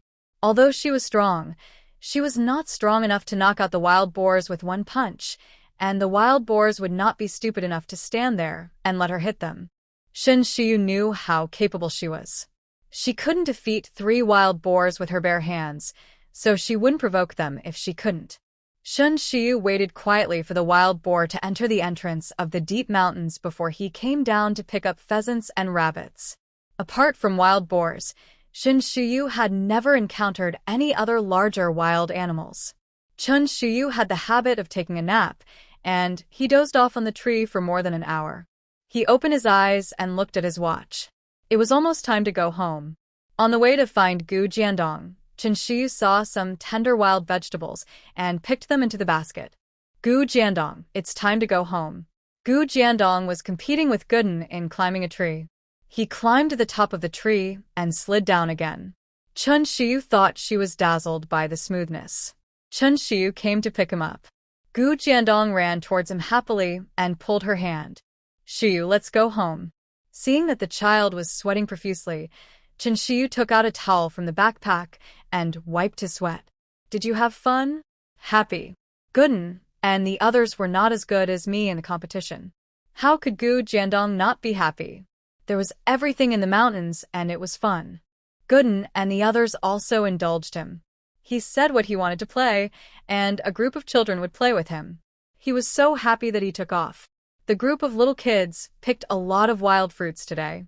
When they saw Qinshiyu, they took out the wild fruits in their hands and offered them to her. "Sister Shiyu, you eat them."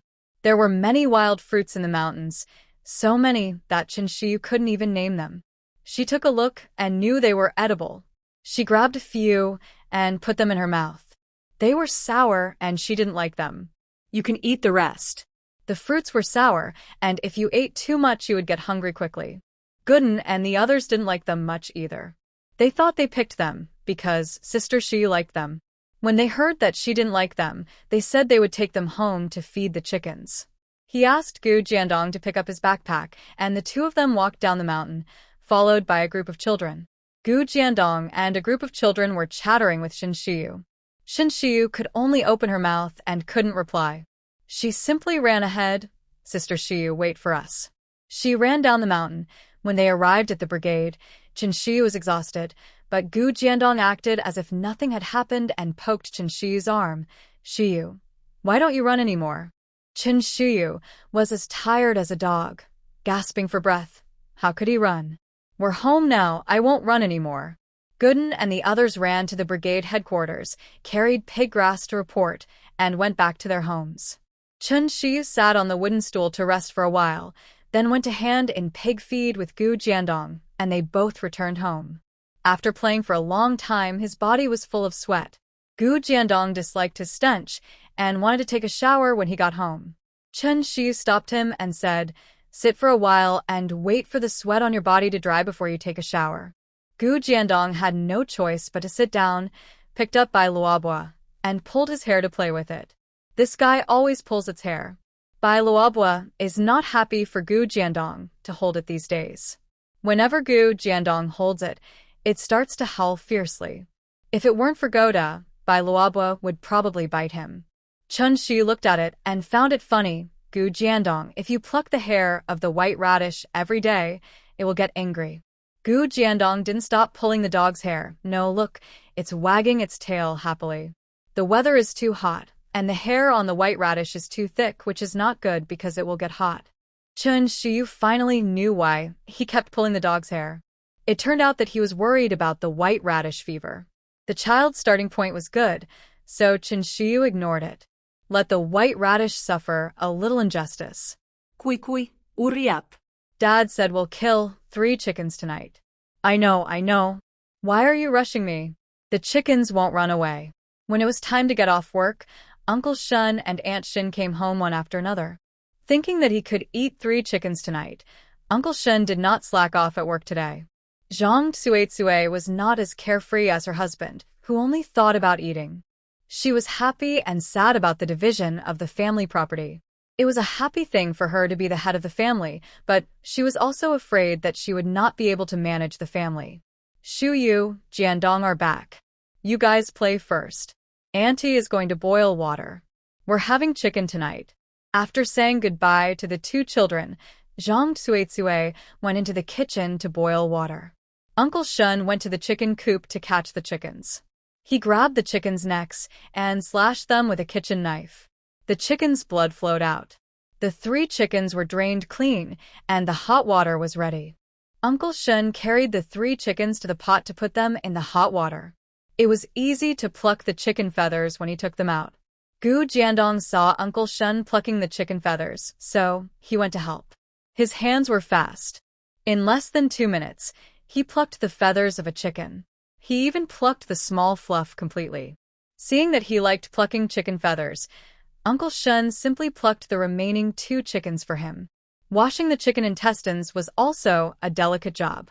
If he didn't wash them clean, he would be scolded by his mother. Uncle Shun didn't dare to be careless and washed them several times.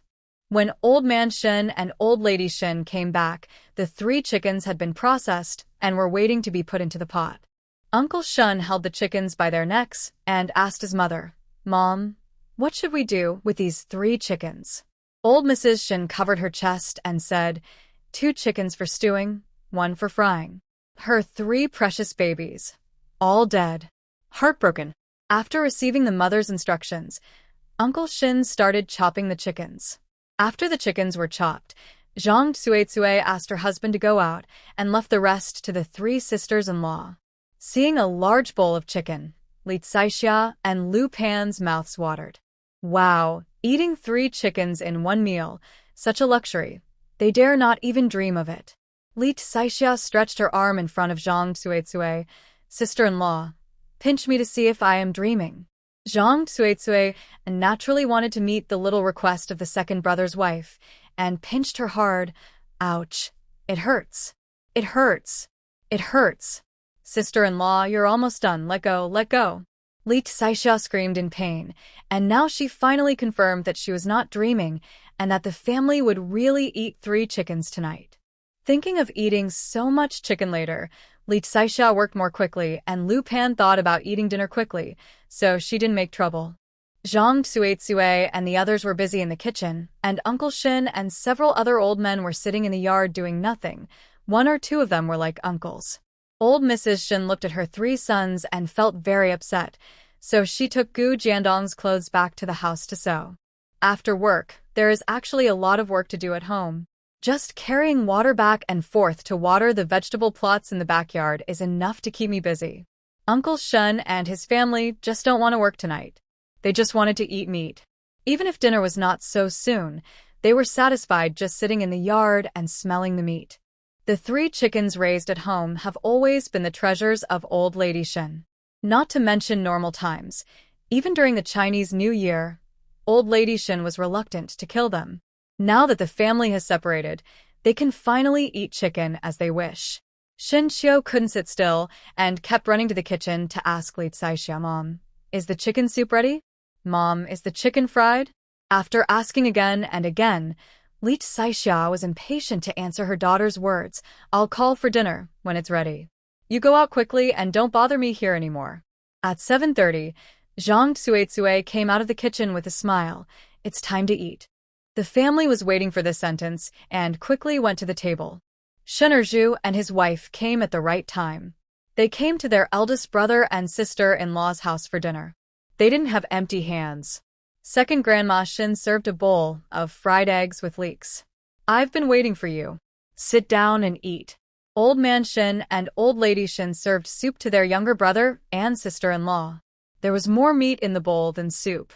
Hearing from her old man that her eldest brother and sister-in-law had separated the family and were going to kill 3 chickens tonight, Second Grandma Shin still didn't believe it. What kind of family conditions were there? Who could eat 3 chickens for one meal? How could they survive? When she came to take a look, she saw that the 8 immortals table was filled with chicken. Second Grandma Shin took a breath of cold air. Her eldest brother and sister-in-law really didn't want to live like this. Thinking so in her heart, Second Grandma Shin didn't say much.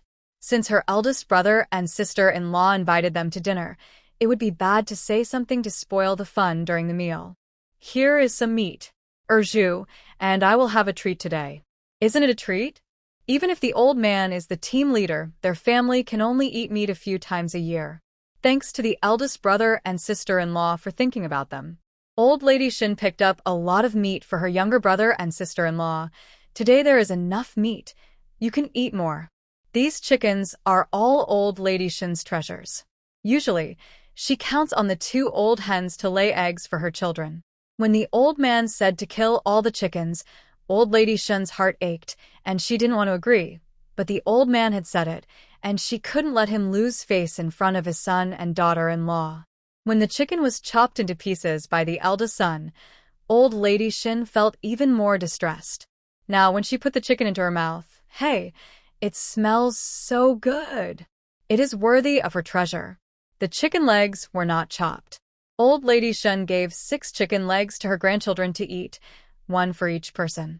Shin Shiyu, Gu Jiandong, and others ate the chicken legs deliciously, but only Shin Shui was reluctant to eat the chicken legs in the bowl.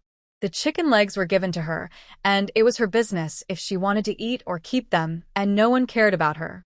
Lu Pundi kept putting chicken into her bowl.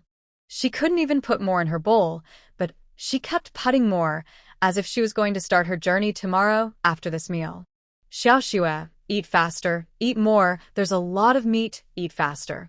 Since she couldn't put more in her bowl, Lu Pundi helped her daughter to put more food in. While doing so, she urged Shin Shui to eat faster.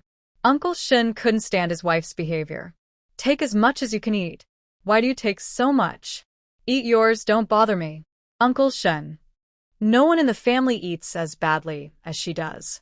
Everyone craves meat, but no one is like her who keeps putting more food in their bowl. Everyone dislikes Lu Pundi's eating style, but no one cares about her. She might as well eat more meat instead of eating more. Shin Shiyu drank 2 bowls of chicken soup and felt full after eating a chicken drumstick. She said hello to her elders and went back to her room. Old Man Shin wanted to drink tonight, but Old Lady Shin wouldn't let him. She wanted to have a good sleep, but once the old man drank, she didn't need to sleep.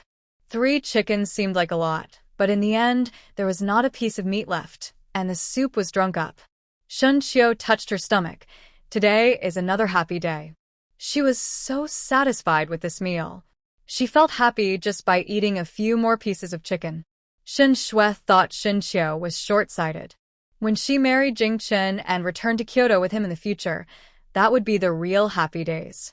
Second sister, what does that look in your eyes mean? Don't you feel happy? No, it doesn't mean anything. I'm just worried that you're too full, and I care about you. Shin Shui didn't feel happy at all. There were chickens at home, so shouldn't it be normal to kill them for food? These 3 chickens should have been killed long ago, but the old woman was always stingy and didn't want to kill them. The second sister's eyes just now clearly showed disdain for her, but Shin Xiu didn't care. She didn't bother with the old woman. The family was divided in the morning. I was in a hurry to go to work, and the food had not been distributed yet. Old Lady Shin took her sons and daughters-in-law to weigh the food in the house, and all the food was divided equally among the 4 families. The food was divided very fairly, and the 3 daughters-in-law did not make a fuss. While the family was busy dividing the food, Shin Shui put the chicken legs in a clean cloth and ran out. She went straight to the Youth League site. There was a vegetable garden next to the Youth League site. This vegetable garden was allocated to the Youth League members. Today it was Zhou Jingchen's turn to water the vegetable garden. Shen Shui saw Zhou Jingchen as soon as she arrived at the Youth League site. She shyly ran to Zhou Jingchen.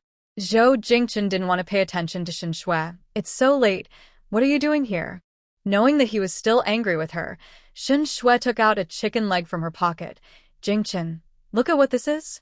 As soon as she took out her pocket, Zhou Jingchen smelled meat. When he opened the cloth wrapped around the chicken leg and saw that it was a chicken leg, he swallowed his saliva and then looked away. What are you doing? Afraid that he would not want it, Shen Shui stuffed the chicken leg into his hand. Jingchen, my family killed a chicken tonight. I couldn't bear to eat this chicken leg, so I left it for you. Eat it quickly. He said, no, I've eaten too many chicken legs at home. You country people rarely get to eat meat. Keep it for yourself. The hand holding the chicken leg was tightly clenched, fearing that someone would come to it. I know you don't need this piece of meat, but this chicken leg is different. The chicken at home is more delicious. You should try it. Under Shen Shui's earnest persuasion, Zhou Jingchen gave her face and reluctantly ate the chicken leg. After eating the chicken leg, he wiped his mouth and treated Shen Shui better. It tastes just average, not as good as my mom's. It's also possible that there's too little meat on the chicken legs and I couldn't taste it.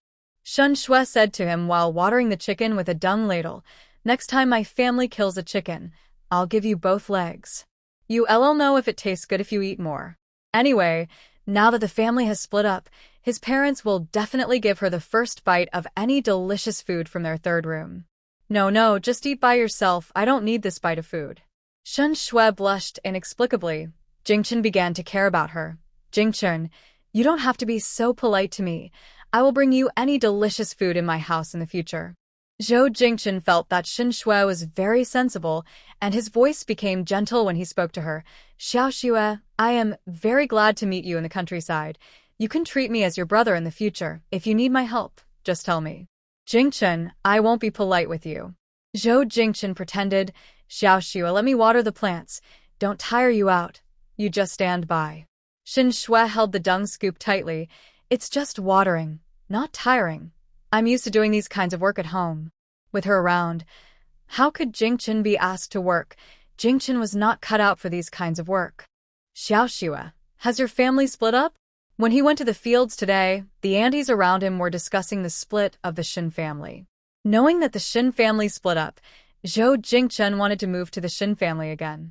He really couldn't get along with the educated youths in the educated youth point. They were obviously educated youths who went to the countryside, but they spoke more harshly than the peasants in the countryside and choked him all the time. Yes, my family split up. From now on, my parents have the final say. Shen Shui was happy when talking about the split up. In the future, she could think whatever she wanted, and the old woman and the two aunts couldn't control her. Then can I move to your house? After the split up, the old woman couldn't ask him for rent. Shen Shui was a little embarrassed this. If it's inconvenient, forget it. Shen Shui shook her head. It's not inconvenient, but mainly because there is no vacant house in my house. She really wanted Zhou Jingchen to move to her house. There was no vacant house at home, and she couldn't really let him live in the woodshed.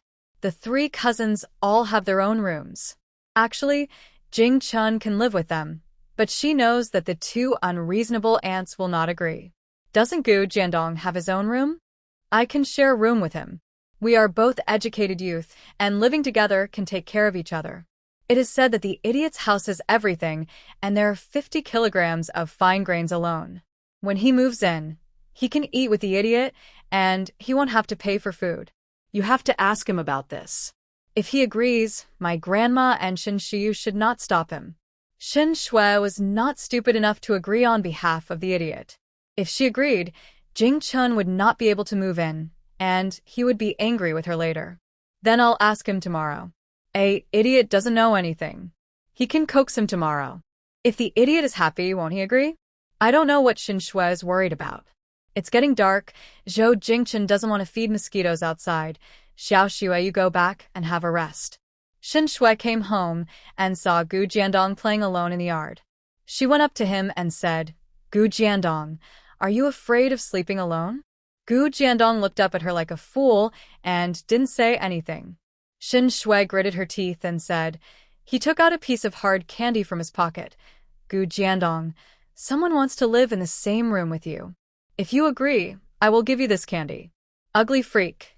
You're so annoying. Gu Jiandong raised his fist, and in Xin Shue's confused eyes, Gu Jiandong swung his sandbag-sized fist at her face. Ah! Xin Shue felt that her face was crooked by him, and her face was in severe pain. She screamed miserably, and the Xin family members came out one after another. What's wrong? What's wrong? Why are you shouting so loudly? Ouch, Xiaoxue. Why are you bleeding from the nose? Lu Pundi came out and saw her daughter's nose bleeding. Xin Shue was so painful that she couldn't speak and kept pointing at Gu Jiandong. Lu Pundi understood her daughter. Did that idiot hit you? Xin Shue nodded hatefully. If her face was ruined, she would definitely make the idiot pay. Lu Pundi rushed to Gu Jiandong. How did my Xiaoxue provoke you? Why did you hit her? She looked at Grandma Shen again. Mom, look at this idiot. He hits people for no reason. Xiaoxue is your granddaughter. You have to stand up for her. Before Grandma Shen could ask him, Gu Jiandong put his hands on his hips angrily. This ugly witch is so noisy. As soon as she came back, she asked me if I was afraid to sleep alone. She also said that she wanted to sleep in the same room with me. I don't want to sleep in the same room with this ugly witch. I will have nightmares. My parents said that she is not my wife and cannot sleep in the same room with me. This ugly witch wants to take advantage of me. She is greedy for my body. After that, she hid behind Xin Shuyu with grievance, crying, Shuyu, I'm so scared. The ugly witch wants to take advantage of me. My mother told me before I went to the countryside that boys must protect themselves outside. I can't let others take advantage of me. Xin Shuyu touched his head. Be good. Don't be afraid. Don't be afraid. I'm here. I will protect you. Gu Jiandong has always been like a little sun, warm and healing, happy every day. How could he be so wronged and scared like he is now? Xin Shuyu is so angry that she wants to throw Xin Shue into the mountains to feed wild boars. Xin Xiu's face is full of disbelief. Second sister, I didn't expect you to be such a person. The expressions of other people in the Xin family are also very interesting. Li Caixia clicked her tongue several times to condemn Xin Shue. Xin Shue, Xin Shue, I didn't know you had such thoughts. Jiandong is just a child. Zhang Tsuetsue shook her head repeatedly. Xin Shue, I've seen that you are a thoughtful person, but I didn't expect you. Jiandong is so innocent. How could you defile him? Lu Pundi wanted to defend her daughter, but she opened her mouth, not knowing what to say. No one suspected that Gu Jiandong was lying. After all, during the time this child had been in their home, he was not only well-behaved and obedient, but also sensible. He usually helped with housework. How could such a good child lie? This child must have suffered a great injustice that he couldn't help but hit others. Uncle Shun was so angry that he strode over and slapped Xin Shue in the face. You disappoint me so much. How could a girl be so shameless as to say that she wanted to sleep in the same room with a man and the other party was a fool? Seeing their second niece acting so ridiculous, Uncle Shun and Uncle Tu both had indescribable expressions on their faces. Shen Jiabao, Jiawei, and Jiagua didn't know how to evaluate this second sister. Xin Shiyu wiped him and sat in his room for a while. Only when she heard his even breathing did she go out. At 3 o'clock in the middle of the night, Xin Shiyu came out of the house, listened at the door of the third room for a while, and confirmed that everyone in the room was asleep. He quietly pushed open the door of the third room, silently took Xin Shue out, ran all the way to the cowsheet, threw Xin Shue into the cowsheet, clapped his hands, and went home to sleep. At dawn, a scream was heard from the cowsheet. When Xin Shue woke up, she found herself sleeping on thick cow dung. She collapsed. She shouted so loudly that the sleeping ox next to her was startled and kicked her. Another scream was heard. Everyone got up early at this time. The villagers near the cowshed heard the screams from the cowshed and thought something had happened to the cows, so they all ran towards the cowshed. When they arrived at the cowshed, the first thing they did was to check if their team's treasures were okay. They checked the 3 cows up and down several times, and after confirming that the 3 cows were fine, everyone breathed a sigh of relief. Uncle Lee at the head of the village asked. The cows are fine, and there's no one else in the cowshed. Who was shouting just now? Everyone looked around, and no one noticed the handsome Shin Shui, who was covered in cow dung in the corner. No matter who yells, as long as the cow is fine, it's fine. Uncle Chi waved his hand indifferently. Kicked by the cow, Shin Shui felt a sharp pain in her lower abdomen and said slowly, Uncle Lee, Uncle Chi, save me. The light in the cowshed was dim. Looking in the direction of a voice, the two uncles saw a bunch of cow dung squirming in the corner. The two old men blurted out, the cow dung has become a spirit and can talk. Don't talk nonsense. The leader said that all monsters are paper tigers. Although they said so, others were also afraid of the thing in the corner of the cowshed and did not dare to go forward to see what it was. The big yellow cow lying on the ground to rest raised its eyelids, stretched its legs, and kicked Shin Shui out from the corner. Big yellow scalper, I am a kind-hearted person. I know you guys don't dare to come forward, so I brought her to you.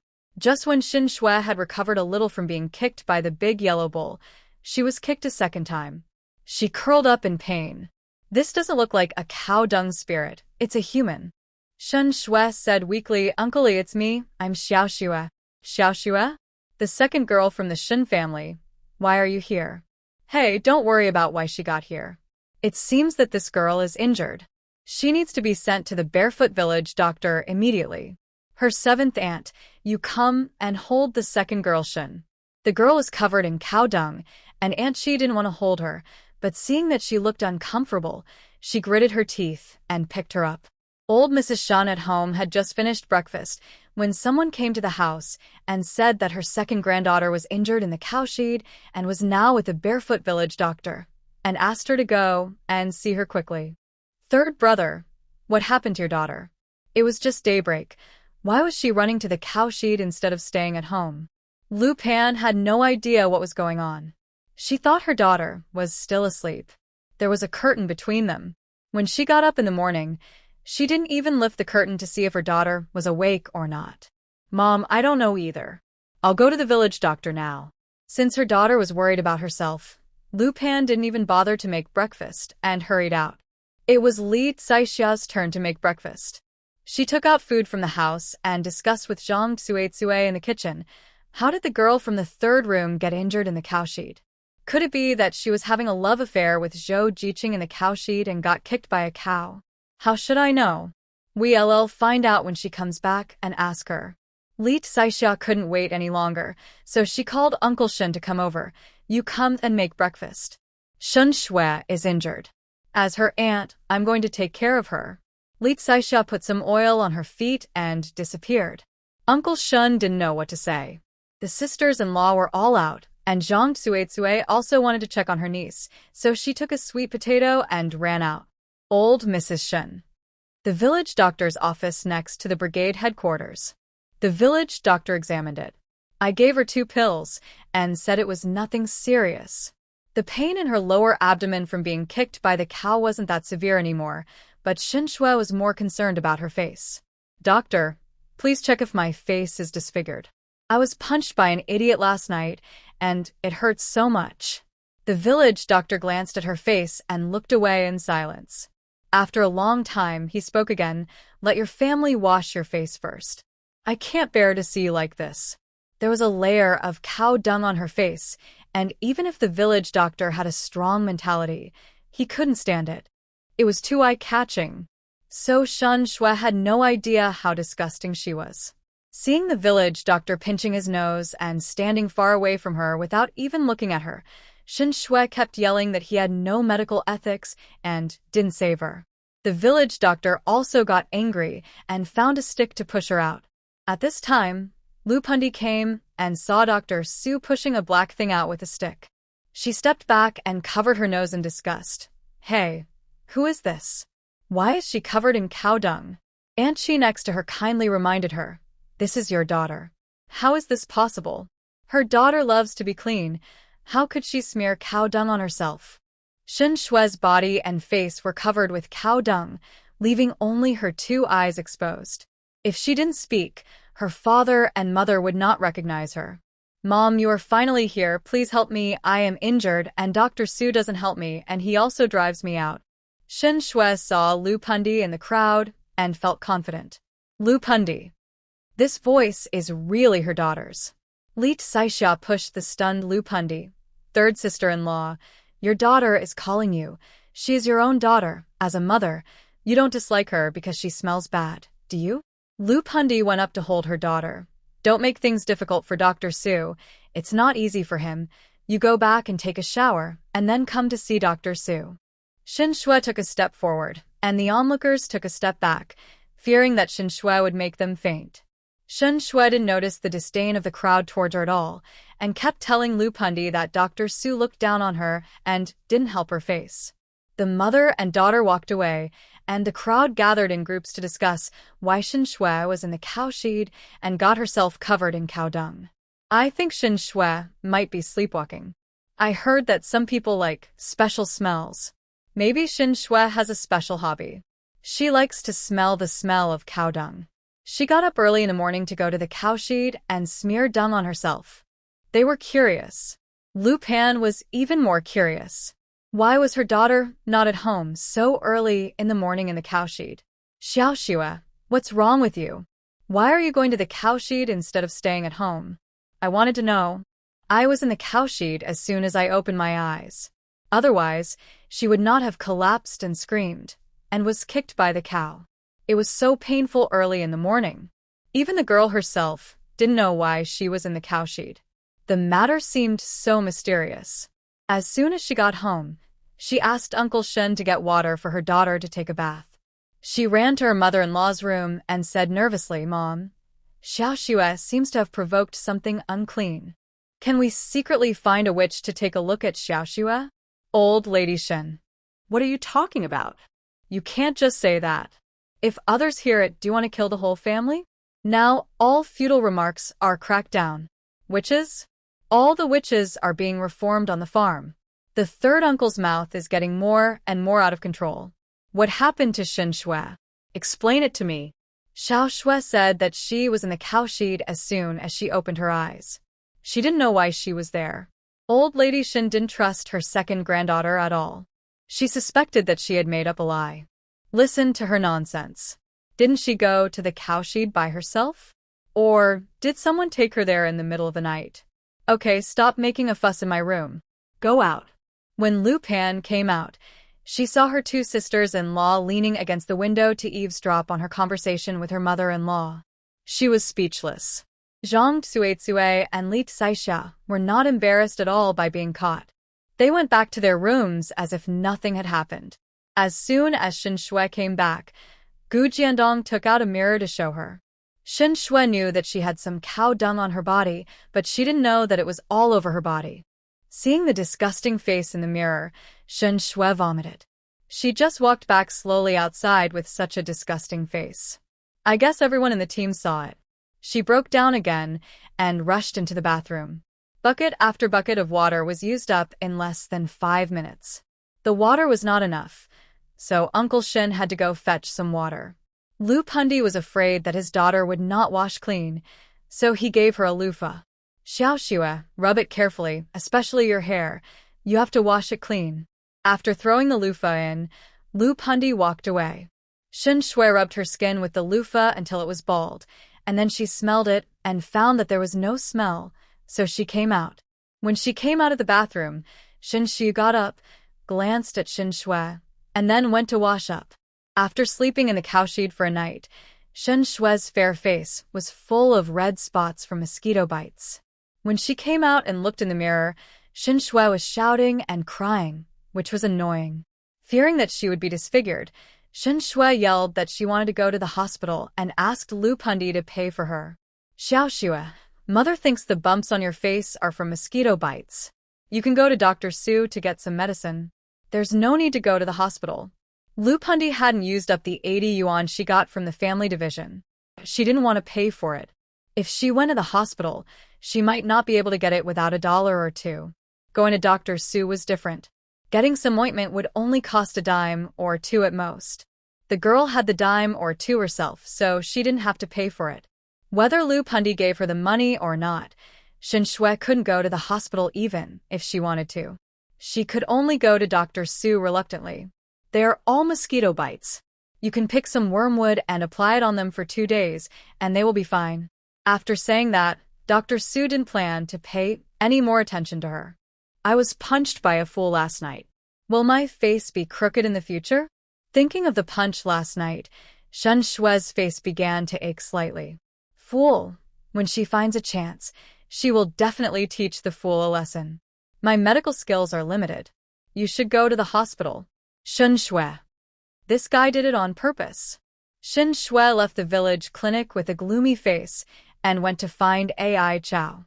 Lu Pundi saw her daughter wandering around and couldn't bear it, so she grabbed Shen Shui and said, Xiao Shui, it's almost time to go to work. Why are you wandering around? After the family is separated, you can't be like usual. You have to go to work on time. Before the family was separated, when it was time to go to work, the daughter felt pain here and there and asked for leave at every turn. Lu Pundi thought her daughter was very smart. There were only 3 people in their third room to eat. If they worked hard, they would suffer. It was good for her to be lazy occasionally. Now that the family has been separated, Lu Pundi will not give her daughter the opportunity to be lazy. There are not many laborers in their third room. If they are still lazy, do they still need to eat? She doesn't think that their third room will not have enough food, and her parents-in-law will subsidize them. Mom, I'm not being lazy. Dr. Su said that the red spots on my face should be wiped with mugwort. I'm going to pick mugwort. My face is covered with red spots, and I can't see anyone. I'll take a day off today. Her face is so red and swollen. What if Jing Chen sees her and dislikes her? How come you become more and more ignorant as you grow older? If you don't go to work, what will you eat? 1 day's work less means 1 day's work points less. She has no idea what her daughter is thinking. I was kicked twice by a cow. My whole body aches, and I can't go to work. I'm taking a day off today. Mom, the work bell has rung. You should go to work quickly. Shen Shui broke free from her mother's hand and ran away. Before the family was divided, Shen Shui was still afraid of old lady Shen and her 2 aunts. Now that the family was divided, they couldn't control her, so she wouldn't let herself be wronged. She would work when she wanted to and not work when she didn't want to. That which Shen Shiyu lived a comfortable life every day, and she also wanted to live that kind of life. Lu Pundi used to think that his daughter was perfect in every way, considerate and sensible, but now he just thinks that his daughter is difficult to discipline. Gu Jiandong did not go to cut grass for the pigs today. Instead, he followed old man Shen to work in the fields. The child was sensible and knew that the family had been divided. Only old man and old lady Shen went to work in their house. In the morning, he took the initiative to tell the old couple that he wanted to go to the fields. The old couple naturally didn't want him to work in the fields. It was so tiring. His parents had prepared enough money for him, and he could use the money to buy food. Why should they tire their child? The old couple refused to agree. Gu Jiandong pouted and looked like he was about to cry the next second. The old couple didn't want him to cry, so they had to agree. Gooden and his children kept telling Gu Jiandong that they wanted to work in the fields to earn more work points so that they could earn food for themselves. He kept these words in mind. Old man Shen was doing the work of turning the soil today. As soon as he got to the ground, old man Shen took a shovel and taught Gu Jiandong how to turn the soil. After teaching him once, Gu Jiandong knew how to do it. This piece of soil was relatively hard, the kind that required hard work but no results. It took several shovels to turn out a piece of soil. Even someone like old man Shen, who had been doing farm work all year round, found it strenuous. Gu Jiandong turned out a large piece of soil with 1 shovel. With the shovel in his hand, the ground under his feet felt like soft cotton. He turned the soil with a clang. The shovel was almost smoking. After a while, he left old man Shen behind. Uncle Li and old man Shen said, "Hey, it's good to be young. This kid is very strong. It's no problem for him to earn full work points in a day." That's right. I didn't know this kid was so capable. Except for being a little naive, this kid is good in every way. There's nothing wrong with him at all. The 2 old guys were chatting while turning the soil. They couldn't turn the soil as fast as Gu Jiandong, so they couldn't be in a hurry. They just turned the soil, slowly. What else could they do? Gu Jiandong finished the work of both of them in one morning. Old man Shen happily went off work with a shovel in his hand. Good boy, I will go back and ask your grandma Shen to make you something delicious. What do you want to eat? Gu Jiandong had eaten dumplings in the state-owned restaurant yesterday, and he wanted to eat dumplings again today. Grandpa Shen, I want to eat dumplings. It's good to want to eat dumplings. His old man also wants to eat dumplings. If the child doesn't say it, the old woman will not be willing to make dumplings. Okay, Grandpa Shen will go back and tell your grandma Shen. Gu Jiandong didn't want to go home yet. He sat in the shade and played with willow branches to weave a small basket. Zhou Jingchen, who was weeding opposite, heard the conversation between the grandfather and the son, and he was so jealous. He came from Kyoto, but he couldn't eat dumplings. A fool said it casually, and someone made dumplings for him. This was not fair at all. A fool should be lonely and miserable when he went to the countryside. Why should he live better than him? After work, Zhou Jingchen walked over to Gu Jiandong and asked, Comrade Gu, do you still remember me? We were in the same group of people who went to the countryside. Gu Jiandong was concentrating on weaving small baskets.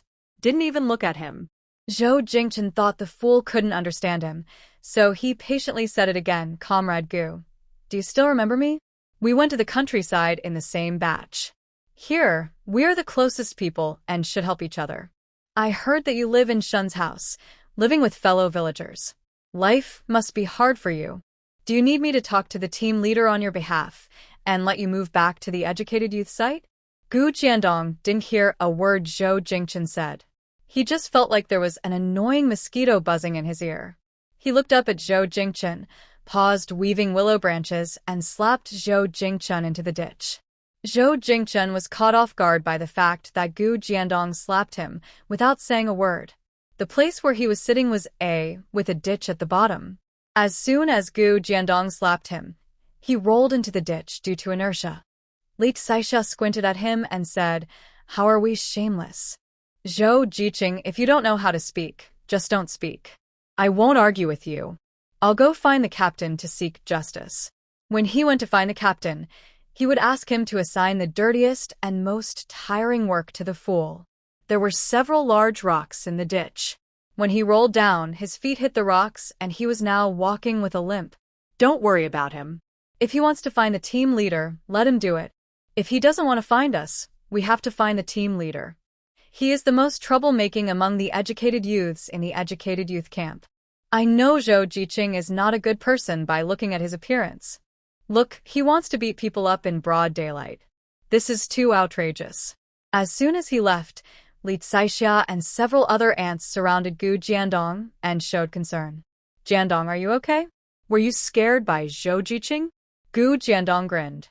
Aunt, I'm fine. There was a mosquito buzzing in my ear just now, and I swatted it away.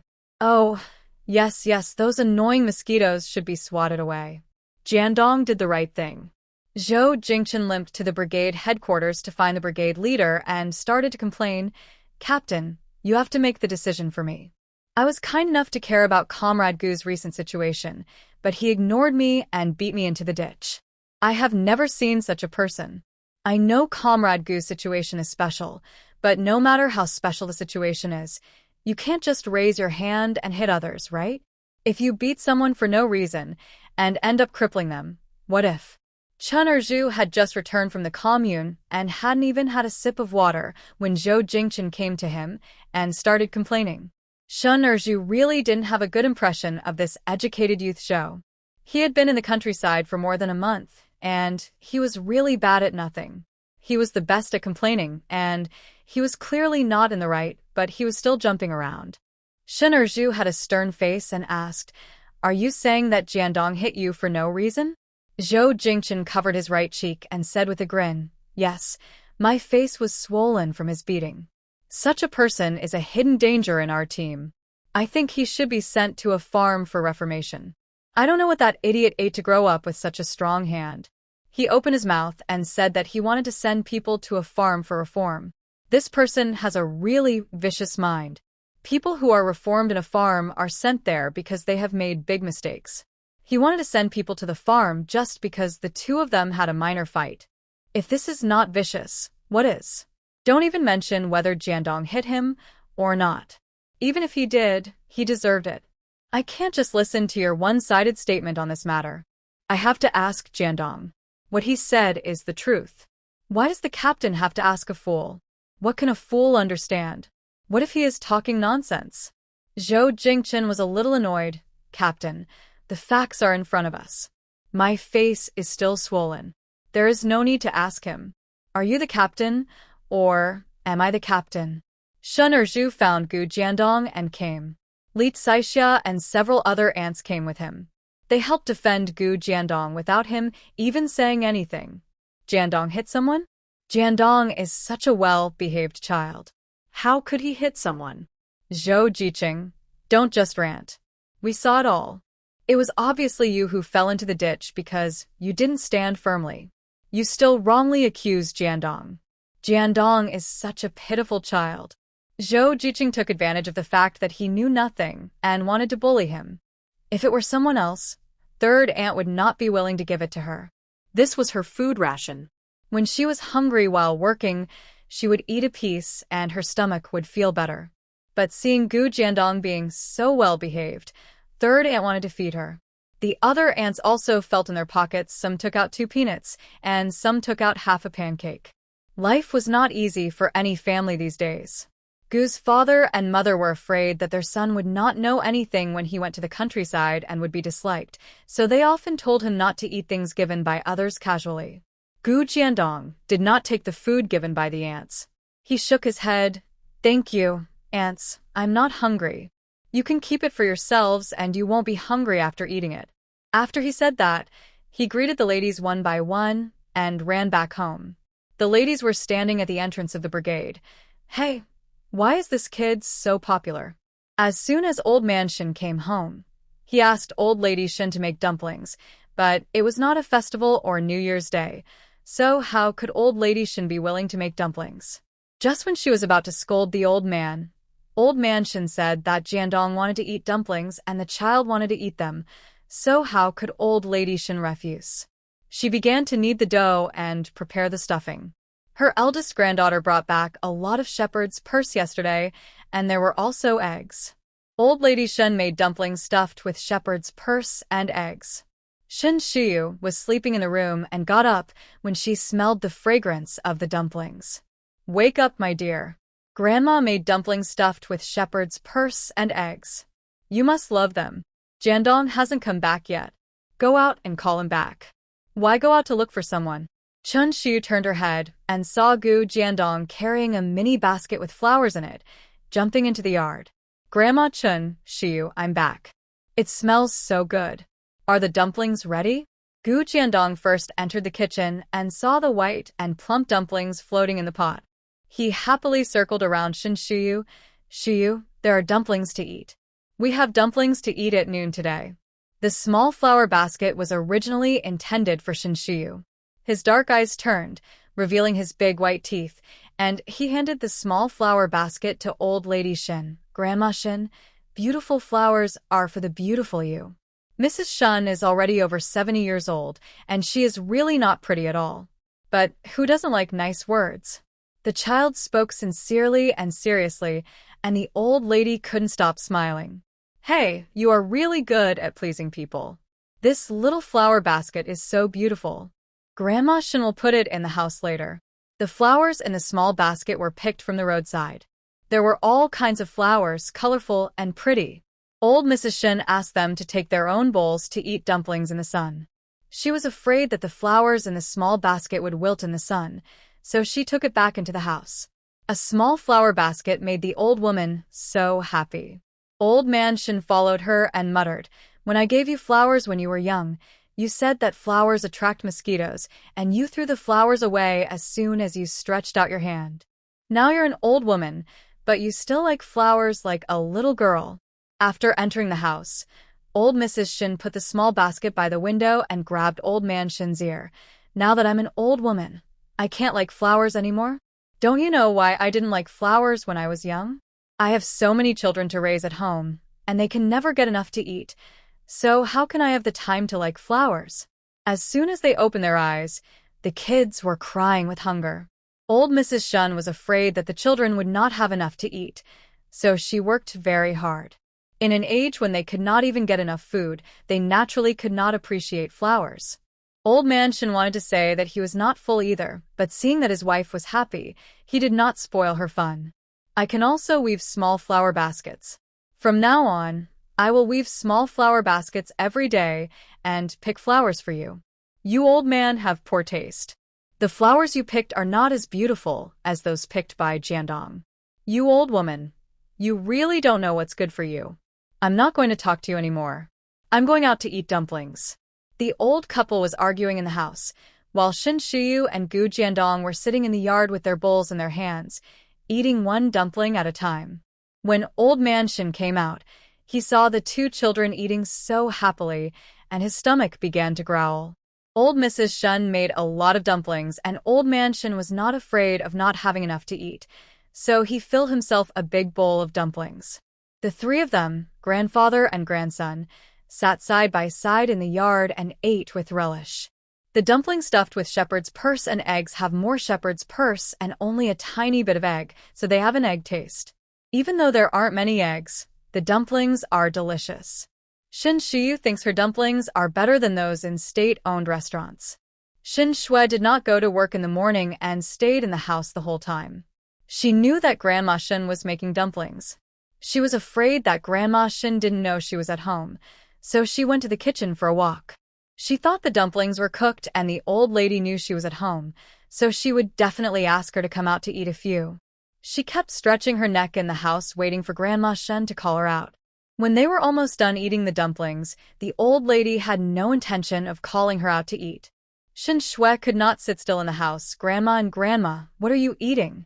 As soon as the second granddaughter opened her mouth, Grandma Shin knew what she was thinking and said unhappily, "Your eyesight is not working well at such a young age? Do you even need to ask? Can't you see?" There were white and plump dumplings in the bowl. Shin Shui could see them, of course. She thought that if she asked this, the old lady would fill a bowl for her. I didn't expect her to say that.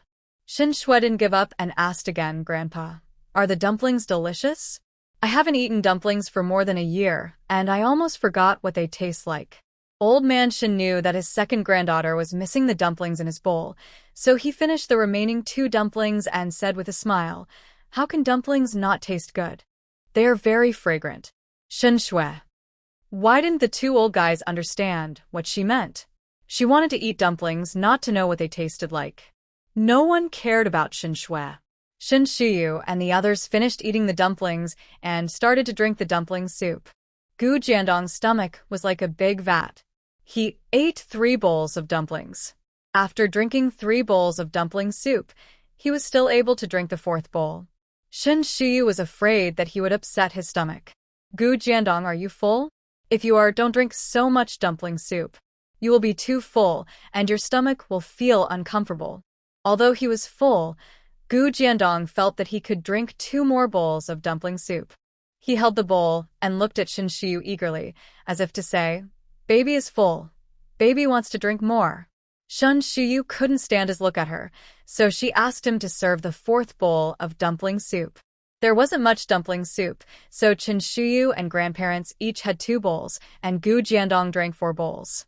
Shin Shui followed them into the kitchen and saw them drinking bowl after bowl of dumpling soup without leaving even a sip for themselves. Shin Shui was so angry that she kicked the wooden basin under her feet. Fortunately, she kicked the wooden basin of their 3rd room for fear that the man would get crazy. Shin Shi reminded her, "You can kick your own wooden basin, but don't kick mine. If you break it, you have to pay for 2. Shin Shui jumped on the spot. "Grandpa, look at my elder sister. She doesn't behave like an elder sister at all. She bullies me all day long. When did my dear bully you? It must hurt your feet to kick the wooden basin. Your elder sister is afraid that your feet will hurt, so she just reminded you." Old Man Shin washed the dishes and went back to the house with Old Lady Shin. They still had half an hour before work, so they had to take a nap to be energetic in the afternoon. Qin Shiyu had slept enough and was not sleepy at the moment, but Gu Jiandong was sleepy, and he could not fall asleep without Qin Shiyu by his side. Qin Shiyu let him pull her into his room. Gu Jiandong held a white radish in one hand and a tiger doll in the other, and fell asleep in less than 2 minutes. As soon as he fell asleep, Qin Shiyu went out. Gu Jiandong's room was very clean. The child was diligent and cleaned it every day. Although the room was clean, Qin Shiyu still felt comfortable staying in his own room. I don't know if there is a bug in the space. It is obviously a storage space, but Qin Shiyu found that the space can be used to plant things these 2 days. The sapling she threw in casually before actually survived. She returned to the room and closed the door. Qin Shiyu flashed into the space. The saplings grew taller again. Qin Shiyu was amazed at this growth rate. Since things can be grown in space, Qin Shiyu wants to go to the mountains to dig a few more saplings. Anyway, she doesn't have to take care of them after throwing them in. The sensible saplings will grow wildly on their own. If they're successfully grown, she can sell the fruits on the black market. She not only wants to grow saplings but also some food and vegetables. She will plant anything that can be planted, and her main goal is the more the better. Now, she can be considered a small wealthy woman, but no one would complain about having too much money. Of course, the more money, the better. She took the backpack and went out and met Shin Erniu halfway. Shin Erniu looked worried, but seeing her good sister, she forced a smile and said, "Shiyu, are you going up the mountain?" Shin Shiyu nodded and took her hand. "Walk with me." They walked all the way to the top of the mountain and sat on a big rock with their backs touching. "Erniu, talk to me, what's on your mind?" Shin Erniu picked up a branch, grabbed the branch and scratched the ground again and again. After a long time, she said sullenly, "Shiyu, I'm getting married. The old woman took money from an old widower, and she wants to sell me to the old widower. The old widower will come to pick me up next week. Shiyu, maybe. We will never meet again." Shin Erniu was terrified when she thought that she was going to spend her whole life with a complete stranger who was as old as her father. When she was little, she knew that her stepmother could not tolerate her. If she had not been seen as still useful, her stepmother might have sold her long ago. She thought that once she grew up, she would be able to rebel against her stepmother, but she overestimated herself. She didn't have the ability to do so at all. She wanted to escape from this suffocating home, but where could she go after escaping from home? Let's not talk about whether the team leader would give her a letter of introduction. Even if he did, she was a girl with no money and no skills. Her life would not be much better if she left the Shenjiabao Brigade. Qin Shiyu turned around and hugged her, saying in a firm tone, "Erniu, don't be afraid. I won't let you marry an old widower." She didn't ask Erniu whether she was willing to marry or not. At the same age as a flower, no one would want to marry an old widower. Maybe the old widower was either too poor to marry a wife or had a tendency to violence. Anyone with a conscience would not let their daughter jump into the fire pit. Erniu's biological father and stepmother obviously have no conscience. According to her grandmother, they are black-hearted people. They only care about collecting money and don't care about Shin Erniu's life or death. In the original plot, the years that Erniu married the old widower, her life was simply purgatory on Earth. The old widower not only had a tendency to violence, but also had special fetishes. If he was unhappy with her, he would torture Erniu to death. During Erniu's pregnancy, the old widower not only did not restrain himself, but tortured her even more severely. She became pregnant twice, and both times the children were beaten away by the old widower with a whip. Her life can no longer be described as miserable. She escaped after going through many hardships. She could have chosen a new life, but in order to avenge her good sister, she chose a more difficult path and confronted the male and female protagonists. When reading the novel, the person that Shin Shiyu felt most sorry for was this passerby, Shin Erniu. Now that she has come through, she will not let such a good girl jump into the fire pit. She will protect her good sister. Originally, Shin Erniu was able to suppress her emotions, but after hearing such heartwarming words from her good sister, Shin Erniu could no longer suppress her emotions and burst into tears. Qin Shiyu held her and listened to her crying quietly. After crying for a while, Chin Erniu finally released her emotions. She wiped her tears and laughed. Shiyu, thank you. It's great to have you. Seeing that Chin Shiyu was unhappy, she comforted Chin Shiyu instead. Shiyu, don't be unhappy. I'm also old enough to get married. I'm going to get married anyway. It doesn't matter who I marry. The old widower is a little old.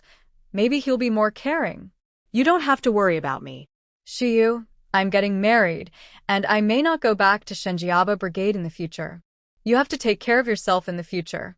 Chun Erniu didn't take Shin Shiyu's words, I won't let her marry an old widower to heart. Maybe Shiyu had the ability to do so, but she didn't want Shiyu to put her reputation at risk because of her. It would not look good if an unmarried girl interfered in her best sister's marriage. Even if the money was taken, her stepmother would not let Shiyu go if she could not get married. How could Shin Shiyu not know what this girl was thinking?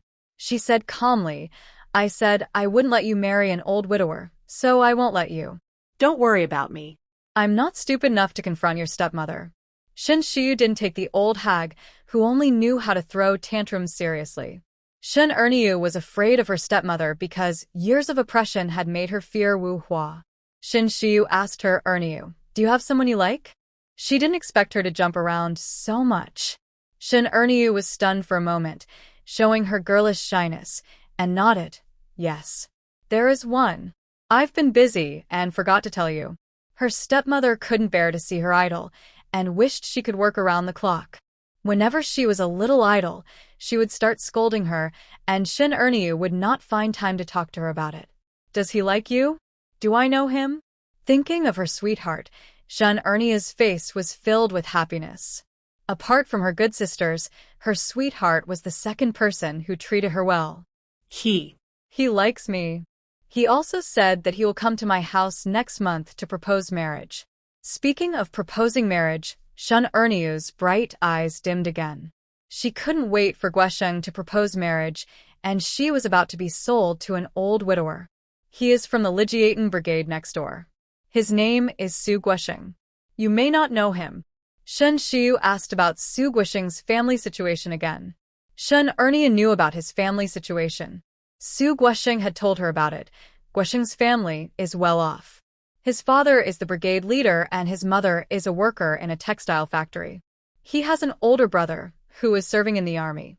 Guesheng said that his older brother got him a place in the army and said that he would marry me and join the army next year. He also said that when he gets to the army, he will work hard and strive to be promoted as soon as possible so that I can follow the army. The future life is all planned. Shin Shiyu is quite curious about Su Guesheng. He kept saying thank you, but she kept waving her hands and saying it was no need to thank her and that she shouldn't take it to heart. Unable to convince Su Guesheng, Shin Erniu carried the firewood and went home. It was not known whether Su Guesheng was waiting for her on purpose, but for a long time afterwards, Shin Erniu could always see him on the road, where she had to chop wood. As time went by, Shin Erniu became familiar with him and gradually developed a good impression of him. Knowing that she didn't eat well at home, Su Guesheng would always bring her some delicious food when he met her, sometimes eggs, sometimes meat buns, and sometimes canned food. Nowadays, it is considered the best thing to be willing to buy these things for your partner, not to mention that they were not a couple at that time. This man gave her such good things. Shin Erniu didn't want them at first. She didn't want them. Su Guesheng wanted to give them to her, and when he saw her, he shook the things in his hand, put them down and left. Whether it was eggs, meat buns, or canned food, they were not cheap. After he left, the things were left on the ground. Shin Erniu couldn't just not take them. That would be such a waste. Apart from canned food, boiled eggs and meat buns were also unavailable, so she had no choice but to eat them. Su Guesheng was a man who would take advantage of others. Seeing that she did not reject him, he thought for a long time and solemnly expressed his feelings to her. When Shin Erniu heard that he also liked her, she was delighted, but then she felt inferior. On the surface, she had parents, but in fact, her life was more difficult than without parents. Su Guesheng was different from her. He was born in a loving family. She and he were from two completely different worlds. Shun Ernyu did not have the courage to agree to be with him. If she did not agree, Su Guisheng felt a little disappointed, but he did not retreat. Instead, he felt more sorry for her and treated her better. Perhaps his persistence moved God, and God sent the big wild boar to help. In the quiet forest, two young men, one cutting wood and the other bundling wood, occasionally smiled at each other, and the atmosphere was very beautiful. Suddenly, a wild boar appeared. It rushed towards Shun Ernyu. At the critical moment, Su Guisheng quickly pulled Shun Ernyu away and didn't hit anyone. The wild boar turned around and rushed towards Su Guisheng. Su Guisheng was only concerned about the safety of his sweetheart and ignored his own life. He was not careful and was hit by the wild boar. The wild boar's fangs were so sharp that his clothes were stained with bright red blood. Su Guisheng lay weakly in Shun Ernyu's arms, raised his hand with difficulty to wipe her tears, and told her not to cry, saying that her eyes were beautiful and would not look good if she cried. Su Guisheng clearly had the chance to dodge, but he was pushed by the wild boar just to save himself. Shun Ernyu felt deeply guilty, fearing that he would never wake up. While blaming herself, Shun Ernyu no longer restrained her feelings and said that she wanted to be with him and stay with him for the rest of her life. There are many herbs in the mountains, and Shun Ernyu also knows several herbs that can stop bleeding. Su Guisheng was bleeding profusely, so Shun Ernyu hurried to find herbs that can stop bleeding, crushed them with stones, and applied them to him. After applying the herbs, the bleeding stopped, but the injury was serious, and he still had to be sent to the hospital. Shun Ernyu got up again to find someone to help. Fortunately, she met three men not long after walking. The three men were from the Lijiaten Brigade and knew Su Guisheng. The three men rushed him to the hospital. Before entering the ward, Su Guisheng grabbed the three people's clothes and refused to let go. His mouth opened and closed, and his voice was very low. The three men thought he had something important to confess, so they leaned over and listened. Go back to the team and find someone to catch the wild boar that bullied me. Ernia loves to eat meat, so let my mother stew some meat for her. The three male comrades who sent him to the hospital were speechless after hearing this. He had been nearly killed by a wild boar, yet he was still thinking about catching a wild boar to stew meat for his sweetheart.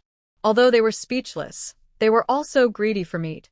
The wild boar fell into the deep pit by itself. It was easy to catch it.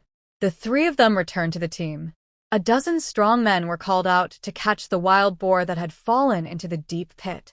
He was and carried back to the team by the people from Lijiaten. The poor wild boar brother received his lunchbox not long after he appeared on the stage.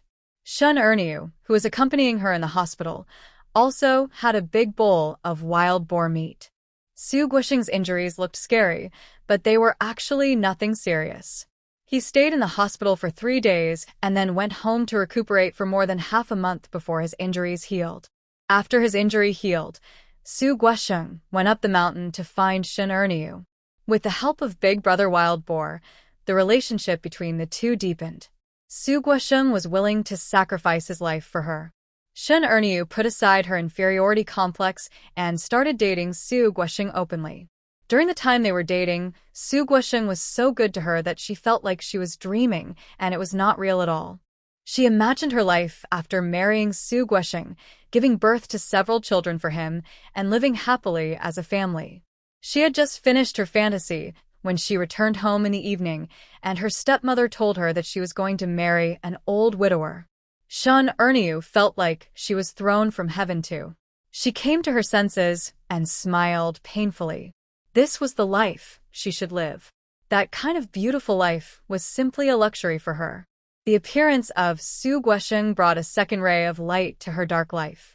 With these two lights brought to her by Shu Yu and Guisheng, perhaps God has been good enough to her. Shu Yu, I married an old widower.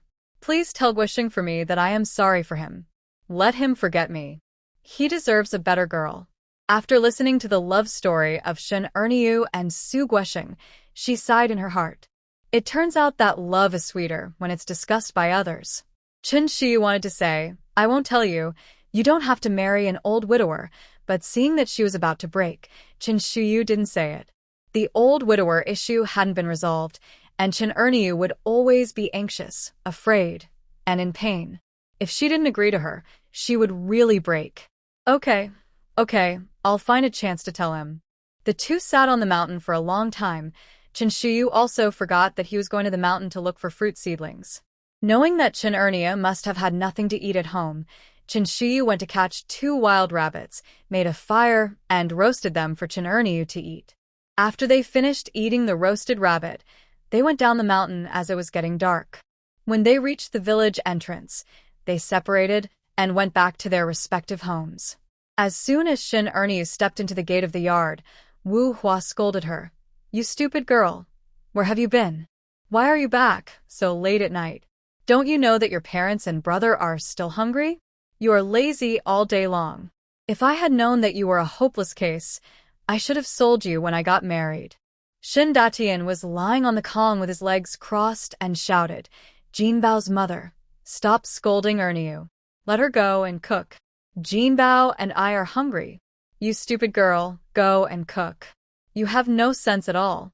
Shun Ernyu glanced coldly at Shin Datian and Wu Hua and went straight into the kitchen to smash the pots and bowls. There was a ping-pong sound in the kitchen.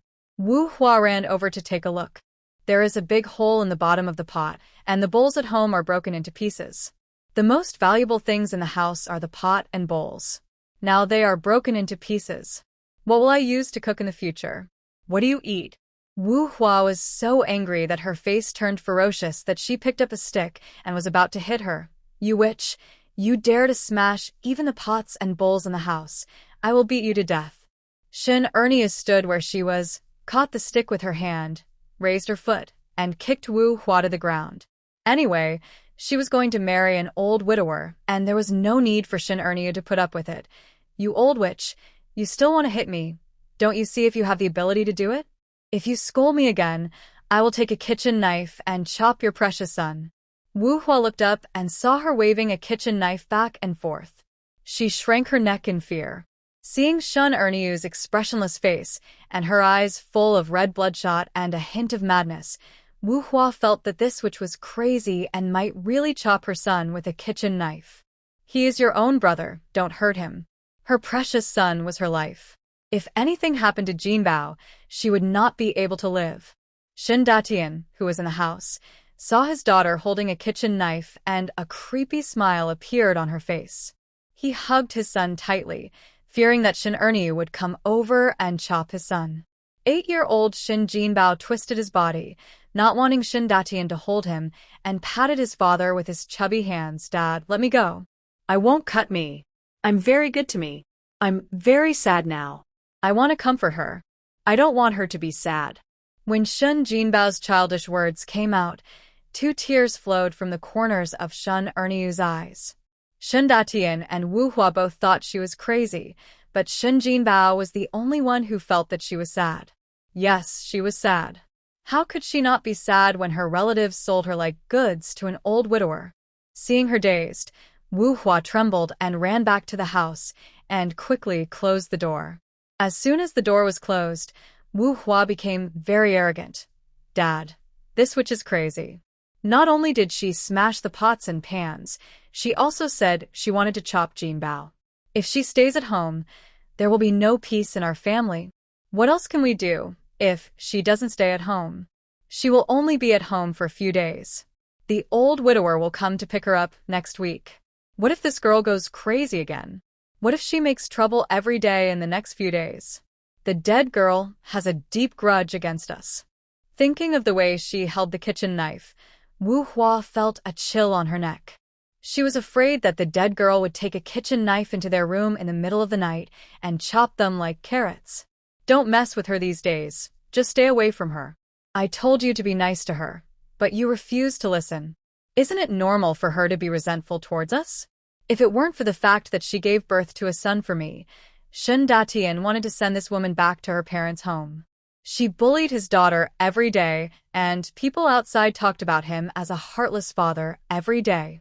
Shin Datian and Wu Hua started arguing in the house.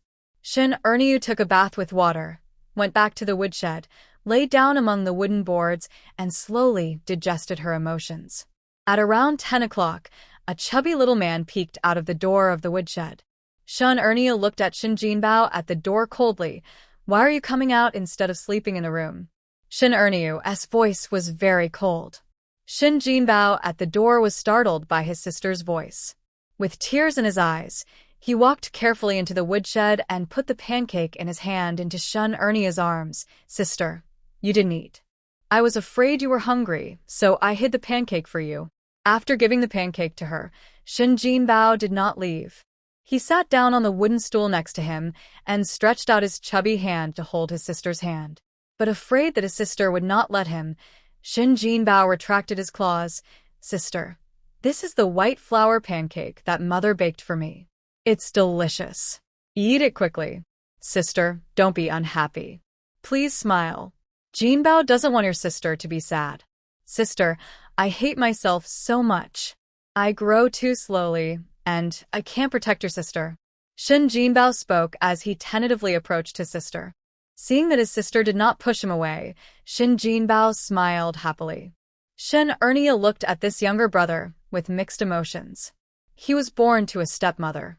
Shin Erniu couldn't like him. Ever since he was born, he had been the apple of Shin Datian and Wu Hua's eyes. They were always afraid that their precious baby would be eaten or bumped into.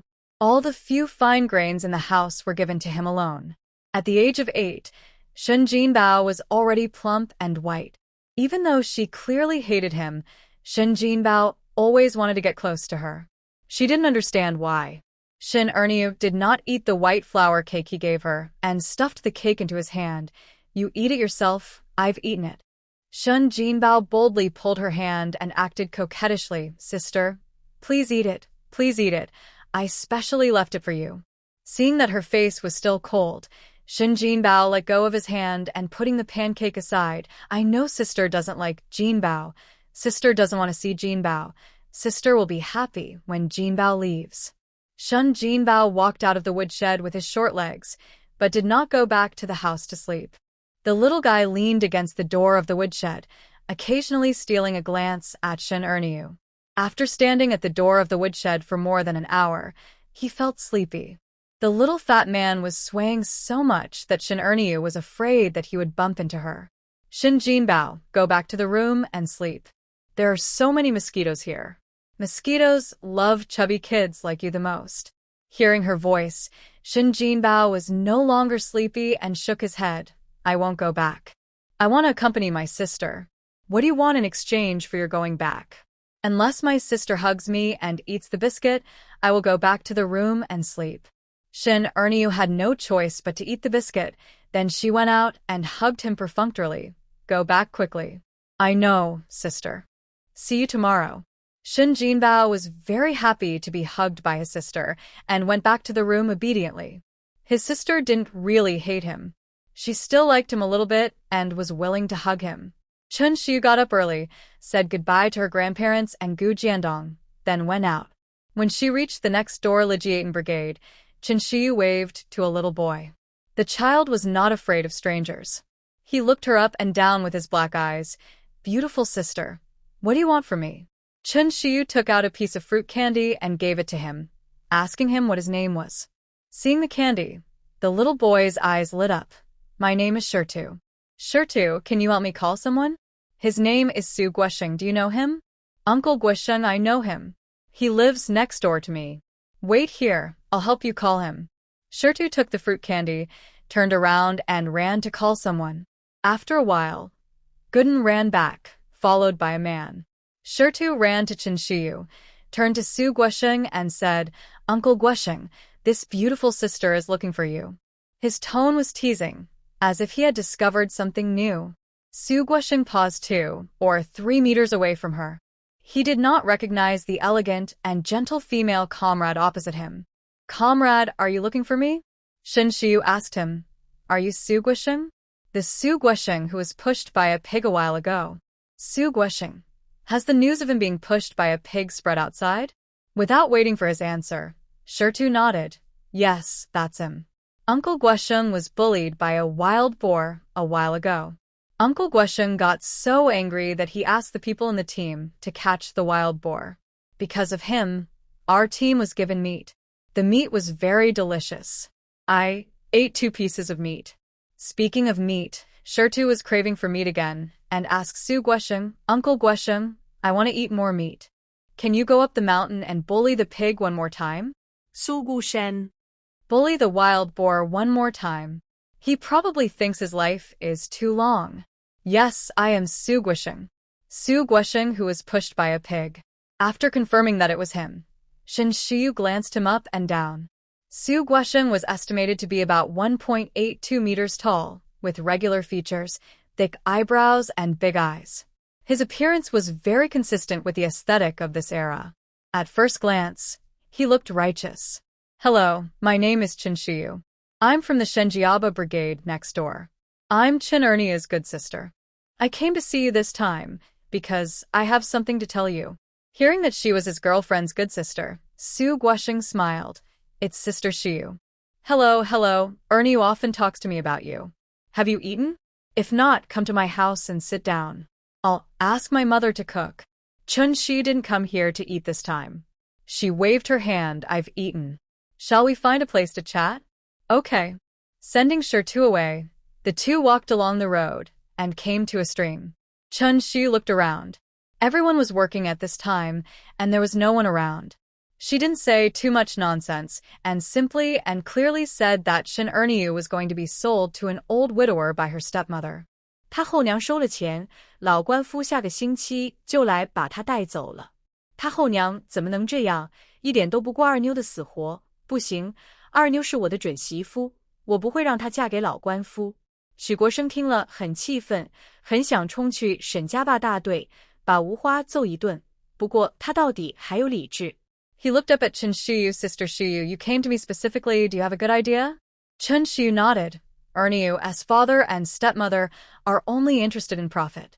If you let them know that Erniu can get more benefits by marrying you, they will take the initiative to return the money given by the old widower and will also be willing to prepare a dowry for Erniu.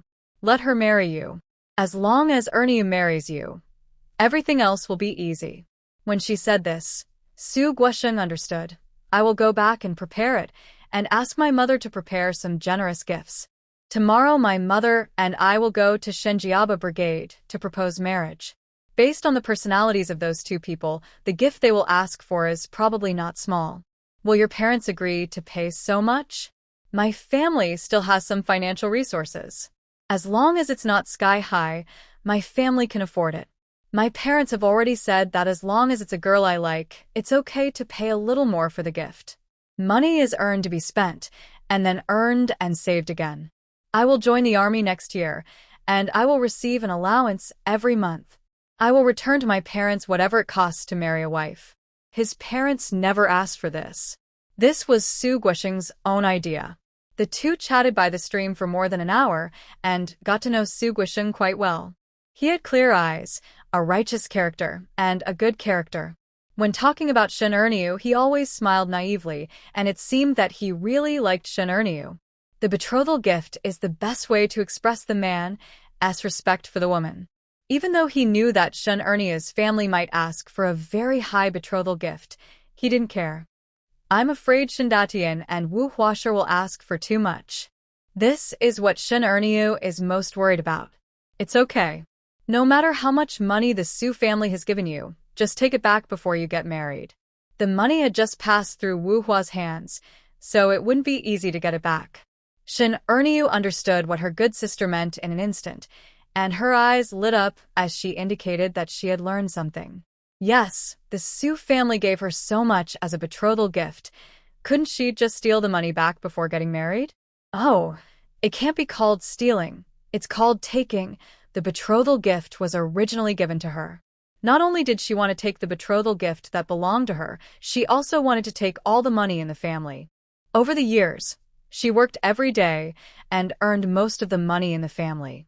Shen Datian and Wu Hua could not earn more than 10 work points a day. The two of them were talking in the woodshed, while Shin Jinbao was sitting at the door of the woodshed playing with stones.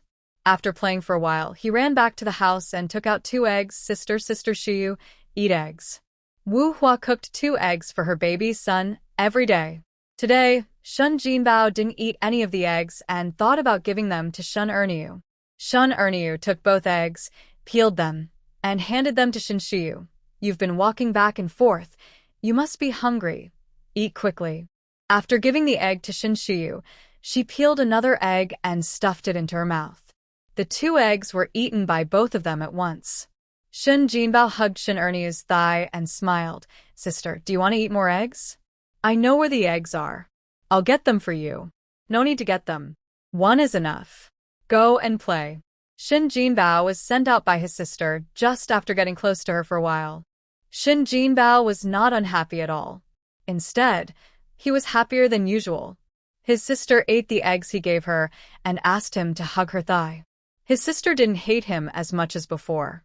Shin Shi looked at Shin Jinbao, who was playing in the yard, and said, "Good bamboo shoots are coming out of the bad bamboo." Maybe. Shin Shi thought it was quite rare. Shin Datian and Wu Hua doted on their son Shin Jinbao, and Shin Jinbao was not raised in a wrong way. Wu Hua scolded Shin Erniu every day.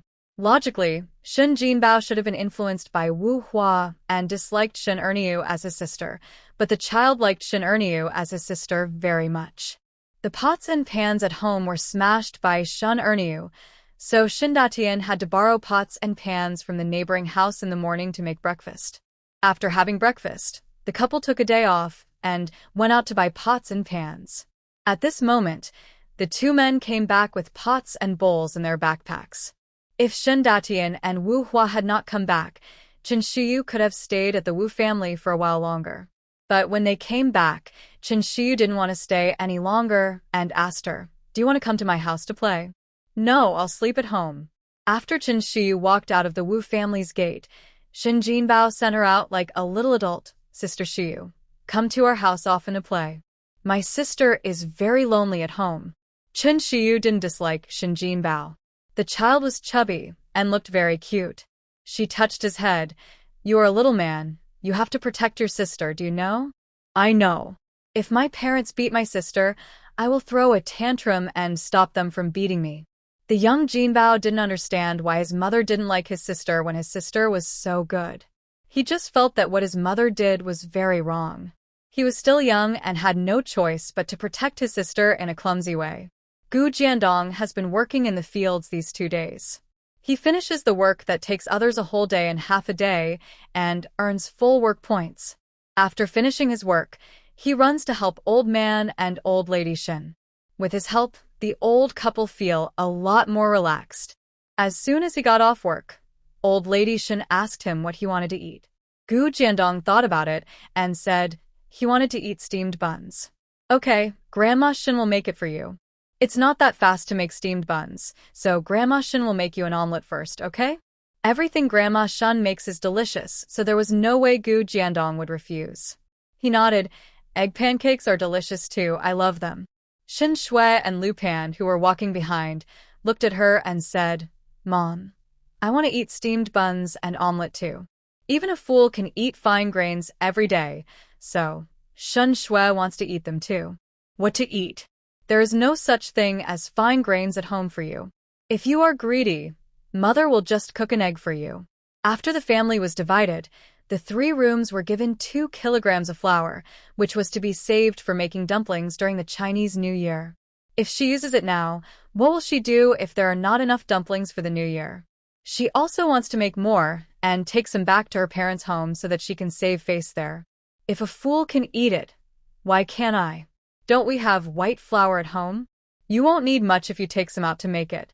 Knowing that her mother wouldn't indulge her if she lost her temper, Shin Shui pretended to be a good girl. "Mom, you and Dad work so hard every day. If you don't eat some fine grains, your body won't be able to bear it. Besides, you and Dad both want to give birth to a younger brother for me. How can you conceive a younger brother if you can't even eat well?" After hearing what his daughter said, Lu Pan was persuaded. "Then let me make some steamed buns."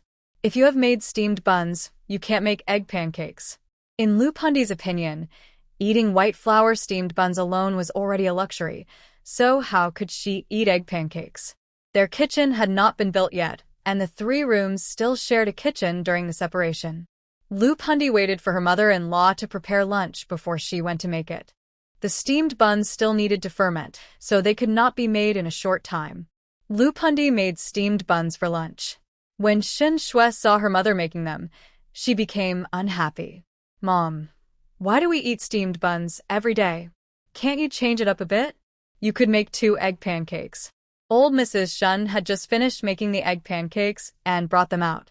The aroma of the pancakes was still wafting from the kitchen. She felt greedy just by smelling it. When she saw Shin Shiyu and Gu Jiandong sitting in the yard with bowls in their hands, eating egg pancakes in big mouthfuls, she felt even more greedy. Fools and losers all have egg pancakes to eat, so why can't Shin Shui eat one? Shin Shui thought that after the division, life would be better for the third room, but she found that the food they ate was even worse than before the division. She was very unhappy. As soon as Uncle Shin came back and heard what his daughter said, he got angry. It's good enough to have steamed cornbread to eat, but you picked it up. You dislike steamed cornbread so much. Don't eat it in the future. The daughter has been getting more and more pretentious recently. Uncle Shin gets annoyed whenever he sees her. He doesn't know what she is thinking every day. She doesn't work hard and is picky when she comes back. Pundi, you don't have to prepare her share for lunch and dinner. She is precious and can't eat coarse grains. There is no need for us to waste food. Since her husband has spoken, Lu Pundi has no choice but to do as he says. She really needs to take care of her daughter. After skipping 1 or 2 meals, she won't dare to be picky about food anymore. Don't let her eat. She was very hungry and had to eat. Mom and Dad, I was wrong. I just said it casually. Steamed buns are delicious. I like to eat steamed buns. Lu Pundi and Uncle Shen ignored her. Uncle Shen said he would not give her any food, so he really did not give her any. Shin Shui could only go hungry. Whenever she was hungry, she would think about the food for the first and second wives. When Zhang Tsuetsue and Li Tsaixia were making lunch, she would be hanging around in the kitchen and helping to watch the fire. It was not so easy to take advantage of the first and second wives. After Zhang Tsuetsue and Li Tsaixia finished cooking, they took the food back to their own rooms. Shin Shui didn't get a single bite to eat. She could only curse them for being cold-blooded in her heart. Shin Shiyu and Gu Jiandong were playing and fighting in the yard. Shin Shui found their laughter very harsh. She was living such a miserable life, but the fool and the loser were living so happily. She really wanted to go over and ruin their beautiful moment, but she didn't dare. They were 2 lunatics who would beat people up at the slightest disagreement, and yet their family members were protecting them. Shin Shiyu didn't spend much time with Gu Jiandong these past 2 days. Gu Jiandong was actually a clingy person. When she was busy, he would be very sensible, but his dark eyes would be watery, and anyone who saw them would think that the child was wronged. Every time Shin Shiyu was about to go out, she would not look into his eyes. Gu Jiandong, I'm free all afternoon today. Where do you want to go? I'll accompany you. Gu Jiandong pulled her hand and shook it. I don't want to go anywhere. As long as Shiyu stays at home with me, that's enough. Shin Shiyu touched his head. Then let's not go anywhere today. Just play at home. They only know how to play. They are indeed fools and wastes. Seeing that the 2 of them were an eyesore, Shin Shui turned around and went back to the house. White Radish wagged its tail and walked into the yard with graceful steps. When it saw its 2 owners at home, it barked twice and wagged its tail even more happily. Gu Jiandong pouted in disgust. White Radish, you are so dirty. Your fur is covered in mud. Did you roll in the mud? Woof woof. Gu Jiandong couldn't bear to see his dog so dirty, so he said to Shin Shiyu, Shiyu, can we give White Radish a bath? Gu Jiandong would hold White Radish to sleep every night. It was so dirty that it really couldn't go without a bath. Okay, let's give it a bath. Then I'll go back to the house and get White Radish's soap. A dog even has its own soap, and White Radish is the first one. Gu Jiandong likes fragrant things. When he went to the countryside, his parents gave him more than a dozen bars of soap. Gu Jiandong took out a piece and used it to bathe the White Radish. Chen Shiyu filled the water tank. Gu Jiandong put the White Radish into the wooden tub and began to give it a bath. He rubbed the soap on the dog's hair, and soon the tub was full of bubbles. Gu Jiandong pulled the radish's hair into various shapes. He rubbed and kneaded it non-stop. The white radish cooperated very well and really enjoyed the bath. Gu Jiandong held a ball of bubbles in his palm and blew air into them with his pursed mouth. The colorful bubbles flew up one by one, and he shouted happily, "Shuyu, look, so many bubbles are flying." I see, Gu Jiandong is really amazing. It was almost time to go to work. Zhang Tsuetsue and Li Saixia came out of the house and saw the two playing with bubbles in the yard.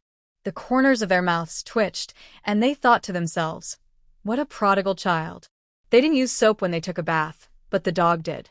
The two sisters-in-law looked upset, afraid that if they continued watching, they would feel even worse, so they strode out. Lu Pundi and Shen Shui walked out of the house. They felt sour and jealous when they saw this scene. Soap was so expensive. Their three families couldn't afford to buy a bar of soap, but they were just using soap on a dog. Lu Pundi acted like the third aunt and educated her. "Shuyu, Jiandong is an ignorant child, and you are not sensible either. Soap is hard to buy, and you need money and tickets. How can you use soap for a dog? If you have too much soap to use up, the third aunt doesn't mind helping you." Gu Jiandong, who was playing with bubbles, became unhappy when he heard Lu Pundi's words. He stood up and put his hands on his hips angrily. "You can't say that about Shuyu, I don't like it." As soon as she finished speaking, she poured a basin of dog washing water on the mother and daughter, and they were chilled to the bone. "Shin Shuyu, her Gu Jiandong is so handsome." Gu Jiandong pouted and said unhappily, "Shuyu, the water is wasted." The white radish had not finished its bath yet. He should have given it a bath before splashing the water.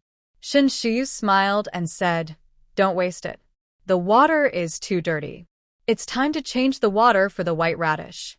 The mother and daughter were suddenly splashed with a basin of water. They were stunned for several seconds before they shouted loudly, "Mom and Dad, come out and take care of them. It's too outrageous."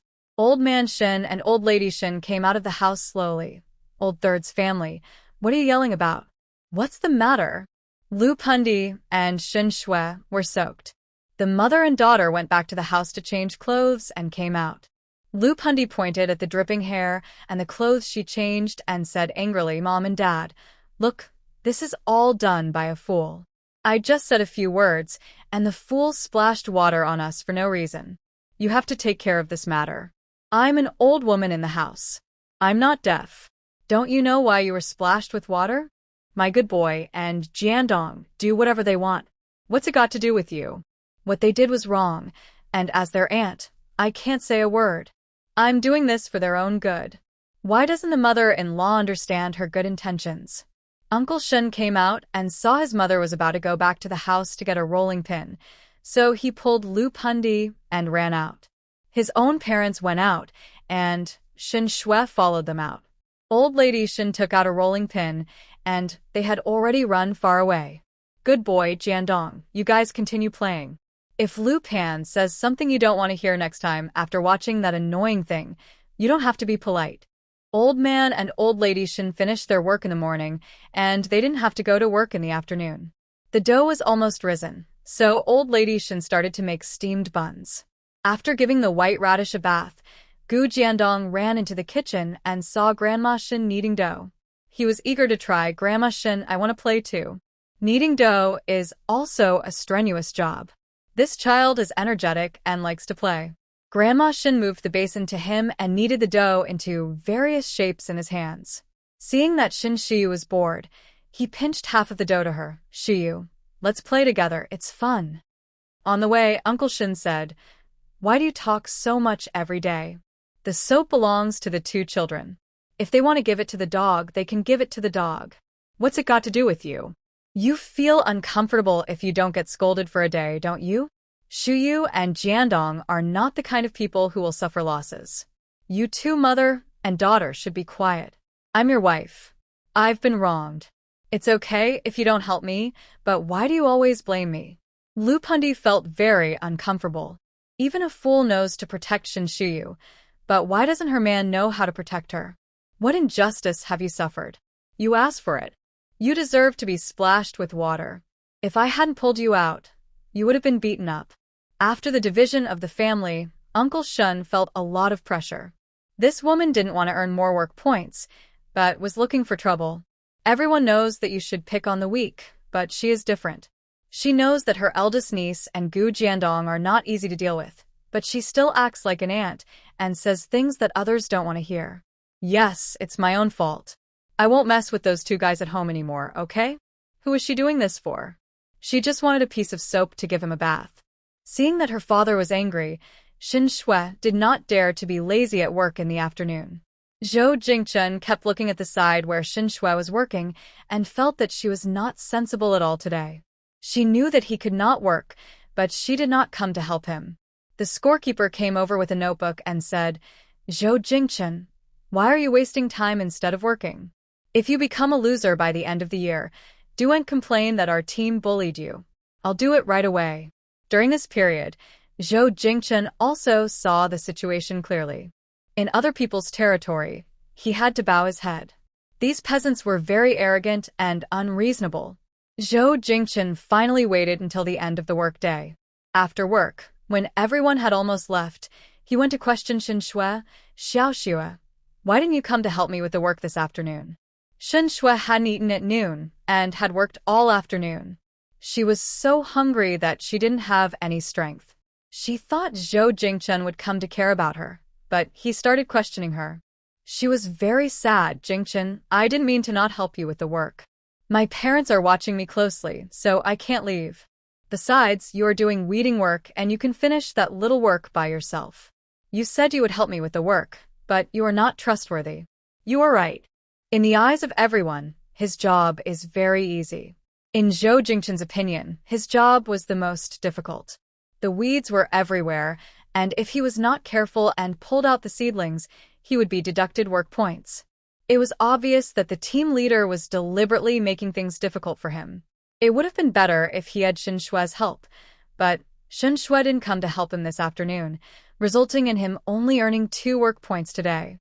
"Jingchen, I know I was wrong today. I will help you with the work tomorrow. Don't be angry. I'm so hungry and tired. I'm going home first." Normally, Xin Shui would definitely be reluctant to go home. She wanted to seize every opportunity to stay with Zhou Jingchen for a while longer, but now she was too hungry and tired. She just wanted to go home and lie down. It was her turn to cook today, but Zhou Jingchen would never let her go home. She had to go to the Educated Youth Center to help her cook. Zhou Jingchen changed his expression and said gently and caringly, "Xiao Xue, it takes time for your mother to cook. Why don't you go to the Educated Youth Center and sit for a while? I have malted milk. I'll make you a bowl of malted milk. You won't be so hungry after drinking it. Then, I'll go to the Educated Youth Center and sit for a while." When they arrived at the Educated Youth Center, Zhou Jingchen said, "Xiao Xue, sit for a while. I'll make you some malted milk." "Okay." Jingchen was so nice to her that he even made her some malted milk. She had never drunk such a precious thing before, but she had seen that waste Shiyu drink it, and it tasted so good. At that time, she asked Shiyu to make her a bowl, but that stingy guy not only refused to make it for her, but also beat her. Zhou Jingchen took a bowl and poured boiled water into it. He went into the house and scooped a little malted milk into the bowl. She stirred it with chopsticks and brought it out. "Xiao Xue, drink quickly. I'll scoop 3 spoonfuls of malted milk for you. You won't be hungry anymore after drinking it." Xin Shui took the bowl happily and looked at it. She asked uncertainly, "Jingchen, this looks like plain water, right? Did you forget to put malted milk in it?" The water in the bowl was crystal clear, and it was no different from the boiled water we usually drink. "How could there be malted milk in it? This is not plain water. I scooped 3 scoops of malted milk for you.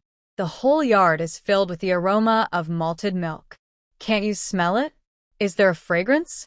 Xin Shui picked up the bowl and smelled it uncertainly. There was a little fragrance, but just a little bit. If she didn't have a good sense of smell, she wouldn't be able to smell it. "Drink it quickly, you won't be hungry anymore." He was hesitating because he was still waiting for Xin Shui to cook. Xin Shui finished the drink in one breath. Zhou Jingchen asked her if it tasted good. It tasted no different from boiled water. Shen Shui didn't think it tasted good at all, but she still agreed with Zhou Jingchen and said, "It tastes good, better than sugar water." Zhou Jingchen looked down on her in his heart. A country girl is just a country girl. He could fool her by adding a little bit of malted milk. It's okay as long as it tastes good. You're not hungry now, are you? No. She was very hungry, and now she was even hungrier. The educated youths at the educated youth point saw that he was chatting and did not cook for a long time, so they began to make indirect complaints. Some people are not good at anything, and they're the laziest when it comes to eating. When it's his turn to cook, he starts to procrastinate. He really thinks he has come to the countryside to be a rich young master. Zhou Jingchen. Xiao Xue, sit here for a while. I'll go to cook. Jingchen was so nice to her. How could she sit still? She followed him to the kitchen. Jingchen, you're not very good at cooking, let me do it. Zhou Jingchen naturally handed the food to her. Xiao Xue, thank you for your hard work. With Shen Shui cooking, the educated youths at the educated youth point could eat soon. Shen Shui washed her hands and was about to go home. Li Jian thought for a moment and followed her out. Comrade Shen Shui, you'd better not come to the educated youth camp to cook in the future. It's not good for your reputation. Shen Shui snorted. What's it got to do with you? I'm just happy to help Jingchen cook. Well, he spoke redundantly, just treat it as a. He just couldn't stand Zhou Jingchen's behavior and gave her a reminder. If she doesn't want to hear it, then he won't be annoying. When Shen Shui returned home, Lu Pan saw that the steamed buns had already been prepared. Her father knew nothing and could not see any good in Jingchen. Shen Shui felt that she could not communicate with her father, so she walked into the inner room and drew the curtain. Dad, I can't explain it to you clearly. If you don't let me eat it, I don't want to eat it. It's just a white flour bun. She will make it herself tomorrow. Her father, why don't you leave a steamed bun for Xiao Xue? Uncle Shen was so angry that he had a headache. Leave it for her? Let her eat, so that she has the strength to cook for others? Lu Pundi muttered. She will cook for others even if she doesn't eat. Uncle Shen. The conversation in the third room was heard clearly by the rest of the Shen family. Zhang Tsuetsue was glad that she didn't have a daughter. If she gave birth to a daughter, like Shen Shui, she would be so angry that she would die. Li Saixia educated her daughter at the right time. Xiaoqiu, a girl should know how to love herself. Don't do things like sticking to a man. It's unlucky to get close to a man who doesn't even have a partner. We can't learn from your second sister. We should stay as far away from her as possible. Chun Qiu nodded like a rattle. Mom, I know. She would never be like her second sister, who didn't cook for her family, but went to help the male educated youth cook. It's too cheap. Chun Qiu was writing and drawing on a notebook with a pencil in her hand. Gu Jiandong leaned his elbows on the desk, held his chin with both hands, and asked with his head tilted, Qiu, what are you drawing? I'm drawing a toilet. She couldn't get used to the toilet at home. Every time she stepped on the shaky wooden boards to go to the toilet, she was afraid that the boards would break in the next second, or she was afraid that she would accidentally step on the air and fall in. She was so scared to go to the toilet that she had to ask her grandparents to build a new toilet for her. Oh. She was drawing, and Gu Jiandong was watching beside her, occasionally curling up the ends of Shen Xiu's hair for fun. After finishing the drawing, Shen Xiu drew a Q-version man for Gu Jiandong. Gu Jiandong liked it very much. He took the notebook out to show off, then came back with a grin. Xiu, my aunt and the others said that this man is so cute and looks like me. Xiu, you are amazing. You can even draw. Unlike me, I can't do anything but like Xiu. How can this child talk so well? As soon as Chun Xiu raised her eyes, she met his dark eyes. His eyes were very clear and clean, and they were filled with her. Chun Xiu's heart was inexplicably burned. Chun Xiu looked away and took the notebook from him. I'm drawing two little people for you. Gu Jiandong had a request at this time. Draw a Xiu and a Gu Jiandong, and the two should hold hands. Chun Xiu drew two Q versions of them according to his request. Gu Jiandong was very satisfied and carefully tore off the paper. I want to post it in my room. As long as he was happy, he could post it anywhere. Chun Xiu took the drawn drawing to show Old Man Shen and Old Lady Shen, Grandpa and Grandma, can we build a toilet like this in our house? Old Man Shen and Old Lady Shen took a closer look. The two old people started by praising her. My sweetheart is really good at drawing. This toilet she drew looks just like the real one. It's just building a toilet. If we can build it, we'll find someone to build it tomorrow. The old couple agreed to all of Shin Shi's requests. The toilet their sweetheart drew was a little different from the toilets built by everyone, but as soon as the old couple saw the blueprint, they knew roughly how to build it. It was a little troublesome, but not a big deal. Shen Dayan's house. After what happened last night when Shen Erniu took a kitchen knife and said she wanted to chop Shen Jinbao, Wu Hua didn't dare to scold Shen Erniu the whole day. After all, her son liked Shen Erniu very much, and as soon as the witch waved her hand, her son ran to her side happily.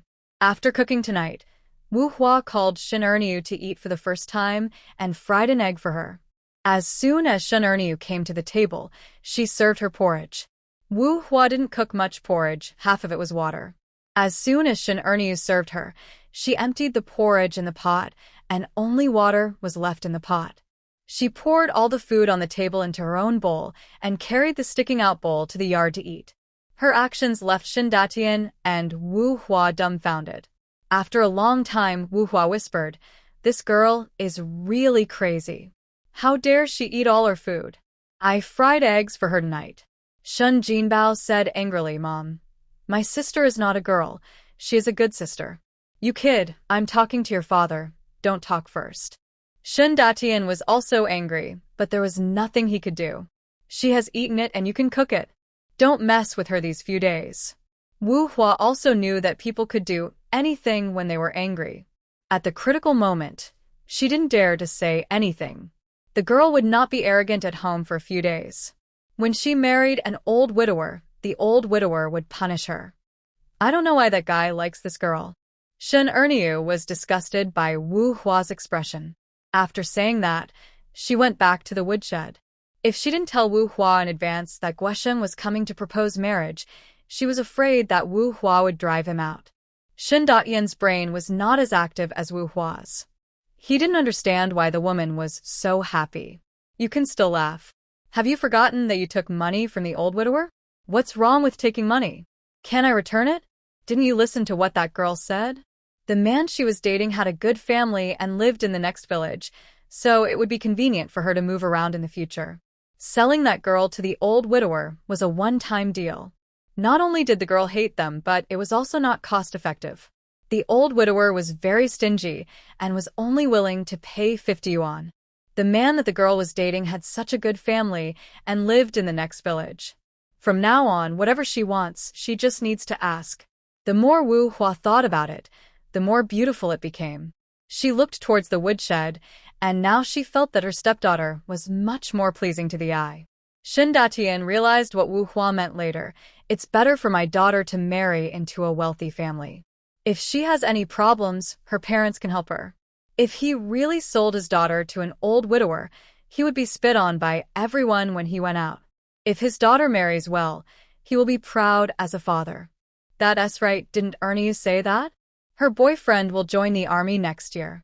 Jinbao has a brother-in-law who is a soldier. When Jinbao grows up, he can ask his brother-in-law to get him a high position in the army. Then our Jinbao will bring honor to the family.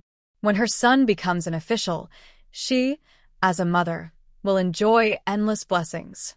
Jinbao's mother, you are the one who has vision and thinks long-term. When the in-laws come to visit tomorrow, we must entertain them well and not let them look down on our family. The marriage has not even taken place yet, but Shen Datian has already called in-laws. You don't need to tell me, I know it. Ernia's clothes are all patched, and there is a piece of cloth at home. I will light a kerosene lamp tonight. I worked all night to make clothes for her. A girl can't wear two shabby clothes. Shen Datian patted her shoulder with satisfaction. Thank you for your hard work tonight.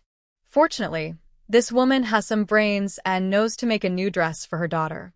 Shen Jinbao listened to the whole conversation between his parents and his little face wrinkled. Mom and Dad, is my sister going to get married?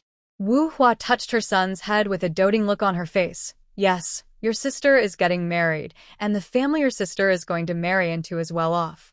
In the future, if you want to eat something, just go to your brother-in-law's house and ask your sister for it. Shun Jinbao burst into tears and rolled on the ground. I don't want my sister to get married, and I don't want to eat anything. When her son started crying, Wu Hua became anxious. My dear, don't cry, don't cry. I'll take you to the supply and marketing cooperative to buy some candy tomorrow, okay? I don't want candy, I just want my sister. Shun Datian, as a father, knows his son to some extent. He said, your sister is married, and she can live a happy life.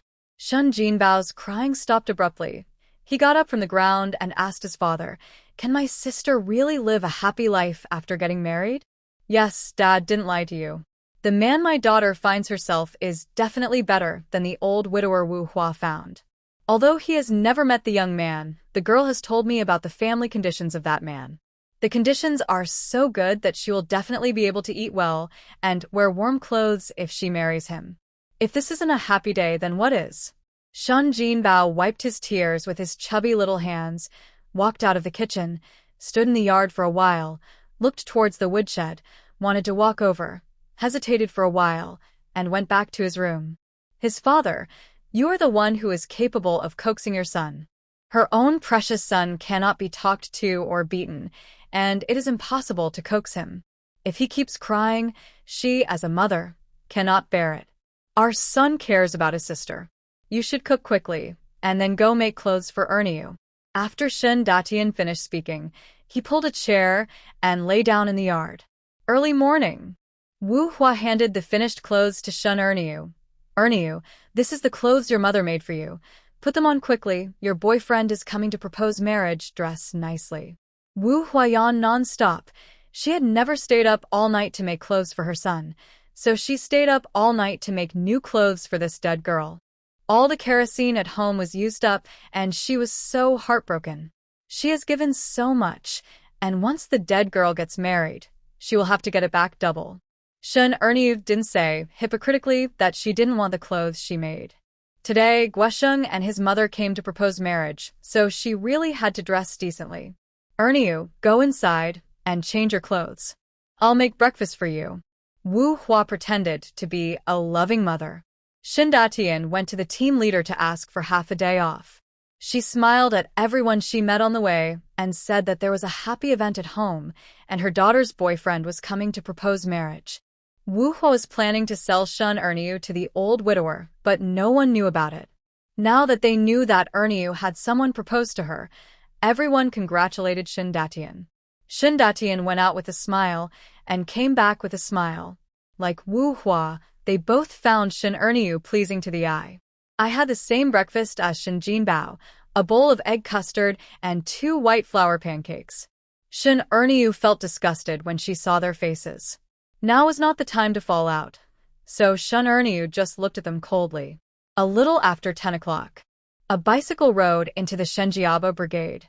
I asked several people on the way and rode my bike straight toward Shun Datian's house. Several women working on the roadside gathered together to discuss.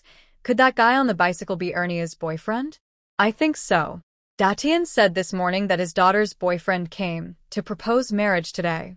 There were 2 pieces of meat hanging from the handlebars of the bicycle. It's obvious that he's here to propose marriage.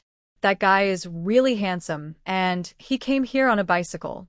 His family should be well off. Hey, let's go over and take a look. Shan Erju walked over with his hands behind his back and said unhappily, what are you looking at? You want to see everything. Do you want more food at the end of the year?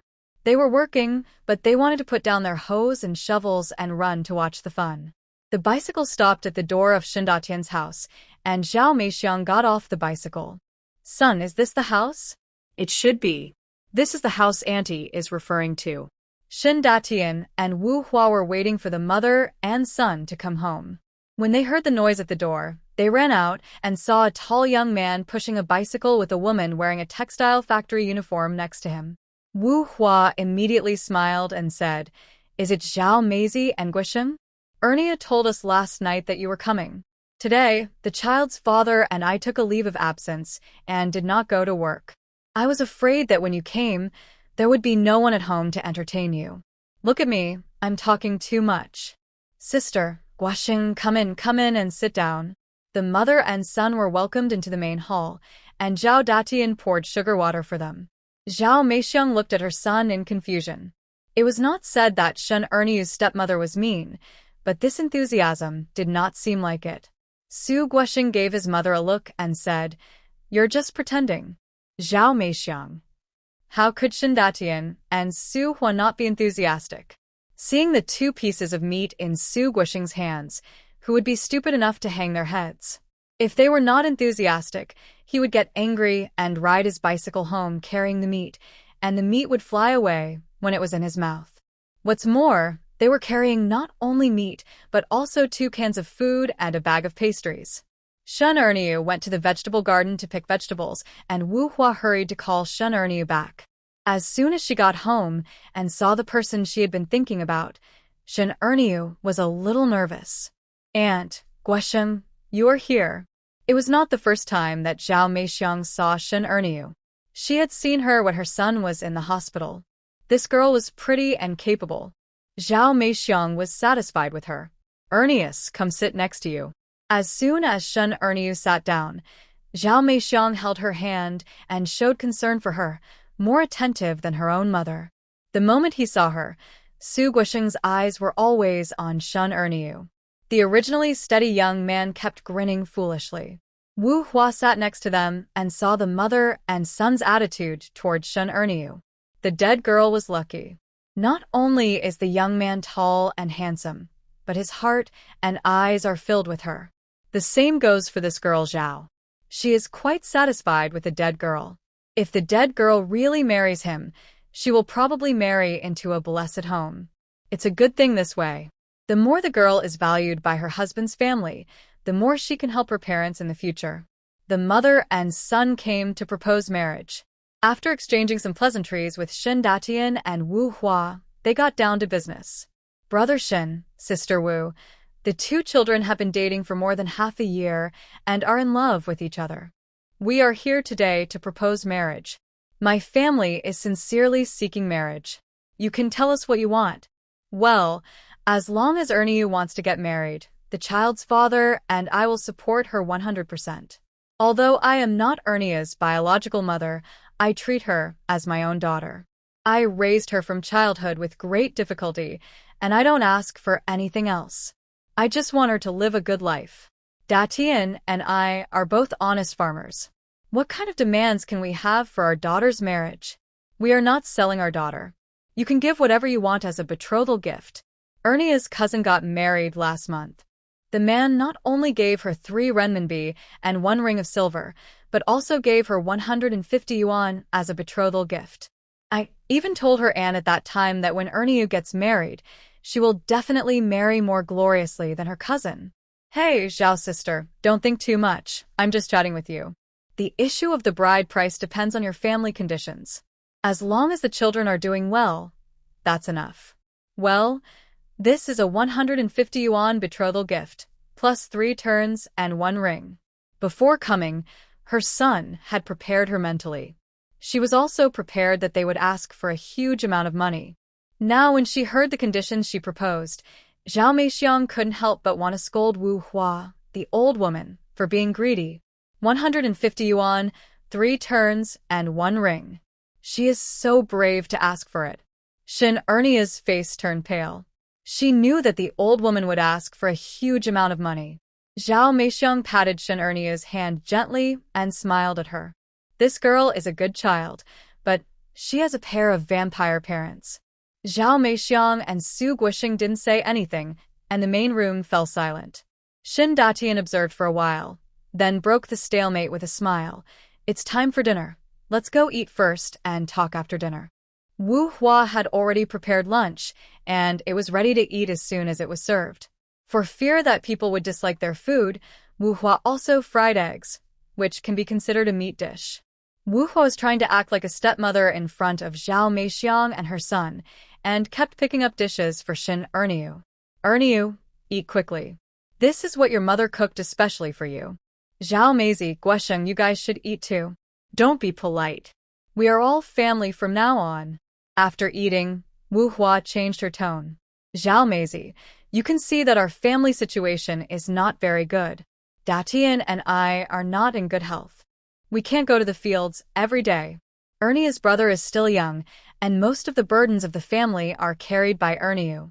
Although my family doesn't have any requirements for marrying a girl, I don't want to let Ernia down. She should have all the things that other girls should have when they get married, so how about this? Just give her 150 yuan as a token of your appreciation. This doesn't need 3 turns and 1 ring. Zhao Meixiang breathed a sigh of relief in her heart. She took out money from her pocket, exactly 15 big unity notes. Zhao Meixiang took it out readily. I've prepared the money. This is a betrothal gift of 150 yuan. Wu Hua was beaming with joy as she took the 150 yuan in her hand. The betrothal gifts had been given, and the next step was to discuss when Shen Erniu would marry. The longer the little girl stayed at home, the more rice she would eat. Wu Hua just wanted to marry her stepdaughter off as soon as possible. The 2 children are not young anymore, so it's better for them to get married early so that they can have a big fat boy next year. I looked at the calendar, and the day after tomorrow is a good day. Erniu will get married the day after tomorrow. Okay, Guoshen will come to pick up Erniu the day after tomorrow. Jinbao, don't you want to eat braised pork? Mother will cut half a pound of meat to make braised pork for you tonight. When the 2 families were discussing Shen Erniu's marriage, Shen Jinbao stayed in the house and didn't come out until everyone left. He usually liked to eat meat, but now when he saw the 2 pieces of meat in his mother's hand, he hated it. I won't eat it. This is the meat that was exchanged for his sister. He won't eat it. Wu Hua thought her son was just being naughty. You kid, don't drool when your mother finishes cooking. At the foot of the mountain. Are you getting married the day after tomorrow? Well, I'm getting married the day after tomorrow. Chun Ernia's eyes showed anticipation for life. Chun Shiyu played with stones in his hand.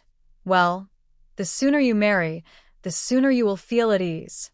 When the old widower comes to cause trouble, do you want to come back and watch the fun? Return, I want to see that old hag get beaten to a pulp. In a blink of an eye, it was the day for Shin Erniu to get married. Shin Datian and Wu Hua did not prepare any dowry for her, and there was no red paper posted at home. Shin Erniu had no expectations of them, so naturally she would not care about these things and did not prepare any dowry for her. She took it herself. Shin Datian and Wu Hua went out early in the morning. Shin Erniu walked into their room and began to search. She took out a small box from under the bed. The box was locked. She was about to look for an axe when Shin Jinbao ran in. Sister, are you looking for this? Shin Erniu looked up and saw a key wrapped around his chubby index finger. Where did you get the key? I took it off my mother's pants. Shin Erniu pinched his face, took the key, twisted it into the keyhole, and the box opened. The box was filled with money and bills, most of which were in 50-cent and 1-cent notes. There were 20 notes in the Great Unity Bank notes. Shin Erniu knew that her stepmother was very generous, and the family could not save much money at all. 15 of the 20 notes in the Great Unity Bank notes were the betrothal money given by the Su family, and the other 5 were probably given by the old widower. Shin Erniu took out all the ticket money from the box and stuffed it into her pocket.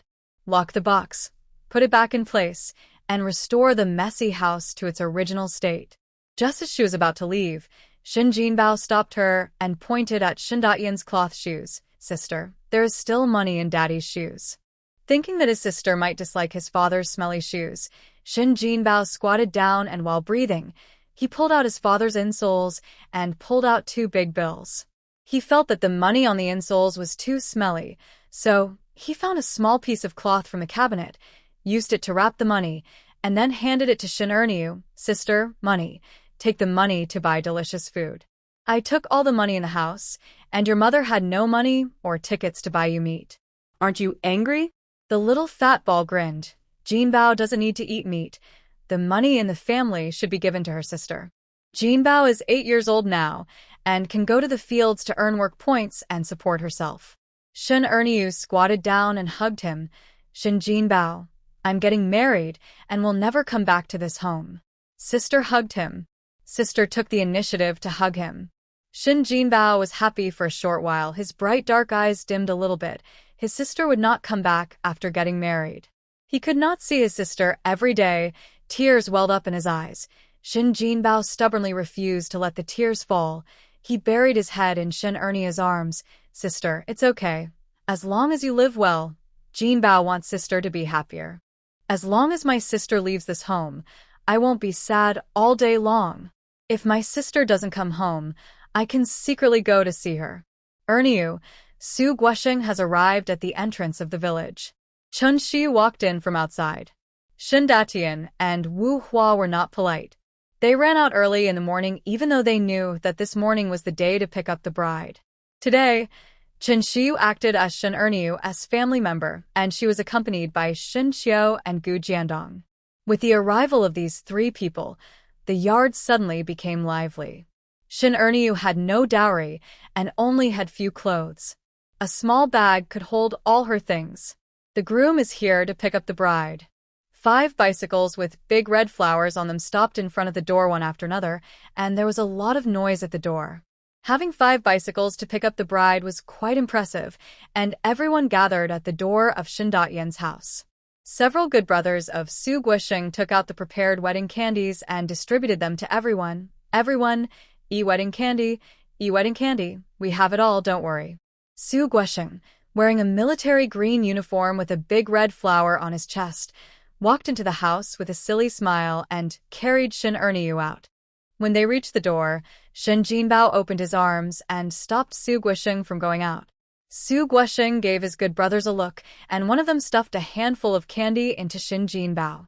Shin Jinbao pushed the candy back, looked at Su Guosheng seriously, and said, "You have to be nice to my sister. My brother-in-law looks so cute." Su Guosheng wanted to rub his brother-in-law's face, but he couldn't free his hands because he was holding Shin Erniu. He promised seriously, "I will treat your sister well and will not let her suffer any grievances." Su Guosheng did not treat him perfunctorily just because he was young. Little Jinbao made way, and Shin Erniu got on the bicycle. Everyone who got the wedding candy said blessings to the two of them. With everyone's blessings, the wheels of the wedding procession slowly turned, and the figures moved from near to far, leaving the Shenjiaba brigade. Shin Xiu watched her leave, and was happy for her from the bottom of her heart. She also broke away from the original plot and would no longer have a miserable life like in the original text. Shin Jinbao stood blankly at the door of his house, and he started crying only when he really couldn't see Shin Erniu anymore. Gu Jiandong felt very happy in such a lively atmosphere and didn't quite understand why he was crying. He squatted down and poked his head. "Why are you crying?" Shin Jinbao was crying and snotting. "My sister is getting married, and I won't be able to see her every day anymore." "Why does your sister want to get married?" Shin Jinbao couldn't answer him and cried even louder. He cried, and Gu Jiandong stretched out his hand to slap his mouth. Then, Shin Jinbao's crying sound changed from wah-wah to ah-wah-wah-wah, ah-wah-wah. Shin Jinbao. He was obviously so sad, and Brother Jiandong not only didn't comfort him but also slapped his mouth for fun. He turned around silently and faced Gu Jiandong with his. The little fat boy buried his head in the corner, and Gu Jiandong couldn't slap his mouth. Now it was Gu Jiandong's turn to be sad. He pouted. "Shuyu, the little fat boy doesn't want to play with me. Be good, go play with Shin Jinbao tomorrow. He is unhappy today, so we can go play with Gooden." In order to prevent Gu Jiandong from yelling at Shin Jinbao, Shin Shuyu pulled him home. After sitting for a while at home, Gu Jiandong suddenly stood up and said, "Shuyu, I haven't finished my work yet. I have to go to work." He ran fast and disappeared in the blink of an eye. Chen Shuyu was too lazy to chase him. After the family was divided, each family had its own water tank. Chen Xiu dripped a few drops of spiritual spring water into the water tank used by his family every day. Grandpa and Grandma and Gu Jiandong drank the spiritual spring water every day. The old couple rarely rubbed their waists and backs after work every day. Gu Jiandong never complained of a headache. I don't know if it's the effect of the spiritual spring water. It feels like Gu Jiandong has endless energy every day. There are several hard grounds in the team, and the ground is very difficult to turn over. All of them were taken care of by Gu Jiandong, and the shovel in his hand left after images every day. Gu Jiandong returned to the field, picked up a shovel and started digging. Zhou Jingchen, who was sitting diagonally opposite, felt jealous when he saw Gu Jiandong. He should be the educated youth living in Shun's house, and he was the one that the Shun family should take care of. It must be this fool who robbed him of the life that originally belonged to him. The more Zhou Jingchen thought about it, the more indignant he became. He stood up and went to find Shinerju. Captain, I want to turn the soil, too. Even if it was an easy job for a fool, he wanted to do it too. Turning the land? You can't even pull out the weeds properly, and you still want to plow the soil? Shinerju was afraid that he would dig his feet with the shovel. Captain, don't look down on me. If a fool can do it, why can't I? Give me a shovel, and I want to plow the soil with the fool. This man doesn't realize his own abilities all day long. Shinerju gave him a shovel with a dark face and said, if you can't do the work, you won't get any work points. Zhou Jingchen didn't take it seriously. He thought if a fool could do the job, how could he not be able to do it? He took the shovel and walked to Gu Jiandong's field. He was confident that he would earn 10 work points today. Zhou Jingchen didn't dare to get too close to Gu Jiandong, as he was afraid that the idiot would suddenly go crazy and knock him away with a shovel. Gu Jiandong was at the head, and he was at the tail. The land was more than 2 acres, and the two were separated by a long distance. Seeing Gu Jiandong turning the soil as easily as turning cotton, he smiled and picked up a shovel to start turning the soil. The first shovel did not go in, so he exerted a little more force, and the shovel went in a little bit, but only a little bit. He put all his strength into stepping on the shovel, and even stood on the shovel. The soil under my feet is not loose at all. He stomps. Step hard, step hard, step hard. The soil was slightly loose, but he couldn't turn it out. Zhou Jingchen doubted his life. How could this be possible? How can the ground be so hard? He looked at Gu Jiandong at the other end, who was turning the soil as if it were a game. Only the shadow of the shovel was seen. Zhou Jingchen guessed that the land on Gu Jiandong's side must be softer than his side, so he ran to Gu Jiandong's side with a shovel. Gu Jiandong didn't even look at him and completely ignored him. He was concentrating on turning the soil. He turned the soil so fast that mud was flying everywhere. As soon as Zhou Jingchen went over, he was covered in mud and even ate a few mouthfuls of mud. You idiot! He was about to get angry but was afraid of being beaten by the idiot, so he could only spit out the mud in his mouth. After spitting out the mud, he began to turn the soil like Gu Jiandong in a casual manner. One shovelful down. If you don't shovel it down, step on it hard. Put your feet on the shovel and jump. Barely turned out a small piece of soil. The people around looked at Zhou Jingchen jumping up and down with the shovel, and they all showed the expression of the old man on the subway looking at his phone. Do you think Zhou Jingchen is sick? He can't even pull the weeds properly, and he went to turn the soil. And he turned the hardest piece of soil. How come he doesn't know his own weight? Look at his serious look. It seems he wants to compete with Jiandong. Who is our Jiandong? How can a weakling like him compare to him? It's so unlucky for our team to have such an educated youth.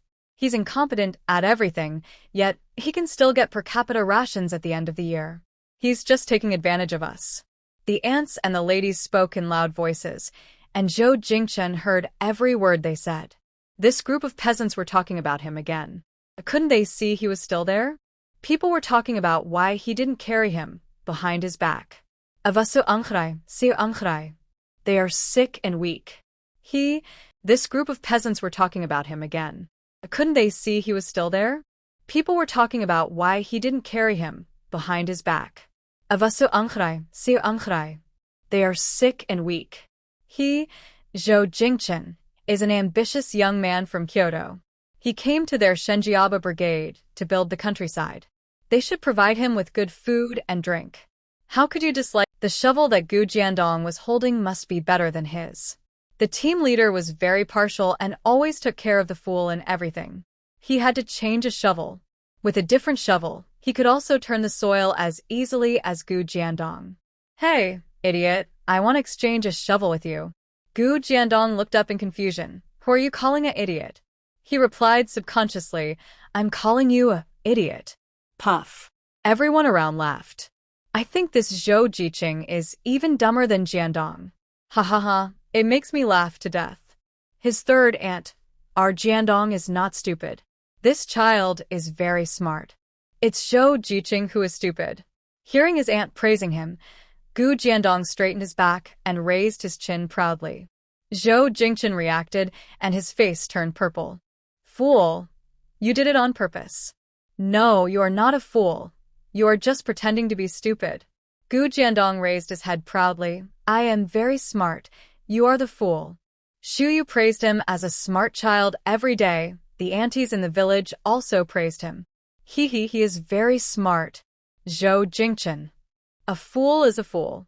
Zhou Jingchen felt that it was cheap to talk to a fool, and there was no way to communicate, so he walked over and tried the shovel. He was prepared that Gu Jiandong would hold the shovel tightly, and he tried his best to it.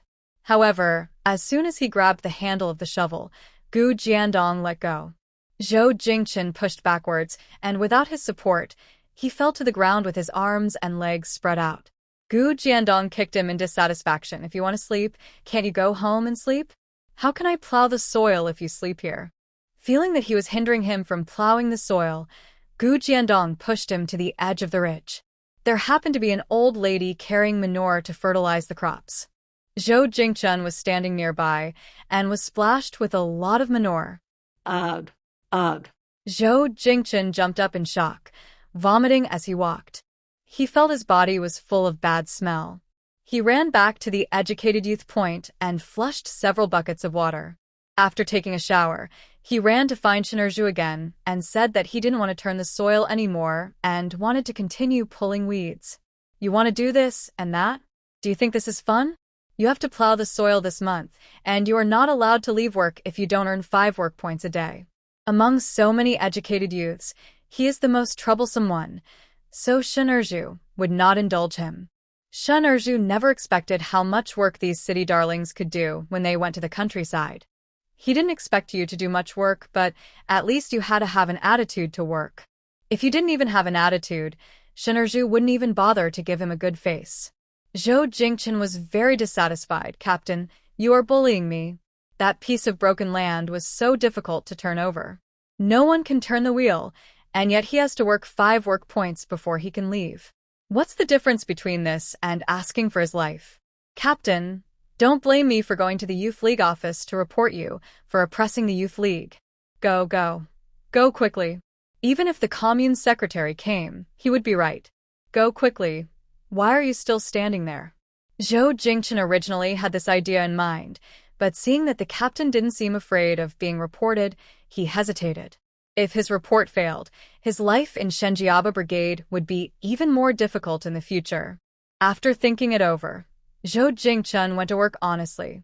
After work, Shen Shui came over and saw Zhou Jingchen still holding the shovel. She felt strange. Jingchen, it's time to get off work. Why haven't you returned to the educated youth team? Aren't you weeding? Why are you plowing the soil?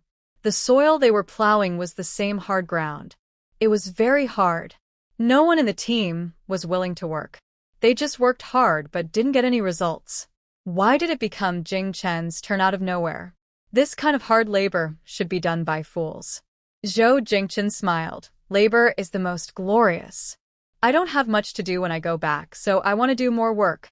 Her Jingchen is different from others, with a high level of awareness. Then I'll work with you. Anyway, I don't have anything to do when I go back. Uncle Shun came over from a distance and pulled her arm directly.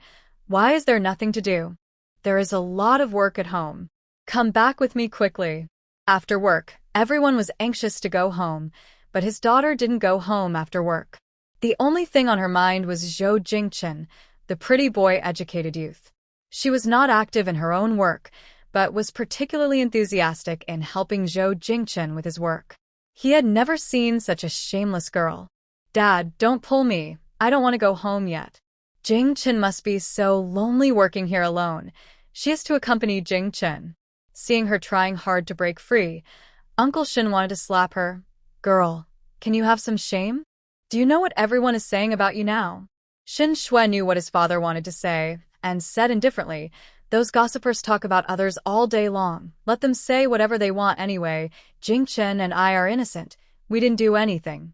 Uncle Shun was so angry that his eyebrows stood up. Look at you, a pity that you didn't do anything? I didn't say that. Zhou Jingchun watched the father and daughter walking farther and farther away until their figures disappeared. He cursed the Shun family in his heart. He and the Shun family had a destiny. The Shun family saved him and should be responsible for him and help him in everything, instead of ignoring him like now. Uncle Shun dragged Shin Shui home. As soon as they got home, he took a stick to hit Shin Shui. Lu Pundi quickly protected his daughter. What are you doing? We only have this one daughter. If you hurt her, I will never forgive you. She wants to help others every day. What's the point of keeping her if I don't beat her? Not only will I beat her, I will also break her legs. Uncle Shun is a grown man, but he is stronger than Lu Pundi. He pulled Lu Pan aside and hit Shin Shui with the stick. The pain instantly spread throughout her body. Shin Shui burst into tears and hid while asking Old Man Shin for help. Grandpa, my father is crazy. Please stop him. Old Man Shin never cared about family affairs. After the family was divided, he would not care about his son scolding his daughter. No matter how Shin Shui shouted, the old man pretended to be deaf. Chen Xiu, Gu Jiandong, and Chen Qiu sat in a row at the door of the main hall, cracking melon seeds in unison. Chen Qiu clicked her tongue several times.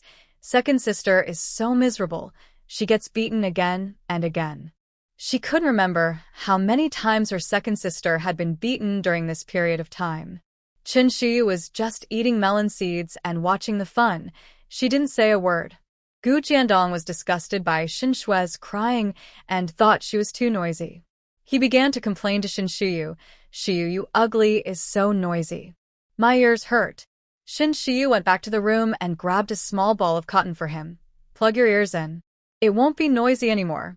After plugging his ears with cotton, Gu Jiandong felt his ears were much quieter. Smiling foolishly at Shin Xiu, Xiu, be nice to me. Be good. Shin Shui was not stupid enough to stand there and let Uncle Shin San beat her. She ran around the yard and Uncle Shin San chased her around the yard. When he was tired of beating her, he threw away the stick and scooped water from the water tank to drink. Shin Shui ran back to the house crying.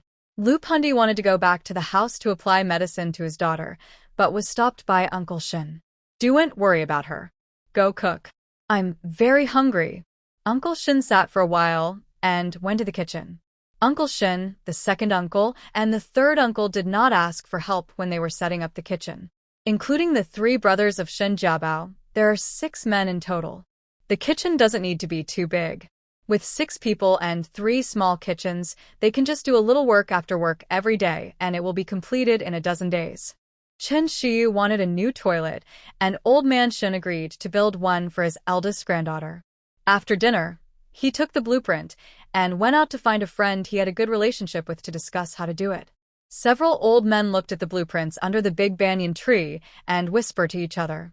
After studying for a long time, Grandpa Li took the blueprint and praised, Diju, your eldest granddaughter is very creative. If this toilet is built, you can go to the toilet with your eyes closed in the middle of the night.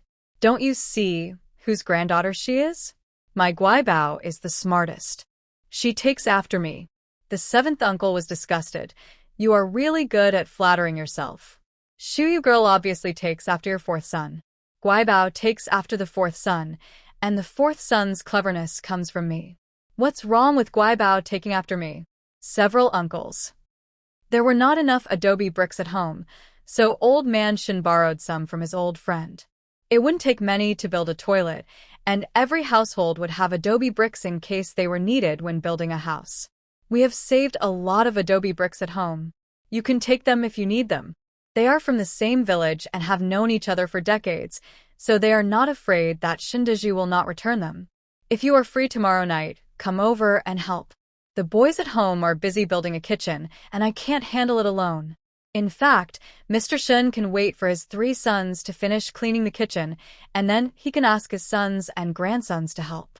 But he wants to finish building the new toilet as soon as possible so that his good baby can use it soon. Okay, we'll help each other tomorrow night. After the agreement was reached, Old Man Shun went back. As soon as Old Man Shun got home, he had something to do. Gu Jiandong wanted a spinning top, so Shin Shiyu made him two with a small piece of wood. However, Shin Shiyu's craftsmanship was not good. Not only did the spinning tops she made look ugly, but they also couldn't spin. Grandpa Shin, can you make me a spinning top to play with? Shiyu said your spinning tops are the best. It doesn't take long to make a spinning top for a child to play with. Old Man Shin nodded and agreed. Wait a moment, Grandpa Shin will make it for you. Old Man Shin went to the woodshed to look for it, took out a small piece of wood, and began to cut the wood. Gu Jiandong wanted to make a few more. I followed Old Man Shin's example and carved some wood. After the wood was carved, Old Man Shin went to look around the house. He found a few steel and nailed them into the bottom of the spinning top. The whip Shin Shiyu had already made for him. Once the spinning top was made, Gu Jiandong could play with it right away. The top was placed on the ground. Gu Jiandong waved his arm and hit the top with the whip. The top started to spin. He waved his arm again, and the top spun faster and faster. Chun Chiu watched from the side. He also found it fun, so he picked up another spinning top and started playing with it with Gu Jiandong. Shin Shiyu had no interest in the spinning top and just watched from the side. The two of them played with the spinning top until after 10 o'clock. Then they yawned and said they wanted to go back to the house to sleep. I'm finally sleepy. Help Gu Jiandong close the door. As soon as Chin Shiyu returned to the room, she entered the space. Her space was no longer empty like before. There was nothing but lawns and spiritual springs. Since she discovered that things could be planted in the space, Chin Shiyu dug a lot of fruit seedlings in the mountains. Now the space is full of vitality. The fruit seedlings grow fast in the space and have blossomed and borne fruit. It is estimated that they can be eaten in 2 days. In addition to the fruit seedlings, Chin Shiyu also dug some wild vegetables and threw them in. Now the wild vegetables are growing one after another. In the morning, her grandparents said that the wild vegetables she picked were delicious. How could they not be delicious? She watered the wild vegetables produced in the space with spiritual spring water. Chun Shi walked back and forth in the space and felt that there were still too few things in the space. The space could be used to grow things, and it would be a waste if she didn't grow some food. There are peanuts, corn, wheat. As for potatoes and sweet potatoes, Chin Shi went to her milk room to get some peanuts, corn, and millet, and went to the cellar to get a few potatoes and sweet potatoes. She threw them into the space and left them there. In a few days they will take root and sprout on their own and become very sensible. It was summer, the room was too hot, and there was no fan, so Shin Shiyu didn't plan to go out to sleep. Just lie down on the grass and sleep soundly in space. A few days later, several old men came to the Shenjiaba Brigade and broke the peace of the Shenjiaba Brigade. Chun Shi was taking a nap at home when she was abruptly woken up by Chun Xiao. Sister, don't sleep anymore. There's something fun going on at Shindatyan's house. Hurry up and fill a bag with melon seeds. Let's go and watch the fun. Go, go, go. Chun Shi got up in a daze and filled a bag with melon seeds. Then she ran to Shindatyan's house in a daze with Shin Xiao. They arrived late, and Shindatyan's house was already surrounded by people watching the fun. In order to watch the fun, Chin Xiao pushed forward like a bull and did not forget to pull her elder sister with her. The two sisters pushed to the front and saw several sloppy old men smashing Shindatyan's house. When Chun Shi saw the scene, she came to her senses. Oh my God, the old widower is here. This is going to be a good show. The house was filled with and clanging noises. The valuable things in the house were about to be smashed to pieces. Shindatyan and Su Hua were screaming in fear. Shin Jinbao, who was hiding in the corner, was also scared and cried. Wu Hua tried to stop them and shouted, "Stop smashing it. Stop smashing it. I told you I'll give you your money back." One of them pushed Wu Hua away fiercely. "Get out of here. You stinky witch, I gave you the money, and now you tell me that my daughter is getting married and you want to return the money to me. Bah, what I lack is money, what I lack is a wife. If you can't hand over your daughter today, I will tie you up and take you back to the mountains, and you will be my wife from now on. He looked Wu Hua up and down in a lewd manner, and said with disdain, You old woman are a little old, but I don't dislike you. After all, you are a woman. At most, I won't look at your old face when I do things. Chen Shiyu. Not very harmful, but extremely insulting. Look at these sloppy old men. Shen Shiyu was very glad that Shen Erniu married Su Guosheng. Since Wu Hua wanted to sell Erniu to the old widower, she should bear the consequences now. Wu Hua felt ashamed and humiliated after hearing this. He turned around and punched Shen Datian. Are you still a man? This old man said such shameless words to me. Why don't you beat them down quickly? Shen Datian slowly retreated to the corner and dared not move. What the Shen Datian is just a loser. There is no way he can win the fight. He is alone, and there are 5 of them, and they look stronger than him. If he fights with them, he will just be beaten unilaterally. Everyone who was watching the fun was shocked after hearing what the old man said. Oh my God, this means that old woman Wu Hua took money from others and wanted to marry her daughter to the old man. What's the point of marrying? It's like selling. Which good family would marry their daughter to an old man? Woman Wu Hua is so cruel that she can do such a thing. What can't she do? Ernia didn't come out of her belly. She has been torturing Erniu since she entered the house. Fortunately, Erniu is married. If she didn't get married and was sold to the old man by Wu Hua, she would have never had a good day. Look at how brutal these people are. Outsiders entered their Shenjiabao brigade and smashed their neighbors' houses. The villagers, should have helped to stop them, but now after hearing what the old man said, they didn't want to step forward to help. Let them smash it as long as they don't beat people to death. They deserve it. The 5 old men looked ferocious. They smashed whatever they could find in the yard. After smashing the things in the yard, they ran to the kitchen to smash the pots and pans. The pot at home was smashed again just a few days after it was bought. Wu Hua's heart was bleeding. She had no ticket, so she bought the pot on the black market. Not only was it twice as expensive, the pot was not even brand new. It was smashed into pieces of iron after just a few days of use. They were deliberately trying to make her life miserable. Seeing them rushing into the house and continuing to smash things, Wu Hua rushed forward to stop them. Don't go in, you old. I'm going to return the money to you, and you just get out of my house. Shen Datian in the corner admired his wife very much. They were simply willing to put their lives at risk for money. No matter how fierce they were, she still dared to stop them.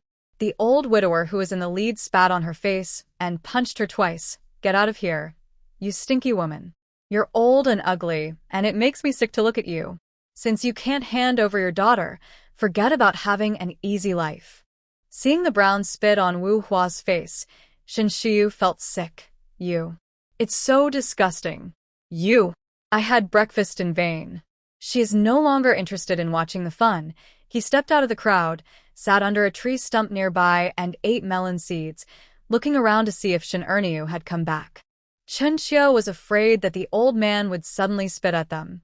He retreated again and again. Sister, that old man is so disgusting. Ants also despised it. Sometimes they would spit at each other when they fought, but they were not so filthy as to spit. That thing is so disgusting. Wu Hua was knocked to the ground by 2 punches. She felt her head buzzing, and there was a sticky mass on her face. She reached out to wipe it.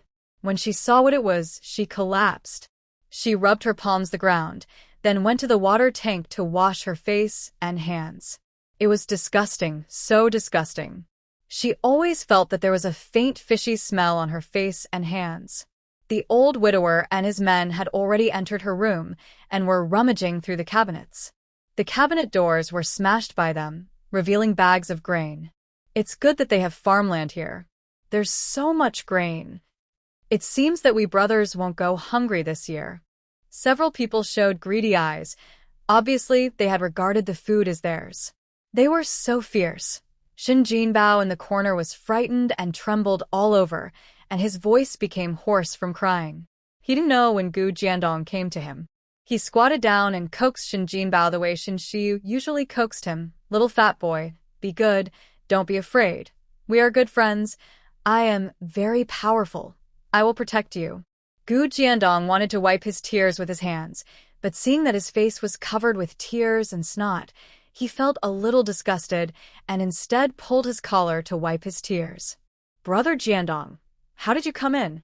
Get out quickly. They are very fierce and will beat people. Her mother was beaten, and her father didn't dare to protect her. He himself was still young and couldn't beat those people. With Gu Jiandong around, Shen Jinbao was not so scared anymore. But she was worried that if he came in, he would be beaten by the bad guys, so she pushed him out with both hands. Gu Jiandong didn't like this messy yard, so he carried Shen Jinbao out of the yard. Shuyu, I carried the little fat boy out. Qin Shuyu was not very good at coaxing children. Since he was not her own child, she did not have the heart to coax him. She gave him a handful of melon seeds and said, "Stop crying. Eat some melon seeds." If he was eating melon seeds, he would have no time to cry. If she didn't think Shen Jinbao was a pretty good kid, she wouldn't have meddled in other people's business and asked Gu Jiandong to carry him out. Shen Jinbao put the melon seeds in his pocket and wiped away his tears. Sister Shuyu, why did those bad guys smash my house? Shen Shuyu said to him directly, because your mother took the old man's money. She wanted to sell your sister to the old man, but your brother-in-law came to propose marriage. The betrothal gift she gave was more than that of the old man. Your brother-in-law's family is well off and lives nearby, so your mother thought it was a good deal for your sister to marry him and agreed to let her marry. After your sister got married, the old man's arranged wife disappeared, so they were angry, and of course they smashed your house. Do you know who that old man is? He's the one who spat on your mother. If your sister hadn't gotten married, she would have been forced to go back to the mountains with that disgusting old man. You've seen how fierce the old man is. If your sister goes home with him, she'll only die. An 8-year-old child is not young anymore. Children also have their own sense of right and wrong. He should know this. Shen Jinbao stopped sobbing, and his eyes were full of astonishment. His mother was so vicious. Those people looked older than his father, smelly, old, and vicious. His mother actually wanted to sell his sister to those people. His sister was a human being, not a thing that could be sold casually. If his sister was sold to that bad guy, his sister would really have no way to survive. Why did his mother treat his sister like this? His sister was obviously very good. Why couldn't his mother tolerate her sister? Shen Jinbao was still young, and all his emotions were shown on his face. There was disgust for his mother, and there was relief that his sister got married. There is a feeling of powerlessness as he is still young and cannot do anything. In short, the emotions on his young face keep changing. Although Gu Jiandong is stupid, he can sense other people's emotional changes. His good friend Xiaofi's eye is very sad now, even sadder than he was when he left his parents to go to the countryside alone. Gu Jiandong peeled off the candy wrapper and stuffed the fruit candy into Shen Jinbao's mouth. Little fat boy, don't be sad. Eat the candy, and you will be happy. There were still sounds of things being smashed in the yard. Wu Hua's wails were getting louder and louder. Got it. Where is my money? How did my money disappear? Did you take it? What right do you have to take my money? Pay me back, pay me back.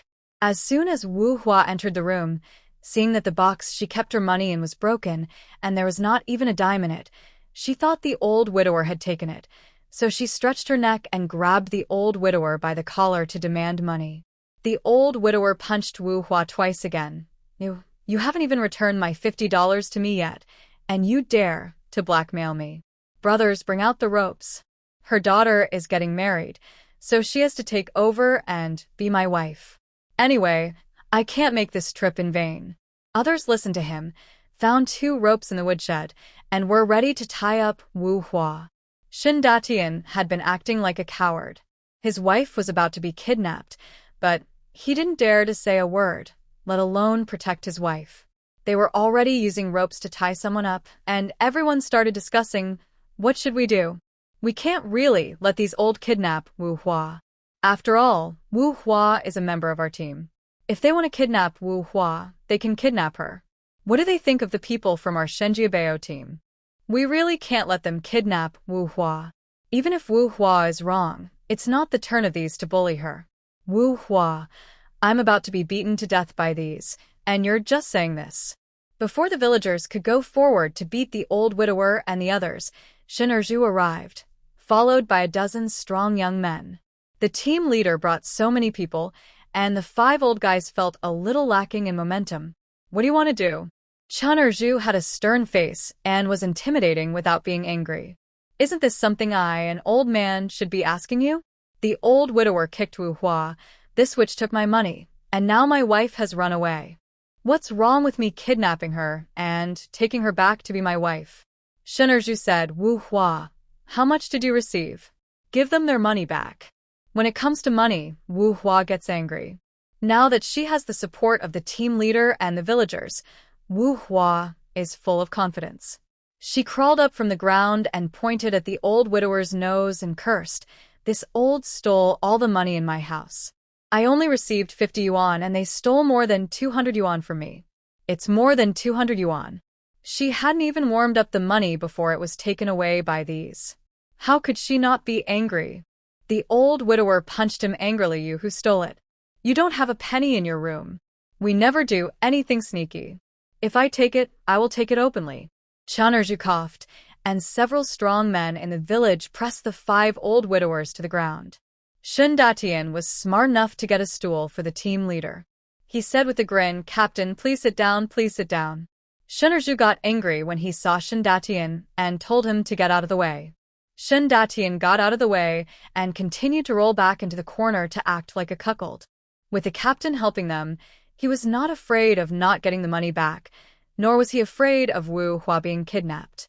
The people in their team were very united and would not let them be bullied by outsiders. The old widower looked at Shen Erju with a fierce look on his face. "You're the captain, right? Don't do whatever you want just because you have more people. When I go back to the mountains and call hundreds of people out, you will know that you are in the wrong. I am a reasonable old man. You have smashed this house to pieces, and I am angry enough. You have also taken the money. It's time for you to get out of the Shenjiaba brigade." I said, "We didn't take the money, we didn't take it. We can leave, but I have to take Wu Hua with me." They walked for several days and nights, just to bring back a wife. Without a wife, how could he go back easily? Wouldn't it be a wasted trip? You can't take the person with you. "Brother, why don't we just go? If they stay any longer, they will get nothing good." Another old man also said, "Brother, we are unlucky this time. Let's go back first." Wu Hua had been thinking about her more than 200 yuan, so she asked Shen Datian to come over and touch their trouser pockets. Shen Datian touched them several times and shook his head. "They have no money on them. Not a penny." "Impossible. They took the money. How could I be without money on me?" Wu Hua pushed Shen Datian away and went forward to search their pockets. She searched 3 or 4 times but didn't find a dime. She kept shaking her head and said it was impossible. She slapped the old widower in the face and said, "Where's my money? More than 200 yuan, that's her life." The old widower looked at Wu Hua viciously. "You stinky witch, I said I didn't take it, and I didn't take it." If she dares to hit him, the next time he sees her outside, he will tie her up and take her back to the mountains, making her suffer a fate worse than death. The Shenjiaba brigade surrounded them, and no matter how unwilling the old widower was, he could only escape in shame. Wu Hua was so anxious that she jumped and shouted, "Captain, how can you let them go? They haven't paid me back my money, more than 200 yuan. Come on, Datian, go stop them, you go stop them." No one listened to her and chased the 5 old men. Wu Hua fainted from anger. The next second, a bucket of cold water was poured on Wu Hua. The water was poured by Shen Erniu. Everyone was surprised to see Shen Erniu appear. "Erniu, why are you back?" Wu Hua coughed a few times and woke up slowly. "What happened to me?" When she looked up, she saw Shen Erniu. Wu Hua jumped up with a hideous face. "You stupid girl. Why did you come back just now? You should have gone home earlier." If she had gone home earlier, her house would not have been smashed. How could her money be stolen? It was all this dead girl's fault. If she had known that the old widower was so violent and would not even return the money, she should not have let this dead girl get married. As witch as her dead mother. Such a witch should marry an old widower and be tortured every day. Grandma Shin Er protected Shin Erniu behind her and scolded Wu Hua. You from the Datian family. You still don't know your mistakes. You kept yelling in the brigade that it was difficult to be a stepmother and to discipline a stepdaughter. At first, we all felt a little sympathetic towards you, but later on, we didn't want to talk about the bad things you did. Ernie was only 6 or 7 years old, but you threw all the housework to her. You didn't even buy her a cotton-padded jacket in the middle of winter, and you didn't let her stay on the Kong. This girl was tough, and she got through no matter how you torture her.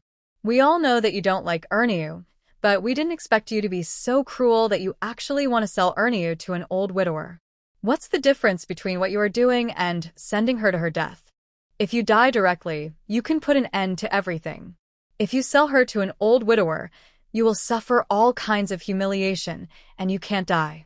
People in the mountains have a hard life, and it is not easy to find a wife. Most of the time, several brothers share a wife.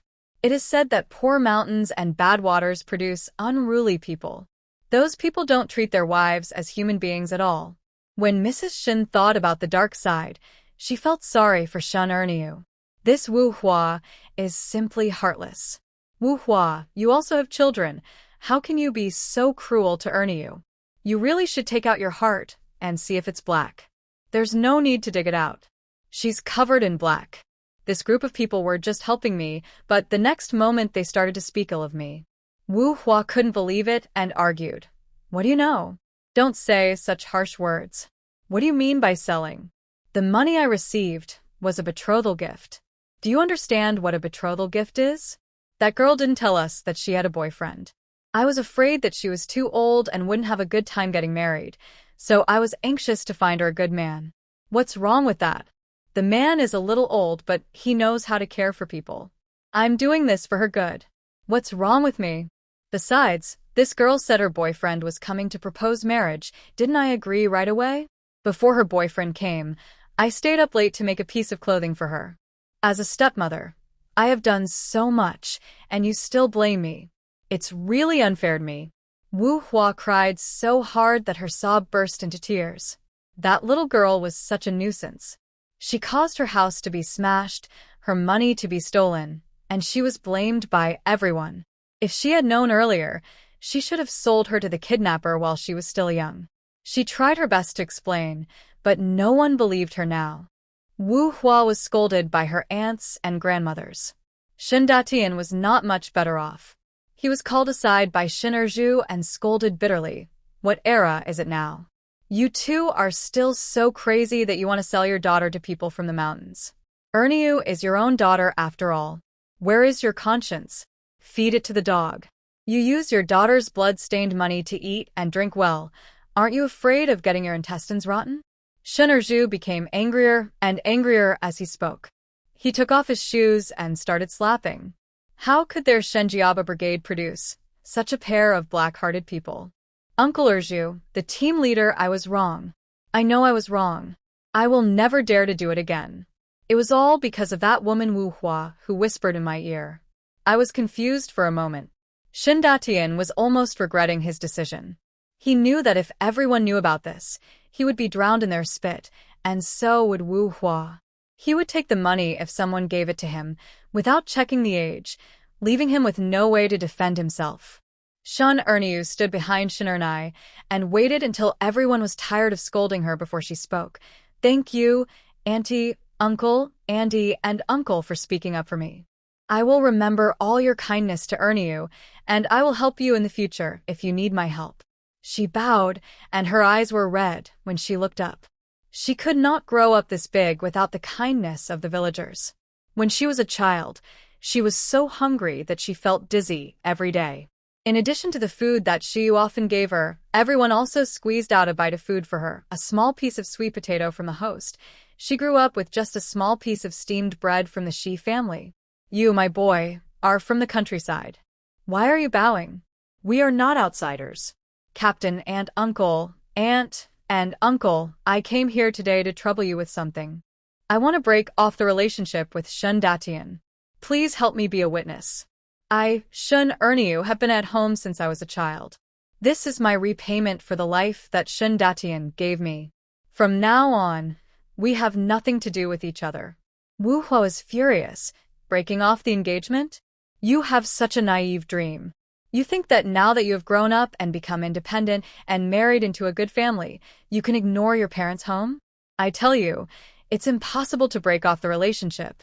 All the valuables in the house were smashed, the money was stolen, and now this girl wants to break up the engagement. What a good plan. If you want to get rid of her, wait until next life. Shun Datian suppressed his rage. I don't agree either. If you break off the engagement, you will be an orphan. You will have no one to support you in your natal family. How can you have a good life in your husband's family? Erniu, you are still young and hot-tempered, so you are prone to say angry words. Dad and Mom can understand. We will pretend we haven't heard of it. Dad admits that I treated you badly in the past. Dad and Mom also know they were wrong. We will treat you better in the future. Don't be angry with you. A childish voice sounded. I agree to break off the engagement, and my sister should break off the engagement. Wu Hua thought it was some brat making trouble, but when she turned around, it was her eldest son. She felt very upset. Jin Bao, go back to the room. Adults are talking, you, a child, don't have the right to interrupt. I'm not a child anymore. I'm 8 years old. If you hadn't stopped me from working in the fields, I would have been able to earn work points to support myself. Dad and Mom, just let my sister go. Break off the relationship with her. Whatever you want from my sister, I can give it to you when I grow up.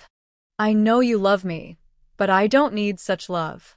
You wanted my sister's blood like a leech and feed me to grow up. If I can enjoy my sister's support with peace of mind, I will be a waste when I grow up, a cold-blooded and ruthless waste. When you are old and useless, I will kick you out of the house at the first opportunity. Everyone was shocked. Who would have thought that an 8-year-old child could say such a thing? This child was born from Wu Hua's belly, which was more shocking than the red rain from heaven. Some people even suspected that Shen Jinbao was not Wu Hua's biological son. How could someone like Wu Hua give birth to such a good child? Shen Xiu also looked at Shen Jinbao with new eyes. This child has a future. Shen Jinbao's words were like lightning, which made Wu Hua numb and cold all over. She stammered for a long time and couldn't say a word. Shen Datian's eyes were full of astonishment. He was stunned for a moment. In an instant, he seemed to have aged 10 years. After a while, he spoke, Erniu, since you want to break off the engagement, then do it. His 8-year-old son could say this. If he continued to be foolish, he would be kicked out of the house when he was old and unable to work. By then his children would hate him to the core, and his life would be worse than death. Wu Hua wanted to say that she couldn't break off the relationship, but when she saw her son's cold eyes, her heart began to panic. How could her precious son look at her like that? Who is she doing this for? Isn't it because she wants her son to live a better life? How can her son do such tiring work in the fields? If you don't work, someone will have to support you. Since the little girl married so well, isn't it only natural for her to help her parents and support her younger brother? Even if she was unwilling to break off the engagement, it was of no avail. In the presence of everyone, Shen Erzhu had already written the letter of severance of engagement, and Shen Datian, Shen Erniu, and Shen Jinbao pressed their fingerprints. Shen Datian also pulled her fingers to press her fingerprints. Why, this marriage is a good one. From now on, Erniu can live her life in peace and contentment. Erniu, although we have severed our ties, everyone in our Shenjiaba brigade is your relative. When you have time in the future, come back and visit us. The ants will fry eggs for you. Yes, yes, come back when you have time. Except for Shen Datian and Wu Hua, we are all your family. If you are wronged, you can come back and tell us. We help you. Chun Erniu put away the severance letter and bowed to everyone again. Thank you, Captain. Thank you, aunt, uncle, aunt, and cousin. I will come back often when I have time. The letter of severance of engagement was made in triplicate. One copy was kept by the brigade, one copy belonged to Shen Datian, and one copy belonged to Shen Erniu.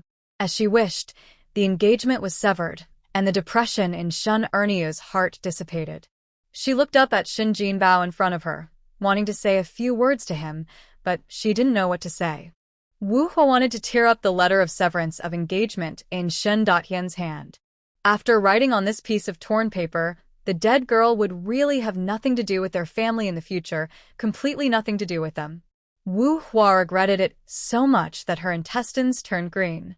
If she had known that her marriage to Su Guosheng would sever the engagement with them, she should have quietly sold the dead girl to the old widower. The old widower got a wife, and she got 50 yuan. Both parties were happy, and today's incident would not have happened. The house was smashed, the money was stolen, and she and Datian were spit on by everyone. The dead girl also severed the engagement. Not only did she work in vain and gain nothing, but her son seemed to have some complaints about her. The more Wu Hua thought about it, the more upset she became. She spat out a mouthful of blood and fell to the ground. Emma, Wu Hua is vomiting blood. Quickly send her to the village doctor. Shun Datian hurriedly carried Wu Hua to the village doctor's office. They still had to go to work, so they dispersed in 2s and 3s and returned to each of them had their own allotted land. Shun Jinbao ran after Shun Datian. After running a few steps, he ran back and said to Shin Erniu's sister, "Just live your life well from now on. My mother can no longer oppress you. You have to be good. Be happy."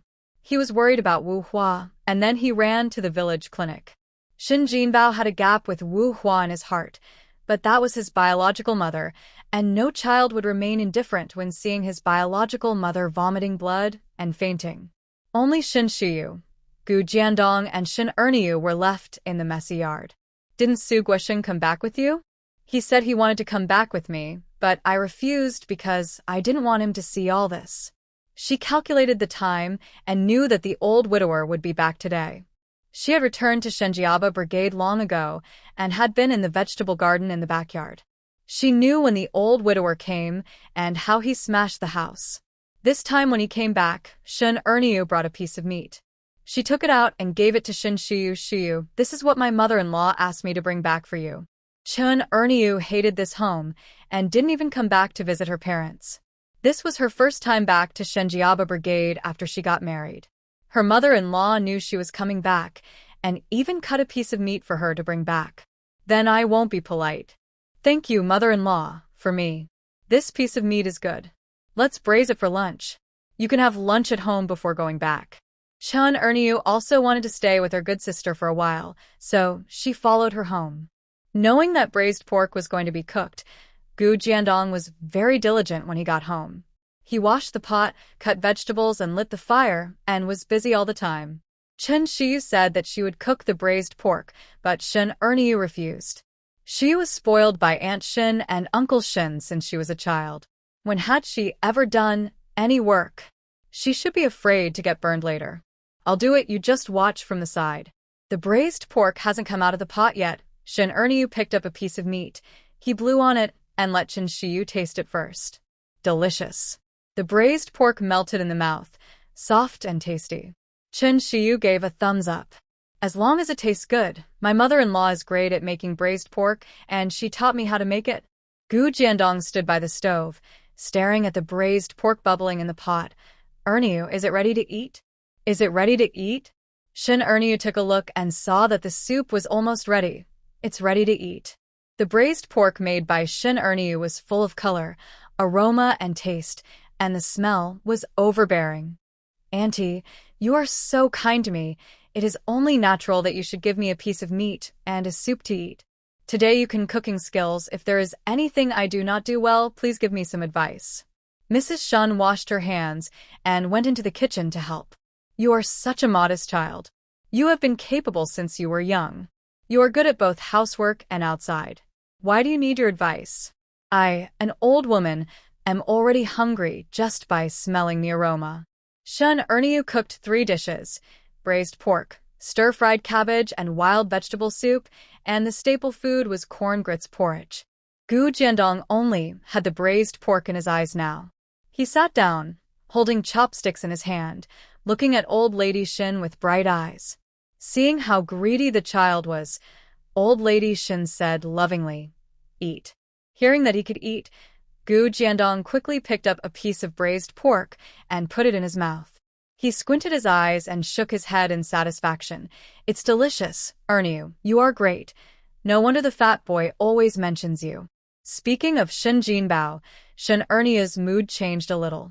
Shen Shiyu understood her contradiction and went to the kitchen to get a bowl and filled half a bowl with meat. Gu Jiandong, when you're full later, you can give this meat to Shen Jinbao. Gu Jiandong agreed readily, okay. The braised pork was soft and tasty, perfect for the old couple. They praised it while eating, and Shen Erniu felt embarrassed. But I was very happy in my heart.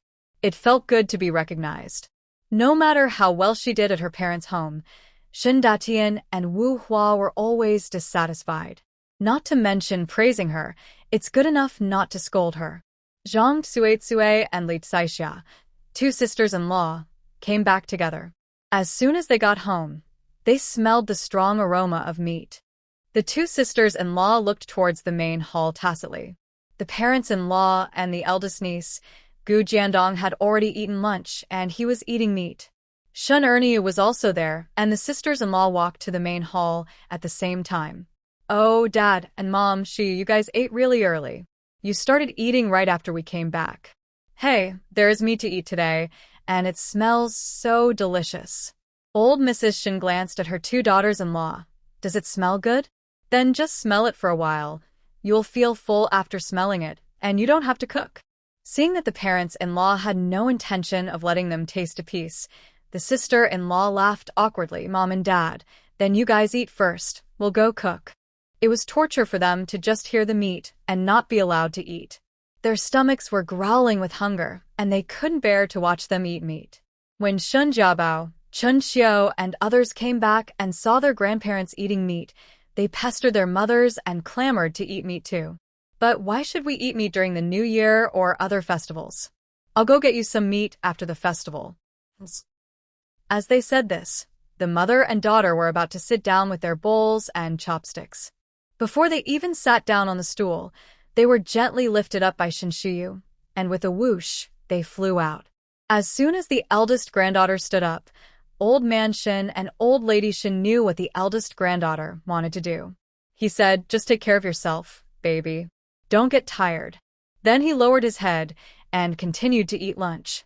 In the eyes of the old couple, their eldest granddaughter teaching people a lesson is work, and it is a tiring job. These two blind guys didn't go to the kitchen to cook when they came back, but instead thought about eating white rice. They were really good at calculating.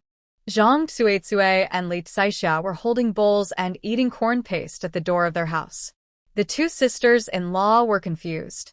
Oh my god, how come two things flew out just now? Lu Pundi and Qin Shui, who were thrown out, lay in the yard rubbing their butts and shouting, Qin Shiyu, I'm not done with you. Qin Shui wanted to cut Qin Shiyu into pieces in her heart. God really didn't have eyes to let such a waste have such great strength. With such great strength, he should work like a cow and a horse in the fields instead of being a tyrant at home every day. Mom and Dad, is this how you taught Qin Shiyu? Not only does she disrespect her elders, she also beats them. This afternoon, I'm going to go out and have a good talk with everyone about what Qin Shiyu usually does at home.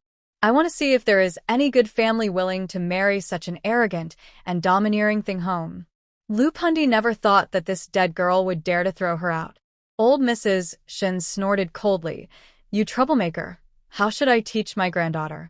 It's not your turn to teach. Just go out and tell everyone. I want to see whether everyone believes you or me. My good baby is good in every way, and there are many people who want to marry her. Oh, it turns out that those two groups of people were Lu Pundi and Qin Shui. The sister-in-law slurped up the last mouthful of corn porridge in the bowl and clicked her tongue several times. This third brother's wife is really brave. She is like an indestructible cockroach every day. She is so greasy and loves to jump around. Chen Shiyu drank the porridge in the bowl slowly and said nonchalantly, if you keep barking, I don't mind throwing you to the toilet for a meal. Gu Jiandong shook his head disapprovingly. Shiyu, this is not a good way to do it. Lu Pan was surprised. Did this idiot have cramps today? He actually spoke up for them. The next second he said, we should throw the two ugly monsters into the field to plow the fields. Plowing the fields is the most tiring job, and with the two ugly monsters taking over, De Huang and the others can also take a break. The ants all said that manure is a good fertilizer. If you use it to fertilize the crops will grow a lot of food. It would be a waste to give it to two ugly monsters. At this moment, there seemed to be 6 big words clearly written on Gu Jiandong's forehead. You don't deserve to eat. Lu Pundi and Shen Shui were so angry that their eyes turned red. Chen Xiu dotes on Gu Jiandong so much and thinks that Gu Jiandong's suggestion is very good. Then I'll talk to second grandpa and let them go to plow the fields. When third Uncle Shen came back and saw his wife and daughter lying in the yard howling, his head started to hurt. What happened to you two? Her father, you're finally back. This time you have to be in charge of us. Chen Xiu is too unreasonable. She even dares to attack me, her aunt. She carries us like chicks, picks us up and throws us away at will. What does she think of us? Zhang Tsuetsue and Li Caixia, you said you were carrying chicks yourself. What can your eldest niece think of you?